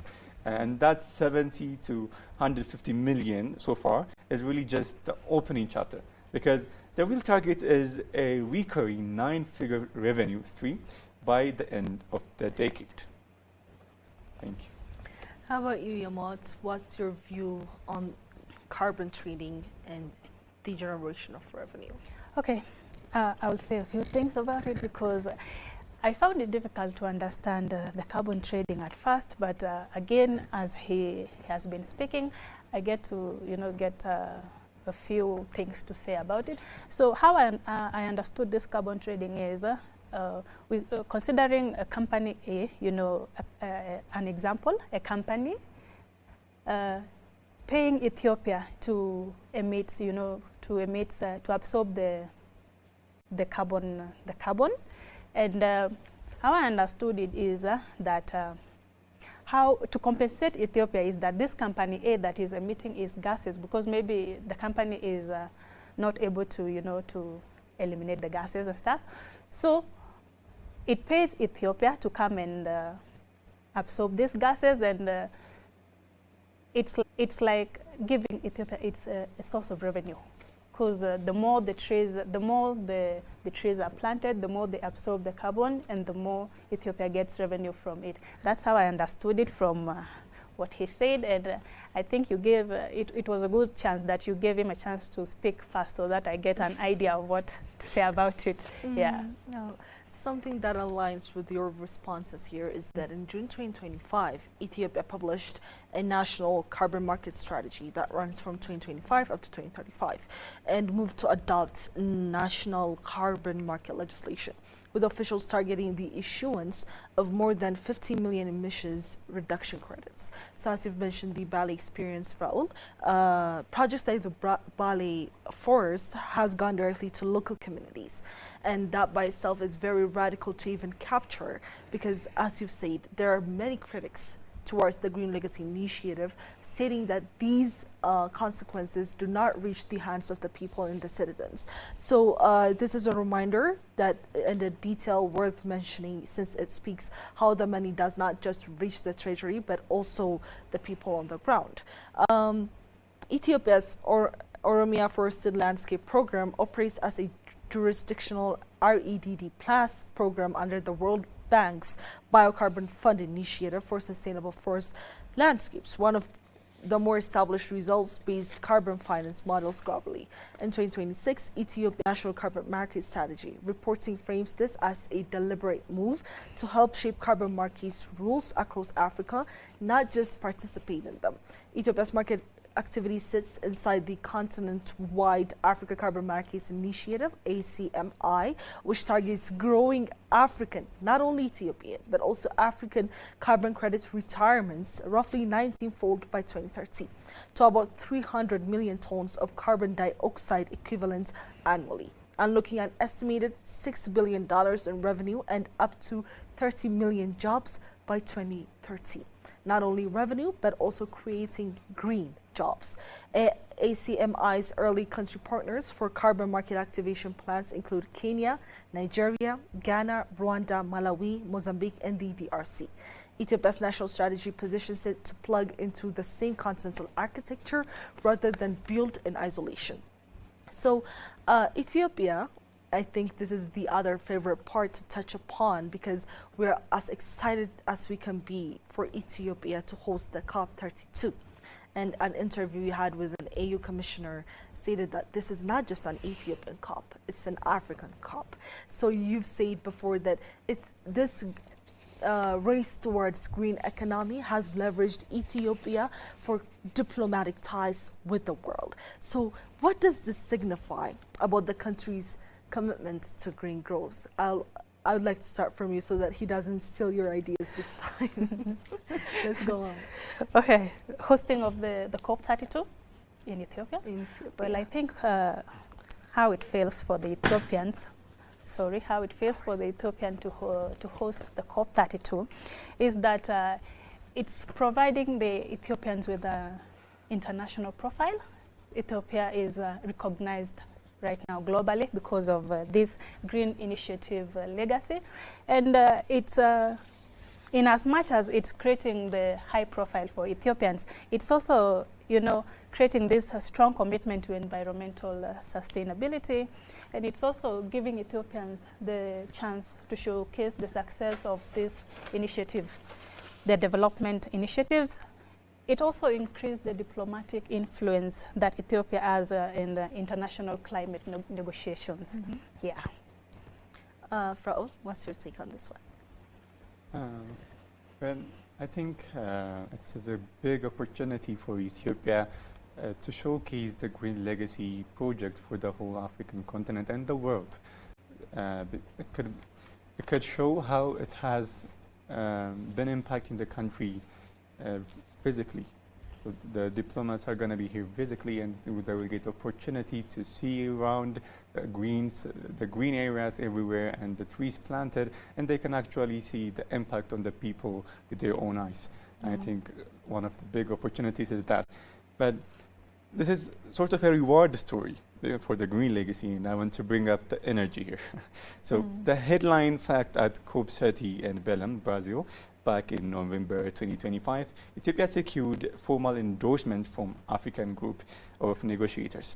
And that's all 54 African nations, essentially, to host COP32 in Addis Ababa in 2027. And it beat out a competing bid from Nigeria, which had proposed Lagos. Ethiopia's ambassador to Brazil called it a moment of deep gratitude for the trust placed in Ethiopia's people and the government. So here's why this is historically significant. This marks the first time in over a decade that the UN flagship climate summit is returning to sub-Saharan Africa specifically.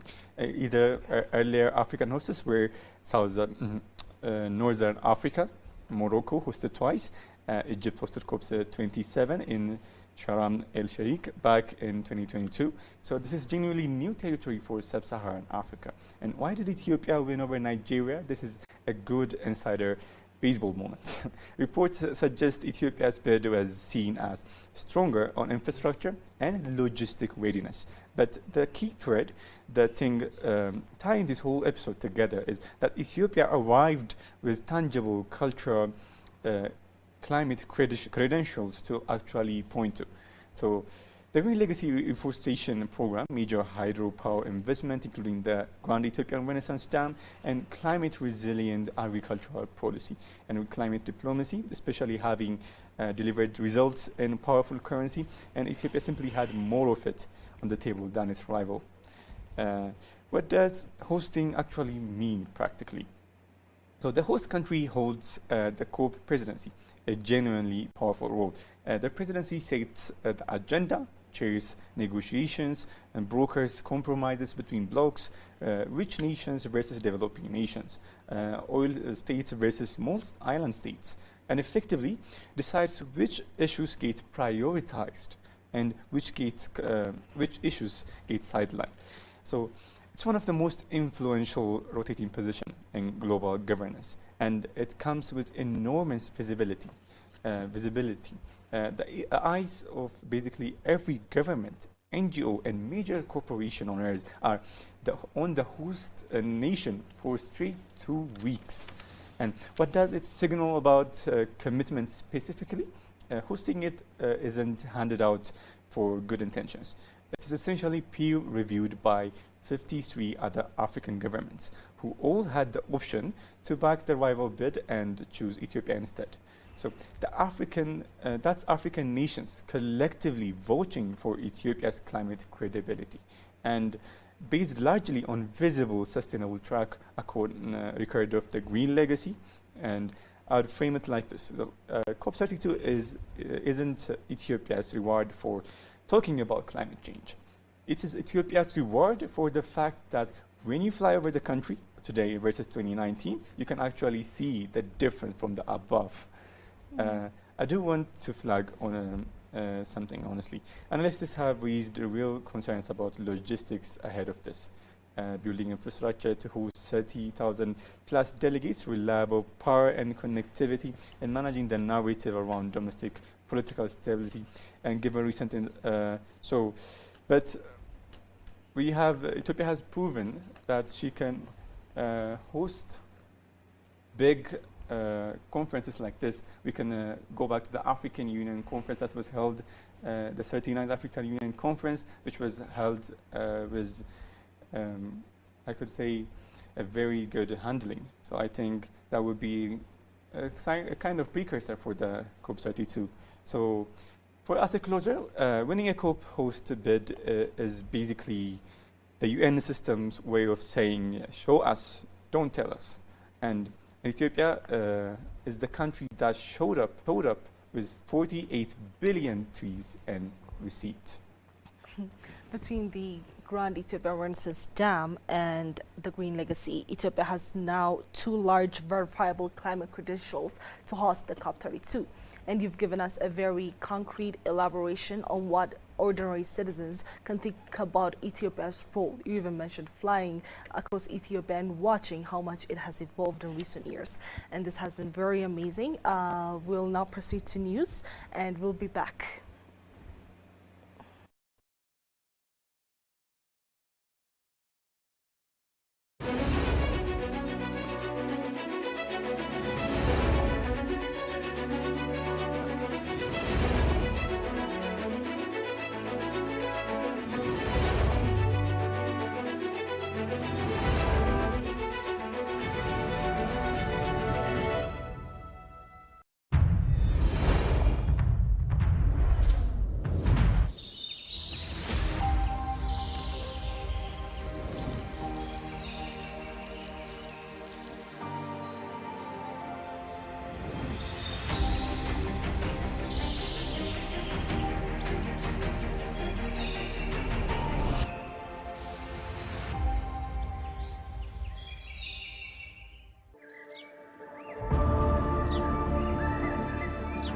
What if a country's greatest monument wasn't made of stone, but of leaves?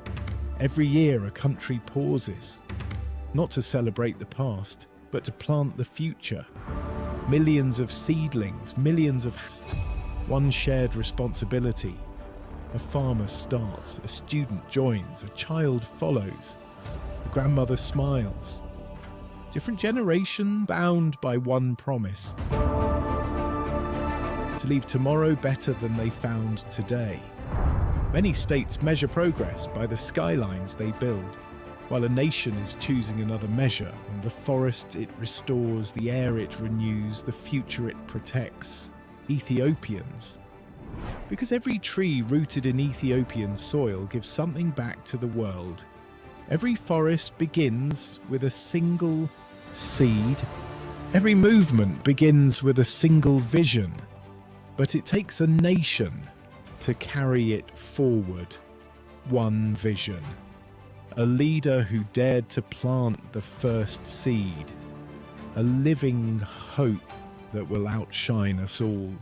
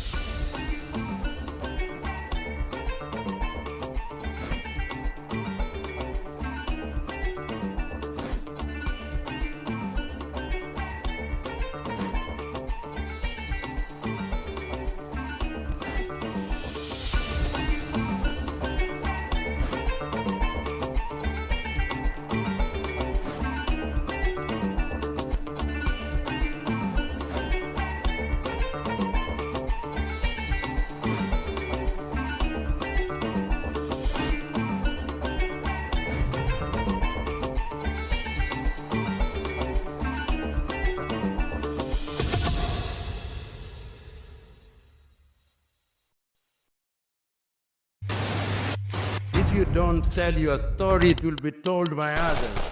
They'll talk of hunger, they'll talk of war, they'll talk of conflict, but they'll not say the things that are happening in Africa that are positive.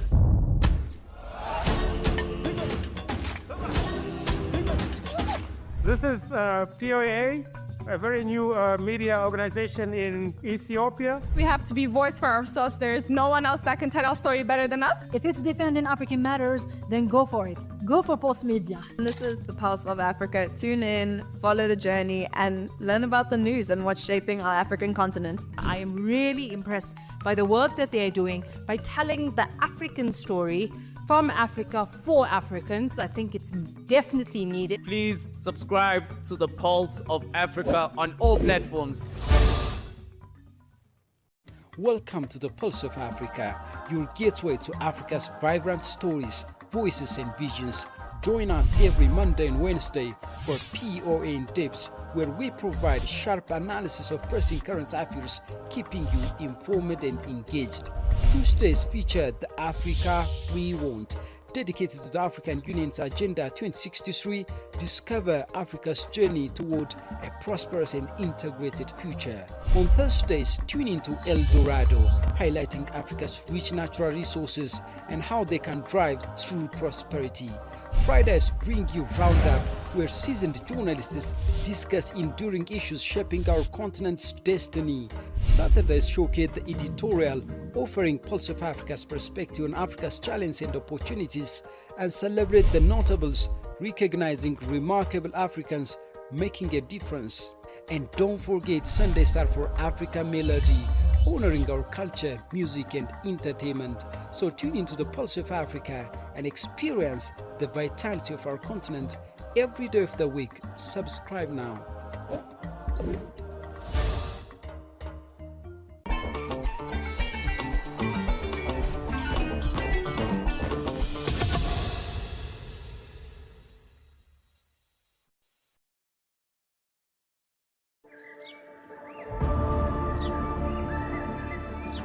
What if a country's greatest monument wasn't made of stone, but of leaves? Every year a country pauses, not to celebrate the past, but to plant the future. Millions of seedlings, millions of hands, one shared responsibility. A farmer starts, a student joins, a child follows, a grandmother smiles. Different generation bound by one promise: to leave tomorrow better than they found today. Many states measure progress by the skylines they build, while a nation is choosing another measure on the forest it restores, the air it renews, the future it protects. Ethiopians. Because every tree rooted in Ethiopian soil gives something back to the world. Every forest begins with a single seed. Every movement begins with a single vision. But it takes a nation to carry it forward. One vision. A leader who dared to plant the first seed. A living hope that will outshine us all.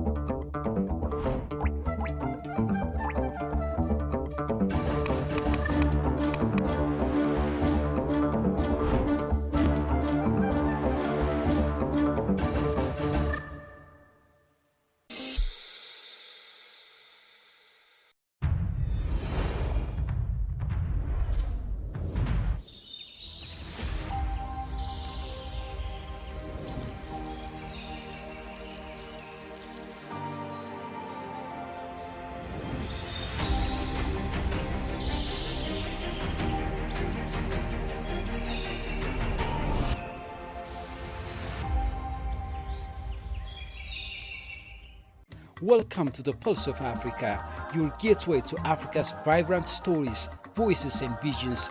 Join us every Monday and Wednesday for POA in Depth, where we provide sharp analysis of pressing current affairs, keeping you informed and engaged.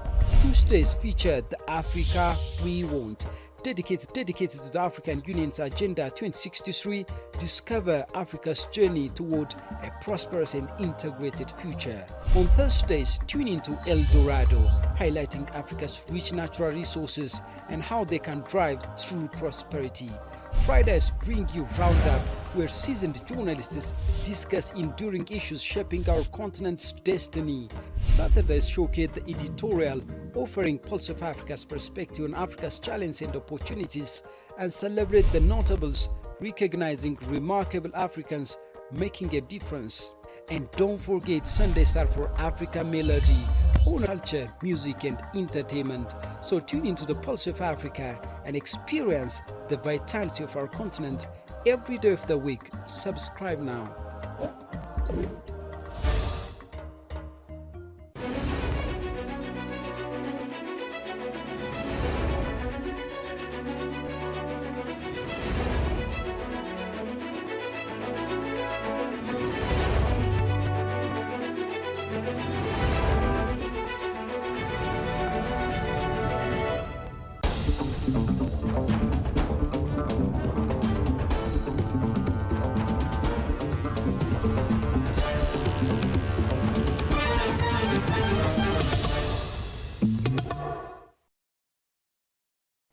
A single seed can shape the future, and Ethiopia's Green Legacy Initiative reached a historic milestone as millions unite to plant about 800 million seedlings in just one single day, restoring the ecosystems and also strengthening the climate resilience.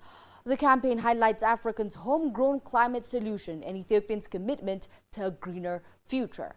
As you know, today's the day that Ethiopia has planned to plant about 800 million seedlings just in one day, from sunrise to sunset, from 6 a.m. to 6 p.m.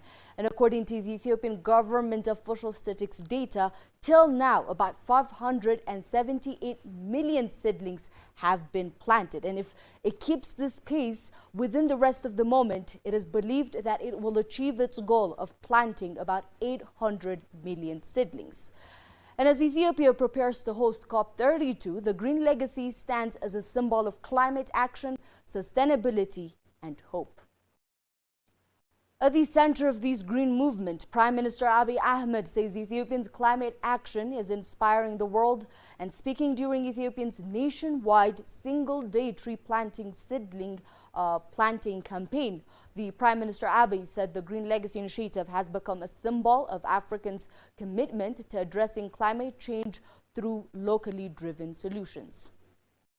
Our Green Legacy Initiative is no longer confined to Ethiopia's borders. It is inspiring nations around the world, the Prime Minister said, adding that the initiative impact has received global recognition, culminating in Ethiopia's election to host COP32, one of the world's major climate change conferences.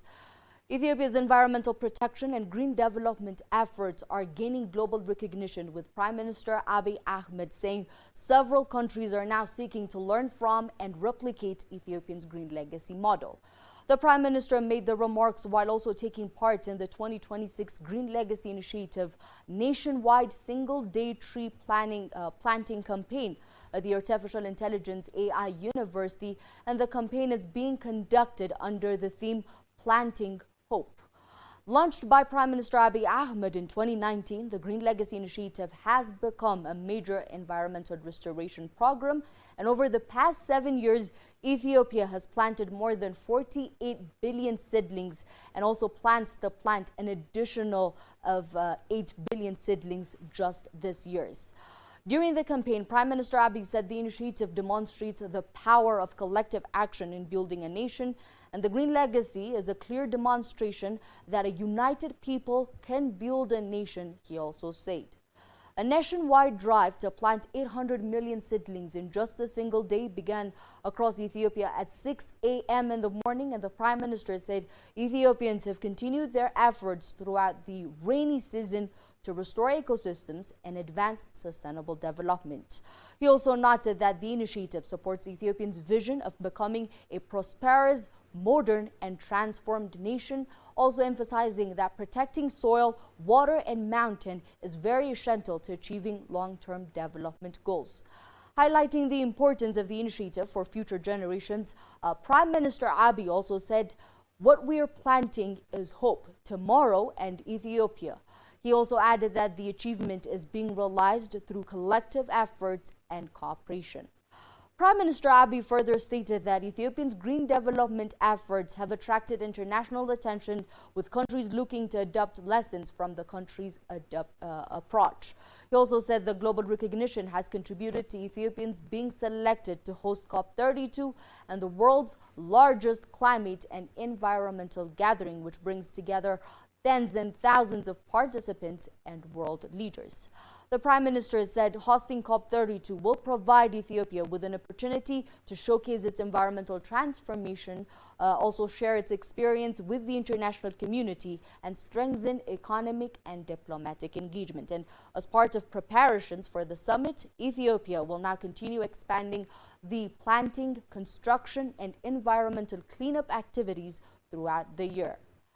Trees serve as food, shade, beauty, and the shield against soil erosion, he also said.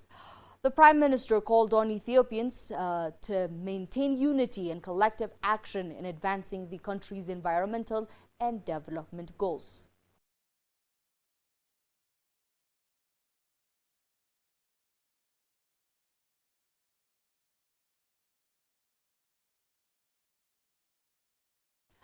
While Ethiopia's green legacy is shaping the country's landscape, its impact is reaching far beyond tree planting, supporting climate action, food security, and regional environmental sustainability.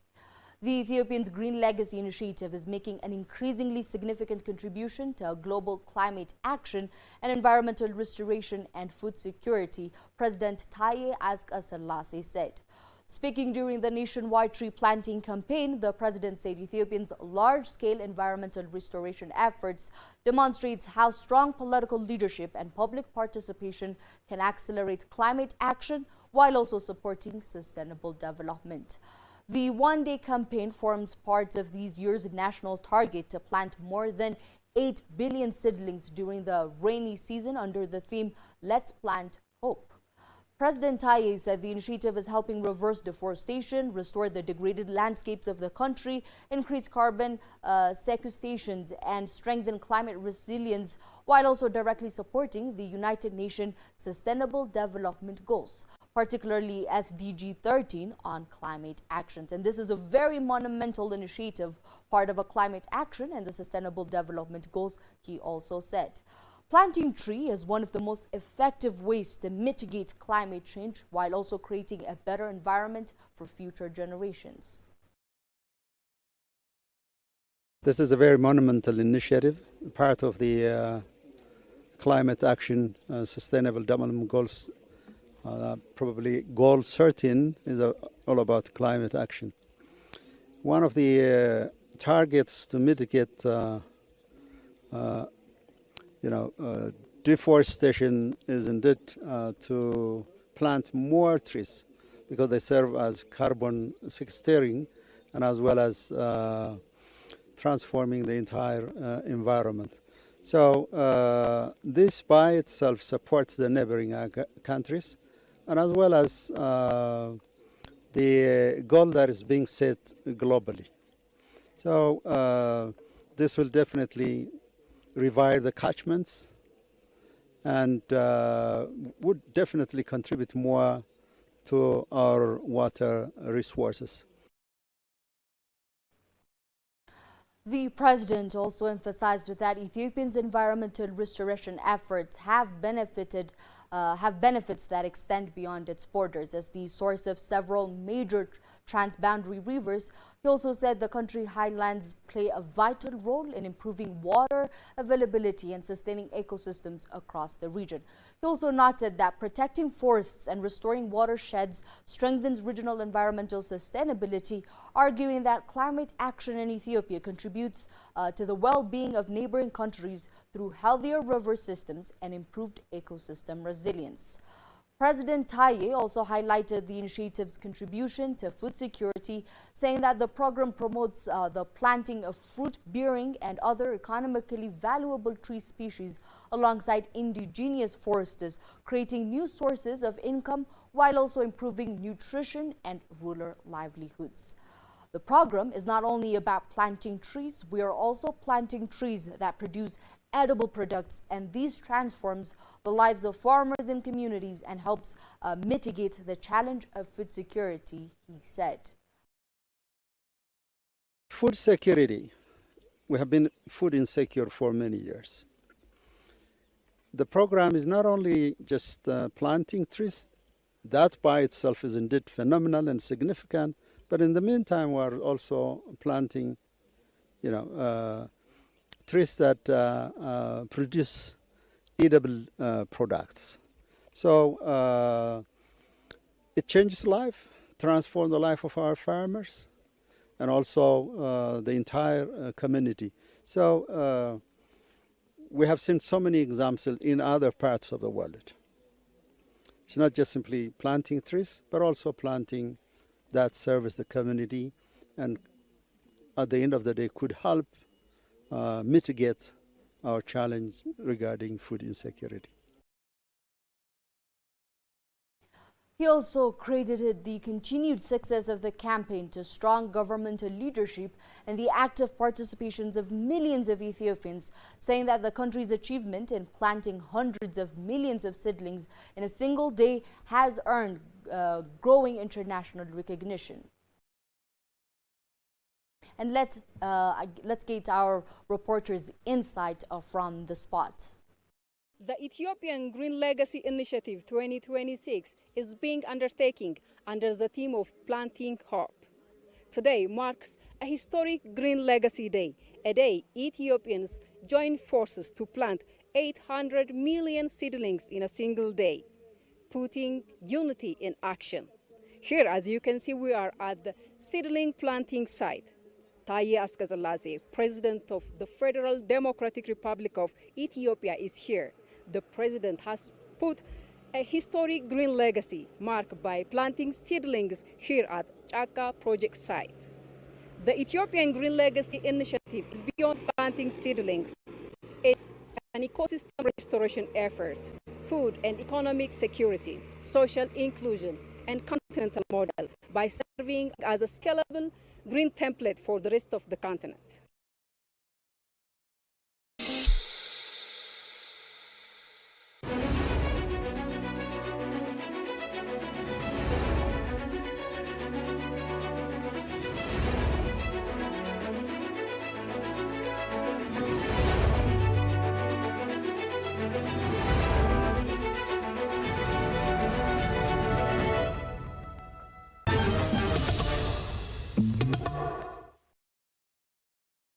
Welcome back. Still on the Green Legacy News, Ethiopia's green journey reflects a wider African effort to create homegrown solutions to climate challenges. Can Africans' homegrown climate solutions reshape the global fight against climate change? A seed planted in 2019 has grown into a nationwide movement. And today, Ethiopia is turning that vision into action as millions of citizens came together to plant 800 million seedlings just in a single day under the Green Legacy Initiative. Millions of Ethiopians across the country have joined Prime Minister Abiy Ahmed's Green Legacy Initiative, planting fruit and indigenous tree seedlings across the country as part of the one of Africa's largest coordinated reforestation campaigns. The campaign, running from 6 a.m. of the morning to 6 p.m., has mobilized citizens, government, institutions, communities, and development partners despite rainfall in several parts of the country, reflecting strong public commitment to building a greener future. And the initiative comes as Ethiopia prepares to host the 32nd United Nations Climate Change Conference, COP32, placing Africans' climate priorities and solutions at the center of the global discussion. Since its launch in 2019, Ethiopian Green Legacy Initiative says it has planted more than 48 billion tree seedlings, focusing on restoring degraded land, expanding forest cover, protecting biodiversity, and improving livelihoods, and also strengthening resilience against climate change. From an African perspective, the campaign reflects the continent's growing shift from being viewed only as a victim of climate change impacts to becoming an active contributor to global climate solutions.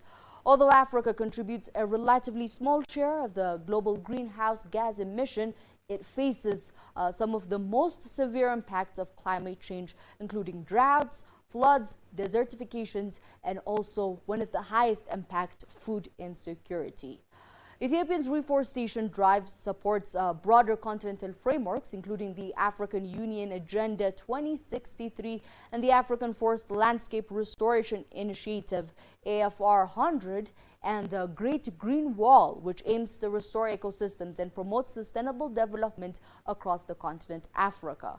And as African countries continue to call for increased climate finance, technology, transfer and also stronger international support, Ethiopia's Green Legacy Initiative demonstrates the importance of locally driven action in addressing global environmental challenges. And the planting of 800 million trees just in one single day is not only an Ethiopian environmental milestone, but also a symbol of Africans' determination to protect its natural resources and lead the transition towards a more sustainable future.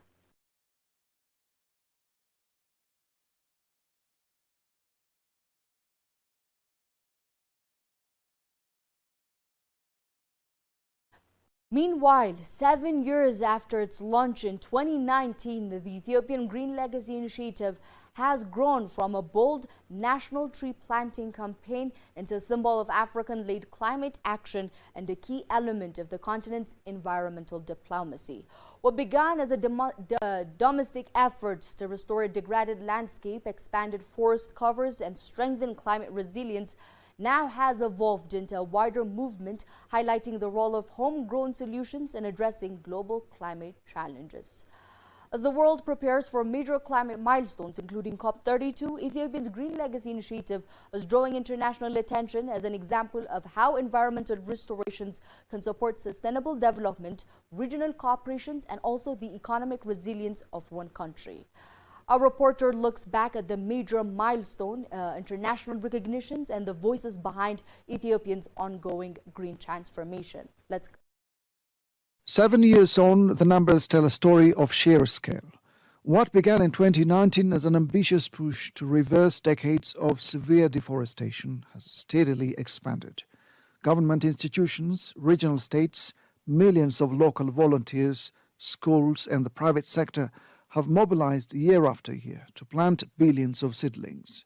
Yet the evolution of the Green Legacy Initiative goes far beyond counting trees. Over time, the campaign strategically incorporated agroforestry, integrating millions of fruit-bearing and economically valuable crops like avocados, mangoes, and citrus plants.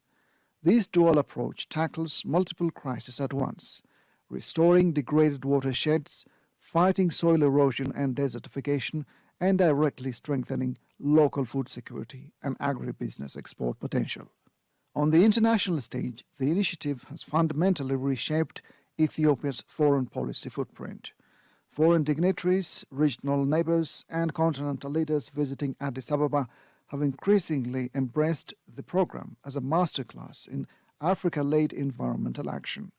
As preparations ramp up for major global forums, the Green Legacy Initiative stands as proof that ambitious climate commitments can be backed by measurable, boots-on-the-ground execution. While independent experts frequently stress that long-term viability relies just as heavily on post-planting care, survival rates, and biodiversity management, the overarching impact is clear. Ethiopia has changed the conversation on how a nation can turn ecological restoration into a vehicle for regional integration and climate diplomacy. The following sound bites are a compilation from previous seedling planting sessions.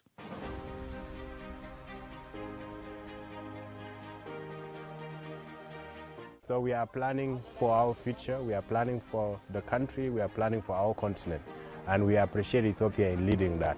So it could be also a good example for neighboring country like South Sudan to learn from this example, and it also help in fighting deforestation and also in having clean green air, that also ensure the sense of happiness in human being.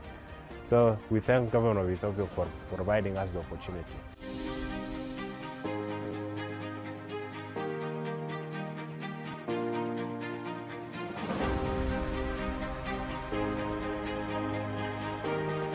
I really wish that my country, as well as other African nations, can take up this initiative of Prime Minister Abiy Ahmed and also implement it in their countries, because all of our countries are facing climate change consequences. There's droughts, there's floods, and all of this is because of climate change. So if we do this and plant trees, we can really, really mitigate the risks that come with climate change.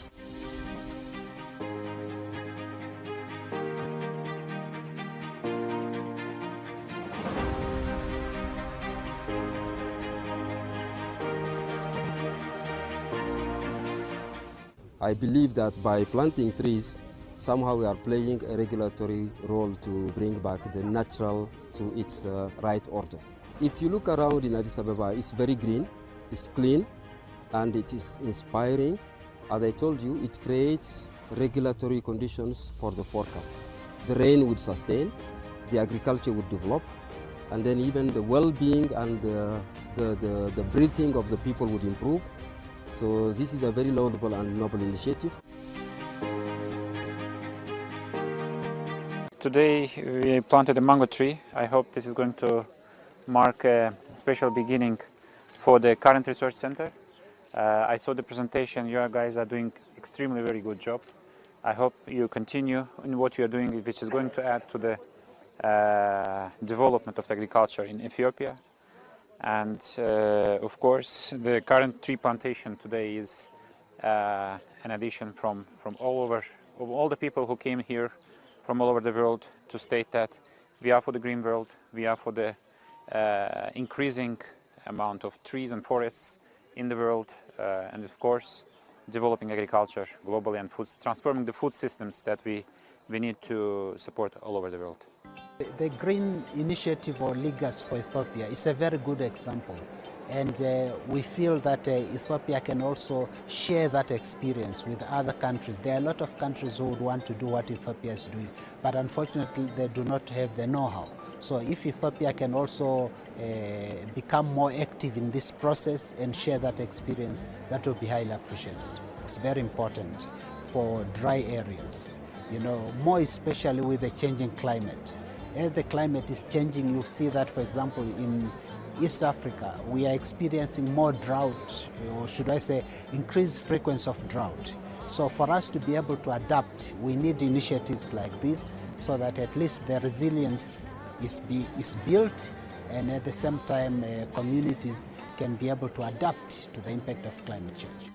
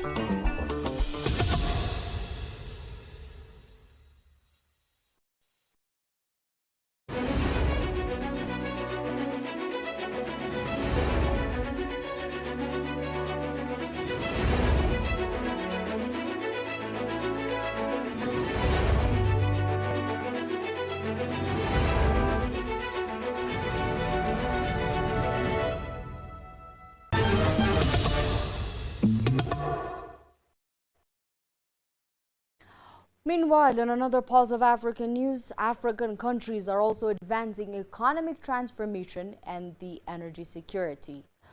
Ghana's President John Dramani Mahama has commissioned the refurbished processing facilities at the Terms Oil Refinery, TOR, marking a major milestone in Ghana's industrial revolutions and energy security agenda.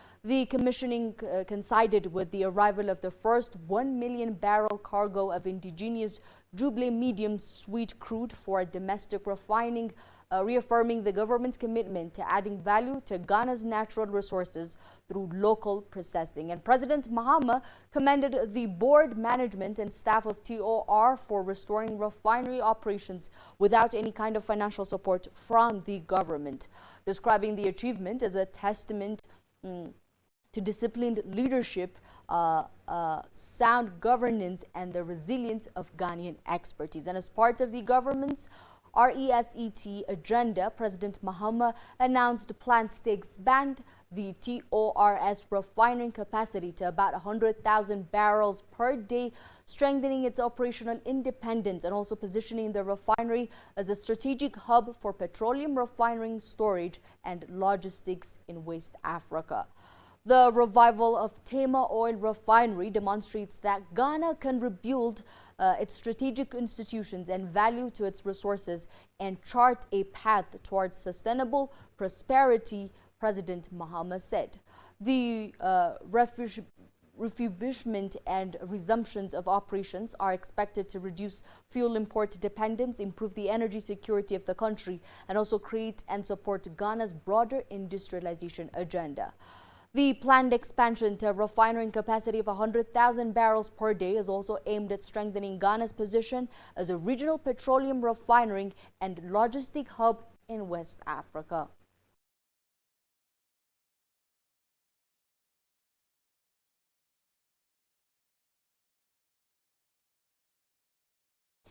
In another development, regional cooperation remains key to strengthening peace and stability in Africa. The Nigerian army has deployed another contingent of troops to the ECOWAS Substation Support Mission in Guinea-Bissau.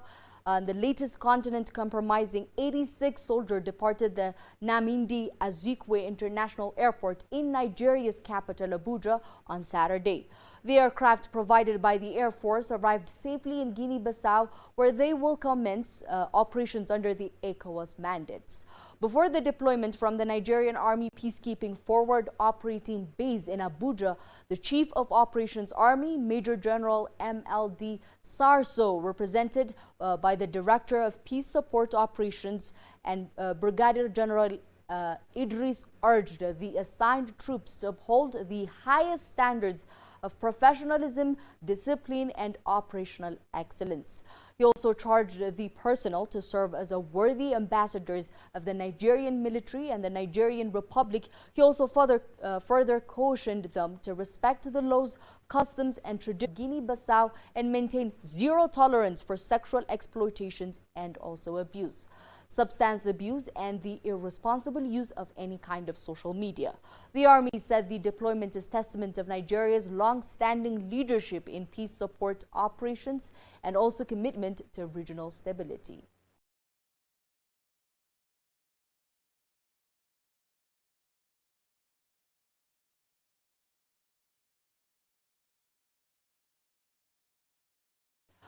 From Ethiopia's green legacy to Africans' efforts in climate action and then to the economic transformation and also the regional cooperation, these stories reflect a continent creating solutions and shaping its future. Stay with Pulse of Africa as we continue bringing you the latest updates, inspiring stories and also developments from across the continent. Pulse of Africa, telling African story, highlighting Africans' progress.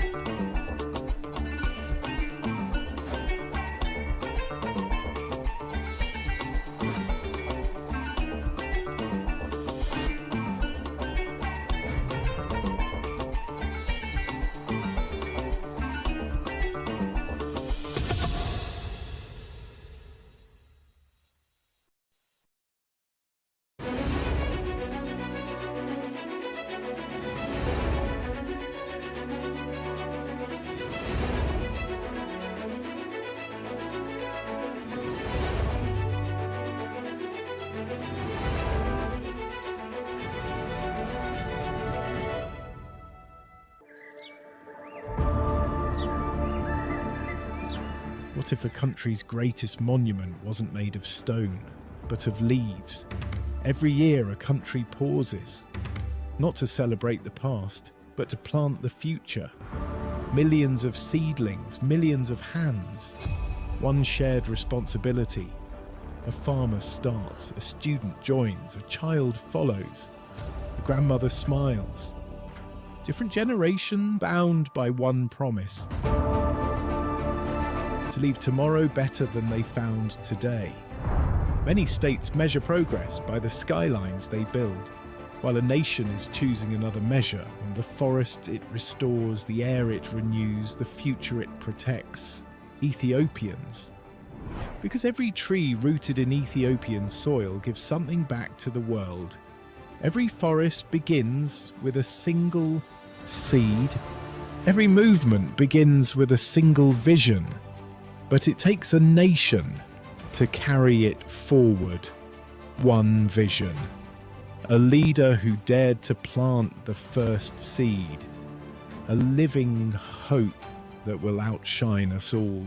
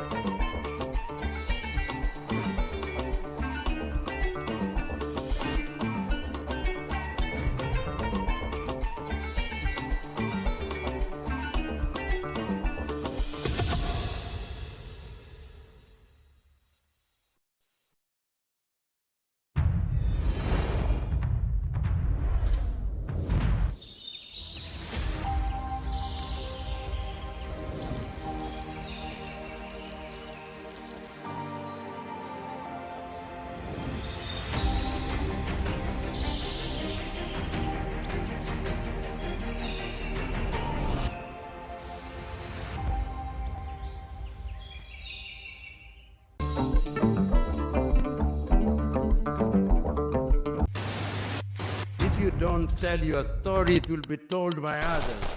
They'll talk of hunger, they'll talk of war, they'll talk of conflict, but they'll not say the things that are happening in Africa that are positive.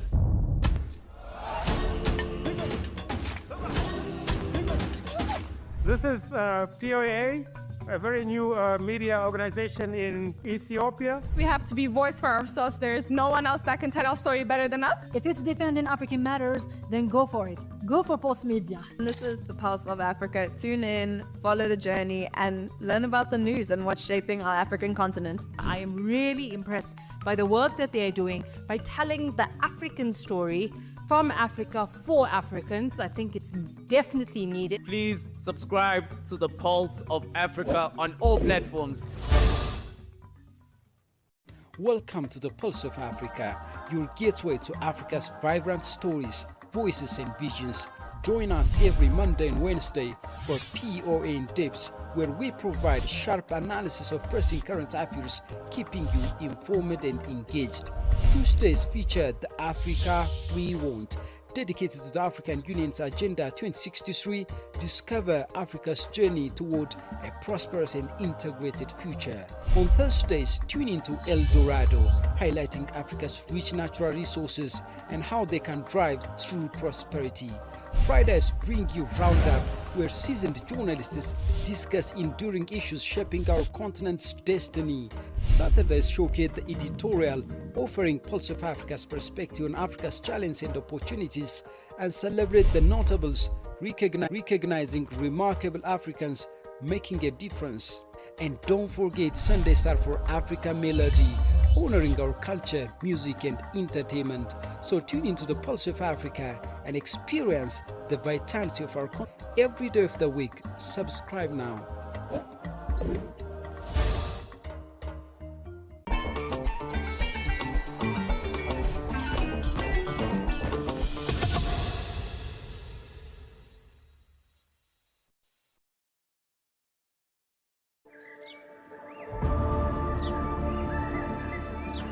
What if a country's greatest monument wasn't made of stone, but of leaves? Every year a country pauses, not to celebrate the past, but to plant the future. Millions of seedlings, millions of hands, one shared responsibility. A farmer starts, a student joins, a child follows, a grandmother smiles. Different generation bound by one promise: to leave tomorrow better than they found today. Many states measure progress by the skylines they build, while a nation is choosing another measure on the forest it restores, the air it renews, the future it protects. Ethiopians. Because every tree rooted in Ethiopian soil gives something back to the world. Every forest begins with a single seed. Every movement begins with a single vision. But it takes a nation to carry it forward. One vision. A leader who dared to plant the first seed. A living hope that will outshine us all.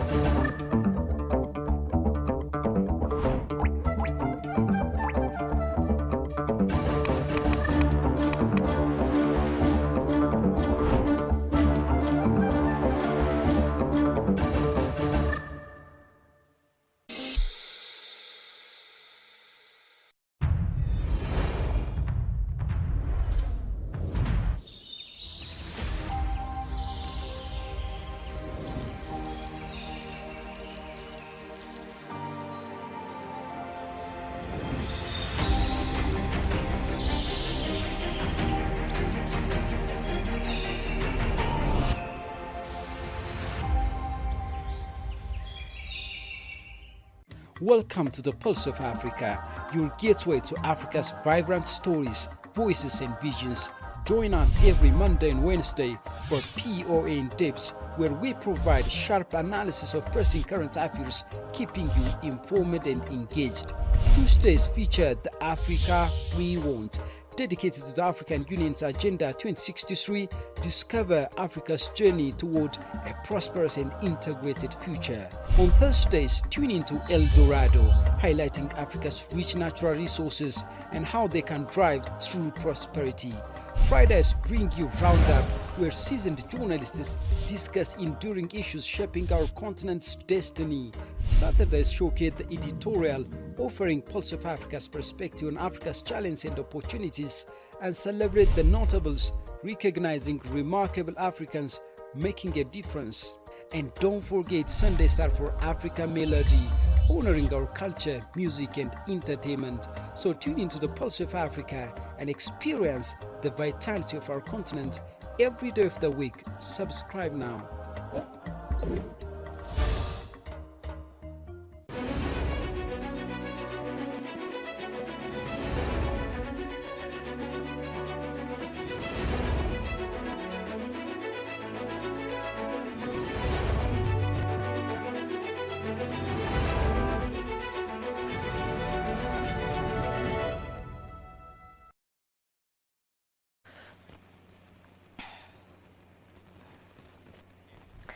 Welcome back, viewers. I hope you are as ecstatic as we are to cover the live session of the Ethiopia's Green Legacy Initiative for 2026. This is August 3rd, 2026. We've seen our Prime Minister, the President, having their own mark and print and legacy, planting trees and seedlings. And please follow us as we continue on the later approaches that we're going to cover. So, but before we continue, there's an interactive moment we would like to have with you. Our question is, do you think African countries negotiate more effectively together as a bloc, or their views and their own individual interests get diluted? Please drop down your comment below, and we'll move on to our next discussion point. So, what diplomatic and strategic advantages does hosting COP32 over Ethiopia, the seat of the African Union and the African continent, contribute? Okay, so as citizens of the African continent, as citizens of the members of the African Union, from our experiences, when you just think about it plainly, what are the advantages of hosting a COP32 in an African country bring? Okay, the advantages that we get as an African continent hosting the COP32 is that, one, we get the international recognitions from the outside countries, and secondly, we can also, we get to voice our concerns using a united voice as Africans. And the other thing is we can get the delegates, the international delegates, once they visit the country coming for this, the COP32 conference, it's they use our hotels. That is bringing us revenue as Africans towards the economy. Yes, Ethiopia specifically. Yeah. So, Kenya's President Ruto pushed the argument that the energy transition must be an industrial transition. So this industry by itself is very wide in general when you think about it. It touches upon the imperatives of hosting COP32 in an African country, in economic and social, and also one of the reasons Pulse of Africa was came to the global audience is that Africa needs a global stage where it talks about its own stories by Africans themselves and the narratives that we live in day-to-day lives, and you've highlighted that very well. Fraul, what do you think these advantages are when we think about it in general? So this is the strategy segment, and I want to bring something forward. I want to look at this with some optimism. So, starting with the groundwork that's already been laid, we had the second African Climate Summit hosted in Addis Ababa in September 2025. And it drew over 26,000 participants and produced what's called the Addis Ababa Declaration on Climate Change and Call for Action. And it described by Ethiopian officials as a unified continental position, now guiding Africa's engagement in global climate risks. That's the foundation which COP32 gets to build on. So African nations aren't walking into their home turf COP with 54 fragmented positions. They're working in with a shared declaration. They already hammered it out on themselves and the climate summit. So now let me get specific about the actual ask, because vague Africa should speak with one voice. Talk doesn't really say anything. So I'm going to classify it into 4 sections. So then the first section is the African Climate Innovation Compact and African Climate Facility, championed by Ethiopia's Prime Minister, designed to mobilize $50 billion a year by 2030 for Africa-led climate solutions and green investment. Having a home COP is the perfect launchpad to push these from proposals into binding pledges for wealthy nations. So the second section is loss and damage fund capitalization. So this fund was created to compensate vulnerable nations for climate harm that's already happening, and it's been chronically underfunded. So current pledges are in the low hundreds of millions against needs estimated in the hundreds of billions. So African negotiators have explicitly called for serious capitalization here. And hosting gives the home court advantage to keep this at the top of the agenda in the whole of the COP32. The third one is that $100 billion annual climate finance pledge from 2009, I mentioned earlier, still not fully delivered 15 years later. And a home COP is a real diplomatic leverage to finally force accountability and turn attention to that point. The fourth is Article 6 and carbon market rule.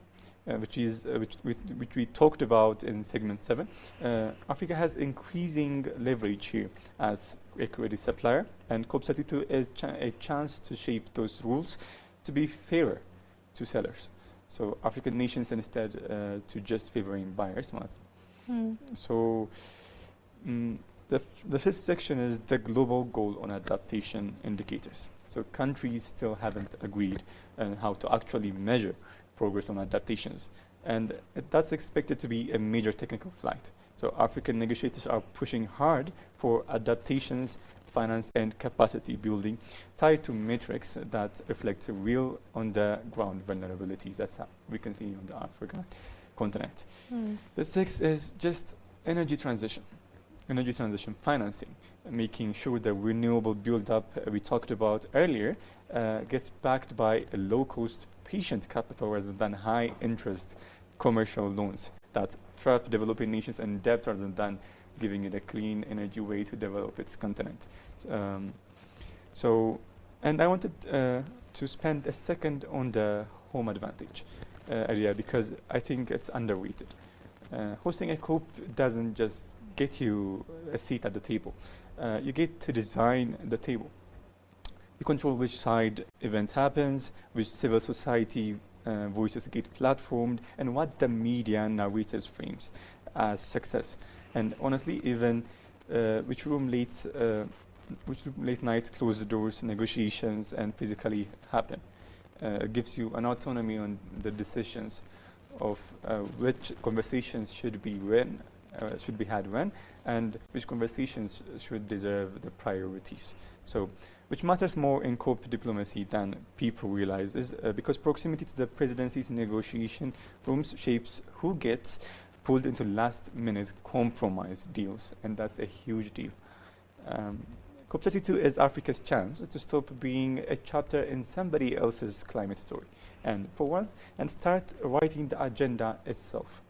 And the fact that it's happening in the same city that just hosted history's biggest single-day tree planting campaign is not a coincidence. It's the whole thesis. So just to give our viewers and audiences a clear take on what the African Group of Negotiators, also known as AGN, is, it's the body that endorsed Ethiopia's COP32 bid. As you know, both Ethiopia and Nigeria have put forward their bid to host the COP32, and is the existing mechanism African countries already use to negotiate as a bloc at UN climate talks rather than 54 separate voices. So a useful comparison at the May 2026 Africa-Europe Energy Summit in Nairobi, African leaders, Kenya's president among them, I've told you, he pushed the agenda of energy transition equaling industrial transition. So securing new commitments, including roughly $10 billion in planned total energies investment in 2 gigawatts of new hydropower project pledges from EDF. So what does amplifying a collective voice actually look like in practice at a COP? Pre-negotiated common positions through the AGN, coordinated messaging, and using the host country platform to set agenda items, something the presidency role explicitly allows. So as you know, Ethiopia's Minister of Foreign Affairs is the COP32 president designate, and preparations are already rigorously underway to host this COP. Ethiopia is not only showing Addis Ababa as the center of green legacy. This initiative takes place in many regional cities, and as well as we've been to Bishoftu, as I've highlighted before, to show how many kilometers it could also surpass in order to bring this collective action all together. That's why I wanted to acknowledge this one. So how can African countries use this COP32 platform to effectively amplify their collective voices and interests? As I've cautioned earlier, I wanted to know if citizens think representing Africa as an entire bloc may dilute individual interests. So when you think about it, this group, this regional togetherness, this bringing forward Africa as a continent, Africa as a home to many citizens it endorses, what do you think collective action actually represents on the global stage? Let me start with Frau on this one. Well, For the continent specifically, 5 things. One is global visibility and rebranding. So for a continent who's been at the back seat of the climate change autonomy for many years, this is a huge change. For once, we get to say what matters. We get to choose what matters. We get to hold accountable the countries that not implemented policies that I've mentioned, like the 2009 policy. So I think this gives us more of a ground to be heard. Africa was for most of the time seen as we mentioned, as she's the biggest, she's the smallest contributor to the climate crisis, roughly about 3 to 4%, but really suffers from the consequence mostly. So for once we get the chance to push back, to show that Africans can actually set the agenda. They can set the agenda, they can push for a better climate condition, and they can solve their own problems by their own. Specifically for Ethiopia, one of the benefits this will offer is global visibility and rebranding. So for a country whose international coverage often centers on other issues, COP32 is the dominant narrative that is going to be shown in the country in these times. So the country is going to be seen as a climate leader and green growth model, an enormously valuable asset for attracting investment, tourism, and diplomatic goodwill.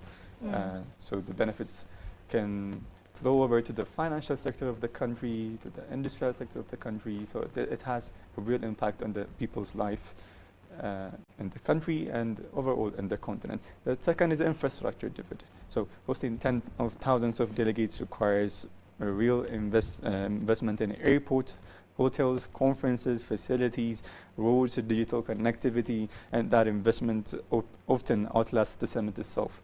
So it keeps benefiting the Addis Abeba's residents and businesses for years afterwards. The third is direct economic injection.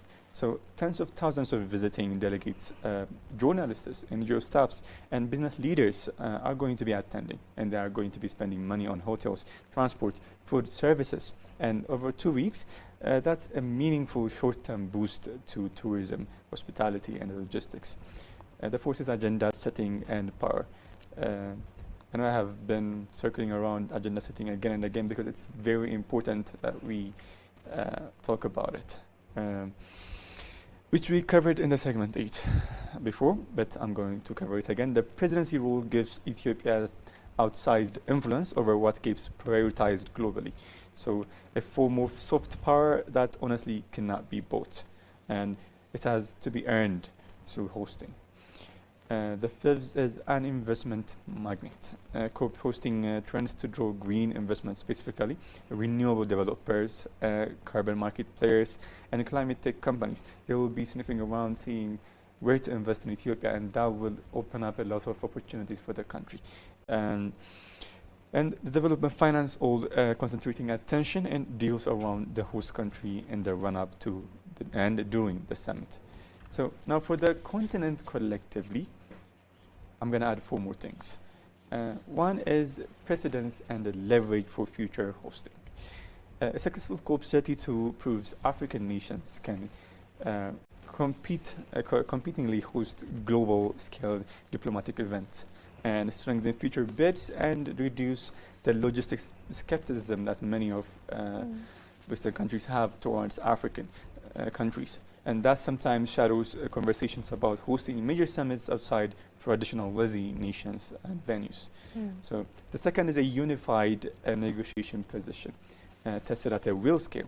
So building directly on that Addis Ababa declaration from the African Climate Summit 2, COP32 becomes the actual proving ground for where the African nations can hold a common ground through 2 weeks of intense pressure from wealthy nations, blocs, and trying to peel off individual countries with a side deal, because and this in a globally big conferences like this, one country talking about climate and advocating for climate might not be heard usually, but as a continent to be driving a declaration like Addis Abeba's declaration or any other declaration that can benefit the continent, now we can be heard. For once, we can be heard because now we are united. We present a united front, and we cannot be silenced or embargoed because it will be. We are the host. This is not just Ethiopia's scope; it's Africa's scope. Now we have the presence. We have the agenda setting power. That soft power is very important because now people and Western worldly nations will, for once, sit down and listen to what we are saying. The third is elevating Africa as solution provider. For most of the decades, Africa has been seen the source of many problems, source of droughts, especially for Ethiopia.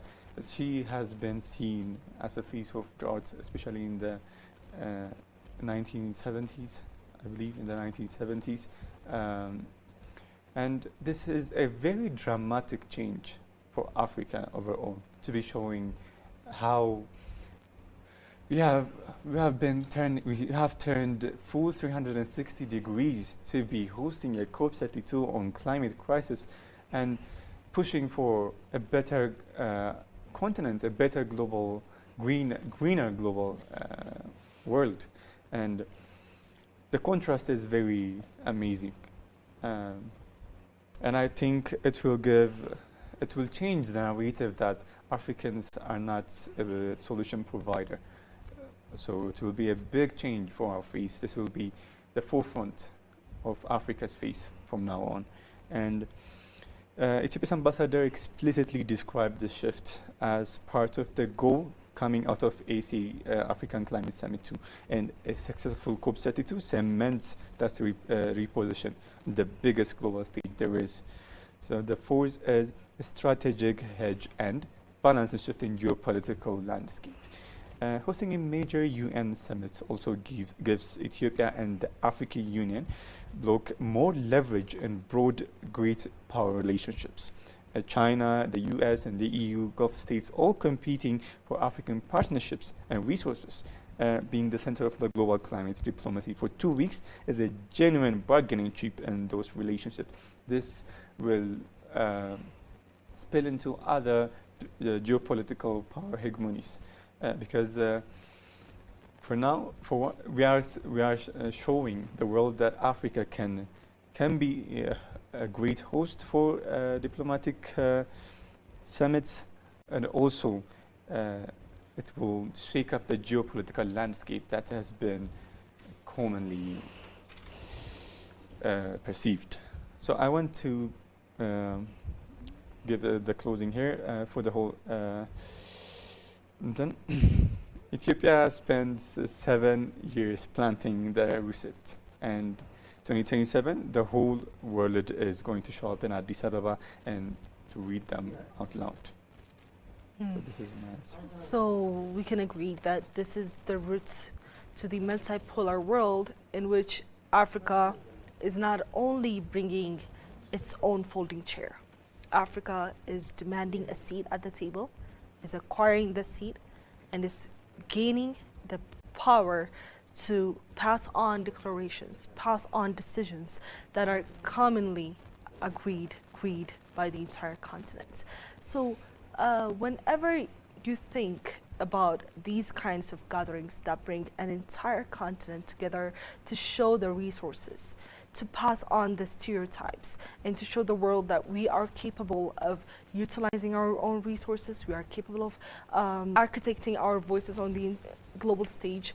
Do you think, as critics usually frame it to be, is this going to be just another summit, just another conference, or is it going to actually bring on a tangible consequence that we can be very proud to talk about in the future? What do you think about it, just as ordinary citizens?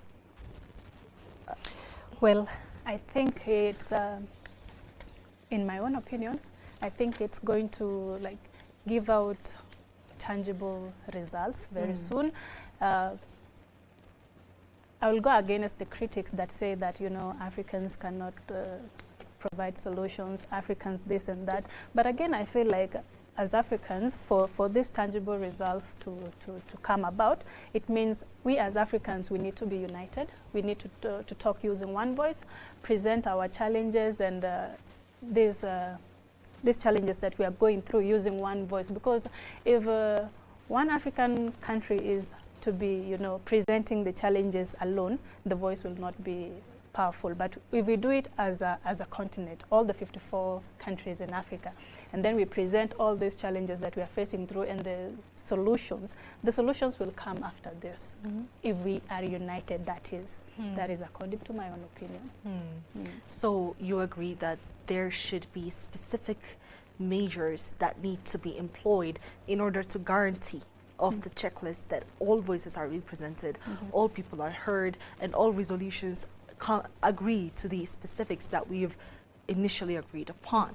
So since you've shared a lot about this in the earlier question, let's talk about the social fabric initiatives like these create.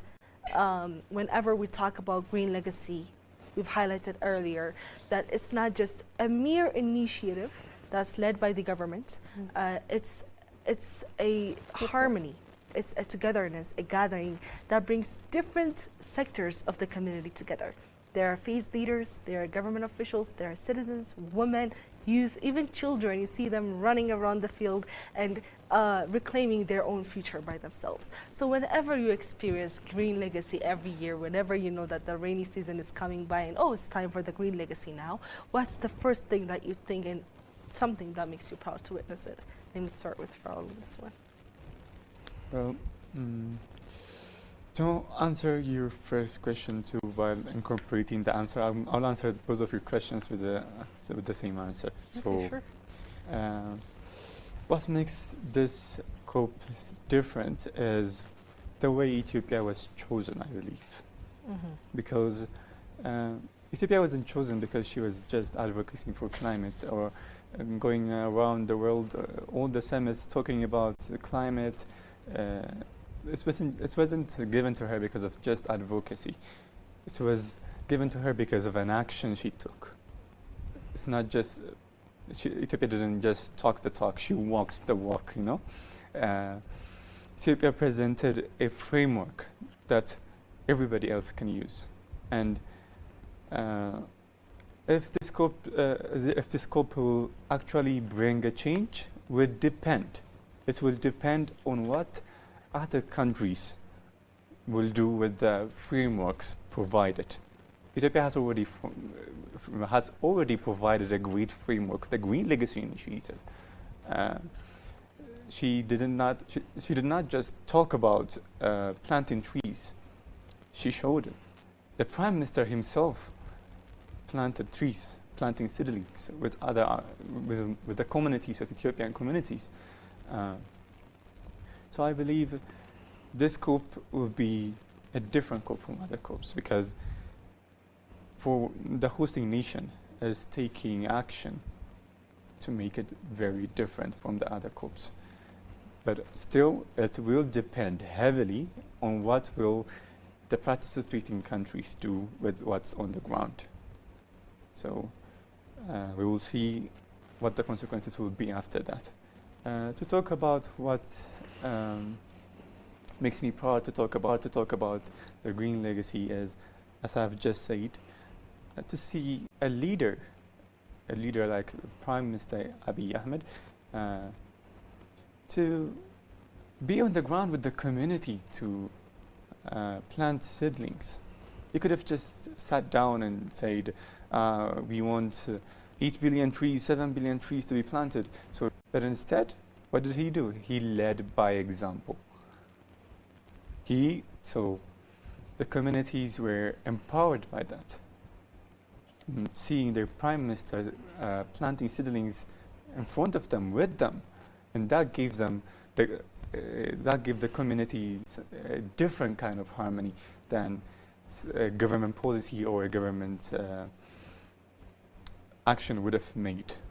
So I think the community is happily implementing what the policy is saying, and that is why this initiative is very different, and that is why I'm proud enough to talk about it here. That gives them that kind of harmony than a government policy or a government action would have made. So I think the community is happily implementing what the policy is saying, and that is why this initiative is very different, and that is why I'm proud enough to talk about it here. So you've highlighted that this kinds of partaking of initiatives directly by people who lead the people. Grassroots level is, as you know, is trying to connect the people with the leadership that runs the country. So in regards to this subject, having grassroots level of democracy, what do you think other African countries should adapt in their system in order to fit these kinds of interactions between the government and the people at the same time? Let me start with you, Yamwat. Make it a little bit clearer. Okay, so in order to just clarify what I've just said, in order to have a system of governance that translates directly into the people, what should other African countries implement to ensure this kinds of system fits in their own governance levels? Well, I think other African nations should try and copy what Ethiopia is doing right now. It is a little bit hard for countries that are still, still in the grassroots. An example of my country, but again, I feel that what can bring the government officials together with the communities, like to come into contact, this planting of trees. I think we need to create awareness about these initiatives. Many people, an example of my country, many people are not aware of the importance of planting trees. What does conserving the environment mean? So I think other countries, like my country specifically, we need to create awareness, educate the public about the importance of this initiative and how it brings people together. What's the importance of people being together? The harmony that this is the love for your country. That when you come together and plant trees, this shows that you love your country. And now, I think I'll repeat it again. I think my country needs to educate the public on this. They need to educate the public on this and create awareness about this. How about you, Fro? Well, she raised a very important point to add on it. I think the first thing that should be answered is the why.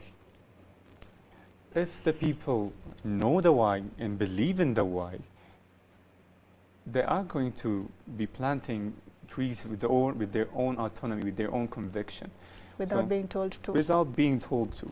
So the first thing that people can take from this framework is answering the why. Ethiopia, planting trees has, as we mentioned in Ethiopia, created job opportunities for the people. It's also, just the job opportunity can give a lot of initiative for the people to be out there planting seedlings and supporting the green initiatives. But it also feeds them, especially in the future, because we are investing in our future. If we ask, it's very common to see in Africa stories of drought or stories of food shortages, but what are we doing to change it? What are we doing to change it? Are we just waiting for financial aids in these things? What are we investing in to change our realities? What are we doing to actively shape our future? And that is what the Green Legacy is doing, in a sense. It's not only shaping the climate. It's not only preventing climate crises, but it is also framing and reshaping a future. It's building a future where its citizens can feed. A citizen can have food on the table. And that is a huge why for the people, because what is the most basic thing for a human being? It is to eat. Yes, it is to shelter himself. Mhm. So if preventing a climate crisis can provide an opportunity for you to feed your people, to reshape your countries or your continent's face in front of the global stage, if it can also support your people, why shouldn't you do it? Mm. So as long as the whys are answered, I believe that people will support it, and the government's policies will work, and everything will work in harmony. So it's not just about telling people to plant trees just for the sake of planting trees or just for the sake of boasting about it.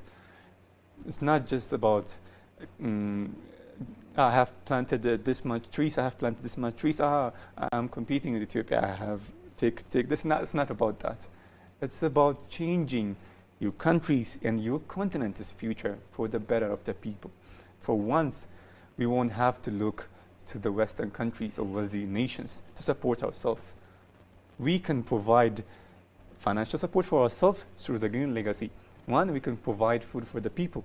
And two, we can provide business opportunities for the people. As long as we have natural resources that came through reforestation, it's going to open a lot of opportunities in agriculture and farming. And what is the number one economic activity in Africa? It is agriculture. It is the home, the base of the continent. If we can support the base economic source of the continent, then who's going to hold Africa back? Nobody. This is not just about planting trees, not just about restoration of forests. It can actually change Africa's future. It can actually give us, for one time, our own autonomy to change, our own autonomy to be someone. We have a habit of living in the past, African people. We have been wronged for many years. We have a lot of crises because of them. But now we can actively choose to take action to change them. And this is not about climate. It's not just about climate. It's about Pan-Africanism. It's about giving Africa its own hand. It's about making Africa capable of changing itself. So I do not want our viewers to just see this as some sort of propaganda for planting trees. It's not about planting trees. It is much, much, much bigger than that. And I want everybody to see that. And to conclude my question, I think I got a little passionate here. We're all about the passion, so. So for other countries to learn from this initiative, the main thing to focus on is the why.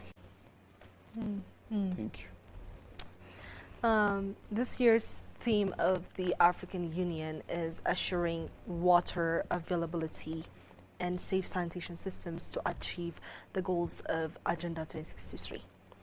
You've said that this is not just about planting trees. It's much more than that. And nature in itself finds a way to connect every sphere of our life into one common dominion. Whenever we talk about planting trees, we're also indirectly talking about water availability. We're also talking about alleviating climate crisis. And you've said that we need to change for the betterment of our continent. And I love this quote that goes like, what you don't change, you choose.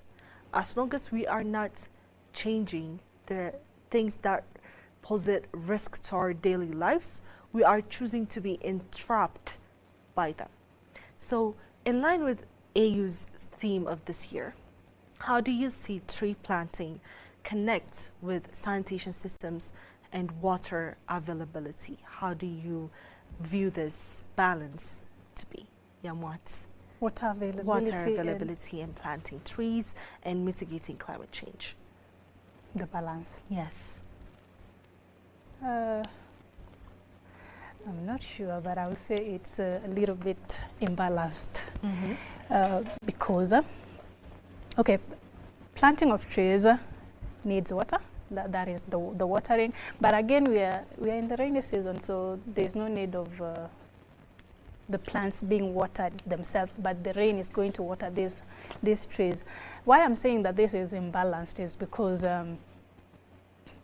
not every country is experiencing rainy seasons. Some countries, it can be a rainy season, but some countries, they don't receive rain. They can go for months without having the rainy season. So the availability of water is going to be scarce. There will not be too much water unless, like a country like mine, sometimes when there is no rain, people depend on water from the river. Now imagine that the river is far away from the capital and there is this planting of trees. I think it will be a little bit imbalanced because the water will not be available. The water is far away from in the seas, in the oceans, and it's far. So I think it's imbalanced. What's your view on this one, Fro? Well, I've just mentioned the rain availability is a big factor, and one of the big things the Green Initiative will do, in my opinion, is first of all, it will help us to manipulate the climate. It will give us a chance to manipulate the climate, and it will give us a chance to have better rain. That's for water availability. You mean it's attracting the rain? Yeah, it will attract more rain. Okay. The second one is we can even view trees as buckets, buckets of water, because they hold and retain water. So one of the biggest consequences of not having water is drought and soil erosion. And if we can grow trees that can retain water, that can protect the soil from from erosion, I think we are hitting two birds with one stone, because we are preventing drought, we are attracting rainfall, and we are conserving water in the trees. So for the AU's theme of water availability, I think it's a game changer. All of the notions you've both raised are pretty adjacent to the topic of water availability, safe sanitation systems, and planting trees. If there's excess water in an area, or let's say enough in this scenario, it also attracts investments. It opens the doors for better future for communities living there. Not only that, as you've mentioned, it also serves as a conservation mechanism. Whenever there's too much flood, planting trees, we've learned about this before. And El Nino.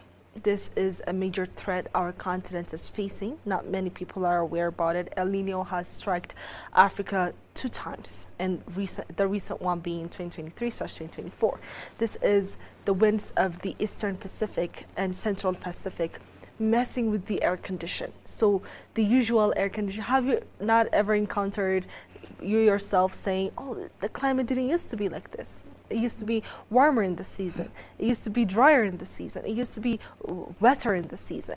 That's because El Nino is actually messing with us. So one thing that's very acknowledgeable is that African leaders are combating against it. They're already taking on mechanisms to combat El Nino and try to have early warning mechanisms and also combating mechanisms towards it. What I would like to pull up on for this session now is we've talked about this year's theme and how it connects with planting trees. Let's talk about last year's theme, 2025, ensuring justice for people of African descent and reparations. I was just pondering about it actually when you mentioned these strategies aligning with our daily lives. What if the biggest reparation Africa can give itself is a better life? What is the biggest reparation is not that we wait for it to come from the outside? What is it? What if it is something we're investing today as Africans and something we'll see the results and fruits of tomorrow? So in line with what we're doing as Ethiopians, as Kenyans, as South Sudanese, working towards climate change, planting trees, seedlings, what if that's the biggest justice case we can serve ourselves and it's not a cold meal, it's going to be hot? What's your take on that? What can we do to repatriate ourselves? Fraud. Well, it can be a bridge between the last year's team and this year's team.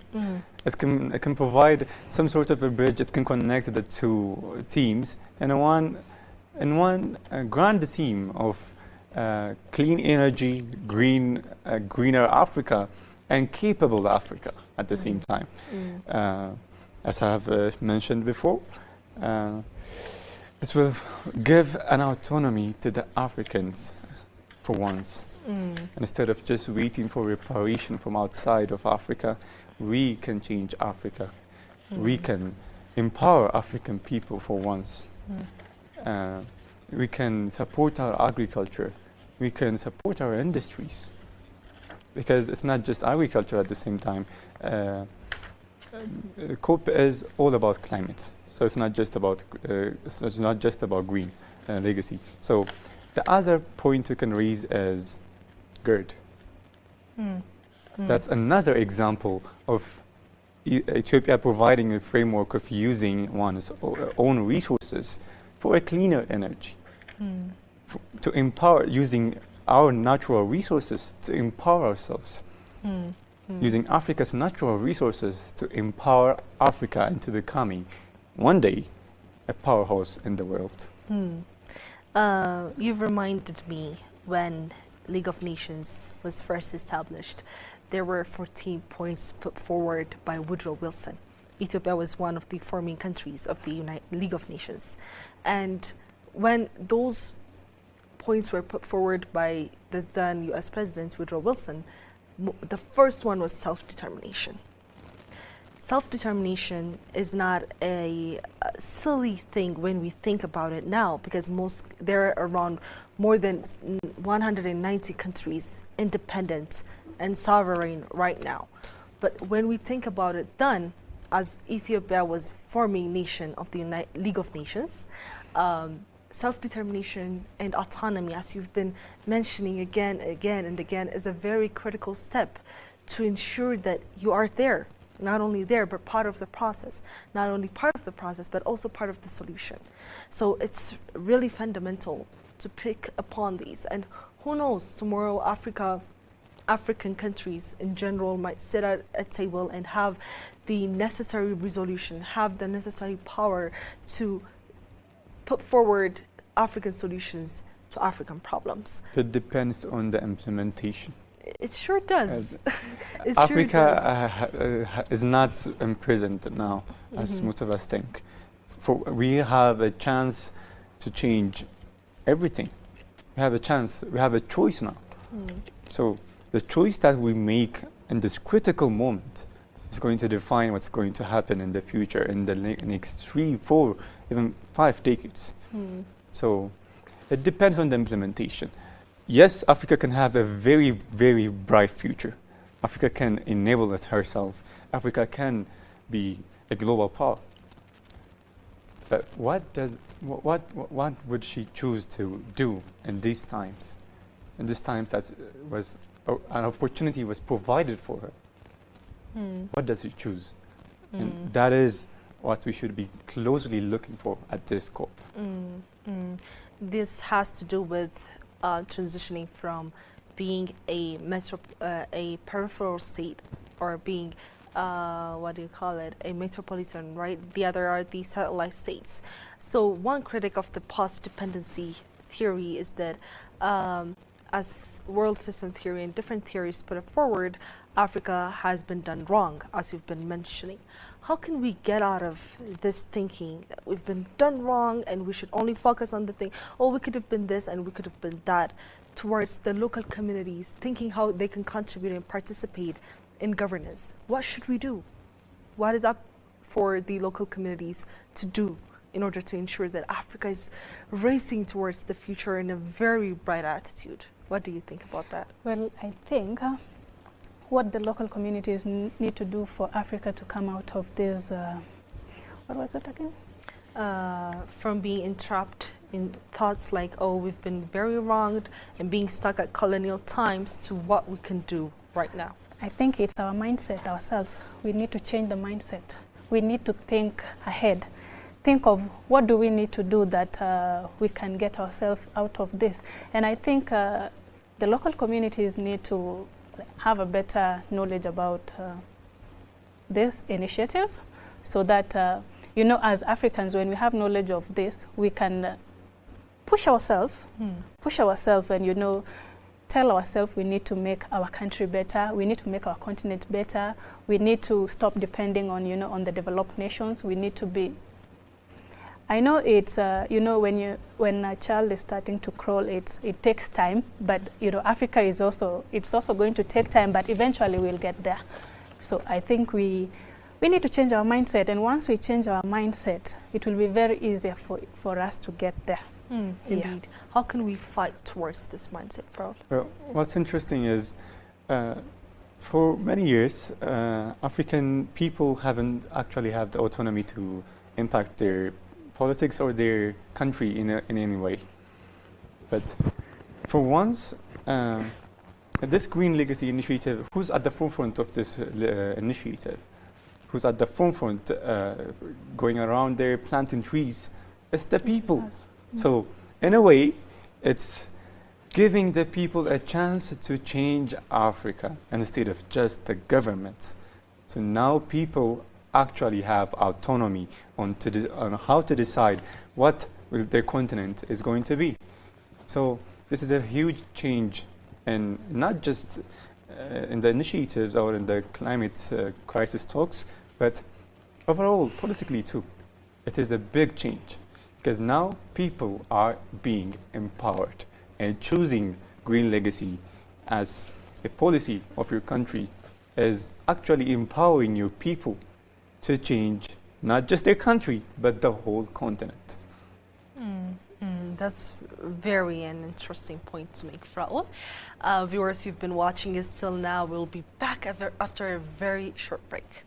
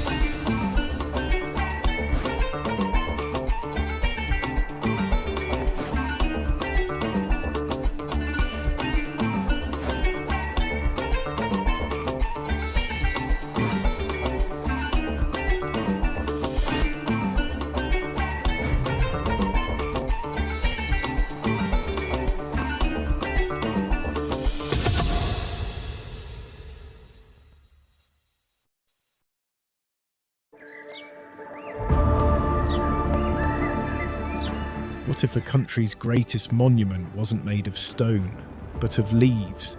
Every year a country pauses, not to celebrate the past, but to plant the future.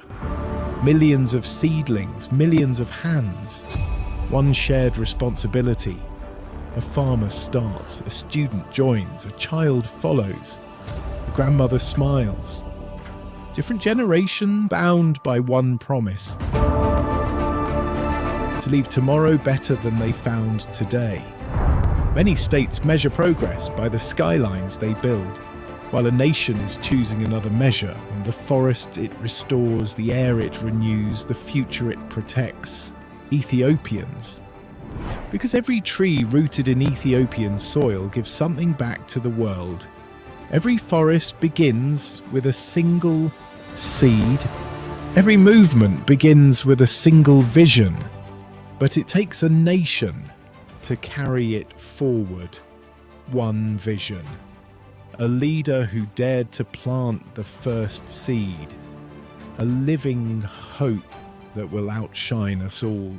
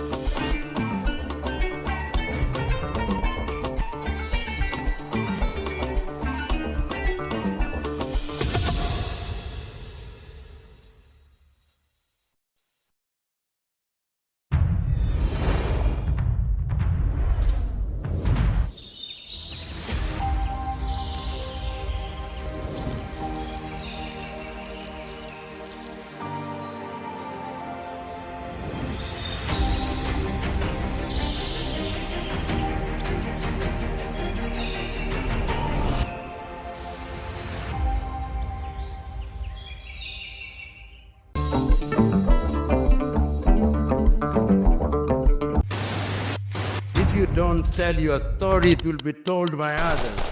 They'll talk of hunger, they'll talk of war, they'll talk of conflict, but they'll not say the things that are happening in Africa that are positive.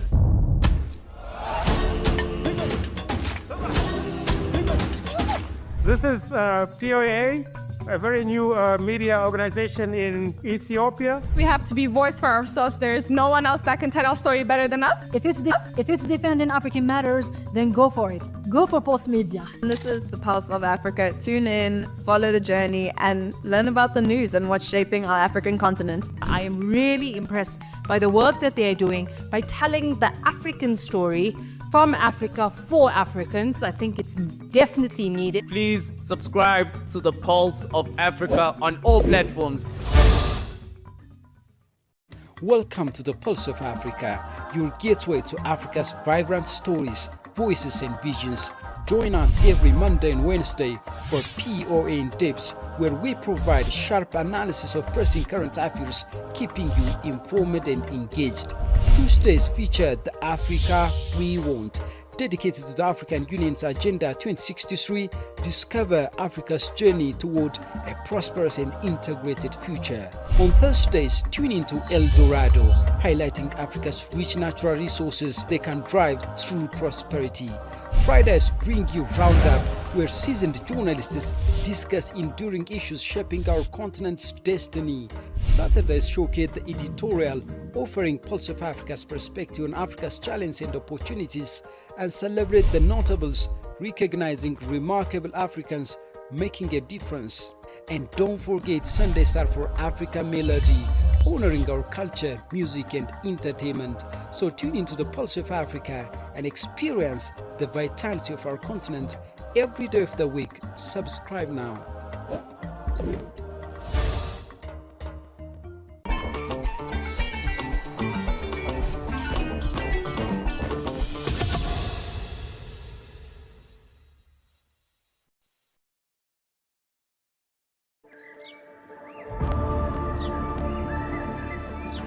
What if a country's greatest monument wasn't made of stone, but of leaves?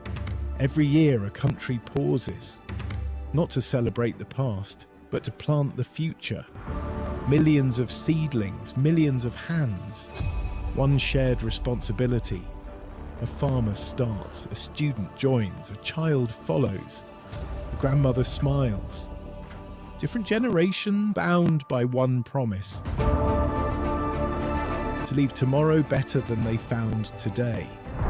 Many states measure progress by the skylines they build, while a nation is choosing another measure on the forest it restores, the air it renews, the future it protects.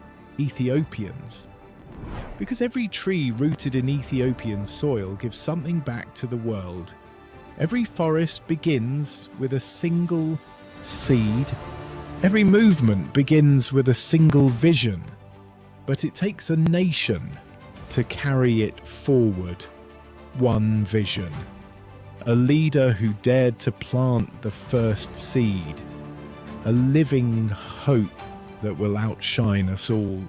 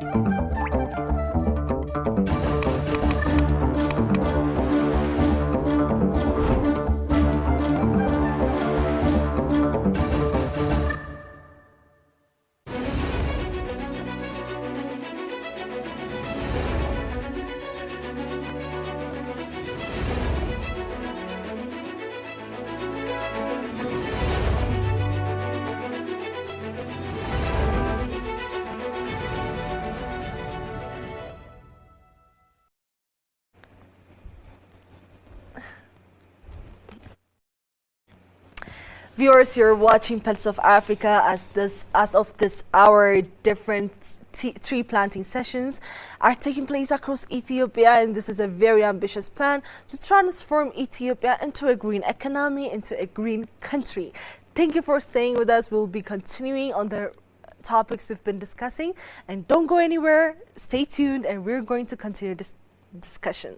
So I want to have these remarks mentioned on this Green Legacy initiative that's partaking right now in Ethiopia, a very exciting initiative as we all know it to be. So how does this Green Legacy initiate Pan-African ideals of unity and self-reliance? We know of Ubuntu ethics, we now know of Madema philosophy. We see African countries to grasp different ideals that connect all of us together in unity. So how does this one mention and highlight the African ideals of prosperous union? Let me start from you. I'll go first. How it enforces Pan-African ideals. Unity. Yes, yes, unity, of course. So, I think it's it bringing unity means it's bringing people together. Mm-hmm. Like everybody in the country, it's not only the government officials who do this planting of trees.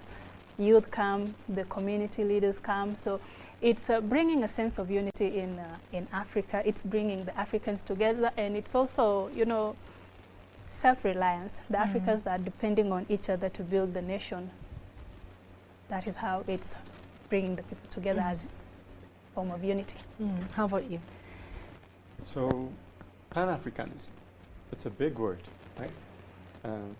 At its core, it has always been about two things: unity across borders and self-reliance, as you have mentioned, and instead of dependency. Historically, the idea shows up as political solidarity, as liberation movements supporting each other at the founding of Organization of African Unity in Addis Ababa back in 1963. And the African Union that succeeded it, headquartered by the way, in the exact same city hosting COP32, and that's not a coincidence. So I want to gloss over that. Addis Ababa has functioned as the symbolic capital of the continental unity for years. Now overlaying green legacy into this history, this is a program that didn't wait for a foreign donor to design, starting off. And it wasn't funded by any foreigners, or it wasn't run by it. Ethiopia built its own reforestation infrastructure and its own nurseries, its own logistics, its own mobilization of citizens, and scaled it to 48 billion seedlings using largely domestic organizations and political will. So that is self-reliance in the most purest form, in my opinion. So it's Africa solving an African scale problem in an African labor, in an African way. So in an African leadership. And only bringing in international partners like the World Bank and Norway afterwards. So on Ethiopia's terms to monetize results that were already real. So the one taking action, the one who's with the autonomy is Ethiopia and the country itself, an African country itself. So, and there is something almost poetic about the choice of tools here, trees. So Pan-Africanism has always leaned on land and soil as symbols of sovereignty. And going back to the anti-colonial and the land reclamation movements of the 20th century, planting 48 billion trees on African soil by African people is a kind of a declaration. It's a declaration of a modern day echo of that same idea. Land as the foundation of dignity, self-determination, not just economics. So, and I'd also point to mobilization model itself as a Pan-African statement. This isn't one region or one ethnic group doing the planting. Instead, it's a national campaign. And that's deliberately pulls in every part of Ethiopia's incredible, diverse population. Plus, diplomats and international guests were planting too, African diplomats. So it combined them into a single shared civic act. That's unity in practice, not just unity in slogan, I believe. And also other African nations have started running their own versions. As you have mentioned, Kenya, Rwanda, Nigeria have all launched national tree planting diverse, explicitly citing Ethiopia. So, as an example, so the unity isn't staying inside Ethiopia; it's flowing towards Africa, to all other nations. So it's replicating the continent-wide. So Pan-Africanism used to mostly live in speeches. In summits and the liberation anthems, but the green legacy is giving it a body. It's giving it. It's what it looks like when ideology is turned into a working glove. We've heard from different people, especially diplomats, ambassadors, mentioning that there are models like these in their country. One thing we want to set clear here is that other countries, they also have their own initiative. They also love what we're doing here in Ethiopia, and they tell us they want to replicate this model. But when we talk about the green legacy, we're not overshadowing the other efforts that are being taken by African countries. And I love it very much that you mentioned the experiences of different African countries as well. So when you mentioned Ethiopian diplomats being very attracted by the scale of this initiative taking place, is that I want to share a personal anecdote here. While on work in Bishoftu, we met different people with different backgrounds, some in natural sciences even, coming back here in Ethiopia to plant the tree. So the last session we covered on the weekend took place with partnership with the Ministry of Foreign Affairs, Institute of Foreign Affairs, also the diplomatic Ethiopian national citizens. So it shows you how much green initiative not only brings together people in a national campaign, it's already being implemented as an international campaign. And when we think about the actual mechanism, because I don't want to leave this one abstract, how do you interpret the scale of the replication taking place? Yes, it is a Pan-African movement, as our forefathers in African legacy have showed us what uniting together can bring forward. What do you think the inspiration of a continent-wide environmental cooperation will yield in results? Let me start with Paul here. First, the replication is already happening. So, and it's worth naming specifically. Kenya has its own national tree growing campaign targeting 15 billion trees by 2032. Rwanda has integrated large-scale reforestation into its national development plan, and Nigeria, Ghana, and others have launched and expanded their own afforestation pushes in the last few years. So Ethiopia essentially proved the model was fundable, scalable, and politically durable, and that de-risked the idea to other African countries. So second, there is a real opportunity for a shared continental carbon registry or coordinating body. So the African nations are each negotiating individually and competing competitively with the same pool of international buyers. But the World Bank, European governments, corporate net zero buyers, if Ethiopia, Kenya, Rwanda, and Ghana and other coordinate pricing, if they coordinate verification standards, if they set a revenue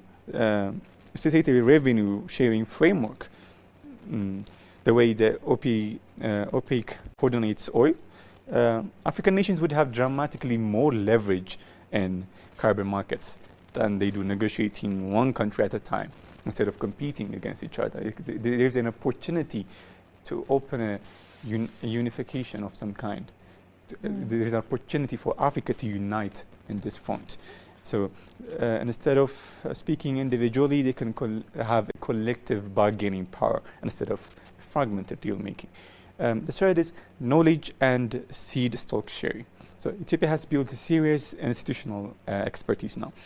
Nursery management, species selection for different climate zones, community mobilization techniques, survival rate monitoring, and that is very much exportable.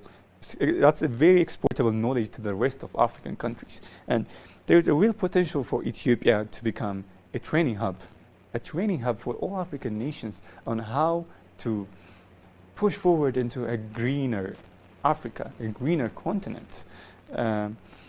Sending technical experts, it can even be by sending experts to help other African nations avoid the early mistakes and accelerate their own programs. And the same way, agricultural extension programs, knowledge work in African countries. The fourth is cross-border ecological projects. So some of Africa's most degraded landscapes, like parts of Sahel and the Great Green Wall Initiative stretching from Senegal to Djibouti, are inherently multi-country problems, which asks for a multi-country solution, a unified green legacy style mobilization approach, but coordinated across 11 plus countries. It would be very radical, and it would present a very great change, and it could give the long underfunded, historically slow-moving initiative the kind of political energy and citizen participation that it needs, that made Ethiopia's program so effective at this time. And fifth, using COP32 itself as the coordinating momentum, hosting the summit in Addis Ababa gives Africa a built-in high visibility occasion to formally launch the continent-wide reforestation and carbon market coordination frameworks. And with every African head of state and negotiator already at the room, there is a huge opportunity to move forward to actually implement those things. So the real Pan-African opportunity here isn't just 48 other countries copying Ethiopia's framework or homework.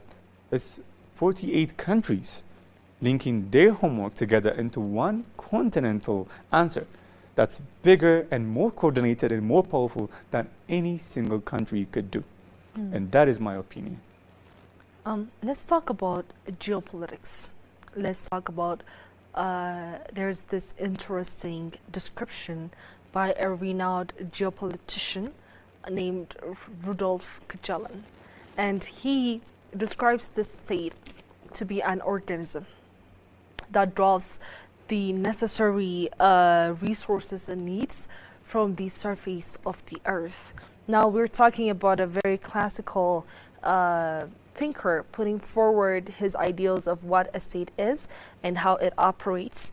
But this modern day understanding should be framed in a way we should understand what Kjellin meant when he said states draw the necessary things they need as organisms from the surface of the earth. So what do you think is this description's alignment with what Ethiopia is today doing with the Green Legacy Initiative? Fraul. So clearly Ethiopia is feeding itself from its own resources and opening up other opportunities for other African countries at the same time. So it's not only using its own resources, it's also showing how to use resources to not only greenify the country, not only create opportunity for clean energy, but as a lesson of how to use one's resources to prevent climate crisis and develop at the same time. So I think the organism is growing. So it's learning how to use its own resources. Yeah, it pretty much aligns with what a thinker before said and what is being done on the ground in Ethiopia today. So what's your take on this continental based environmental cooperation towards having resources implemented to their full utilization together? It could be economic, it could be social. We've mentioned earlier that women, youth are participating in a very larger scale than they used to before. So what does this democratic mobilization mean to you? Well, to me, it means the citizens are getting to exercise their rights by bringing them together to come and, in this initiative, the women coming together, the children coming together, and everybody coming together for this initiative. I think it's giving them a right to exercise their citizen rights. That is the love for their country, the love to develop their country, and yeah. So it's giving them, this sense of you own this, you own the country. The country is yours. So for the country to be a better country, it's you, within you, as a person, as an individual. So I think they're exercising their citizen rights. As Fraul shared with us, this is not just Ethiopia's homework. It's all of Africa doing a single assignment together.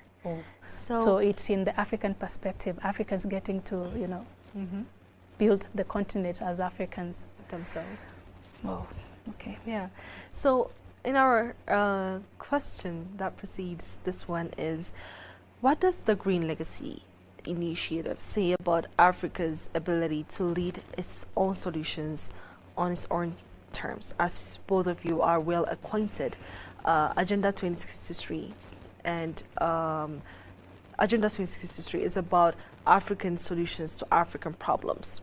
We've tried to implement silencing of the guns in 2020, and there were different initiatives the African Union has put forward to be implemented by all African states together.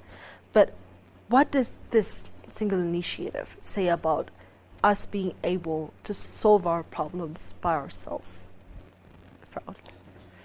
What makes the difference is all those initiatives heavily need funding, and funding that comes from external countries mostly. But at this point of time, Africa is in a situation where she has to fund her own initiative by herself. As we have mentioned, if we have attended the African Data Summit before, we saw that there is an increasingly new pressure on Africa to be more researched, to be more research to use its own finances, because a lot of external aids are being raised from the continent. So in these kinds of tight situations, what kind of initiative should be the next step for Africa? The Green Legacy Initiative, in a continental way, the forefront of the whole initiative is the use of your own resources and the use of your own people. In a situation where we don't have a lot of funding at this time, a lot of funding coming from external places, we have a well-proofed, researched, and an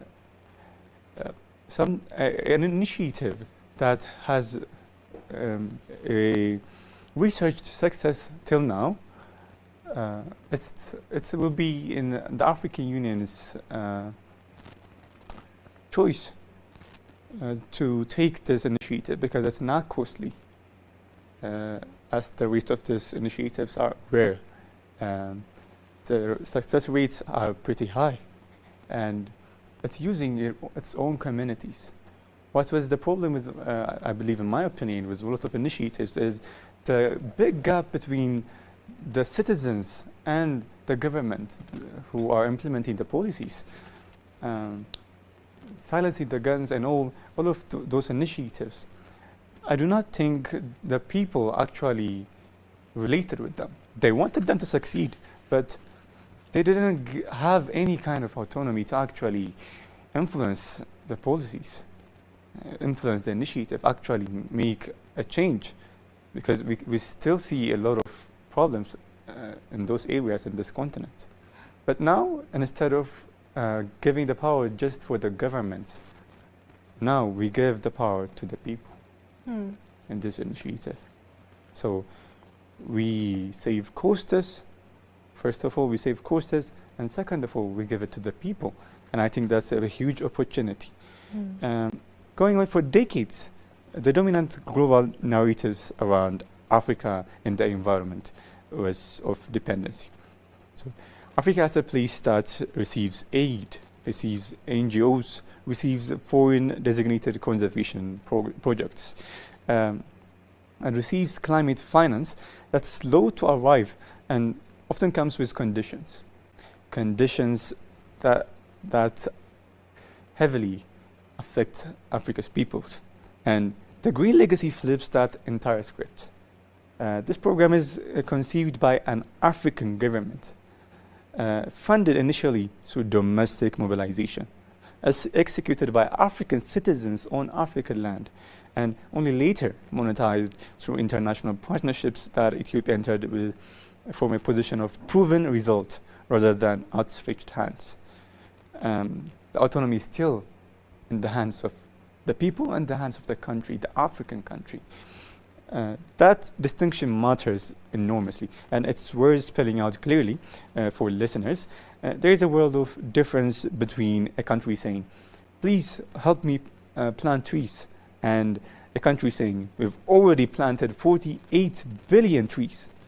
And there is a verified carbon data who wants to buy the credits. There's a huge difference.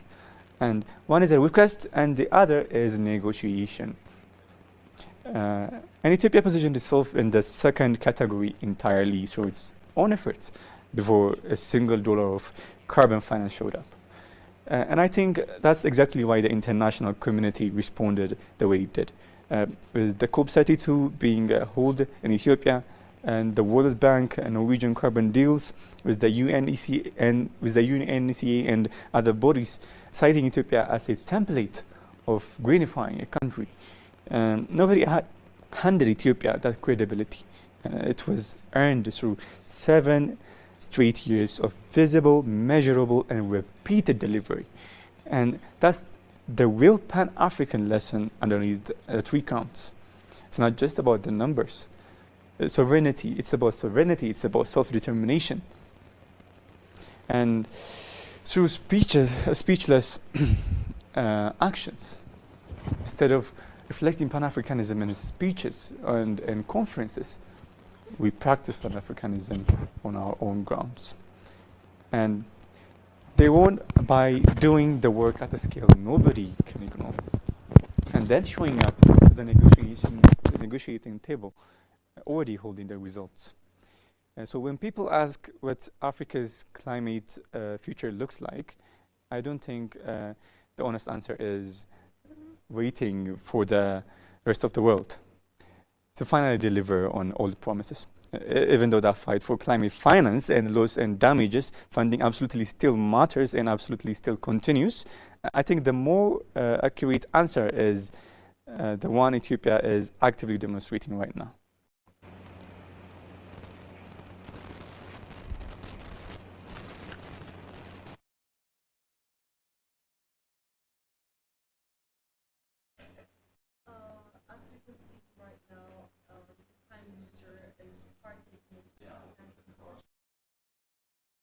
ዙሩስ በእያንዳንዱ ቦታ 5 6 7 8 እየተከልኩ ነው። እስከ 100 ችግኝ ለመትከል ነው ዛሬ እቅዴ። እስከ ምሽት ተክላለሁ። ዛሬ ተስፋን የምንተክልበት ቀን ስለሆነ ደስ ብሎኝ ቦታ እየቀያየርኩ ኢንዲጂነስ የሆኑ ትሬዎች እየመረጥኩ እተክላለሁ። ሌላውም ሰው እንዲሁ እንደሚያደርግ ተስፋ አደርጋለሁ። ዛሬ ሌላ ጉዳይ የምናውለውን ነገር ትተን ሙሉ ጊዜያችን ለዚህ ብናውል 800 ብለናል። ከዚያም በላይ መሄድ ቢቻል እስከ 25 ሚሊዮን ሰው ይጠበቃል። ከዚያም በላይ መሄድ ቢቻል ህብረታችንን አንድ መሆናችንን ተስፋን ለመትከል ያለንን ቁርጠኝነት ከሁሉ በላይ ደግሞ ለልጆቻችን አንድ ቁም ነገር ጥለን ለማለፍ ኢትዮጵያውያን ያለንን ዝግጁነት ያሳያል። ሌሎች የሚሰጡት ትምህርት ከፍተኛ ነው።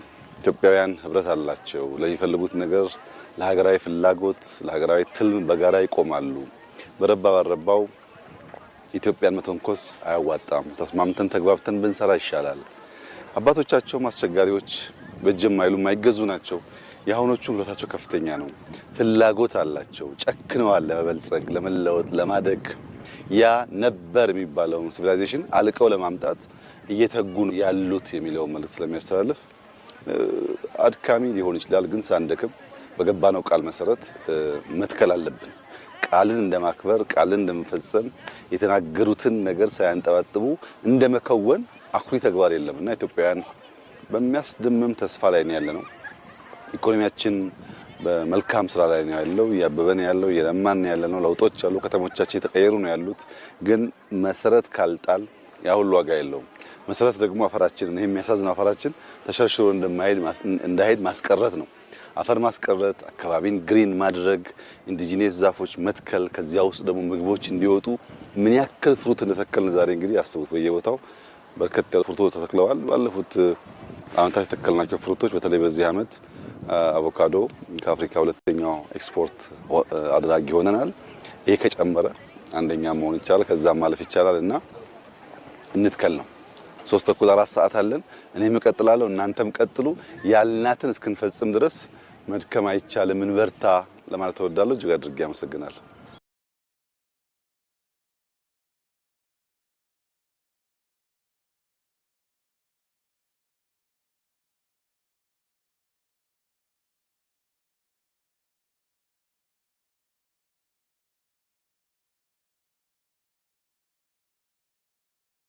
Seedling planting session, we just heard a powerful message from our Prime Minister, Dr. Abiy Ahmed Ali, on the urgency of planting trees for the better. Let's plant for hope, and this year's guiding theme also showcases the urgency, the importance of gathering for Ethiopia's better future. So I would like you to reflect upon what we've just heard on the importance of tree planting and to take many actions toward this stewardship. What do you think about it? Starting with the t-shirt the Honorable Prime Minister were wearing, it says Tasfan Nitkal, meaning in English, let's plant hope. Yes. Starting from that, we can just see what the whole initiative is about. We're planting hopes for the next generation. And behind him were students planting seedlings. And he was talking about how the youth empowerment is very essential in this initiatives. And he's giving the youth he's empowering the youth with an opportunity to shape their own future, to shape an Ethiopia that they will live in the future, to shape their own country. He's giving them a power to shape their own country. And he mentioned that Ethiopia has become the second exporter of avocado, the second largest exporter of avocado. And he also included that we are planting in many fruits. Saying that is showing that it's not just about planting trees. It's about planting food. It's about enabling our country in the export sector and enabling our people by giving them something to feed. It's a feeder. So another key thing he said was, we won't stop until we reach what we set out to achieve. And that shows us the conviction that there is in this initiative. It's not just a random activity that's been done just for a show. You can see the conviction in achieving the goals set out. And that is what I understood. Yeah, what did you understand from watching the Prime Minister, he himself, engage in this initiative? Well, I don't speak Amharic, but I'll just talk of what I saw in the pictures. That would be perfect. Yeah. So I saw the Prime Minister taking part in the planting of the trees, and behind him I was seeing many people. I saw some federals, I saw children, school children, and I also saw some elderly people planting the trees. So this shows that there is this harmony between the Ethiopian people.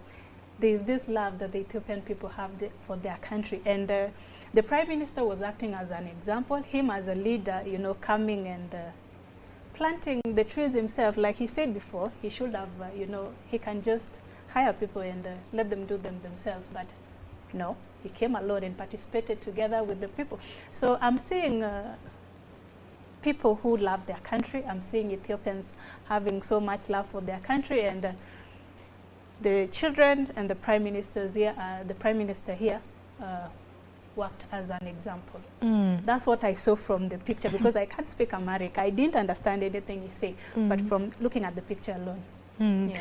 Fraul actually gave us a very elaborate response to what his reflection was, and you gave us a visual representation of what it felt like to watch Ethiopian citizens and the Prime Minister himself engage in this initiative. So I think both are pretty awesome.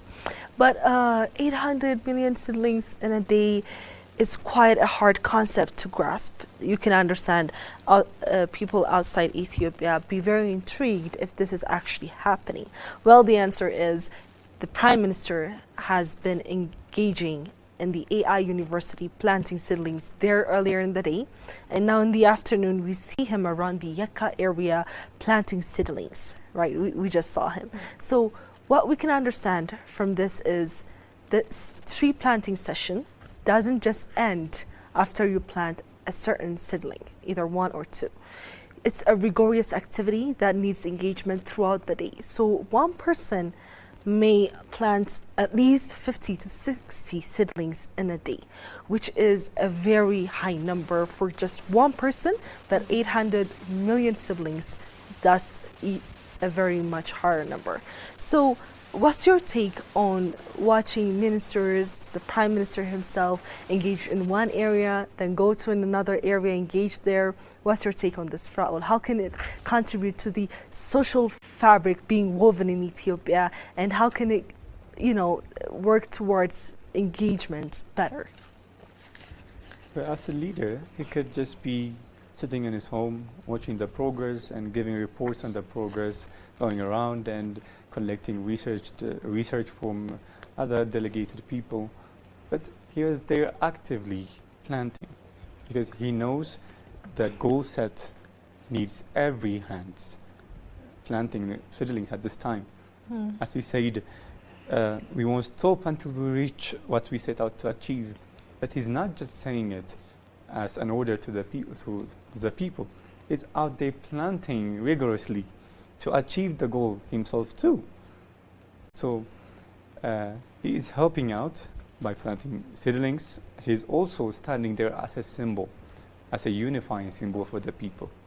These people have been planting seedlings from the morning onwards, and if I was in their position right now, I would need some kind of motivation, some kind of conviction to be keeping planting till I side by side with me is a big energy booster, more than any snack they could give me as an incentive.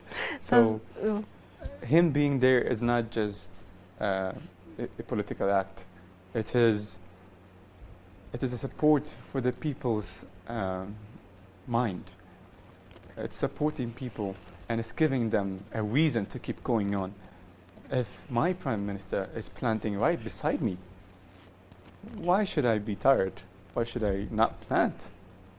And it gives them some kind of energy, I believe, because it gave me an energy, and I'm sitting in the studio. I'm wanting to go out and plant. So you promise you'll be out and planting trees after the session? Lunch, yeah. We'll check up on him. We'll see. So the relevance of the Prime Minister planting seedlings at the AI University can be traced to the 39th ordinary session of the African Union. He mentioned the path Ethiopia is pursuing towards modernization in the digital sector. At the 39th ordinary session of the African Union, the Prime Minister mentioned that Ethiopia aims to build an AI university. It's not only enough that we have an AI institute in Ethiopia, which many visitors would like to highlight. It's like the biggest amazing tour they had during their tour in Africa, in Ethiopia specifically. But it's also very relevant that trees are being planted in areas where we are aiming to be ambitious in the future. So Fraul Institute in Ethiopia, which many visitors would like to highlight, it's like the biggest amazing tour they had during their tour due to decisions being taken in the other global countries. So what do you think is very relevant about the digital sector that the Prime Minister took today earlier in the morning? Well, I had a chance to interview the EU's Commissioner for Sustainable Development, Blue Economy and Agriculture, Moses Velakati in the EU.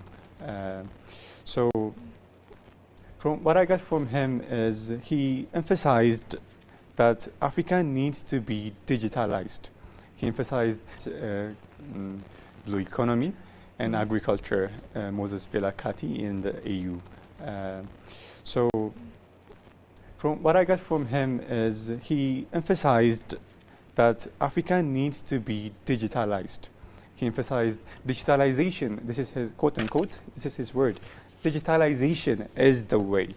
He said that. So the use of AI and indigenous knowledge with AI is going to be a major break changer for Africa at this time. Because when Western countries were developing, when Western countries were building their own countries, they didn't have these tools. They didn't have AI. They didn't have the support of digitalization. But now we have becoming a model for this by opening an AI university. Is a very amazing thing to hear, because Ethiopia has been a model for the green legacy. She has been chosen for climate, for the COP32. And now she has opened an AI university. So Ethiopia is, you can see Ethiopia's advocacy to advance Africa's development overall. What's your take on this one in terms of digital sector, Yamwat?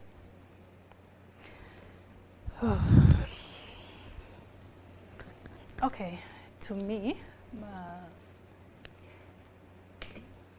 Ethiopia digitalizing the AI, what was it called again? AI Institute. AI Institute University. It's an institute, or is it an university? I'm not sure if I have... The AI Institute is already there, but Ethiopia is going to open AI University. So it's still in the process, the AI University. I think it's a big step. It's a big step, Ethiopia having to open this. I don't think there's any other country, African country, that has opened that. So I think it's a big step that Ethiopia has taken. The fact that Ethiopia is chosen for this COP32, I think it's imperative that Ethiopia is going towards this digital sector in Africa, and at least other African countries to pursue the same sector. Let's talk about electric vehicles, Fraul, because it's one of the reasons Ethiopia got chosen for the COP32, to host COP32 just 18 months later in Africa. So what's your take on electric vehicles contributing to the betterments of the community we live in? Well, first of all, it frees us from the dependency, from the fuel dependency that most African countries are facing now. A clear example of this moment is the war between US and Iran and the closing of the Strait of Hormuz. It affected many people in Africa. It affected truck drivers, it affected students, it affected doctors, it affected teachers, it affected a lot of things. And we can see that Ethiopia was pushing for electric vehicles even before this war happened. Ethiopia was moving forward to prevent these kinds of issues. Ethiopia foresaw what would happen in this kind of oil dependency if we continue in this oil dependency. And that's why Ethiopia was pushing for electric vehicles in the country. But then, when the Strait of Hormuz was closed, it really showed the whole world that Ethiopia's actions were not delusions.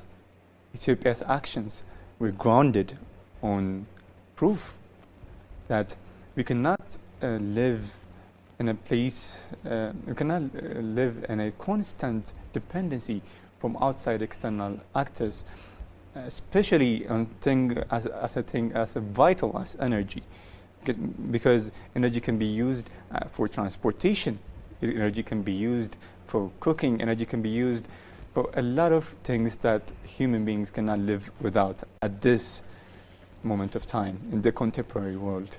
So I believe the push for the EV was and still is a very great view, not just for the clean energy, but for African continental autonomy overall.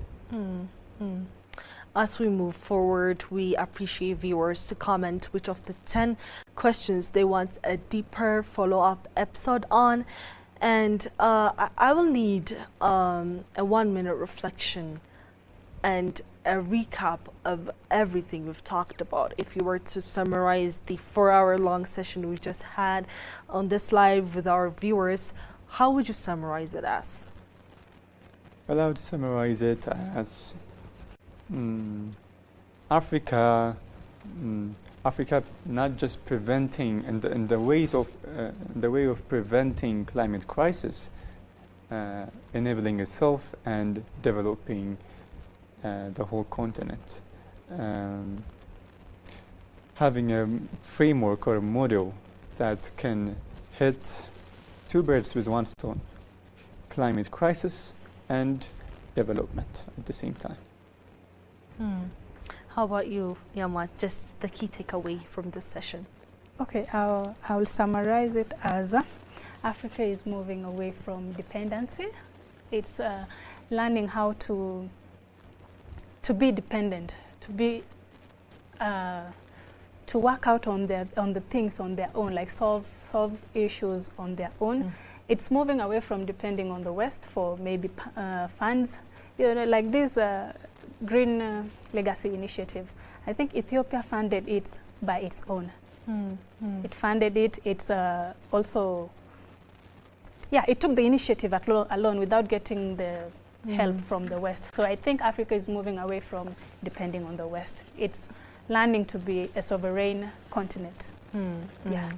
So in this live session, we talked about the climate context. We talked about the consequences of climate change. We even mentioned El Nino. We talked about replication of the Green Legacy Initiative in other African countries. We talked about the climate models, COP32, rigorously about that. We've also seen our Prime Minister, our President, different ministers, and also citizens interacting, engaging with the Green Legacy Initiative, and also mentioned Pan-Africanism and the ties it has with the continent and the broader future of hope it brings upon all of us. This has been a very thrilling experience I've shared with both of you. Thank you, Yamwa. Thank you, Fraul, for joining us on this episode, and very much thank you to our viewers for joining us on this 4-hour-long live session. We hope you'll continue interacting with our live, and stay tuned. Thank you for watching. ታሪክ ለመጻፍ ከማለዳው ጀምሮ እየተረባረቡ ነው የሚገኙት። እስካሁንም ቁጥሩ በጣም በርካታ የሆነ ህዝብ ወደ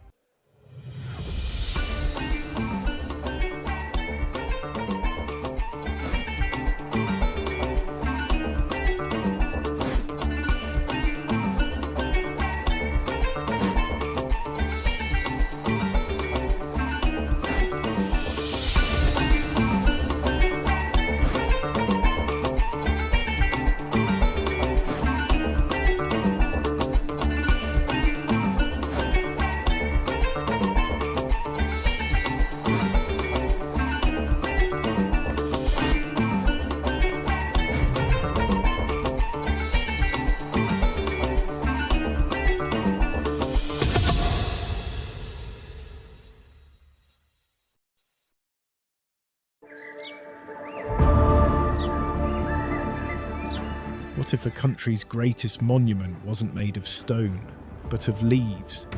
Every year a country pauses, not to celebrate the past, but to plant the future.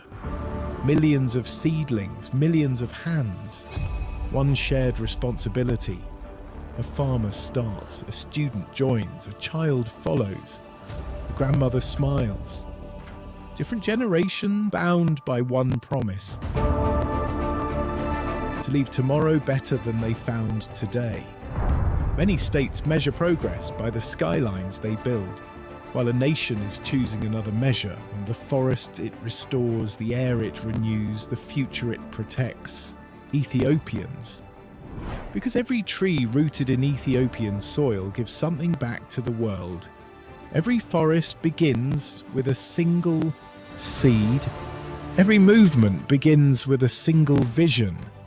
But it takes a nation to carry it forward. One vision.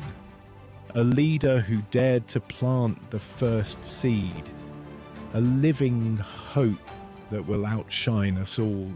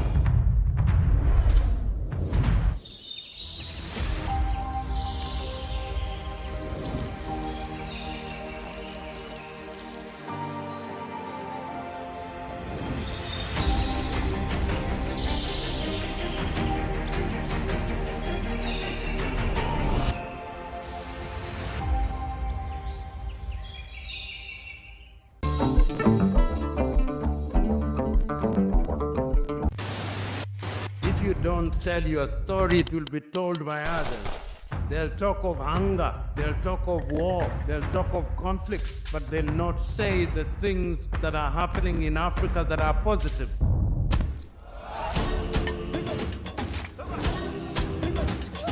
This is POA, a very new media organization in Ethiopia. We have to be voice for ourselves. There's no one else that can tell our story better than us. If it's defending African matters, then go for it. Go for Pulse Media. And this is the Pulse of Africa. Tune in, follow the journey, and learn about the news and what's shaping our African continent. I am really impressed by the work that they are doing by telling the African story from Africa for Africans. I think it's definitely needed. Please subscribe to the Pulse of Africa on all platforms.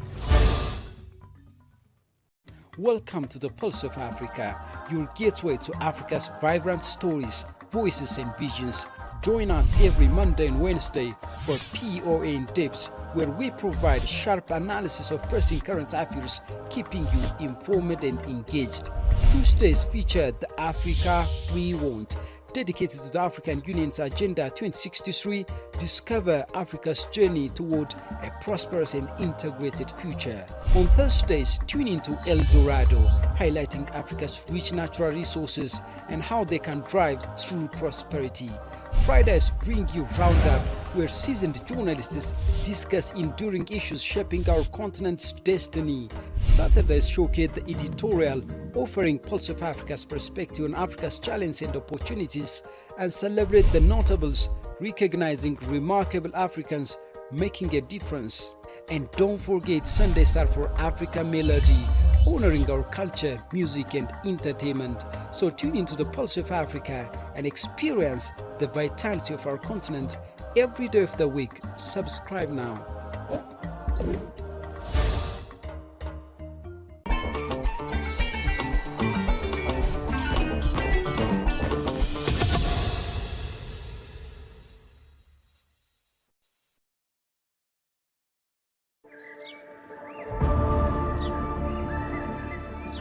What if a country's greatest monument wasn't made of stone, but of leaves?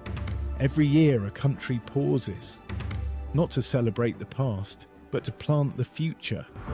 Millions of seedlings, millions of hands, one shared responsibility. A farmer starts, a student joins, a child follows, a grandmother smiles.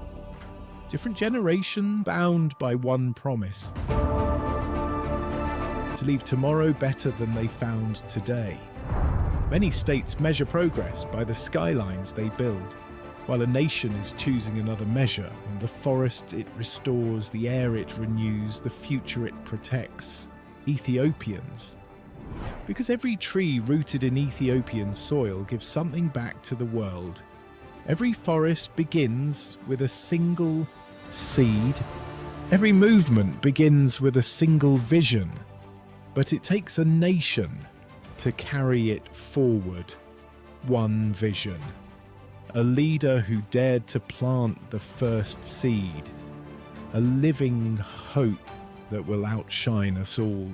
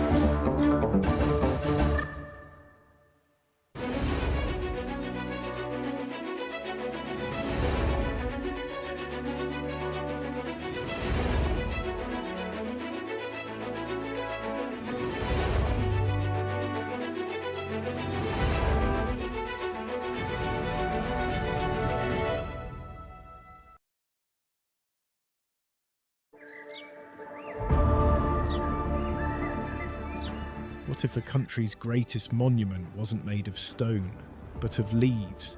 Every year a country pauses, not to celebrate the past, but to plant the future. Millions of seedlings, millions of hands, one shared responsibility. A farmer starts, a student joins, a child follows, a grandmother smiles. Different generation bound by one promise: to leave tomorrow better than they found today. Many states measure progress by the skylines they build, while a nation is choosing another measure on the forest it restores, the air it renews, the future it protects. Ethiopians. Because every tree rooted in Ethiopian soil gives something back to the world. Every forest begins with a single seed. Every movement begins with a single vision. But it takes a nation to carry it forward. One vision. A leader who dared to plant the first seed. A living hope that will outshine us all.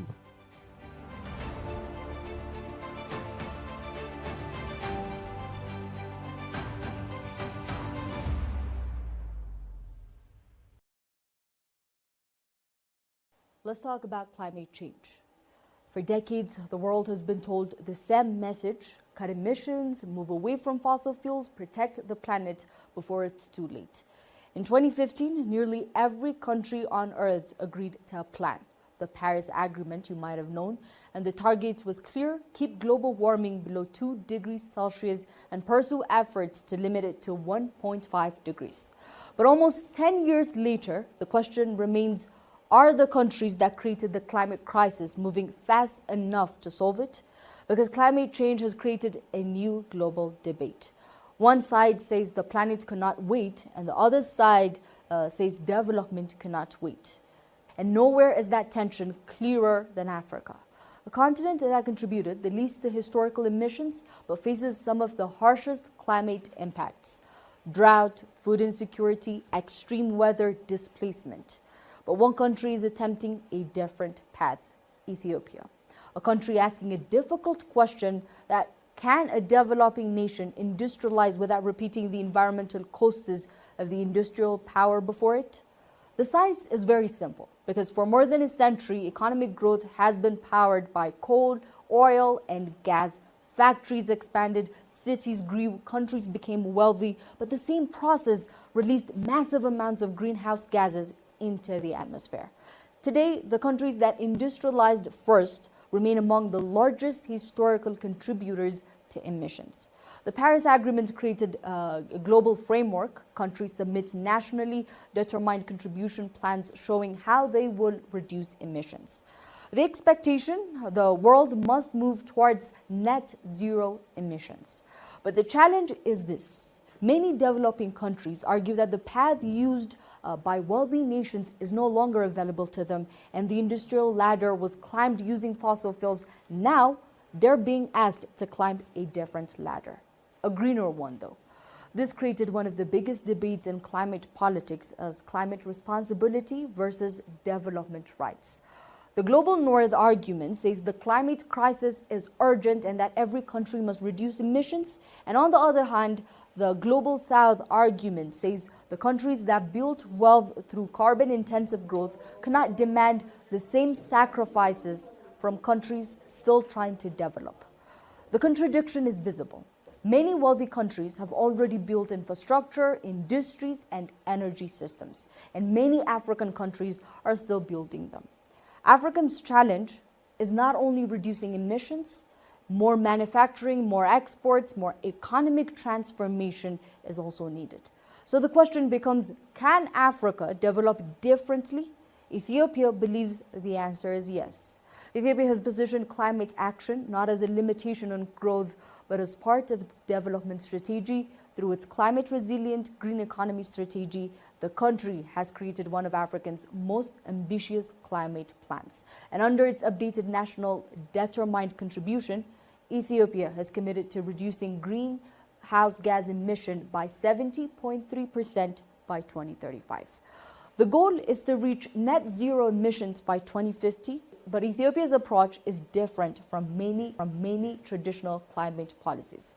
Instead of only focusing on restrictions, it focuses on building a new economic model. And this is the bigger story behind Ethiopia's Green Legacy initiative.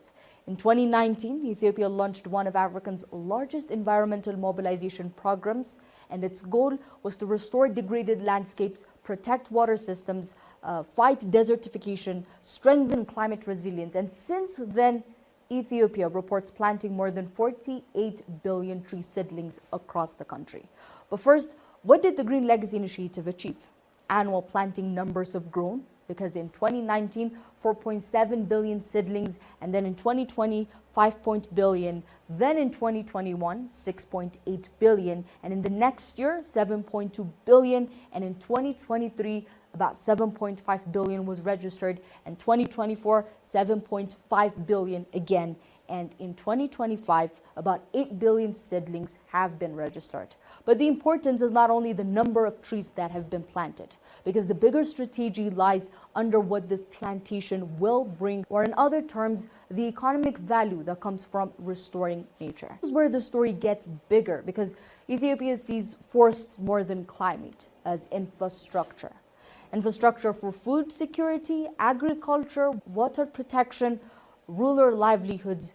And Ethiopia's answer is the climate resilient green economy strategy. A tree is not only an environmental symbol, it is an economic asset, but there is another side to it. Environmental experts have questioned whether planting numbers alone tell the full story. A tree is not automatically economic survival. In simple versions, are there enough long-term survival measurements for the trees that we've planted? And this is where Ethiopia connects climate policy with energy policy. A climate strategy that goes beyond planting trees, and the country is trying to use renewable energy as the foundation for industrial growth. And the Grand Ethiopian Renaissance Dam represents these ambitions. With thousands of megawatts of renewable electricity potential, Ethiopia argues that clean energy can power factories, expand electricity access, and support regional energy trade. The country has also taken an unusual step. It enforces a complete national ban on importing gasoline and diesel passenger vehicles. And the goal for this is to accelerate electric vehicle adoption, reduce fossil fuel dependence, and reduce the economic pressure of importing petroleum. Because for Ethiopia, climate policy is also economic policy. But still, every ambitious experiment has challenges, as we know, and planting billions of trees is easier than ensuring billions have survived. Renewable energy projects require enormous investment, and climate ambition requires financing, as we know. An answer to such, Ethiopia estimates its climate plan requires around $98 billion through 2035. The country says it has already committed more than $22 billion domestically, but it argues international climate finance must provide more support. As partnerships, this is where the climate justice debates even become more political. An argument a developing country often put is that climate action cannot become another development barrier. In April 2026, the country launched the Accelerating Resilience Investment and Innovation for Sustainable Economic Program alongside the Climate Investment Funds. And using this, it blended financing to systematically attract private corporate investment. And once again, Ethiopia's position reflects a wider African argument. Africa wants to be part of the climate solution, but it also wants recognition that development remains a priority. Now, the message is very clear. The continent should not be forced to choose between poverty reduction and climate responsibility. Instead, climate action should become the pathway to development. Ethiopia is attempting to demonstrate that a country can expand energy access, build industries, and protect ecosystems. And at the same time, the climate debate is often presented as a choice between growth or sustainability, industry or environment, development or climate actions.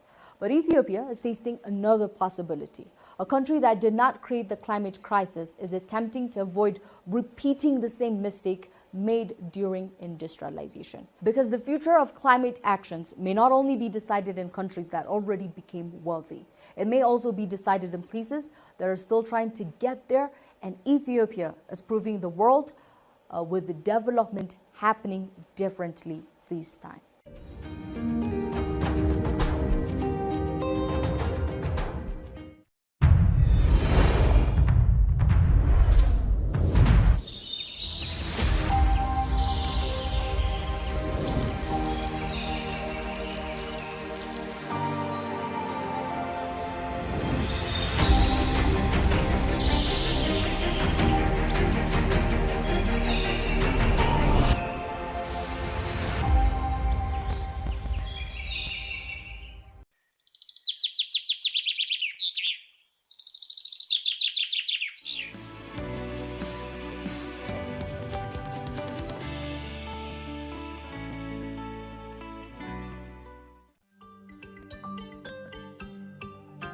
The Green Legacy Initiative is often called one of the largest tree planting campaigns on earth. That description captures its scale. In 2019, Ethiopia planted more than 4.7 billion seedlings, including a world record 350 million in a single day. In 2025, the figure was 714.7 million. The 2026 target is 8 billion seedlings, with a single day goal of 800 million.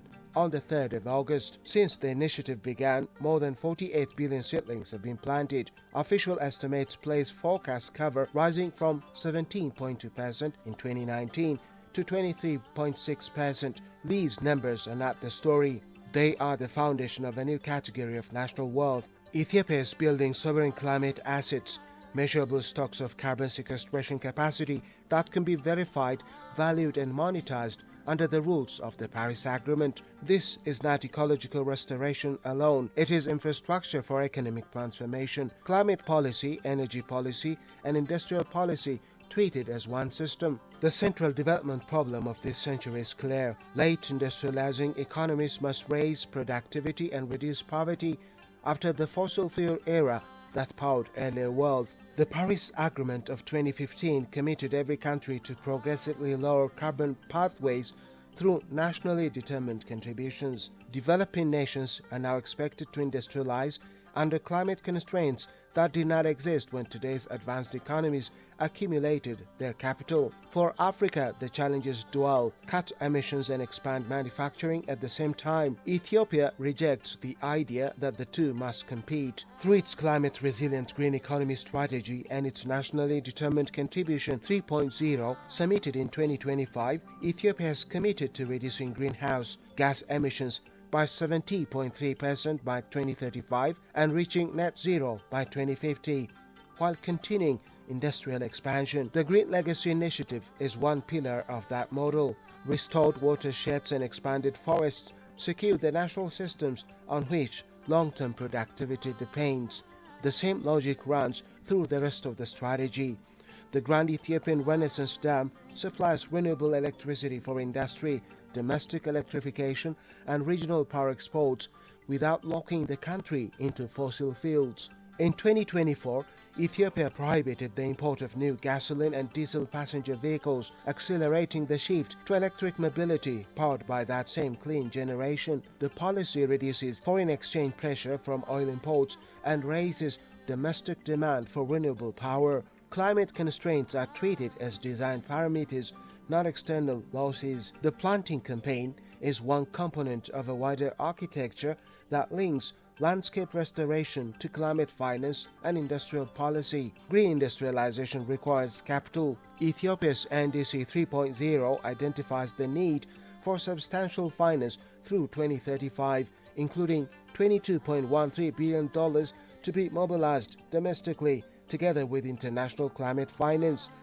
In April 2026, the Climate Investment Funds launched ARIS, Accelerating Resilience Investments and Innovations for Sustainable Economies, in Addis Ababa. The facility offers a predictable envelope of $30 to $40 million per country and up to $50 million for regional programs designed to turn climate risk into investment opportunity. Yet, Ethiopia's deeper claim is not simply that more money is required, it is that the conceptual basis of climate finance itself must change. The Green Legacy Initiative is expanding Ethiopia's portfolio of sovereign climate assets. These are measurable carbon sinks capable of generating verified mitigation outcomes and, under emerging market rules, revenue streams. In July 2026, the World Bank confirmed that Ethiopia became the first country to receive verified emission reductions under the Biocarbon Fund's ISFL standard. For the 2022 to 2023 monitoring period of the Oromia Forested Landscape Program, 14.9 million tons of carbon dioxide equivalent were verified. Of these, 12.4 million are eligible for market transactions valued between $124 and $372 million depending on commercialized market access. An emission reductions purchase agreement opens pathway for up to $40 million in result-based payments. These outcomes rest on domestic law, now largely complete. The Forest Carbon Trading Directive and the Carbon Market Proclamation, ratified in June 2026, set rules for registration, verification, ownership and benefit sharing. The National Carbon Market Strategy 2025 to 2035 designates the Ministry of Planning and Development as the designated national authority and maps pathways under Article 6 of the Paris Agreement. Both cooperative approaches and the Paris Agreement credit a mechanism. The legal scaffolding for internationally transferred mitigation outcomes is in place. What remains is operationalization and the conversion of verified volumes into closed commercial contracts. The conceptual shift is consequential. Countries that restore and expand global carbon sinks are still routinely treated as aid recipients. Aid assumes asymmetry and discretionary charity. Ethiopia's position is different. Countries that deliver verified sequestration and emission reductions are providers of global climate services. Climate services imply payment for a measurable contribution to the atmospheric public good. Leadership moves from donor and recipient to service and compensation. COP32, which Ethiopia will host in Addis Ababa in 2027, provides the diplomatic stage for this argument. Selected by the African Group of Negotiators, the conference arrives after the first global stocktake has made implementation, not further pledges, the test of credibility. Ethiopia arrives as host and as practitioner, the first issuer of jurisdictional credits under a major multilateral forest program, with domestic carbon trading rules enacted, forest cover measurably expanded, and energy and industrial policy aligned to the same carbon logic.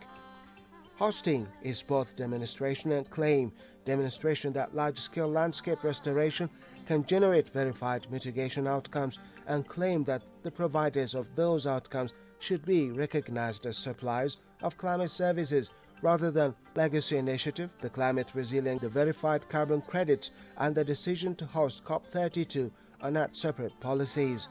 They are interlocking parts of a single economic model that treats ecological restoration as sovereign assets. In a carbon-constrained century, the countries that succeed in industrializing will be those that convert climate constraints into new forms of capital. Ethiopia is constructing that conversion, one restored watershed, one verified tone, and one conference at a time.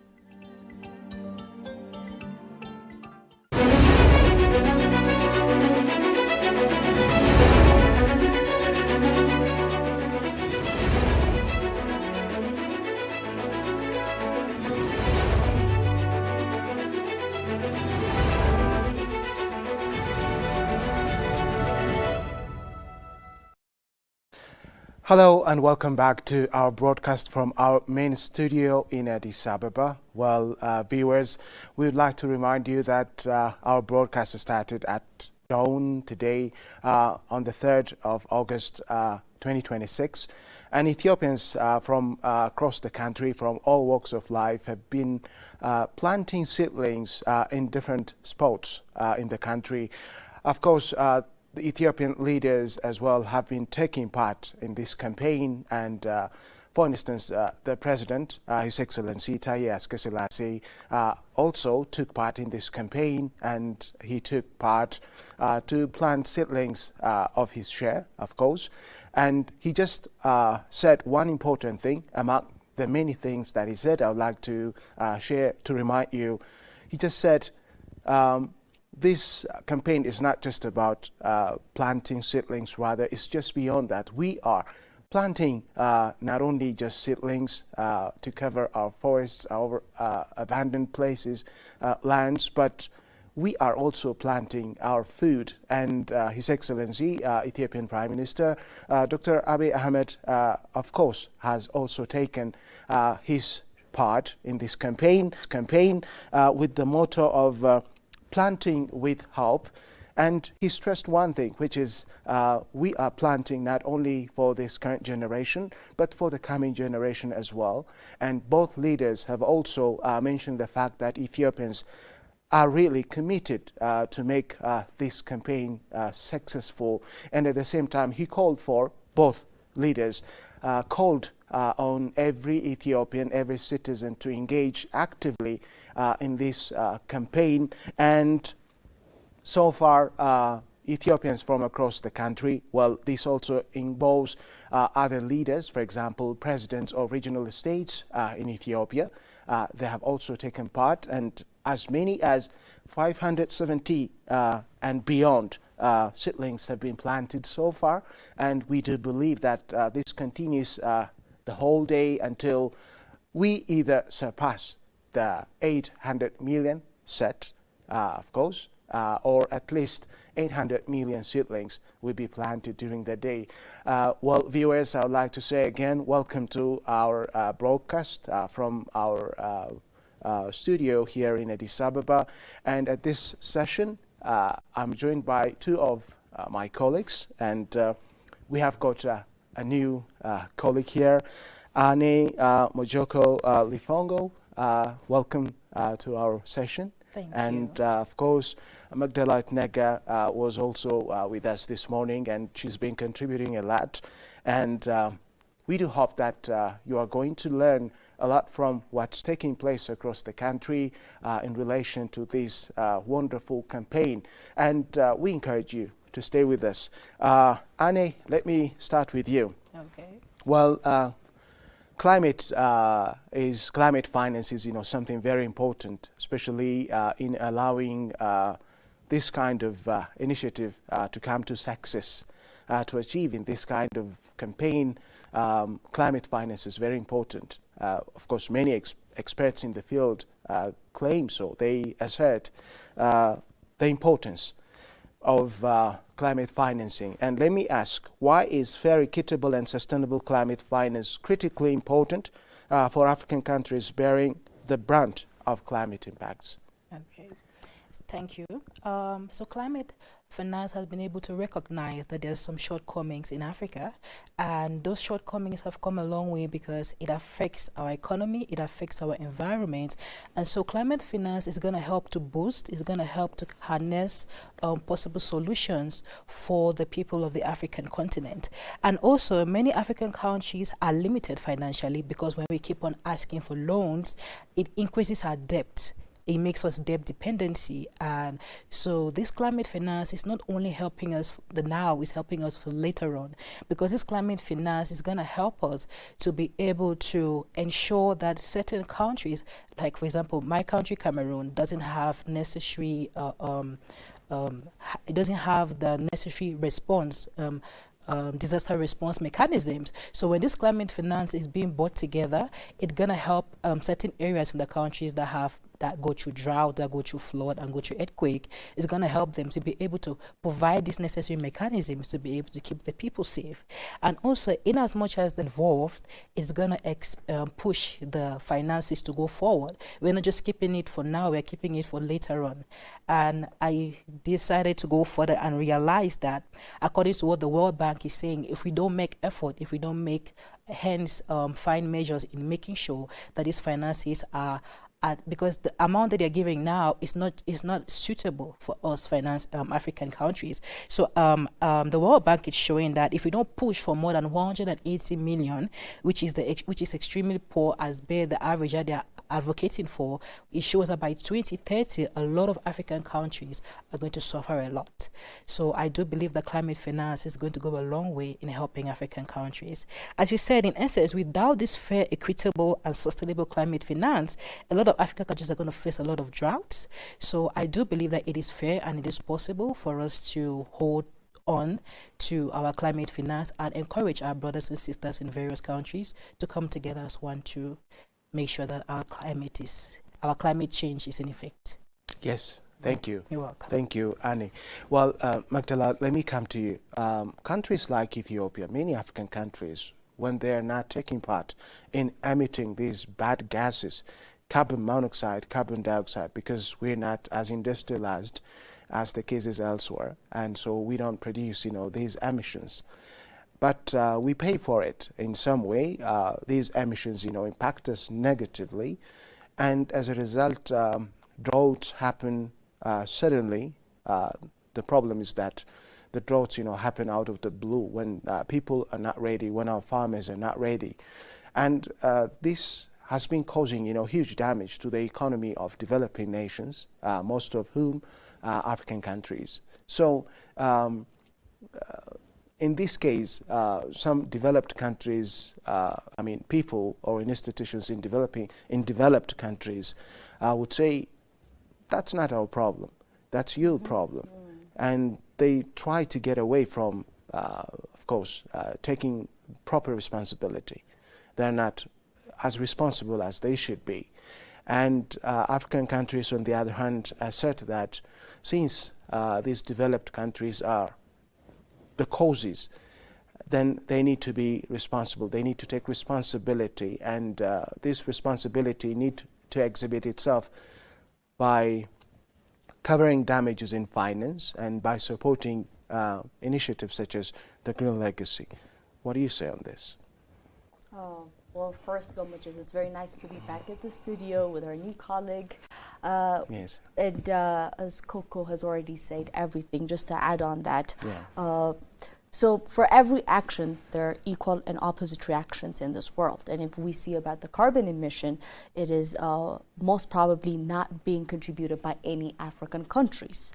So, but then it is a global factor that climate change is affecting everyone equally in each and every of our daily aspects. Serious challenges are being actually imposed on Africa, like food security, eating, which is a necessity for human beings, and also our living cultures, as we were trying to say earlier. So all these things are problems that are imposed on Africa, with Africa contributing almost nothing to the problem that we have. So I think this is very critical, and it is a must for those people, for those institutions, and for those countries who are responsible in creating this challenge to take the responsibility of funding and also helping us tackle the problem that they have created by supporting initiatives like the Green Legacy Initiative. That's my thought, Kamachi. Yes, let me add to what the both of you have said, which is sustaining, this Green Legacy Initiative. That's one aspect of, generally speaking, the Green Legacy Initiative, isn't it? Mm-hmm. Well, today Ethiopians have come out,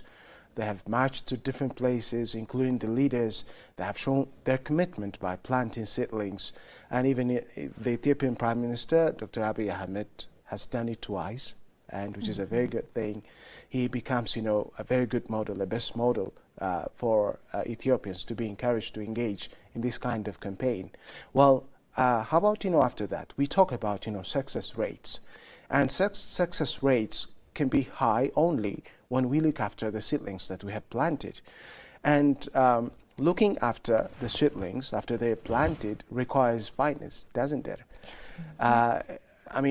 People need to go to the sites where the seedlings are planted, and they need to check whether there is enough water, and even, whether or not the soil is full of, fertilizer, proper fertilizer.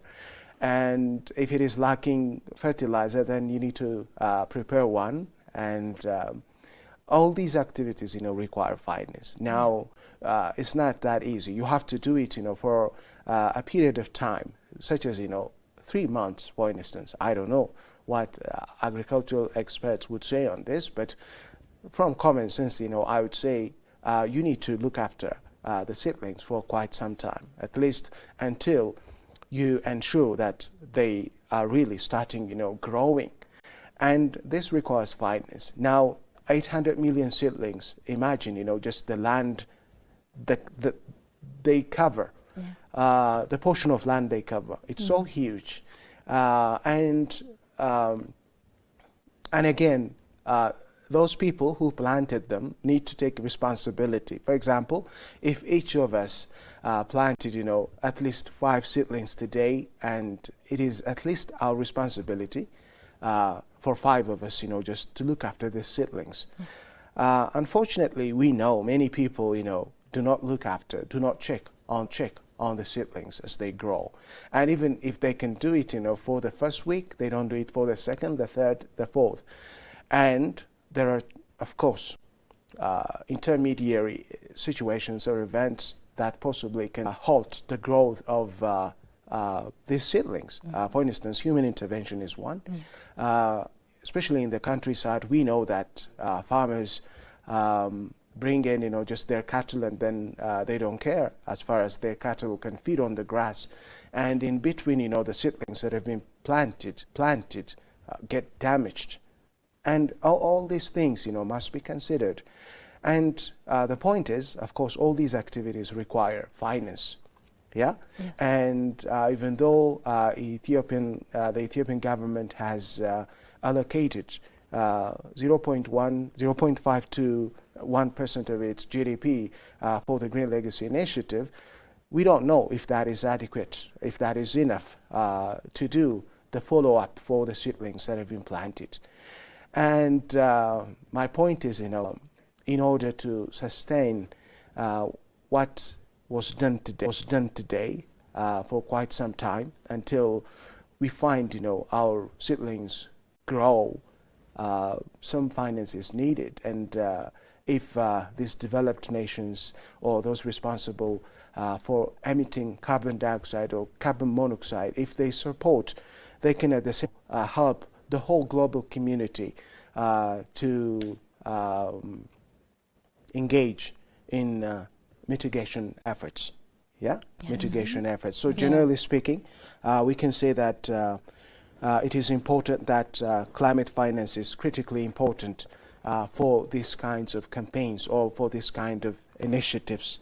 Sure. If you would say anything else to what I've said, you're welcome. Otherwise, we can proceed to the next.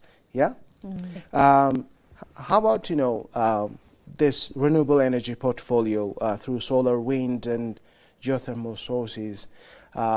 Ethiopia is, a country that is endowed with rivers, lakes, etc., and it can make use of its water resources to generate hydroelectric power, which Ethiopia has proven by building the grid. And how do you think, of course, renewables can help us mitigate climate change? In what ways do you think they can help us fight climate change or mitigate climate change in general? Okay. So, first of all, we can already see that Ethiopia is one of the striving African countries that have fought to be able to let the higher authorities or the higher countries, the countries who have supreme power, to say that we as Africans, we can stand on our own, which shows already that it is a good side for Africa. We are fighting for our place. We are fighting to be heard. So this hydropower already, it's already a sign of encouragement, because Ethiopia has one of the largest hydropower dam that we know in Africa. And in a way or two, if they are able to use this other provided means, which is solar, which is the wind and the geothermology, it is going to help, because these solar panels can be able to assist us now and later on in the future, because it's going to help to be able to reduce the cost of prices on fossil oil, and also it's going to improve boost people's businesses. With this the wind project that he's looking at establishing is also a good thing, because with the wind we can be able to detect where the climate hazard is coming from, and it is a good sign, and we are hoping that the people are going to encourage him and going to help to finance it, because at the end of the day, these projects are not just things that he wants to implement only in Ethiopia. I think he plans to help the neighboring countries around him out there combat the climate change as well. Yes, Loco. Let me share you this. If you just go to Europe, in many Asian countries, you just have panels, panels on rooftops. Yes. Okay, and solar panels. I mean, the solar panels. They generate at least what that specific family consumes during the year, and I think that same practice is being experienced in many African countries as well. Yes. The governments in many African countries are, of course, putting this into practice. They're in some way, allowing their citizens to have panels, solar panels on rooftops, so that they can generate, energy, electric power for the people.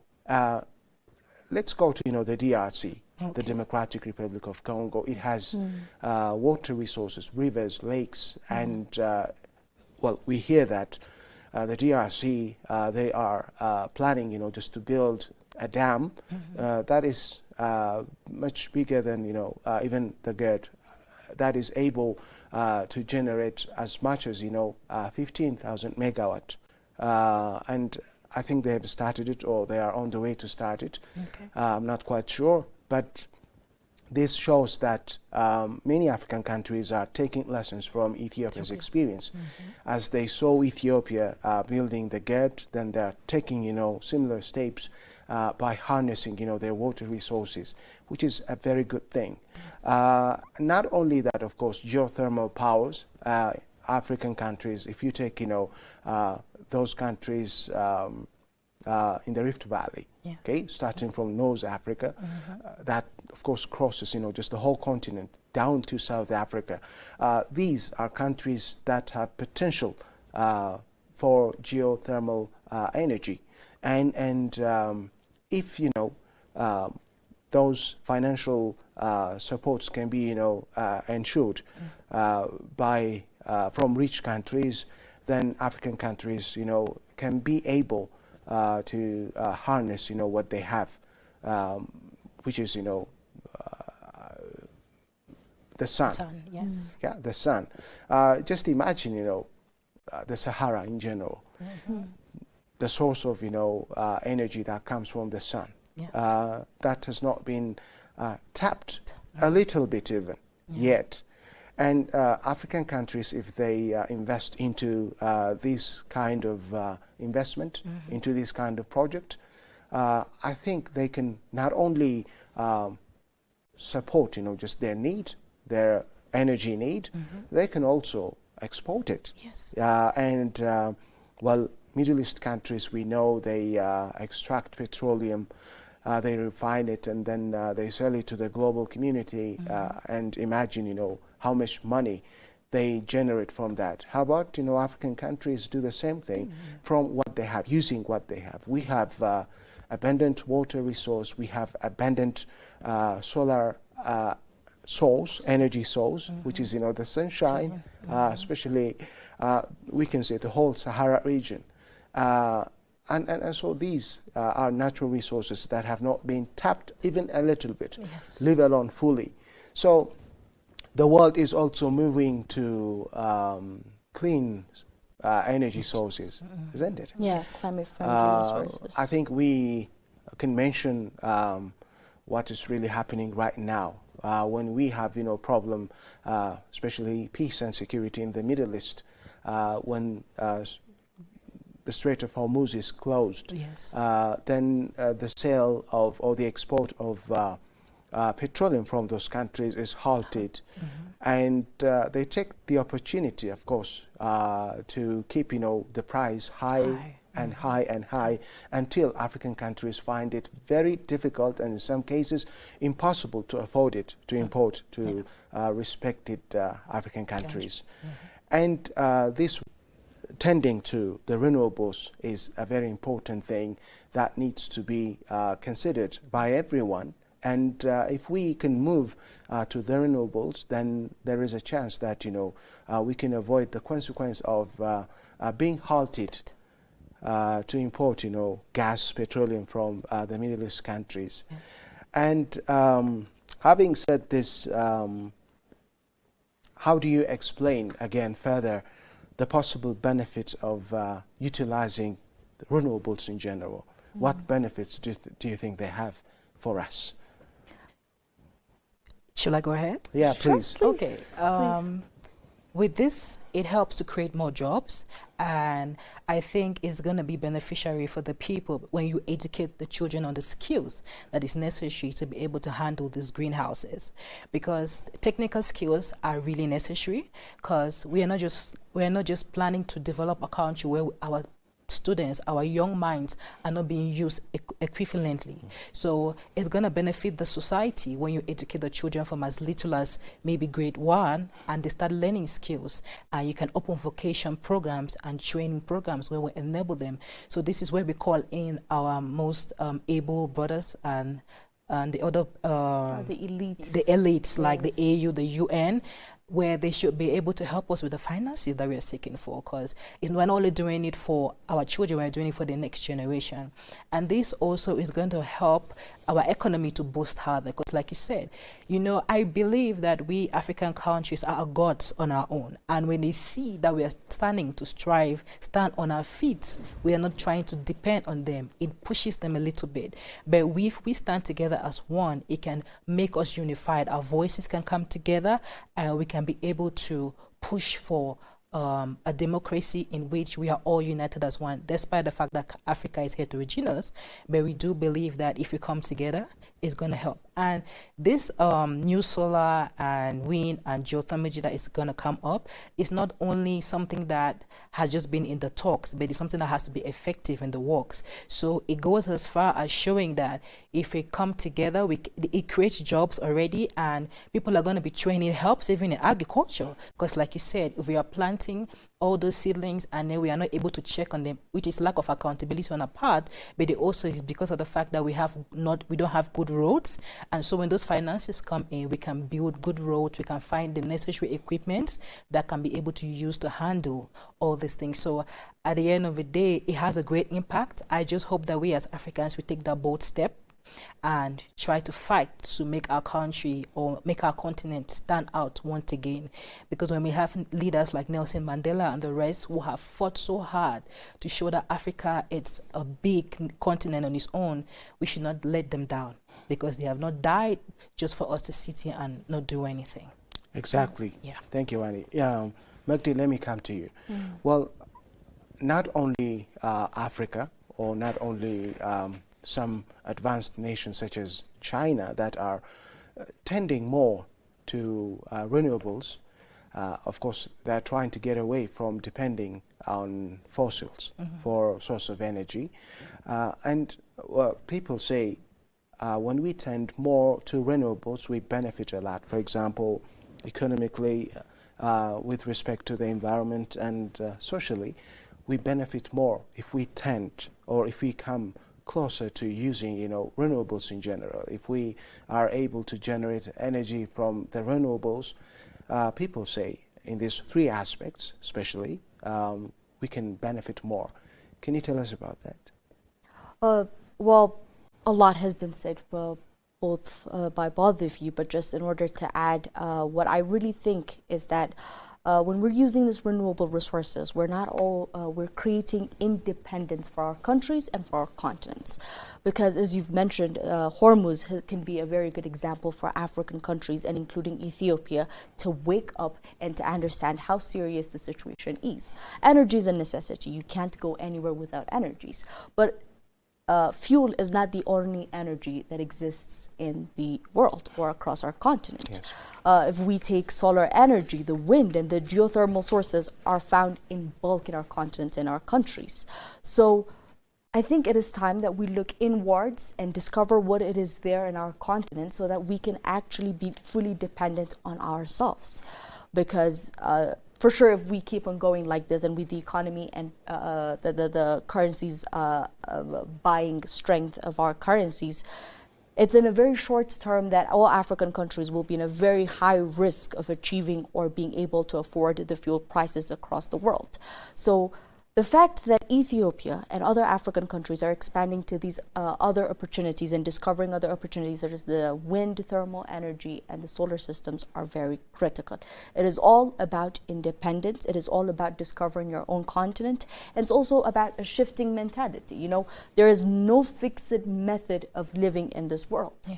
There was a time that people highly were dependent on silver, then stones, then now it's gold. So, you know, we should discover for more opportunities, look inwards, and try to find solutions. But one thing I would like to add on Coco's point is that we need more African elites in order to do that. We need to educate our children so that they can discover other options, other ways, our ways out, so that we will finally have our independence in our hands. Yes. Plus, you know, it is also turning the things that works against us to be working with us. For example, solar system across Africa. We have it in bulk. I mean, the sun is heavy. So why not use that into energy and shift it into something that we can use it in our day-to-day lives? So I guess it is more about shifting mentality. That's all I have to say. Magdi, well, you just raised a very important point. But what I can see is that even go to Cameroon, come to Ethiopia, go to Djibouti, Somalia, or South Africa, everyone agrees that Africa is a continent with abundant natural resources, including the sunshine that we enjoy on a daily basis. And when you ask, you know, why haven't we tapped, you know, such a resource, you know, fully, we can talk about, you know, we can mention a series of challenges. Now, let's talk about them. Now, there are a series of connected barriers that prohibit us from using our natural resources for generating energy. For example, not only, of course, sunshine, we can talk about the raw materials that the Chinese industries use, you know, to manufacture batteries, vehicle batteries for electric vehicles. Now, the raw materials are, of course, exported from the DRC mainly. The DRC has minerals worth of trillions. And, of course, we have rare earth metals and others in many African countries. Maybe there are spots in Africa that these minerals have not yet been discovered.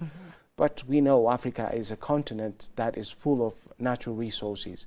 Now, what do you think are these barriers that do not allow African countries to harness their natural resources, such as, say, this heavy sun, okay, that allow us, you know, to produce unlimited energy, okay, and say, you know, lithium, okay, and other minerals as well.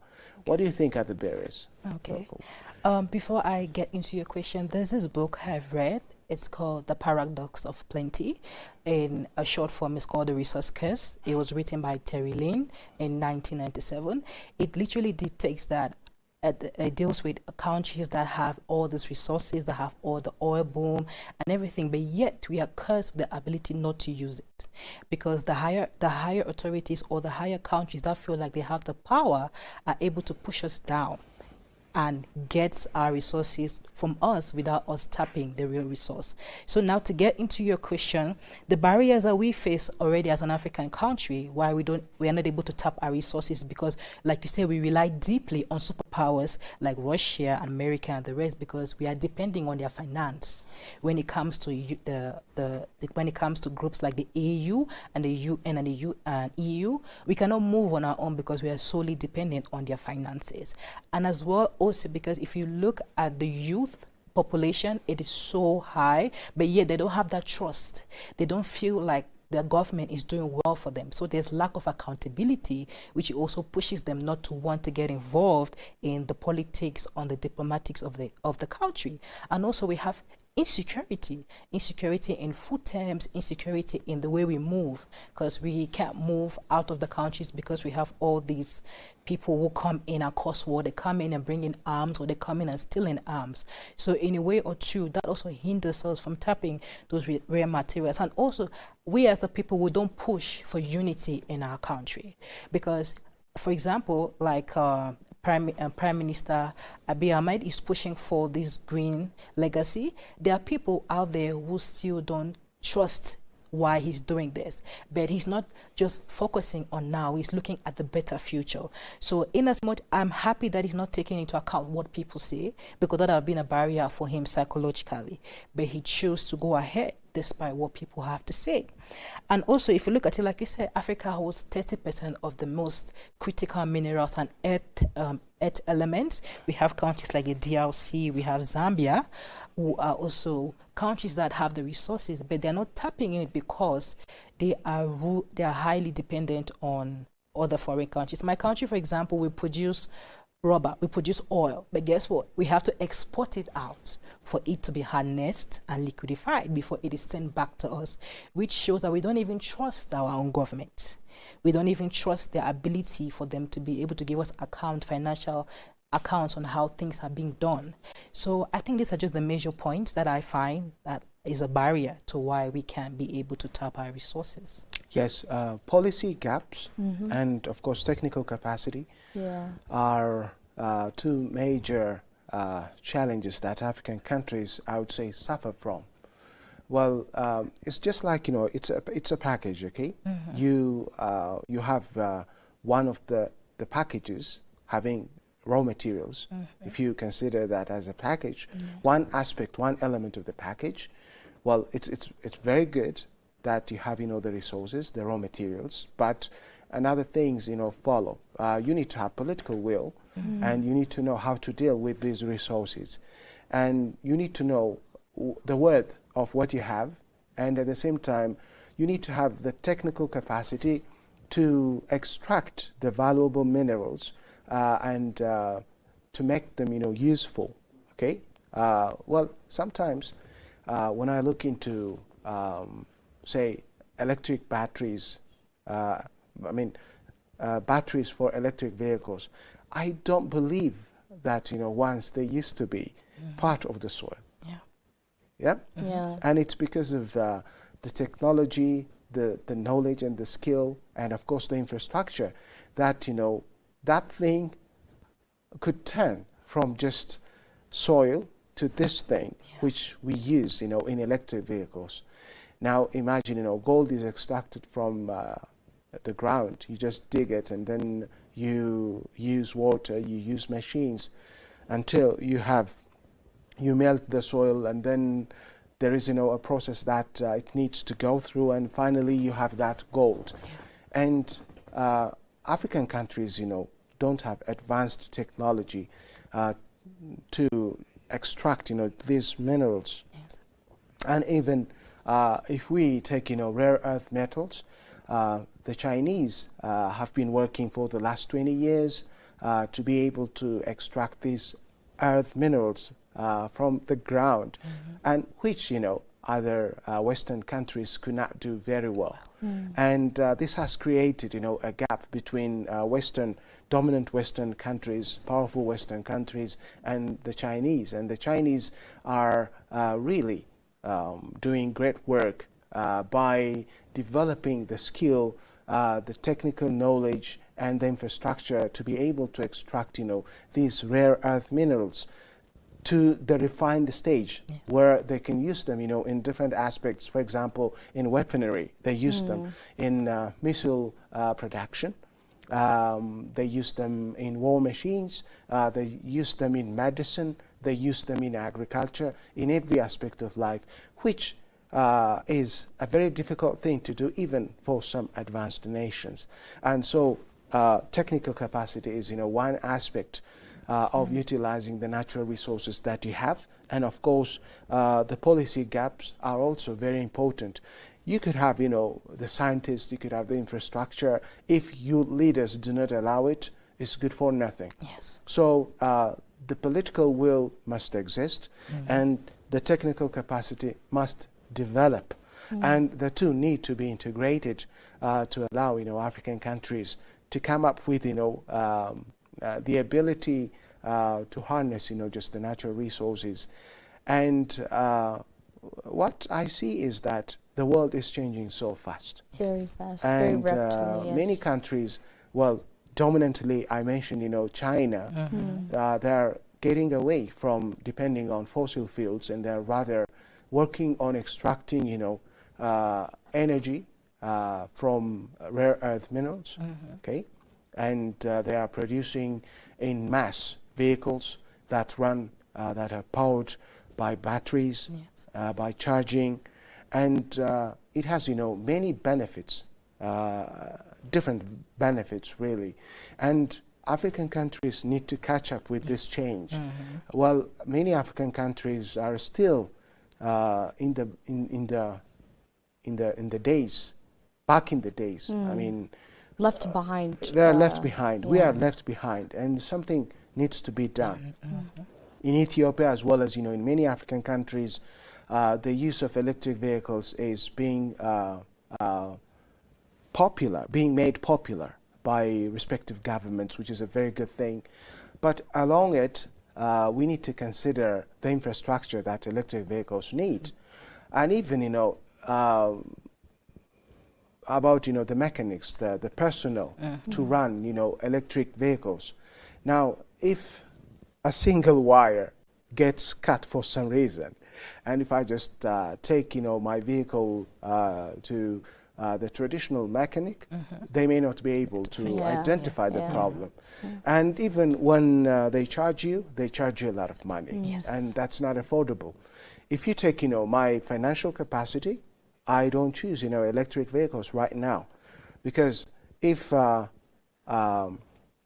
my car gets damaged, if one part of my car gets robbed, okay, or damaged for some reason, and if I take it to the garage, then the garage people there, they charge me a lot, which I cannot afford. This shows that we're not friendly yet with electric vehicles, with the use of electric vehicles. But one thing that is very important is that, especially in many African countries, in the capital cities, we have charging stations, we have garages, just that have technicians that can really fix problems of electric vehicles. Now, the work has started, but a lot is needed, a lot is required until we become, very much familiar with the nature of running, electric vehicles, with the nature of anything that has to do with using renewable energy sources. So a lot must be done, and governments, technical groups, communities, and foreign support must be working together. For example, we can't deny the fact that this is an exotic technology, isn't it? Yes. It's not indigenous, and you need to be trained. You need to be trained to extract these raw materials. You need to be trained to run electric vehicles, for instance. You need to be trained to use wind farms, to generate energy from wind farms. These are of course inputs that come from elsewhere, not in Africa, and for this collaboration is needed. And so when it comes to accelerating green growth adoption across Africa, what concrete action do you think need to be taken? I think what we should actually do in accelerating the green growth adoption across Africa is first identify and agree with the problem that we're currently facing as a continent at first, in order to be taking those concrete actions. Policymakers and responsible government officials such as the African Union and regional governments, including IGAD and more, should identify the problems, list the problems, mobilize resources, create a clear talking point or create a dialogue between the countries so that they could actually mobilize all the needed finances and resources to tackle these. So as first, I'd like to list finance. Finance is one of the reasons that we're lagging behind, and finance is one of the way out to solve these problems. But how do we achieve it is another question. Yes. We can't rely on foster aid again to tackle these problems because why would they be funding us? I mean, you guys have already mentioned all the lists. Excellent, Magdi. We have breaking news, which is across Ethiopia, more than 700 million seedlings have been planted. Seedlings have been planted, and this is a breaking news for every one of us. And I would like to say congratulations. And if this trend is maintained, of course, by dusk, Ethiopia will have managed, planting more than 800 million seedlings. Yes. That is really great news. Magdi, let me come back to you. Just go on. So as I was saying, the first is finance, but in order to get the finance, we need to be fully self-sufficient. And in order to be self-sufficient, we need a good governance, not only in our country, not only in individual countries, but across the continent. And for that to happen, we need institutions like the African Union to start moving at a very high pace. Other than finance is implementations. I mean, one of the reasons why we're here today is because of the Green Legacy Initiative. We have a lot of policies like the Green Legacy Initiatives in different countries. I'm pretty sure Cameroon would have it. Even it's in the policies of the African Union, Agenda 2063. I mean, we also have water sanitations and, policies like that. But their problem is implementation. And Africa needs to start implementing those policies into the ground before it's too late to tackle our problems. So other than finance and implementation, I'd like I don't understand why it is not widely spoken across our continent about mentality or the philosophy or our citizens. It is an obvious fact. Africa was colonized for years and years and years. So now once we get our independence, it's very hard to fully be dependent on yourself and to think that you would find the solutions for your own problems, right? But that is one of the things that is holding us back. To create initiatives like these, to give solutions to all the problems that we have in our continent, we need manpowers. Because Gamachi's earlier, we were even talking about the manpower of electric vehicles. But I do not understand why would China or America or any other developed countries would try to make us sustain in that area. They don't want us to sustain on ourselves because that is a loss on our in their economy. That's how they're generating millions and millions of dollars. So we need a manpower, and in order to create those manpowers, I think we need to work on our educational system again. 54 countries need to work on their educational systems in order to create the manpower that is needed to create or to accelerate the green growth adoption across Africa. But if we have to make it specific, Gamachis, to the green growth, the first thing is we need to fund, we need to implement, and we need to promote initiatives like the Green Legacy Initiative. I don't know if you remember earlier, Gamachis, but we're also talking, Coco, about other African countries' initiatives like the Green Legacy. We had the African Union Green Great Wall Initiative. We had the Green Belt of Kenya and also Uganda and other countries. But why is it not thriving as the Green Legacy? Is because of it doesn't have a good policy will, or it doesn't have the support of their government. There's lack of awareness. And, people still think the problem is still even not there. Yes. So I think we need to start from that. Exactly. Magdi, for instance, the two of you are doing business with me. And if there is, a process, I mean, if there is anything that happens between us, between you, the two of you, okay, and if that benefits me more and exploits you more, and then I want to maintain that. Yes. Because it's a human nature to be selfish, okay? Yeah. So when you find out that what I've been doing was just enhancing my benefit and compromising yours, you might get disappointed, but I don't get. Yeah, that was what I was trying to mention earlier. Yes. It is a business initiative. Yes, and so Africa as a continent, it's known globally that it's rich of natural resources. And now what is considered to be abundant here may be useless here because people from the advanced world, they know the value of it, they respect it, and they find a way, just to take it from your hands. Yes. And they've been doing this, for quite too long. Well, during colonization, there was a direct intervention of these countries, the colonizers, and then after direct colonization ended, we had this indirect rule or indirect colonization, neo-colonization. And we see that most African countries are considered to be suppliers of raw materials. Yeah. And if we take, for instance, Nigeria and their excellent and great investor, entrepreneur, Aliko Dangote, he built a petroleum refinery plant in Nigeria. And imagine, how that would allow the Nigerian people, the Nigerian government, to refine its oil and to make revenue out of it. Nigeria has been, as you said earlier, cocoa.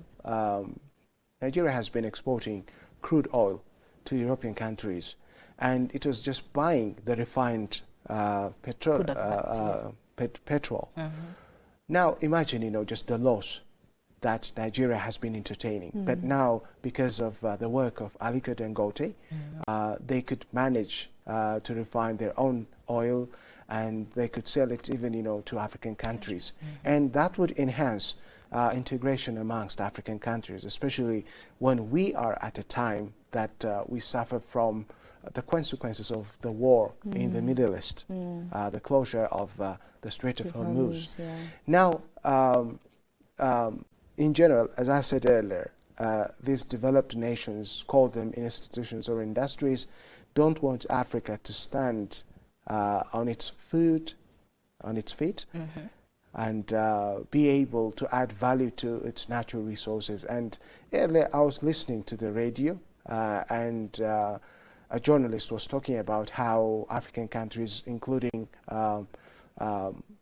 say, Ethiopia, lose to financial institutions in the West. For instance, our coffee, Yirgach Cafe, is a brand, an Ethiopian coffee brand that is known to have highest quality, and by some companies in the US, Starbucks, they of course take the coffee from our farmers, and they sell a cup of coffee for $7, and the producer of that same coffee, Ethiopian farmers, they receive less than 10 cents out of the sale. Now, the same thing is happening, we could say, in all aspects. The children in the DRC, especially in the mining sector. In the mining sector, boys as young as 10 years of age, and maybe younger than that, boys and girls, you find them, on the minefields, and they extract, what is that mineral? Cobalt, I guess. Cobalt, cobalt. And then they manually, just collect the raw cobalt, and then they sell it, and of course, they export it to China, and the portion that the Chinese companies, benefit from that situation is so huge. And even the young Africans are, they get, their health is compromised because of that action. And so this has to stop somewhere. And of course, African leaders on different occasions have stressed that Africa needs to stop becoming an exporter of its raw materials, because it is just losing. But it's not an easy thing, and it requires, a series of things that need to be done. And unfortunately, when you are done with one, the second follows, the third, until the last. Now, this is not something that you can do by a single government, by a single institution, or by a certain group of people or individuals. It requires, collaboration amongst, governments, amongst institutions. For instance, in the case of manufacturing electric vehicles, manufacturing batteries for electric vehicles, don't you think it requires, to train engineers? Yes, it does. Yeah? Yeah, Don't the you think, manpowers. entrepreneurs, should convert, just their finance into that Yes. to establish, the business, to establish, industries that really engage in the production of the batteries or the vehicles? And don't you think, policymakers should give a green light for that? Yes. They need to do that. And Also, Doctor, on the point that you Yes. just raised about the African Union, the 49th ordinary session just took Exactly. place earlier, Yes. if you Yeah. remember. And one of the mottos from the Ethiopian side to the African countries is that for all the solutions that you are proving now, the African Union is responsible for implementing and creating the policies. Yes. But in order to that, the African Union is not a sovereign African government, because part of it is being funded by external donors, and now Ethiopia was calling on all African countries and member countries to pay their attribute and to pay the needed amount of money to the African Union so that it can mobilize them. I just wanted to mention to show them that how Exactly. critical it is to get the sovereignty of the African Union. Yes. Sorry to add, Yeah, it's please. the same thing with that happened with the COP29, where when they went to Baku to have the meeting, it was stated that African countries haven't given the necessary amounts of money that was required for them to give. And when the president of the COP at that time, he chose to go ahead to give in the funds that the other countries have given, some certain nations like India and Nigeria were angry because they felt like he overstepped his boundary and went ahead to do what is necessary. But we fail to understand that we cannot keep relying and waiting on other people to make up their minds when things need to be done. Because that meeting was held to be able to accumulate a certain amount of finance that's going to help countries, help African countries and countries in the Western world of Asia. But it clearly showed that as rightly say, we are greedy as Africans, we are greedy as a continent. So rather than you wanting to benefit or giving, you want to wait to see what people are going to bring. And when somebody steps up to make the right decision, they get angry. So that's what I just wanted to add. Yes, absolutely. Both of you have explained it very well. But just to add, Magdi, let me come to you. You said the African Union is supported financially by external donors, and many African countries are not pumping finance into it. Now, nobody gives you a penny for no reason. Yeah. Yeah? If I have to give you a penny or some amount of money, then, I have some agenda. I have to do something with how you respond to me, what you respond to me. Okay? Because nobody is a fool. When they invest their money, of course, they want you to put into practice your agenda. And so, whose agenda is being entertained? The donors, or really, genuinely, the African countries' agenda? That needs to be strictly, followed by African countries. And I think many African countries find it very difficult to contribute money or finance for running the African Union as an institution, as a global, as a regional institution. And commitment is required here. Okay? It's not easy. The fund is huge. And in most cases, the European Union has been funding the African Union for quite too long. Even though I don't understand it, it's specifically German. It keeps on becoming German and German again and again. Yes. Germany is one of the richest nations in the European Union. And do you think, the Germans give you that money for no good reason? No, that's what I was wondering about, actually. No, not at all. But still, it's not easy for African countries to really empty their pockets for the sake of the agendas of the African Union, because they have been acquainted with receiving, just this finance from the European Union or from elsewhere. Maybe the US might have some kind of contribution to the African Union in some way. So commitment must be there. And really they need to realize that they really should do something about it, which is, of course, raising fund for the African Union. So in general, we can see that it's not an easy thing to deal with. Yeah. There are a series of challenges when it comes to harnessing your natural resources, especially in the case of renewables. They need new technology, don't they? Yes, they do. They need, personnel, trained personnel. They need political will. They need collaboration. Yes. They need many things simultaneously. And to fulfill, all these needs at a time requires, huge commitment. And I know it's not an easy thing to do, but just imagine, most African countries, their citizens are in abject poverty. And poverty can be beaten only when you engage technology in every aspect of your life. Now, as we said earlier, imagine how lives of citizens in Africa could have changed if we could manage to use technology, to use, renewables. For instance, even energy that is generated from hydroelectric power, I would say it's no more as modern as we once, thought. For example, the GERD generates, huge amount of energy, and you need electric wire to get it to transmit it across the country, and even to export it, to sell it to neighboring countries, for instance. And don't you think, that needs a huge investment, infrastructure investment? Yes. How about, if you just have, panels?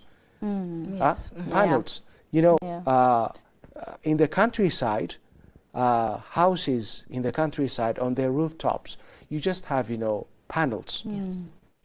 Now, you see, if you are able to either purchase and import these solar panels, in most cases, from China, for instance, and install them on everybody's houses, then you just would fill in the gap between the countryman and the city man, or the country family and the city family. What would be the difference? For example, panels, they allow you to extract water, potable, from the ground. They allow you to generate electricity, and especially, just those advanced panels, they allow you even to cook at home. So you just make, just those citizens as good as, citizens in the city. You can have, schools, you can have clinics, okay? You can have hospitals, you can even, maybe, I don't know, you can have, factories. And you can improve the lives of citizens if you start, utilizing these new and advanced technologies, especially if you start, using renewables, in the daily lives of citizens. And this requires huge investment, strong collaboration amongst stakeholders, And one thing that I just would like to mention is public-private partnerships. I would like to invite you to say on this. Okay. How do you think, to what level do you think public-private partnerships are important in order to allow us to make use of the technology, renewables, for instance, and to improve our lives? Okay, so the public-private partnerships are important because in a world where we are striving to do better, we cannot rely only on our own. So these partnerships help in boosting our interest. It brings in capital benefit. It also helps to be able to create good jobs and enlighten the people, because when you are partnering with a certain country and you do believe that you don't have the finances, for example, if you have to take it to the rural areas or the urban areas, already we know we have road issues with transportation and all those things. So when we have those partners who come in and bring in finances, we can strengthen the roads and we can we can host like maybe trainings, vocations, or we can host small group or small meeting discussions where we go to these areas and educate the people about this our renewable energy. Because in as much as we want to do better, we also need to be able to call the people towards our area so they can know about it. Yes, absolutely. Magdi? Well, I don't have much to say on that. Coco has said it very well. It's just, I think, especially when it comes to public funding, it's good to find donors because it's very hard to do everything by yourself. But it's also very good to know your limits and to set up on how you treat your donors, because sometimes, you know, we have institutions like the IMF who comes and gives us a lot of money and takes a lot from the back door. So I think priority setup is also necessary when you're looking, and African countries really need to look into that. Yeah, sustainable policies from the government side is important. You need to encourage those people who are ready to invest into those projects. Okay. Well, the government cannot meet, you know, the needs of citizens just by alone. It needs, you know, support from especially the private sector. And we are proving that this is genuinely true. Aliko Dangote, one person, one Nigerian entrepreneur, has managed to establish, you know, the refinery plant in Nigeria, and it is solving, you know, huge problems of Nigeria. Not only that, it is also benefiting other African countries. And even, you know, Aliko Dangote has come to Ethiopia and he has established this fertilizer plant. And now, he's not just, you know, a person. We can say he has, you know, a power equivalent to a government. And so you need to invite, you know, such people. You need to give them, you know, guarantee, especially when your policies are volatile. They do not encourage, you know, such people to invest their money, to engage in the projects that are necessary. And well, I see that again. Let me repeat it. It's a package that is fulfilled by the work of many stakeholders. They need to engage. Okay, citizens need to engage. The private sector need to engage. Policymakers, implementers, governments need to invest, you know, what is expected of them. It could be allowing the people to realize, you know, such projects, very important projects. So everybody is required, you know, to give a hand. And even, you know, we need, you know, the technology. Still, don't forget that we need, you know, the technology from elsewhere. Okay, these are things that need new technology. And the old ones, they become obsolete. They become obsolete. Let me give you one example that really keep me smiling. I mean, smiling in a sense that I feel pity. Wondering. I wonder. For example, in my days, you know, when I was in elementary school, in junior high school, I remember we used to have, you know, typewriter. Okay, typewriter, and they were so popular. When you go to offices, when you go to schools, secretaries, you know, write using, you know, typewriters. And imagine, you know, ever since we had, you know, computers, these things are obsolete. And if you see someone, you know, using a typewriter right now, you feel like, you know, they just come from the Neanderthal era. They're obsolete. They're no more useful. And I feel when new technologies are introduced, they enforce the previous ones to be obsolete, to be no more useful. Now the world is engaging in new technologies, in using them to modify their lifestyles, their livelihoods, and we African countries are, you know, lagging behind. And we are still connected to what has been taking place for quite too long. And imagine the gap. That it's already been created. Let me but come Doctor, to. don't you? I think it's also good to give credits again to the Ethiopian government, especially you've mentioned AI. If you see what is being currently done in Ethiopia through AI, is we've already created an AI that works for Ethiopia, not against Ethiopia. So I think even in the technology sector, Africa needs to create its own space where we at the same time cope up with the rest of the world, have the same amount of potential, and also make sure that they're working with us, not against us. Yeah. Exactly. Opening of AI University in Ethiopia that has been initiated by the Ethiopian government and specifically by His Excellency Prime Minister Abiy. That is doing a great job. Yes. And especially young people in Ethiopia are learning the benefits of engaging in AI. Yes. And I'm afraid, after some time, those people who are not familiar with AI get absolute. We hope it doesn't. Yeah. So something must be done, about it, and we can say a lot of things, and so I think we stayed for quite too long on talking about things. Shall we take a break? That would be great. Yes. Viewers, we'll take a brief break and be back to you.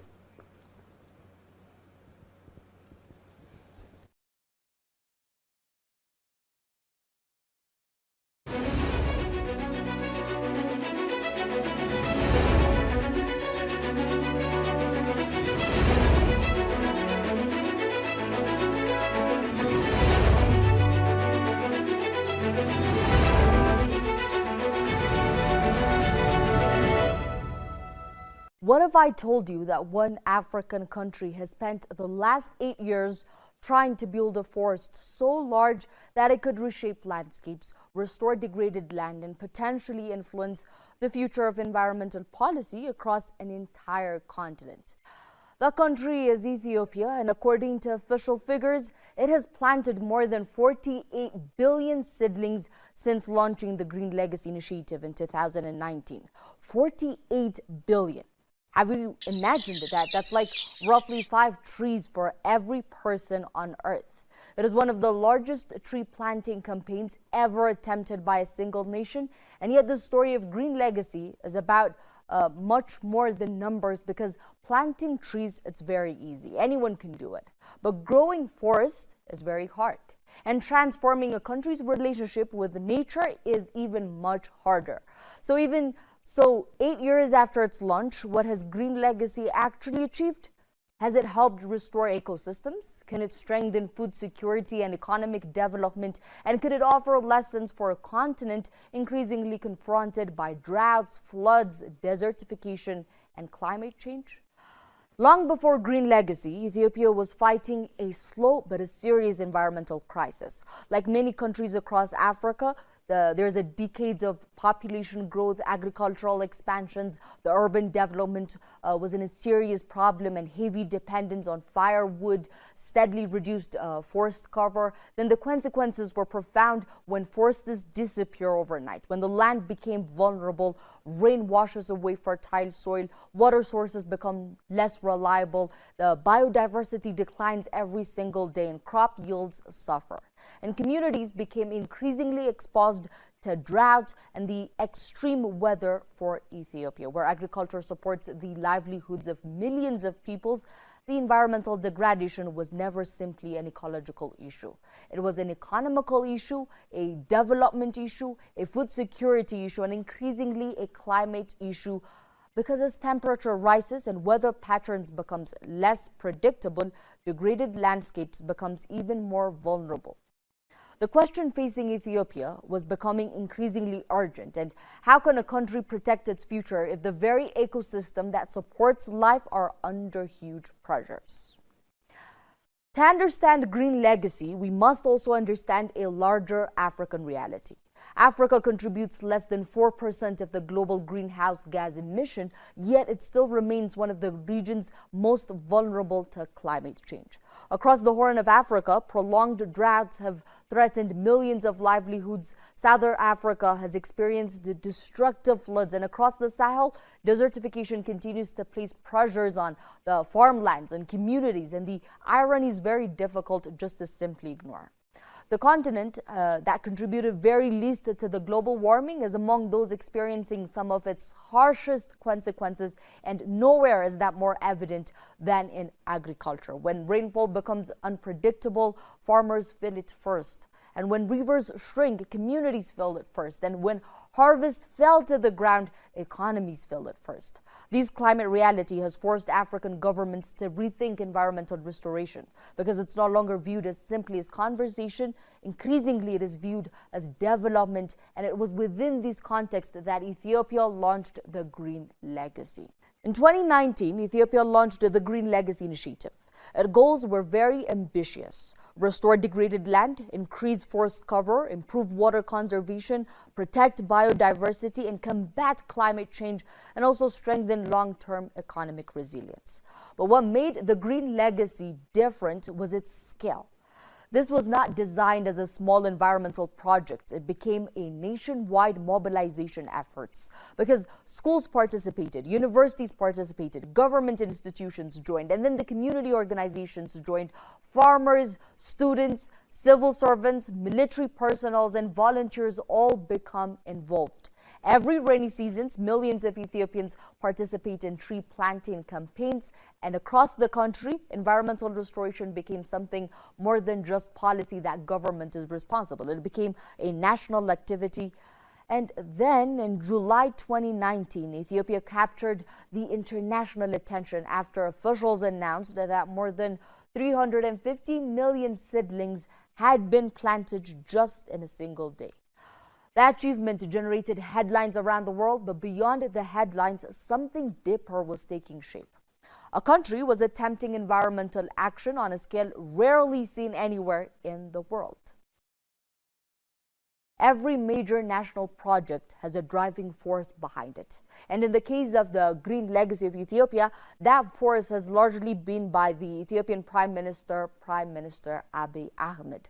Since launching the initiative, Abiy has personally participated in planting campaigns, and he was seen consistently promoting environmental restoration as a national responsibility. And for him, the Green Legacy was not simply about trees. It was about creating a long-term vision for sustainable development, and the message was very straightforward. Economic growth and environmental protection do not have to be opposing goals. A nation can pursue both, and supporters argue that this vision helped transform Green Legacy from a government policy somewhere up there into a nationwide movement involving millions of citizens. But the Green Legacy also reflects something deeper about Ethiopia's place in Africa. We know that for generations, Ethiopia has occupied a unique position in African imagination. It has been the home to the headquarters of the African Union. Of course, you've heard it again and again, and still remains a power of symbol for African independence and sovereignty.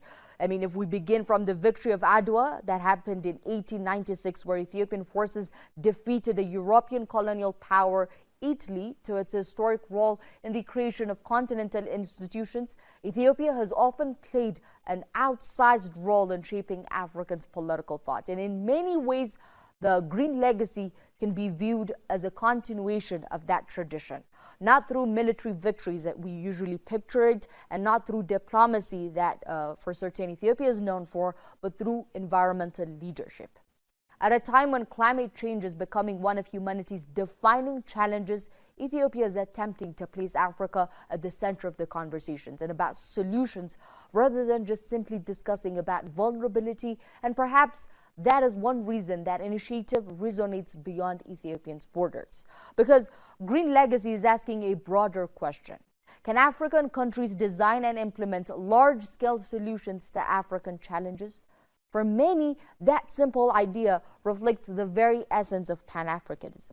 The belief that African future should increasingly be shaped by African ideas, African innovation, and African leadership. Yet, regardless of debates over survival rates, the green legacy has already achieved something very significant. It has changed the national conversations of environmental restoration as it's not longer viewed as a niche concern reserved for scientists or policy makers or even the government, because millions of Ethiopians now participate directly.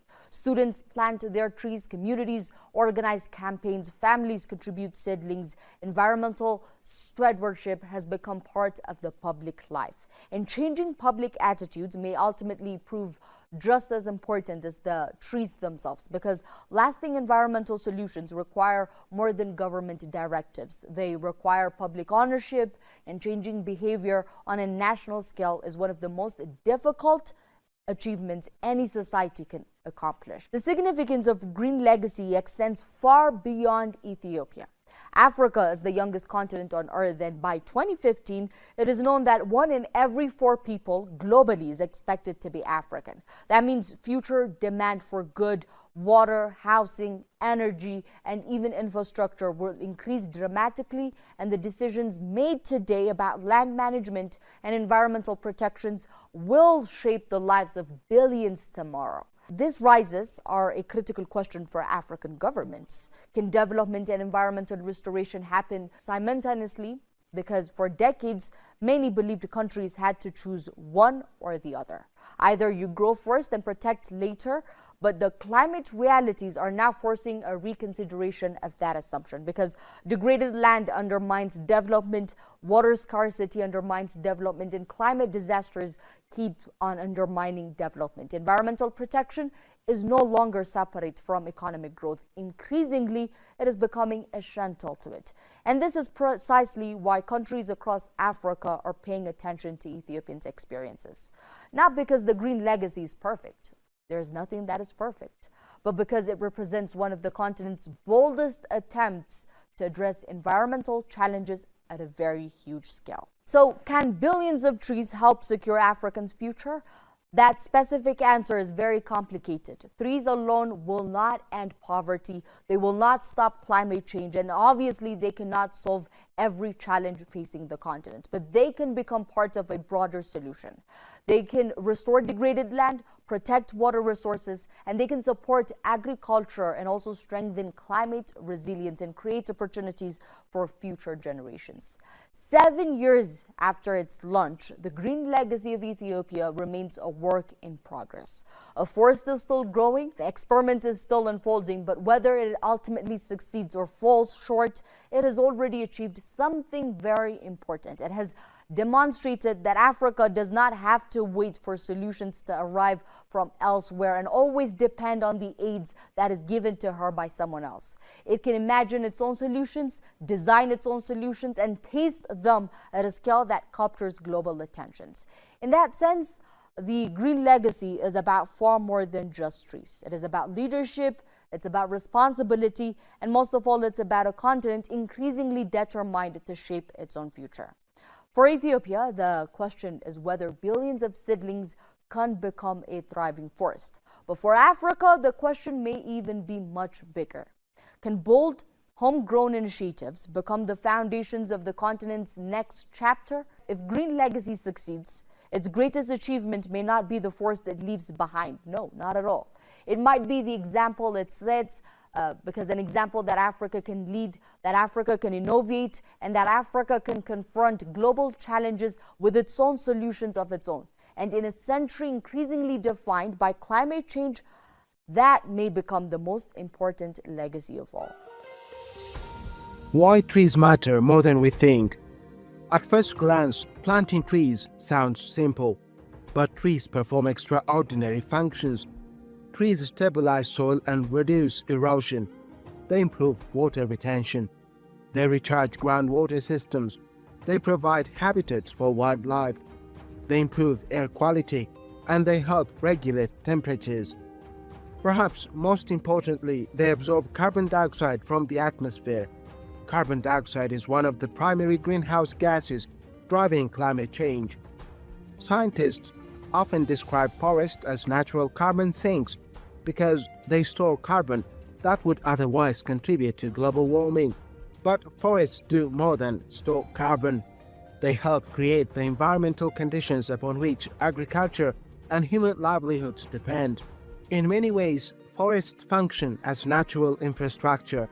Just as roads support transportation and dams support energy production, forests support ecological stability. And without ecological stability, long-term development becomes increasingly difficult. The economic case for green legacy. One of the most interesting aspects of green legacy is that it is not only an environmental initiative, it is also an economic one. Healthy ecosystems support healthy economies. Protected watersheds improve water availability. Reduced soil erosion preserves farmland. Restored landscapes can improve agricultural productivity. And certain tree species generate direct economic benefit. Fruit trees provide food and income. Other species produce timber, animal feed, medicinal products, and commercial goods. Recognizing this, Ethiopia has increasingly promoted the planting of fruit-bearing and economically valuable trees alongside indigenous species. The idea is simple. Environmental restoration should benefit people as well as nature, because conservation efforts often become more sustainable when communities experience tangible benefits. For millions of rural households, that connection matters enormously.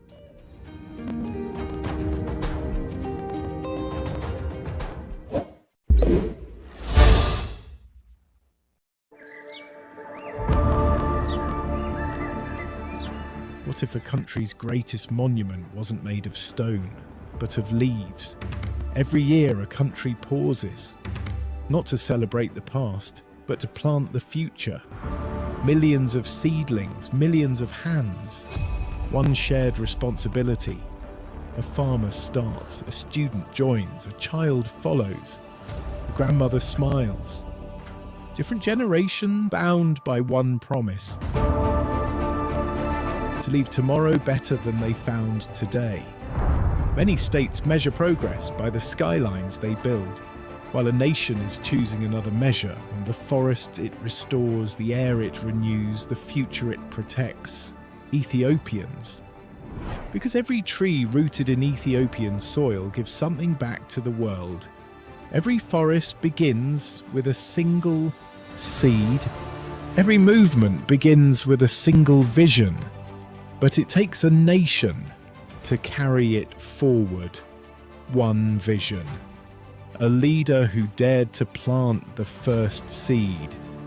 A living hope that will outshine us all.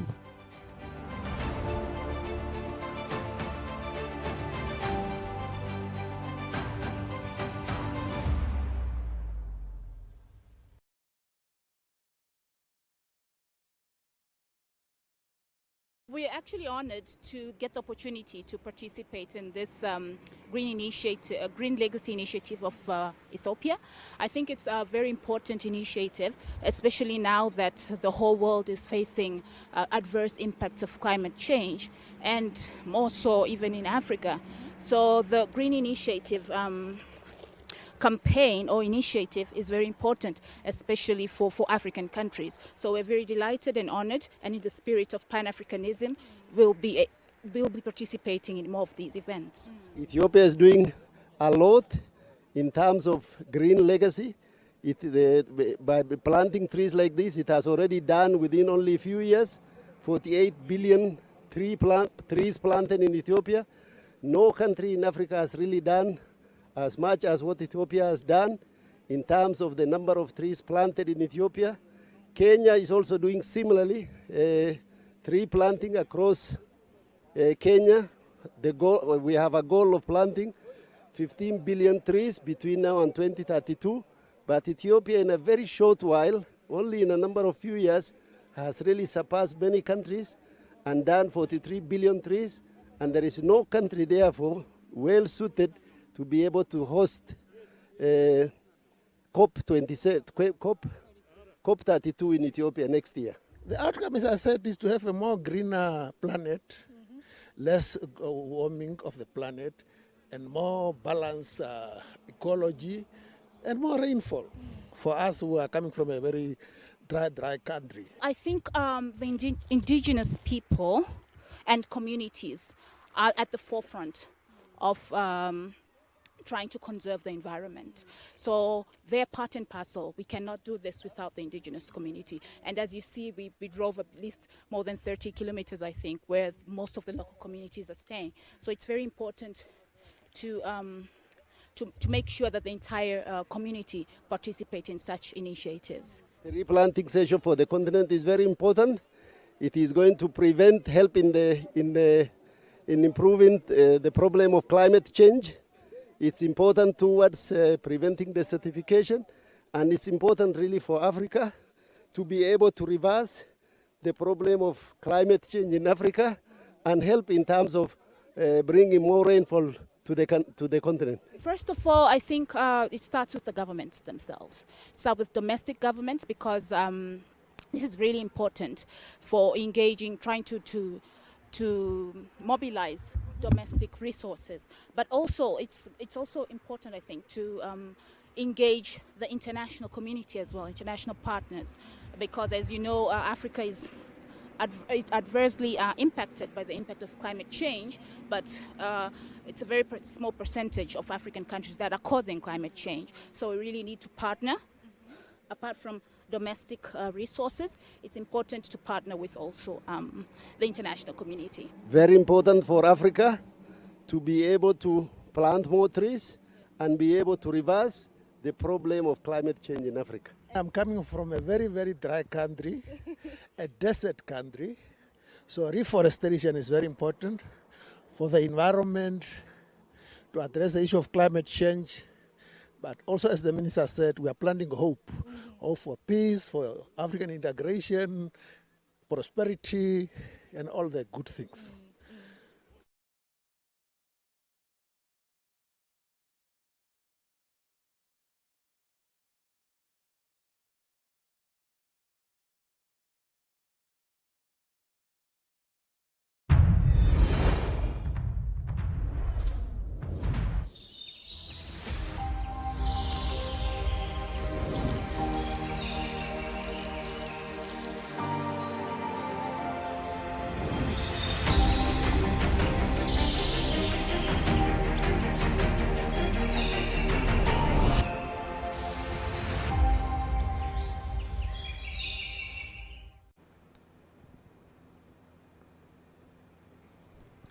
Back to you, viewers. Well, I would like to say congratulations to all Ethiopians as a result of this intervention, this campaign today. Ethiopia has reached planting seedlings as many as 50 billion ever since the launch of the Green Legacy Initiative in 2019. It's a great achievement, isn't it? It's a very big one. Yeah, and we do hope and expect that, of course, by today, Ethiopia will have planted at least 800 million seedlings. Yes. Yes. Well, congratulations. Thank you. Congratulations to us all. Yes. Yes. Yes. Well, climate diplomacy is something that many African countries talk about, especially when they think of the unfair treatment by those countries that emit carbon monoxide or carbon dioxide into the atmosphere, as a result of which African farmers suffer. Their yield decreases incredibly. Yes. And for these African countries have been asking for fair treatment of the situation, and they mention climate diplomacy repeatedly. Yes. So I'm asking the both of you, how is climate diplomacy particularly important for advancing Africa's interests in international climate negotiations? For me, I see that climate diplomacy is going to help African countries to be able to get what's necessary for them, get the real treatment, because it encourages us not to be forced into treaties or to join into alliance that we are not comfortable in. It gives us the free will to be able to dictate what we want for our nation and be able to dictate what people bring into our countries. At the same time, it's also essential because it links together foreign and international treaties that are going to help the country to reach its higher extent. And also it is shown that our African political leaders need to sit up It's not just any alignment that they have to accept, because that is the one thing that the diplomacy is there for. We're not just coming together to be able to make policies or develop strategies just for the benefit that is going to get at the moment. We are looking at the future. So it already shows that Africa historically has just been receiving 1 to 3%, which is not enough, because we bring in all the necessary minerals. We bring in everything that is used to enable all these electric cars and whatever. So it's necessary that we are able to get what is deserving of us. And also it shows that Africa is a proactive player in this climate diplomacy, because like we likely said, we are at the receiving end of, even though we don't receive, we contribute just minimal, we are receiving all the backlash from all the climate conditions. And this diplomacy shows that there's need for national interest debates and international cooperation, which is very good. So in another way, it is linking domestic and diplomacy efforts together in order to robust our policy approaches and our policy recommendations. So I would say this policy diplomacy, it's necessary. We have to be diplomatic about how we live as a nation. We have to be diplomatic about how we survive in a continent which is already pushed at the back. So instead of us just taking the leftovers, we have to fight to go ahead. So that is what I see the climate diplomacy is going to be for us if we are aligned as one continent. Yes, Magdi, what else can you say? Just for the sake of adding, I think we need compensations, not funds. And this is one of the things that our government officials or politicians that are actually, or the diplomats who are negotiating with the international communities need to take under considerations. Africa is not asking for funds, but we're asking for compensations. And in order to ask for compensations, we need to work together as a continent. We need to put our elites and our indigenous knowledge. And first, we need to have on our hands, we need to pack our hands with the data and statistics that shows how much we've been impacted and how much we are actually paying the prices, the level of low food insecurity, the level of losing our farmland, and so on. So I think we need to really understand that it's compensation and not funds. And the other thing that I would like to think that it's better, the diplomacy should not be done between politicians, but elites that understand the concept of climate change, or local communities that have actually been directly affected by these problems. I think it's much more significant, because when it's between politicians, you know, it brings its own consequences. Yes. So I think it's time we look not for politicians, but for that. And one more last thing is, I think we have a lot of policies. We don't need an external country or continent sharing us their policies, because they haven't tackled any of their problems in their own countries. So we need implementations, and for us to implement, it's not policy that we're lacking. We have the Green Legacy Initiative. It's not a policy that we're lacking. It's economy, it's finance.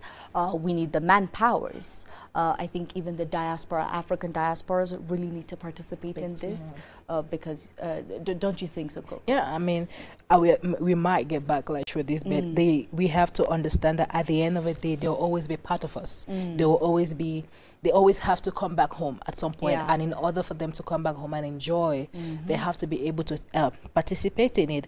And also for me, I want to add more points that we have to ensure that these agreements bring in favorability to our technology transfer. We have to inquire for skill development, because countries like China and Russia or America, if they want to tap any of our resources, we need to make a straight agreement with them. They will teach us how to adapt to the skills. They'll be able to educate our children on how to be able to harness all this energy, all these technology skills that they have.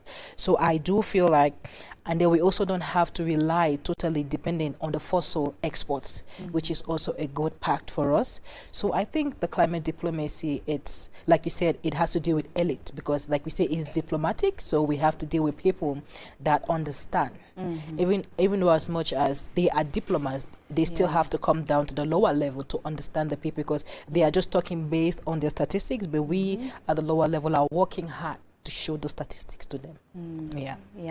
And also, one of the huge reason why we're actually facing climate change across the globe, I believe, is after the Industrial Revolutions.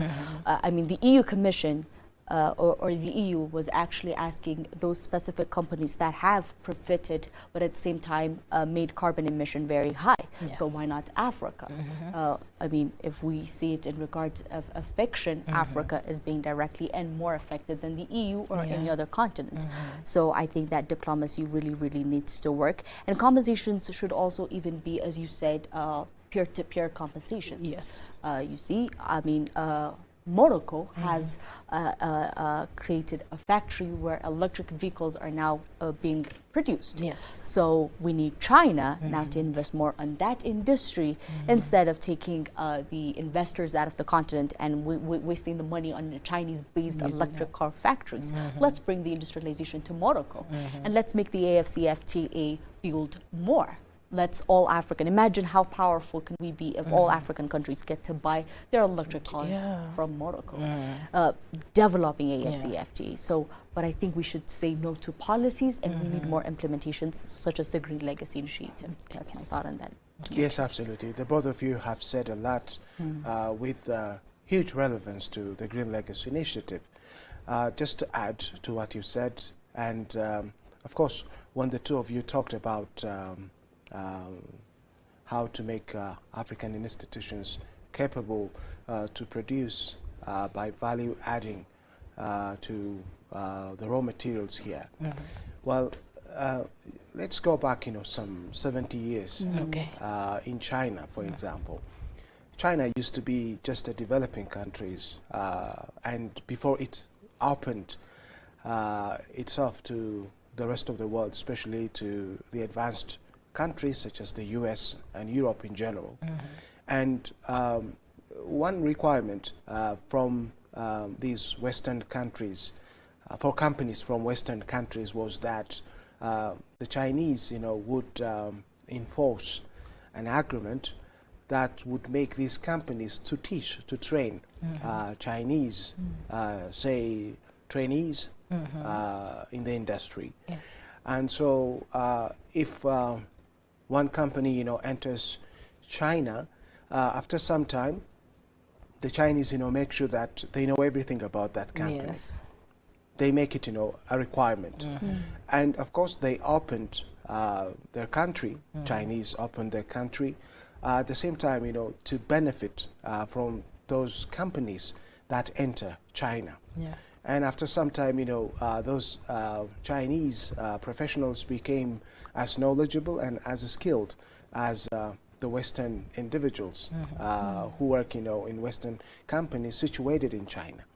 Okay, and after some time, the Chinese managed to have, equivalent companies, okay, through time, and by now they are even by far better than companies in the West. They produce, they manufacture, vehicles by far advanced than one can manufacture in the West.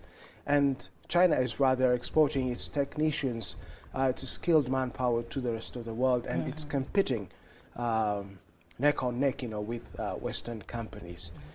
And the same thing can also be adopted by African countries. Now we are just learning from external companies who establish themselves in Africa. And African countries, need to do their best, to allow their young people to draw lessons, to gain skills, to get knowledge from those companies coming from, say, either China or any Western country. Until they mature with the knowledge needed, you need to give them, a chance. And at the same time, as we said earlier, you need to build the infrastructure, you need to coordinate, all efforts from various stakeholders. And by doing so, you can really make, a change, a difference in your country. And you said it very well. We need to negotiate as one, as Africans.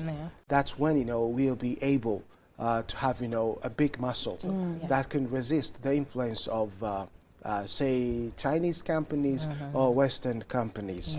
And compensation can be paid to Africa, not when African countries individually approach them or face them. When African countries, come together and when they, of course, negotiate on the kind of policy needed to get the compensation, I think that's when, a real change or difference will take place. Take place. Yeah. Well, how about, the role the African Union can play in this regard? What do you say? Especially in the 49th AU summit that took place recently. Yeah? Yeah. El Nino was mentioned. Yes. It is a very life-threatening situation for many African countries, and we know that African farmers almost entirely rely on rainfall to grow crops. Yeah, and when El Nino is, an inevitable phenomenon, then something real must be done by African countries. And, well, the Great Legacy is likely to play a role here. We know that very well. And how can we enhance the role the Great Legacy Initiative can play in resisting, the effects of El Nino? Okay. I think the first thing that they have to do for me is that they have to be able to provide structure for peace and security, because when countries are facing all these insecurities, all this drought and climate changes, they tend to be weak, and they can be vulnerable to anybody who comes and provides them with temporary ideas, solutions, and they will fall to it. But if we stand together and provide the necessary protection, the necessary security, and the peace that is required, I don't think that is going to be an issue for them. And also, they have to also be able to create support systems for social welfare, health initiatives through the Africa CDC, and education reforms where they are also empowering women, because women make up majority of our African population, and also they have to incorporate cultural and traditional methods as well, because in order for us to become one, if you go to the local communities, if you go to the urban areas, we have community leaders who also, they have to meet in order to get information from them on how to be able to help the people as well. And then we also make use. They also provide good vocational trainings like the AU Youth Volunteer, which also helps the young people to be educated and know how to combat all these climate changes that come, and know how to fight against those who want to bring them down as well. So I think the AU has to be able to encourage a lot of joint planning mechanisms, and also provide necessary projects that are going to get the people of Africa involved, so that we don't fall into maybe little mediocre ideas that are just for now not looking into the future. Yeah. Nakdi, what else can you add? Well, in the perspectives of El Nino, it's a climate crisis. So the house is burning. First we can do is, can we prevent the house from burning? Can we prevent from the El Nino occurring? That should be something that we Africans should discuss. And if the result comes out as yes, then we should take measures in order to prevent the house from burning or El Nino to even occur at the first place. Such initiatives like the Green Legacy might be one way out. But if we cannot prevent from El Nino occurring, I think Africans need to understand that then we should work on how we can work parallelly with the affected people. What can we do for them? How can we actually stand on our feet after the El Nino occurred? Coping mechanisms or solutions. We need to create committees. The African Union should be working with regional governments and with all responsible, even private investors such as the Dangote Group, so that we can create a solution even after it occurs. Because at the end of the day, as we're usually doing in Africa, after it happened, we shouldn't be calling to the external factors, asking or seeking for help. That wouldn't work. So we've already know about it. Let's come together. Let's make a committee that specifically works on these. Let's our elites come together. If we can prevent it, let's work on that. If we cannot prevent it, if we have time, let's make more of the Green Legacy Initiative grow rapidly across the continent. If we do not have time, then let's work on how we can actually go out of these crises. What will we do after the crisis should be things that the African Union and other responsible agencies just to add, it's the same way as what our Prime Minister Abiy Ahmed is doing.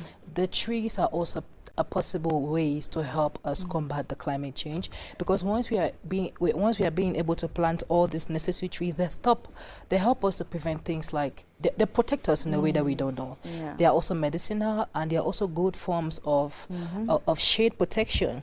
And also we also have to find ways to improve our water management, and also we have to have sustainable livelihood mechanisms that can be able to prevent or maybe compensate those who have gone through this climate change. So that is where the humanitarian aid part of the AU plays a major role. So they have to be able to help nations like countries like South Sudan, those are experiencing severe heat, and those countries that are going through a lot, like the DRC Congo.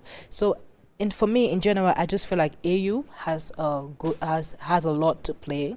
We are not just seeing them as people, as a community that comes together just to talk, because at the end of the day, we're not just looking at people who are just coming to create policies, but how are these policies, how are they being played, and how are they helping us?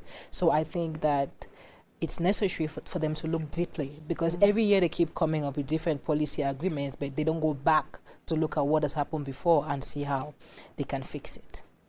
Exactly. Yeah. Well, carbon sequestration and retaining water for the forests is something that initiatives like the Green Legacy can help us do, or they enhance, of course, carbon sequestration. Yes. Well, carbon sequestration, as we know, is turning that carbon monoxide into a useful gas, as the plants, they consume carbon dioxide, and then they emit again oxygen.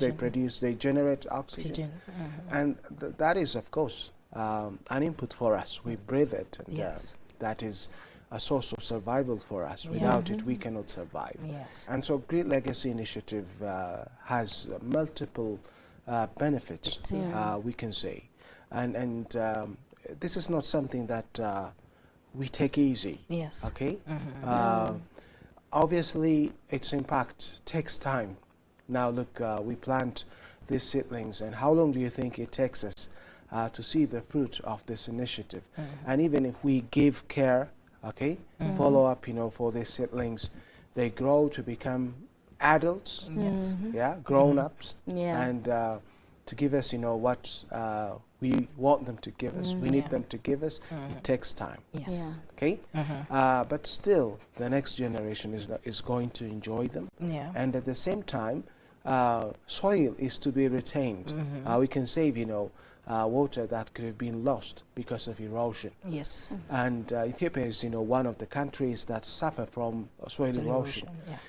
Because, barren lands, most of them, when rainfall, comes, it erodes and it takes away and it feeds, the Nile, and the Nile carries that soil and gives it to neighboring countries, downstream countries, and they enjoy that. Well, of course, we don't hate that they benefit from it, but it's our soil, and we need to know how to make use of it. Now we can save, that soil we lose because of soil erosion, and the Green Legacy Initiative is the one that can help us with losing the topsoil. That is very important.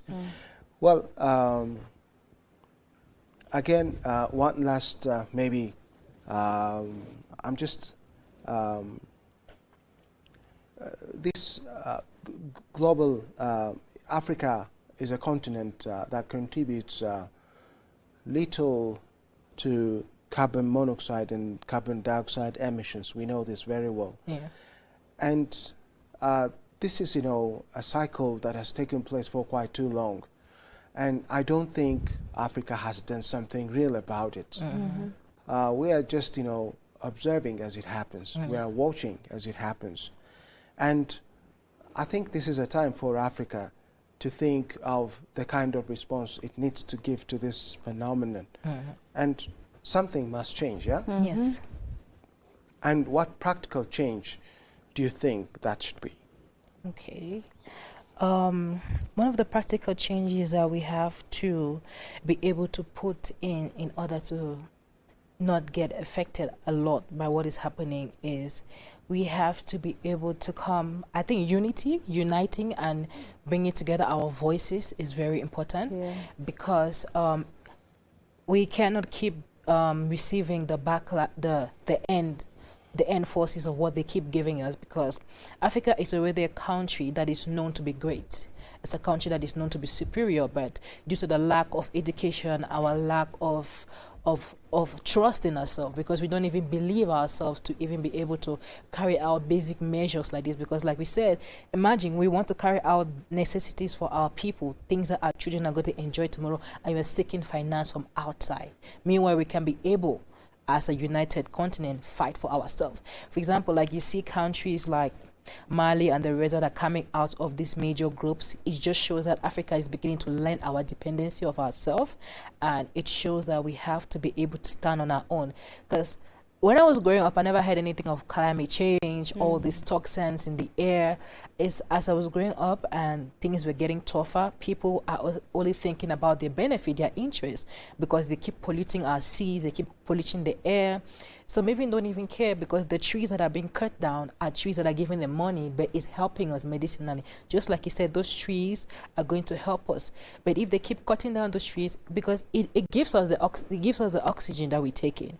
So all these things just go to show that we as a continent need to sit together, need to be able to come up with ways that we can fight against all this climate change. Because in as much as we are receiving all these toxins into our system, it causes us health problems.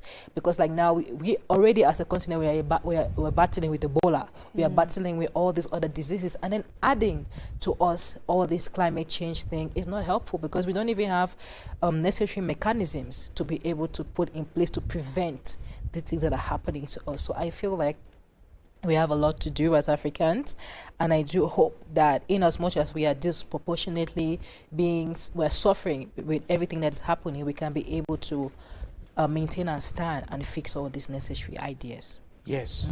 I don't know if you can remember, Magdi, last year in 2025, we had IGAD's Media Award. During that time, there were Kenyan scientists, agricultural scientists, and who presented their paper during that period, on that day when we celebrated the IGAD Media Award. When we had that occasion, and one of the scientists in the agriculture sector presented a paper, and she was talking about how the soil, lost its fertility throughout the years, and how the yield was, so minimal throughout the years, and eventually, I mean, because of climate change, actually, because many plots of lands, were barren, and they eventually, relied on fertilizers to grow crops, and farmers suffered. And back in the years, such as before 1950s, 1960s, the land was giving fruit. I mean, the land would grow crops with ease, but because of climate change, because the topsoil is taken away by wind, for example, eventually the land became entirely dependent on fertilizer to grow crops. And now this phenomenon has continued until recently, and she said, especially at this particular moment, most of the land requires fertilizer to grow crops. And so climate change is not something that we can ignore. And the Green Legacy Initiative is among the initiatives, that can heal the sore of the land. We, Ethiopia as a nation, since 2019, has managed to plant 50 billion seedlings, and these seedlings must be looked after. And people need to take responsibilities. And this is not something that we just say goodbye and go home, and we need to come tomorrow, and we need to come back to the fields where we planted these seedlings, and check on the seedlings, and at least until the seedlings grow to be self-reliant, put it in quotation, they must be looked after. Just to add on that, Gamachis, one of the fundamental changes that we need to take, of course, we have contributed very much less to the global carbon emission, but we also have to accept that it is, since by the name of civilizations, the way of our lives have been changing. We can't fully blame the other side for the deforestations that we've actually created on our continent. People used to care for the environment. People used to care for the trees. People used to know the difference between agriculture, farming, and also keeping their environment. So it is our way of life, by the name of civilization, has also done its part. And I think we should be better by not doing the exact same thing that they have done to reach at this point. One of the very reasons that climate change, again, is the industrial revolutions. And where is Africa running to now? To the industrial revolutions. So you can't expect a change if you're walking through the same path in which the problem was first created. So we need to step back a little bit and try to understand of our way of understanding of our climate and our responsibilities. And also, one of a fundamental change should be the Green Legacy Initiative. Again, enough with the talking, enough with the discussions, enough with the policies, let's implement them. And that change needs to start from the very youth of the continent, which is our education system. Like imagine your sons and daughters. The only place they can learn how to take care of their environment, and the only place that they can learn of the importance and the beneficiaries of the environment is if you teach them. If you make them take care of your garden, if you make them, as we were talking, urban agriculture should be across the continent. And policies not only be discussing about initiatives or campaigns like this, but how can we implement them in our day-to-day lives? I mean, I think the only reason I wanted to raise this was because one, it says a fundamental change, and a fundamental change begins with ourselves, and two, blaming it to the other side won't take us any far. Just let's man up and have more Green Legacy Initiative across the continent. That's what I wanted to add. Yeah, absolutely. But one thing that I need everyone to consider is that the global community is very much close, much more than ever, closer, much more than ever. I mean, if Africa gets hit by the effects of climate change, the rest of the world cannot be in peace. They're also affected. For instance, Africa is known for producing, agricultural products which African countries export to developed nations. Now, if the impacts of climate change, gets intensified on a daily basis, and if African countries find it very difficult to produce, do you think, those developed countries can benefit from it? You see, when African countries, get hurt because of climate change, at the same time, those countries who receive, various agricultural products can also be harmed, hurt. And so this is, a kind of vicious circle.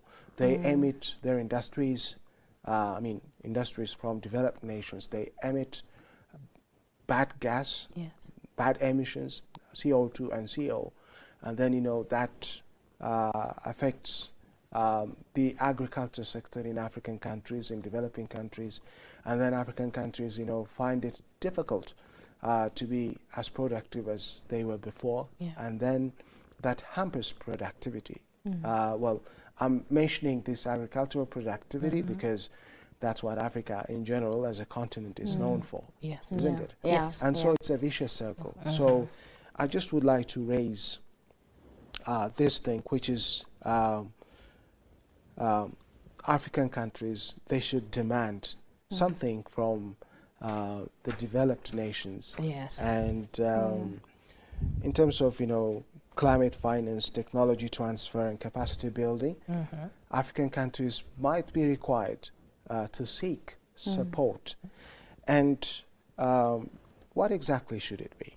What kind of service, what kind of support should African countries, need to look for from these advanced and rich countries in general? Okay, so I will start with debt cancellation and refreshing, because just like my colleague here said, she's like, we keep on asking loans and they keep giving us, like the IMF, they'll keep giving, and when they want to take back, they take a great portion. So if they're going to help us, or if we need to demand something from them, it's for our debts to be cancelled, because if our debts are not cancelled, we are risking the possibility of being debt dependency, which is not good for us, and we have to reject any form of financing that does not benefit us. Because for example, if there are countries that are coming in to establish their industries or establish something in our countries, and the alignment that they give, or the policies, or what they require from us, if it doesn't suit us as the country, we don't allowing them in, because our leaders or the weak governance might give into it because of the little change that they're going to get from it. And also we have to be able to focus on the technology provision, because they have to be able to bring in, we have to be able to seek the skills that we want to learn from them, because our continent has to move up. Just like the way China, it looks like China is already in the future, because right now, I think I saw another way of gathering energy where you can move along the pavements. As you're walking along the pavement, it's generating energy underneath. What is difficult for us Africans to do that? We already have our water management systems. We already have the dams that can provide all those necessary things. So you see how we are lacking behind, because we are only getting the little that they can provide to us. But meanwhile, we can get more than that. And also we are looking at the possibility of strengthening our domestic implementation as to where they are able to support us in our capital training, our capital building, because back in the days they used to come and collect our great grandparents, our parents as slaves, and take them there, they build their countries for them and everything. But when they come to us, we treat them like brothers and sisters. So in a way, they still have to help us to be able to implement our domestic systems. They have to be able to help us to see that our domestic values are necessary in the country. And also we have to be able to seek them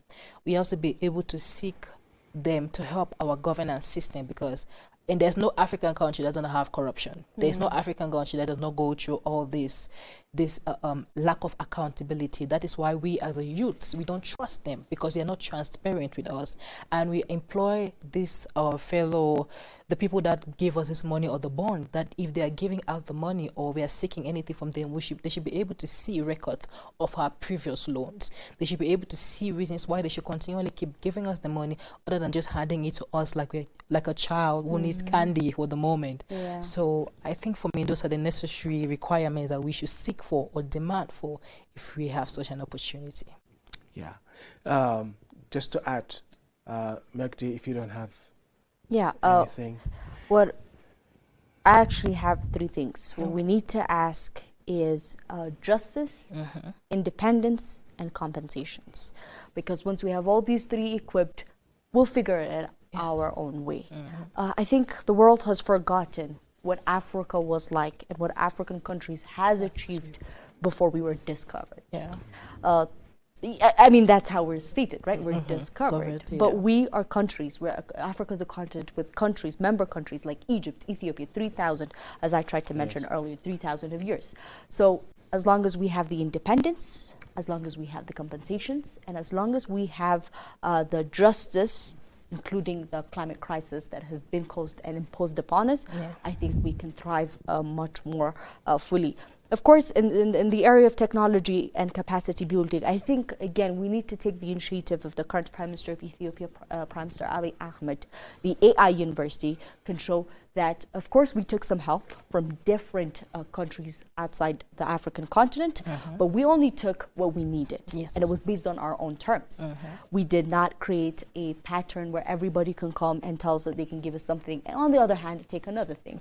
I mean, let me just mention these. I don't know if you heard about it, and I don't have the full data, but think of the Bill Gates initiatives of seedlings. The Bill Gates company goes and gives seedlings across Africa. I just don't understand. We didn't run out of seedlings. We have it fine in our country. So I think these are the three things that we should ask. Well, thank you to both of you again. Shall we take a brief break and we'll be back. Okay, sure. Yeah. Viewers, let's have a break and we'll be back to you as soon as possible.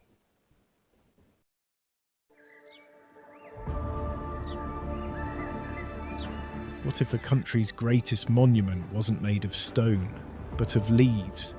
Every year a country pauses, not to celebrate the past, but to plant the future. Millions of seedlings, millions of hands, one shared responsibility. A farmer starts, a student joins, a child follows, a grandmother smiles. Different generation bound by one promise: to leave tomorrow better than they found today. Many states measure progress by the skylines they build, while a nation is choosing another measure on the forest it restores, the air it renews, the future it protects. Ethiopians. Because every tree rooted in Ethiopian soil gives something back to the world. Every forest begins with a single seed. Every movement begins with a single vision. But it takes a nation to carry it forward. One vision. A leader who dared to plant the first seed. A living hope that will outshine us all.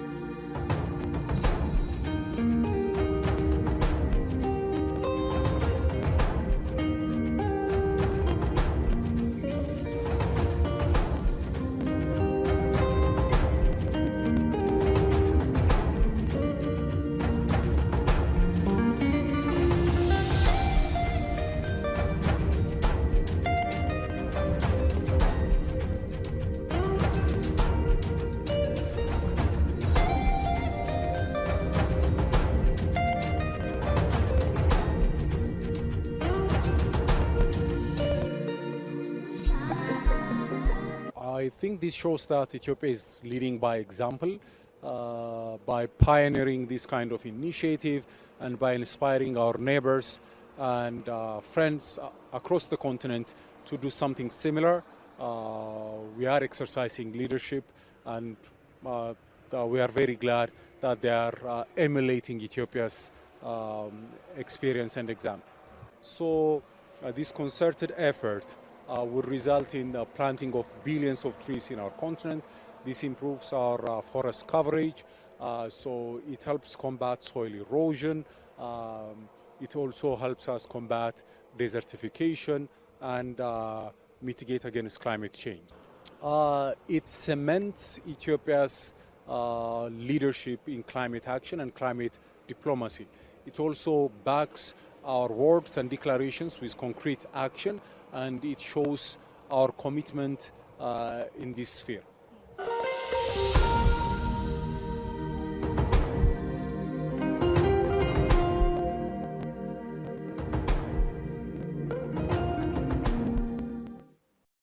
የጽድቅ ተግባራችን እንዲሆን አደራያል።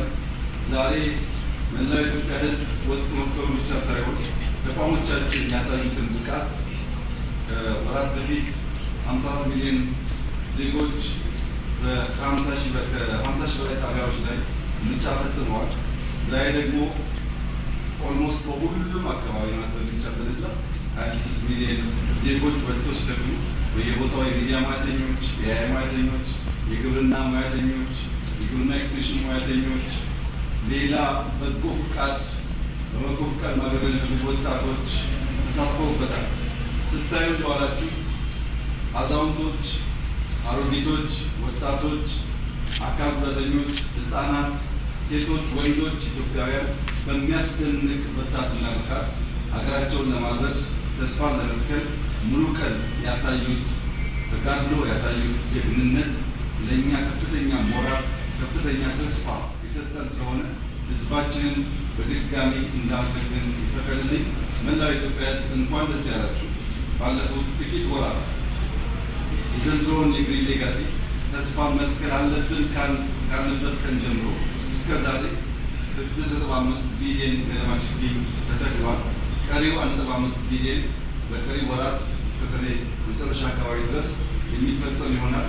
በአንድ ቀን 800 ሚሊዮን ችግኝ መትከል ኢትዮጵያ ሪከርድ የሰበረችና ማድረግ መቻሏን ደጋግማ ያሳየችበት ዕለት ስለሆነ በዚህ ስራ ውስጥ የተሳተፋችሁ፣ ችግኝ ያዘጋጃችሁ፣ ጉድጓድ የቆፈራችሁ፣ ጂኦሎኬሽን ቴክኒካል ሰፖርት ያደረጋችሁ፣ ሪፖርት ያደረጋችሁ፣ የተከላችሁ ሁሉም ዜጎች ለነበራችሁ አስተዋጽኦ ከልብ የመነጨ ምስጋና እያቀረብ እንኳን ደስ ያላችሁ፣ እንኳን ደስ ያለን ማለት ፈልጋለሁ። እጅግ አድርጌ አመሰግናለሁ።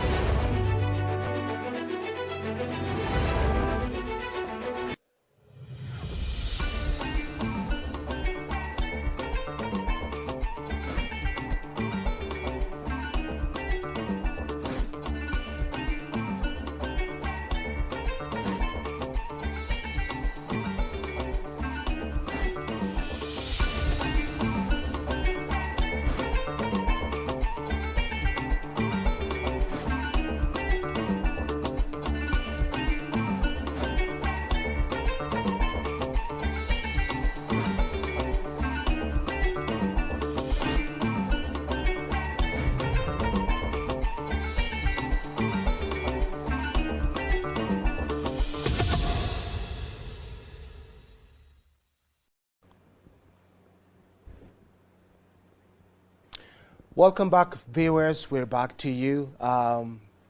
Really, I would like to say congratulations to all Ethiopians. Ethiopian Prime Minister Abiy Ahmed have announced the great achievement that has been made as a result of this initiative, this campaign. So Ethiopians have been planting seedlings since dawn until now. And it is really a wonderful story that as many as 26.2 million people have participated in this campaign. And of course, we have volunteers among them as well. Yes. We have professionals, okay? We also have leaders, and we can say, people from all walks of life have participated in this wonderful campaign. And, well, Ethiopia has surpassed, what it had set first, which is planting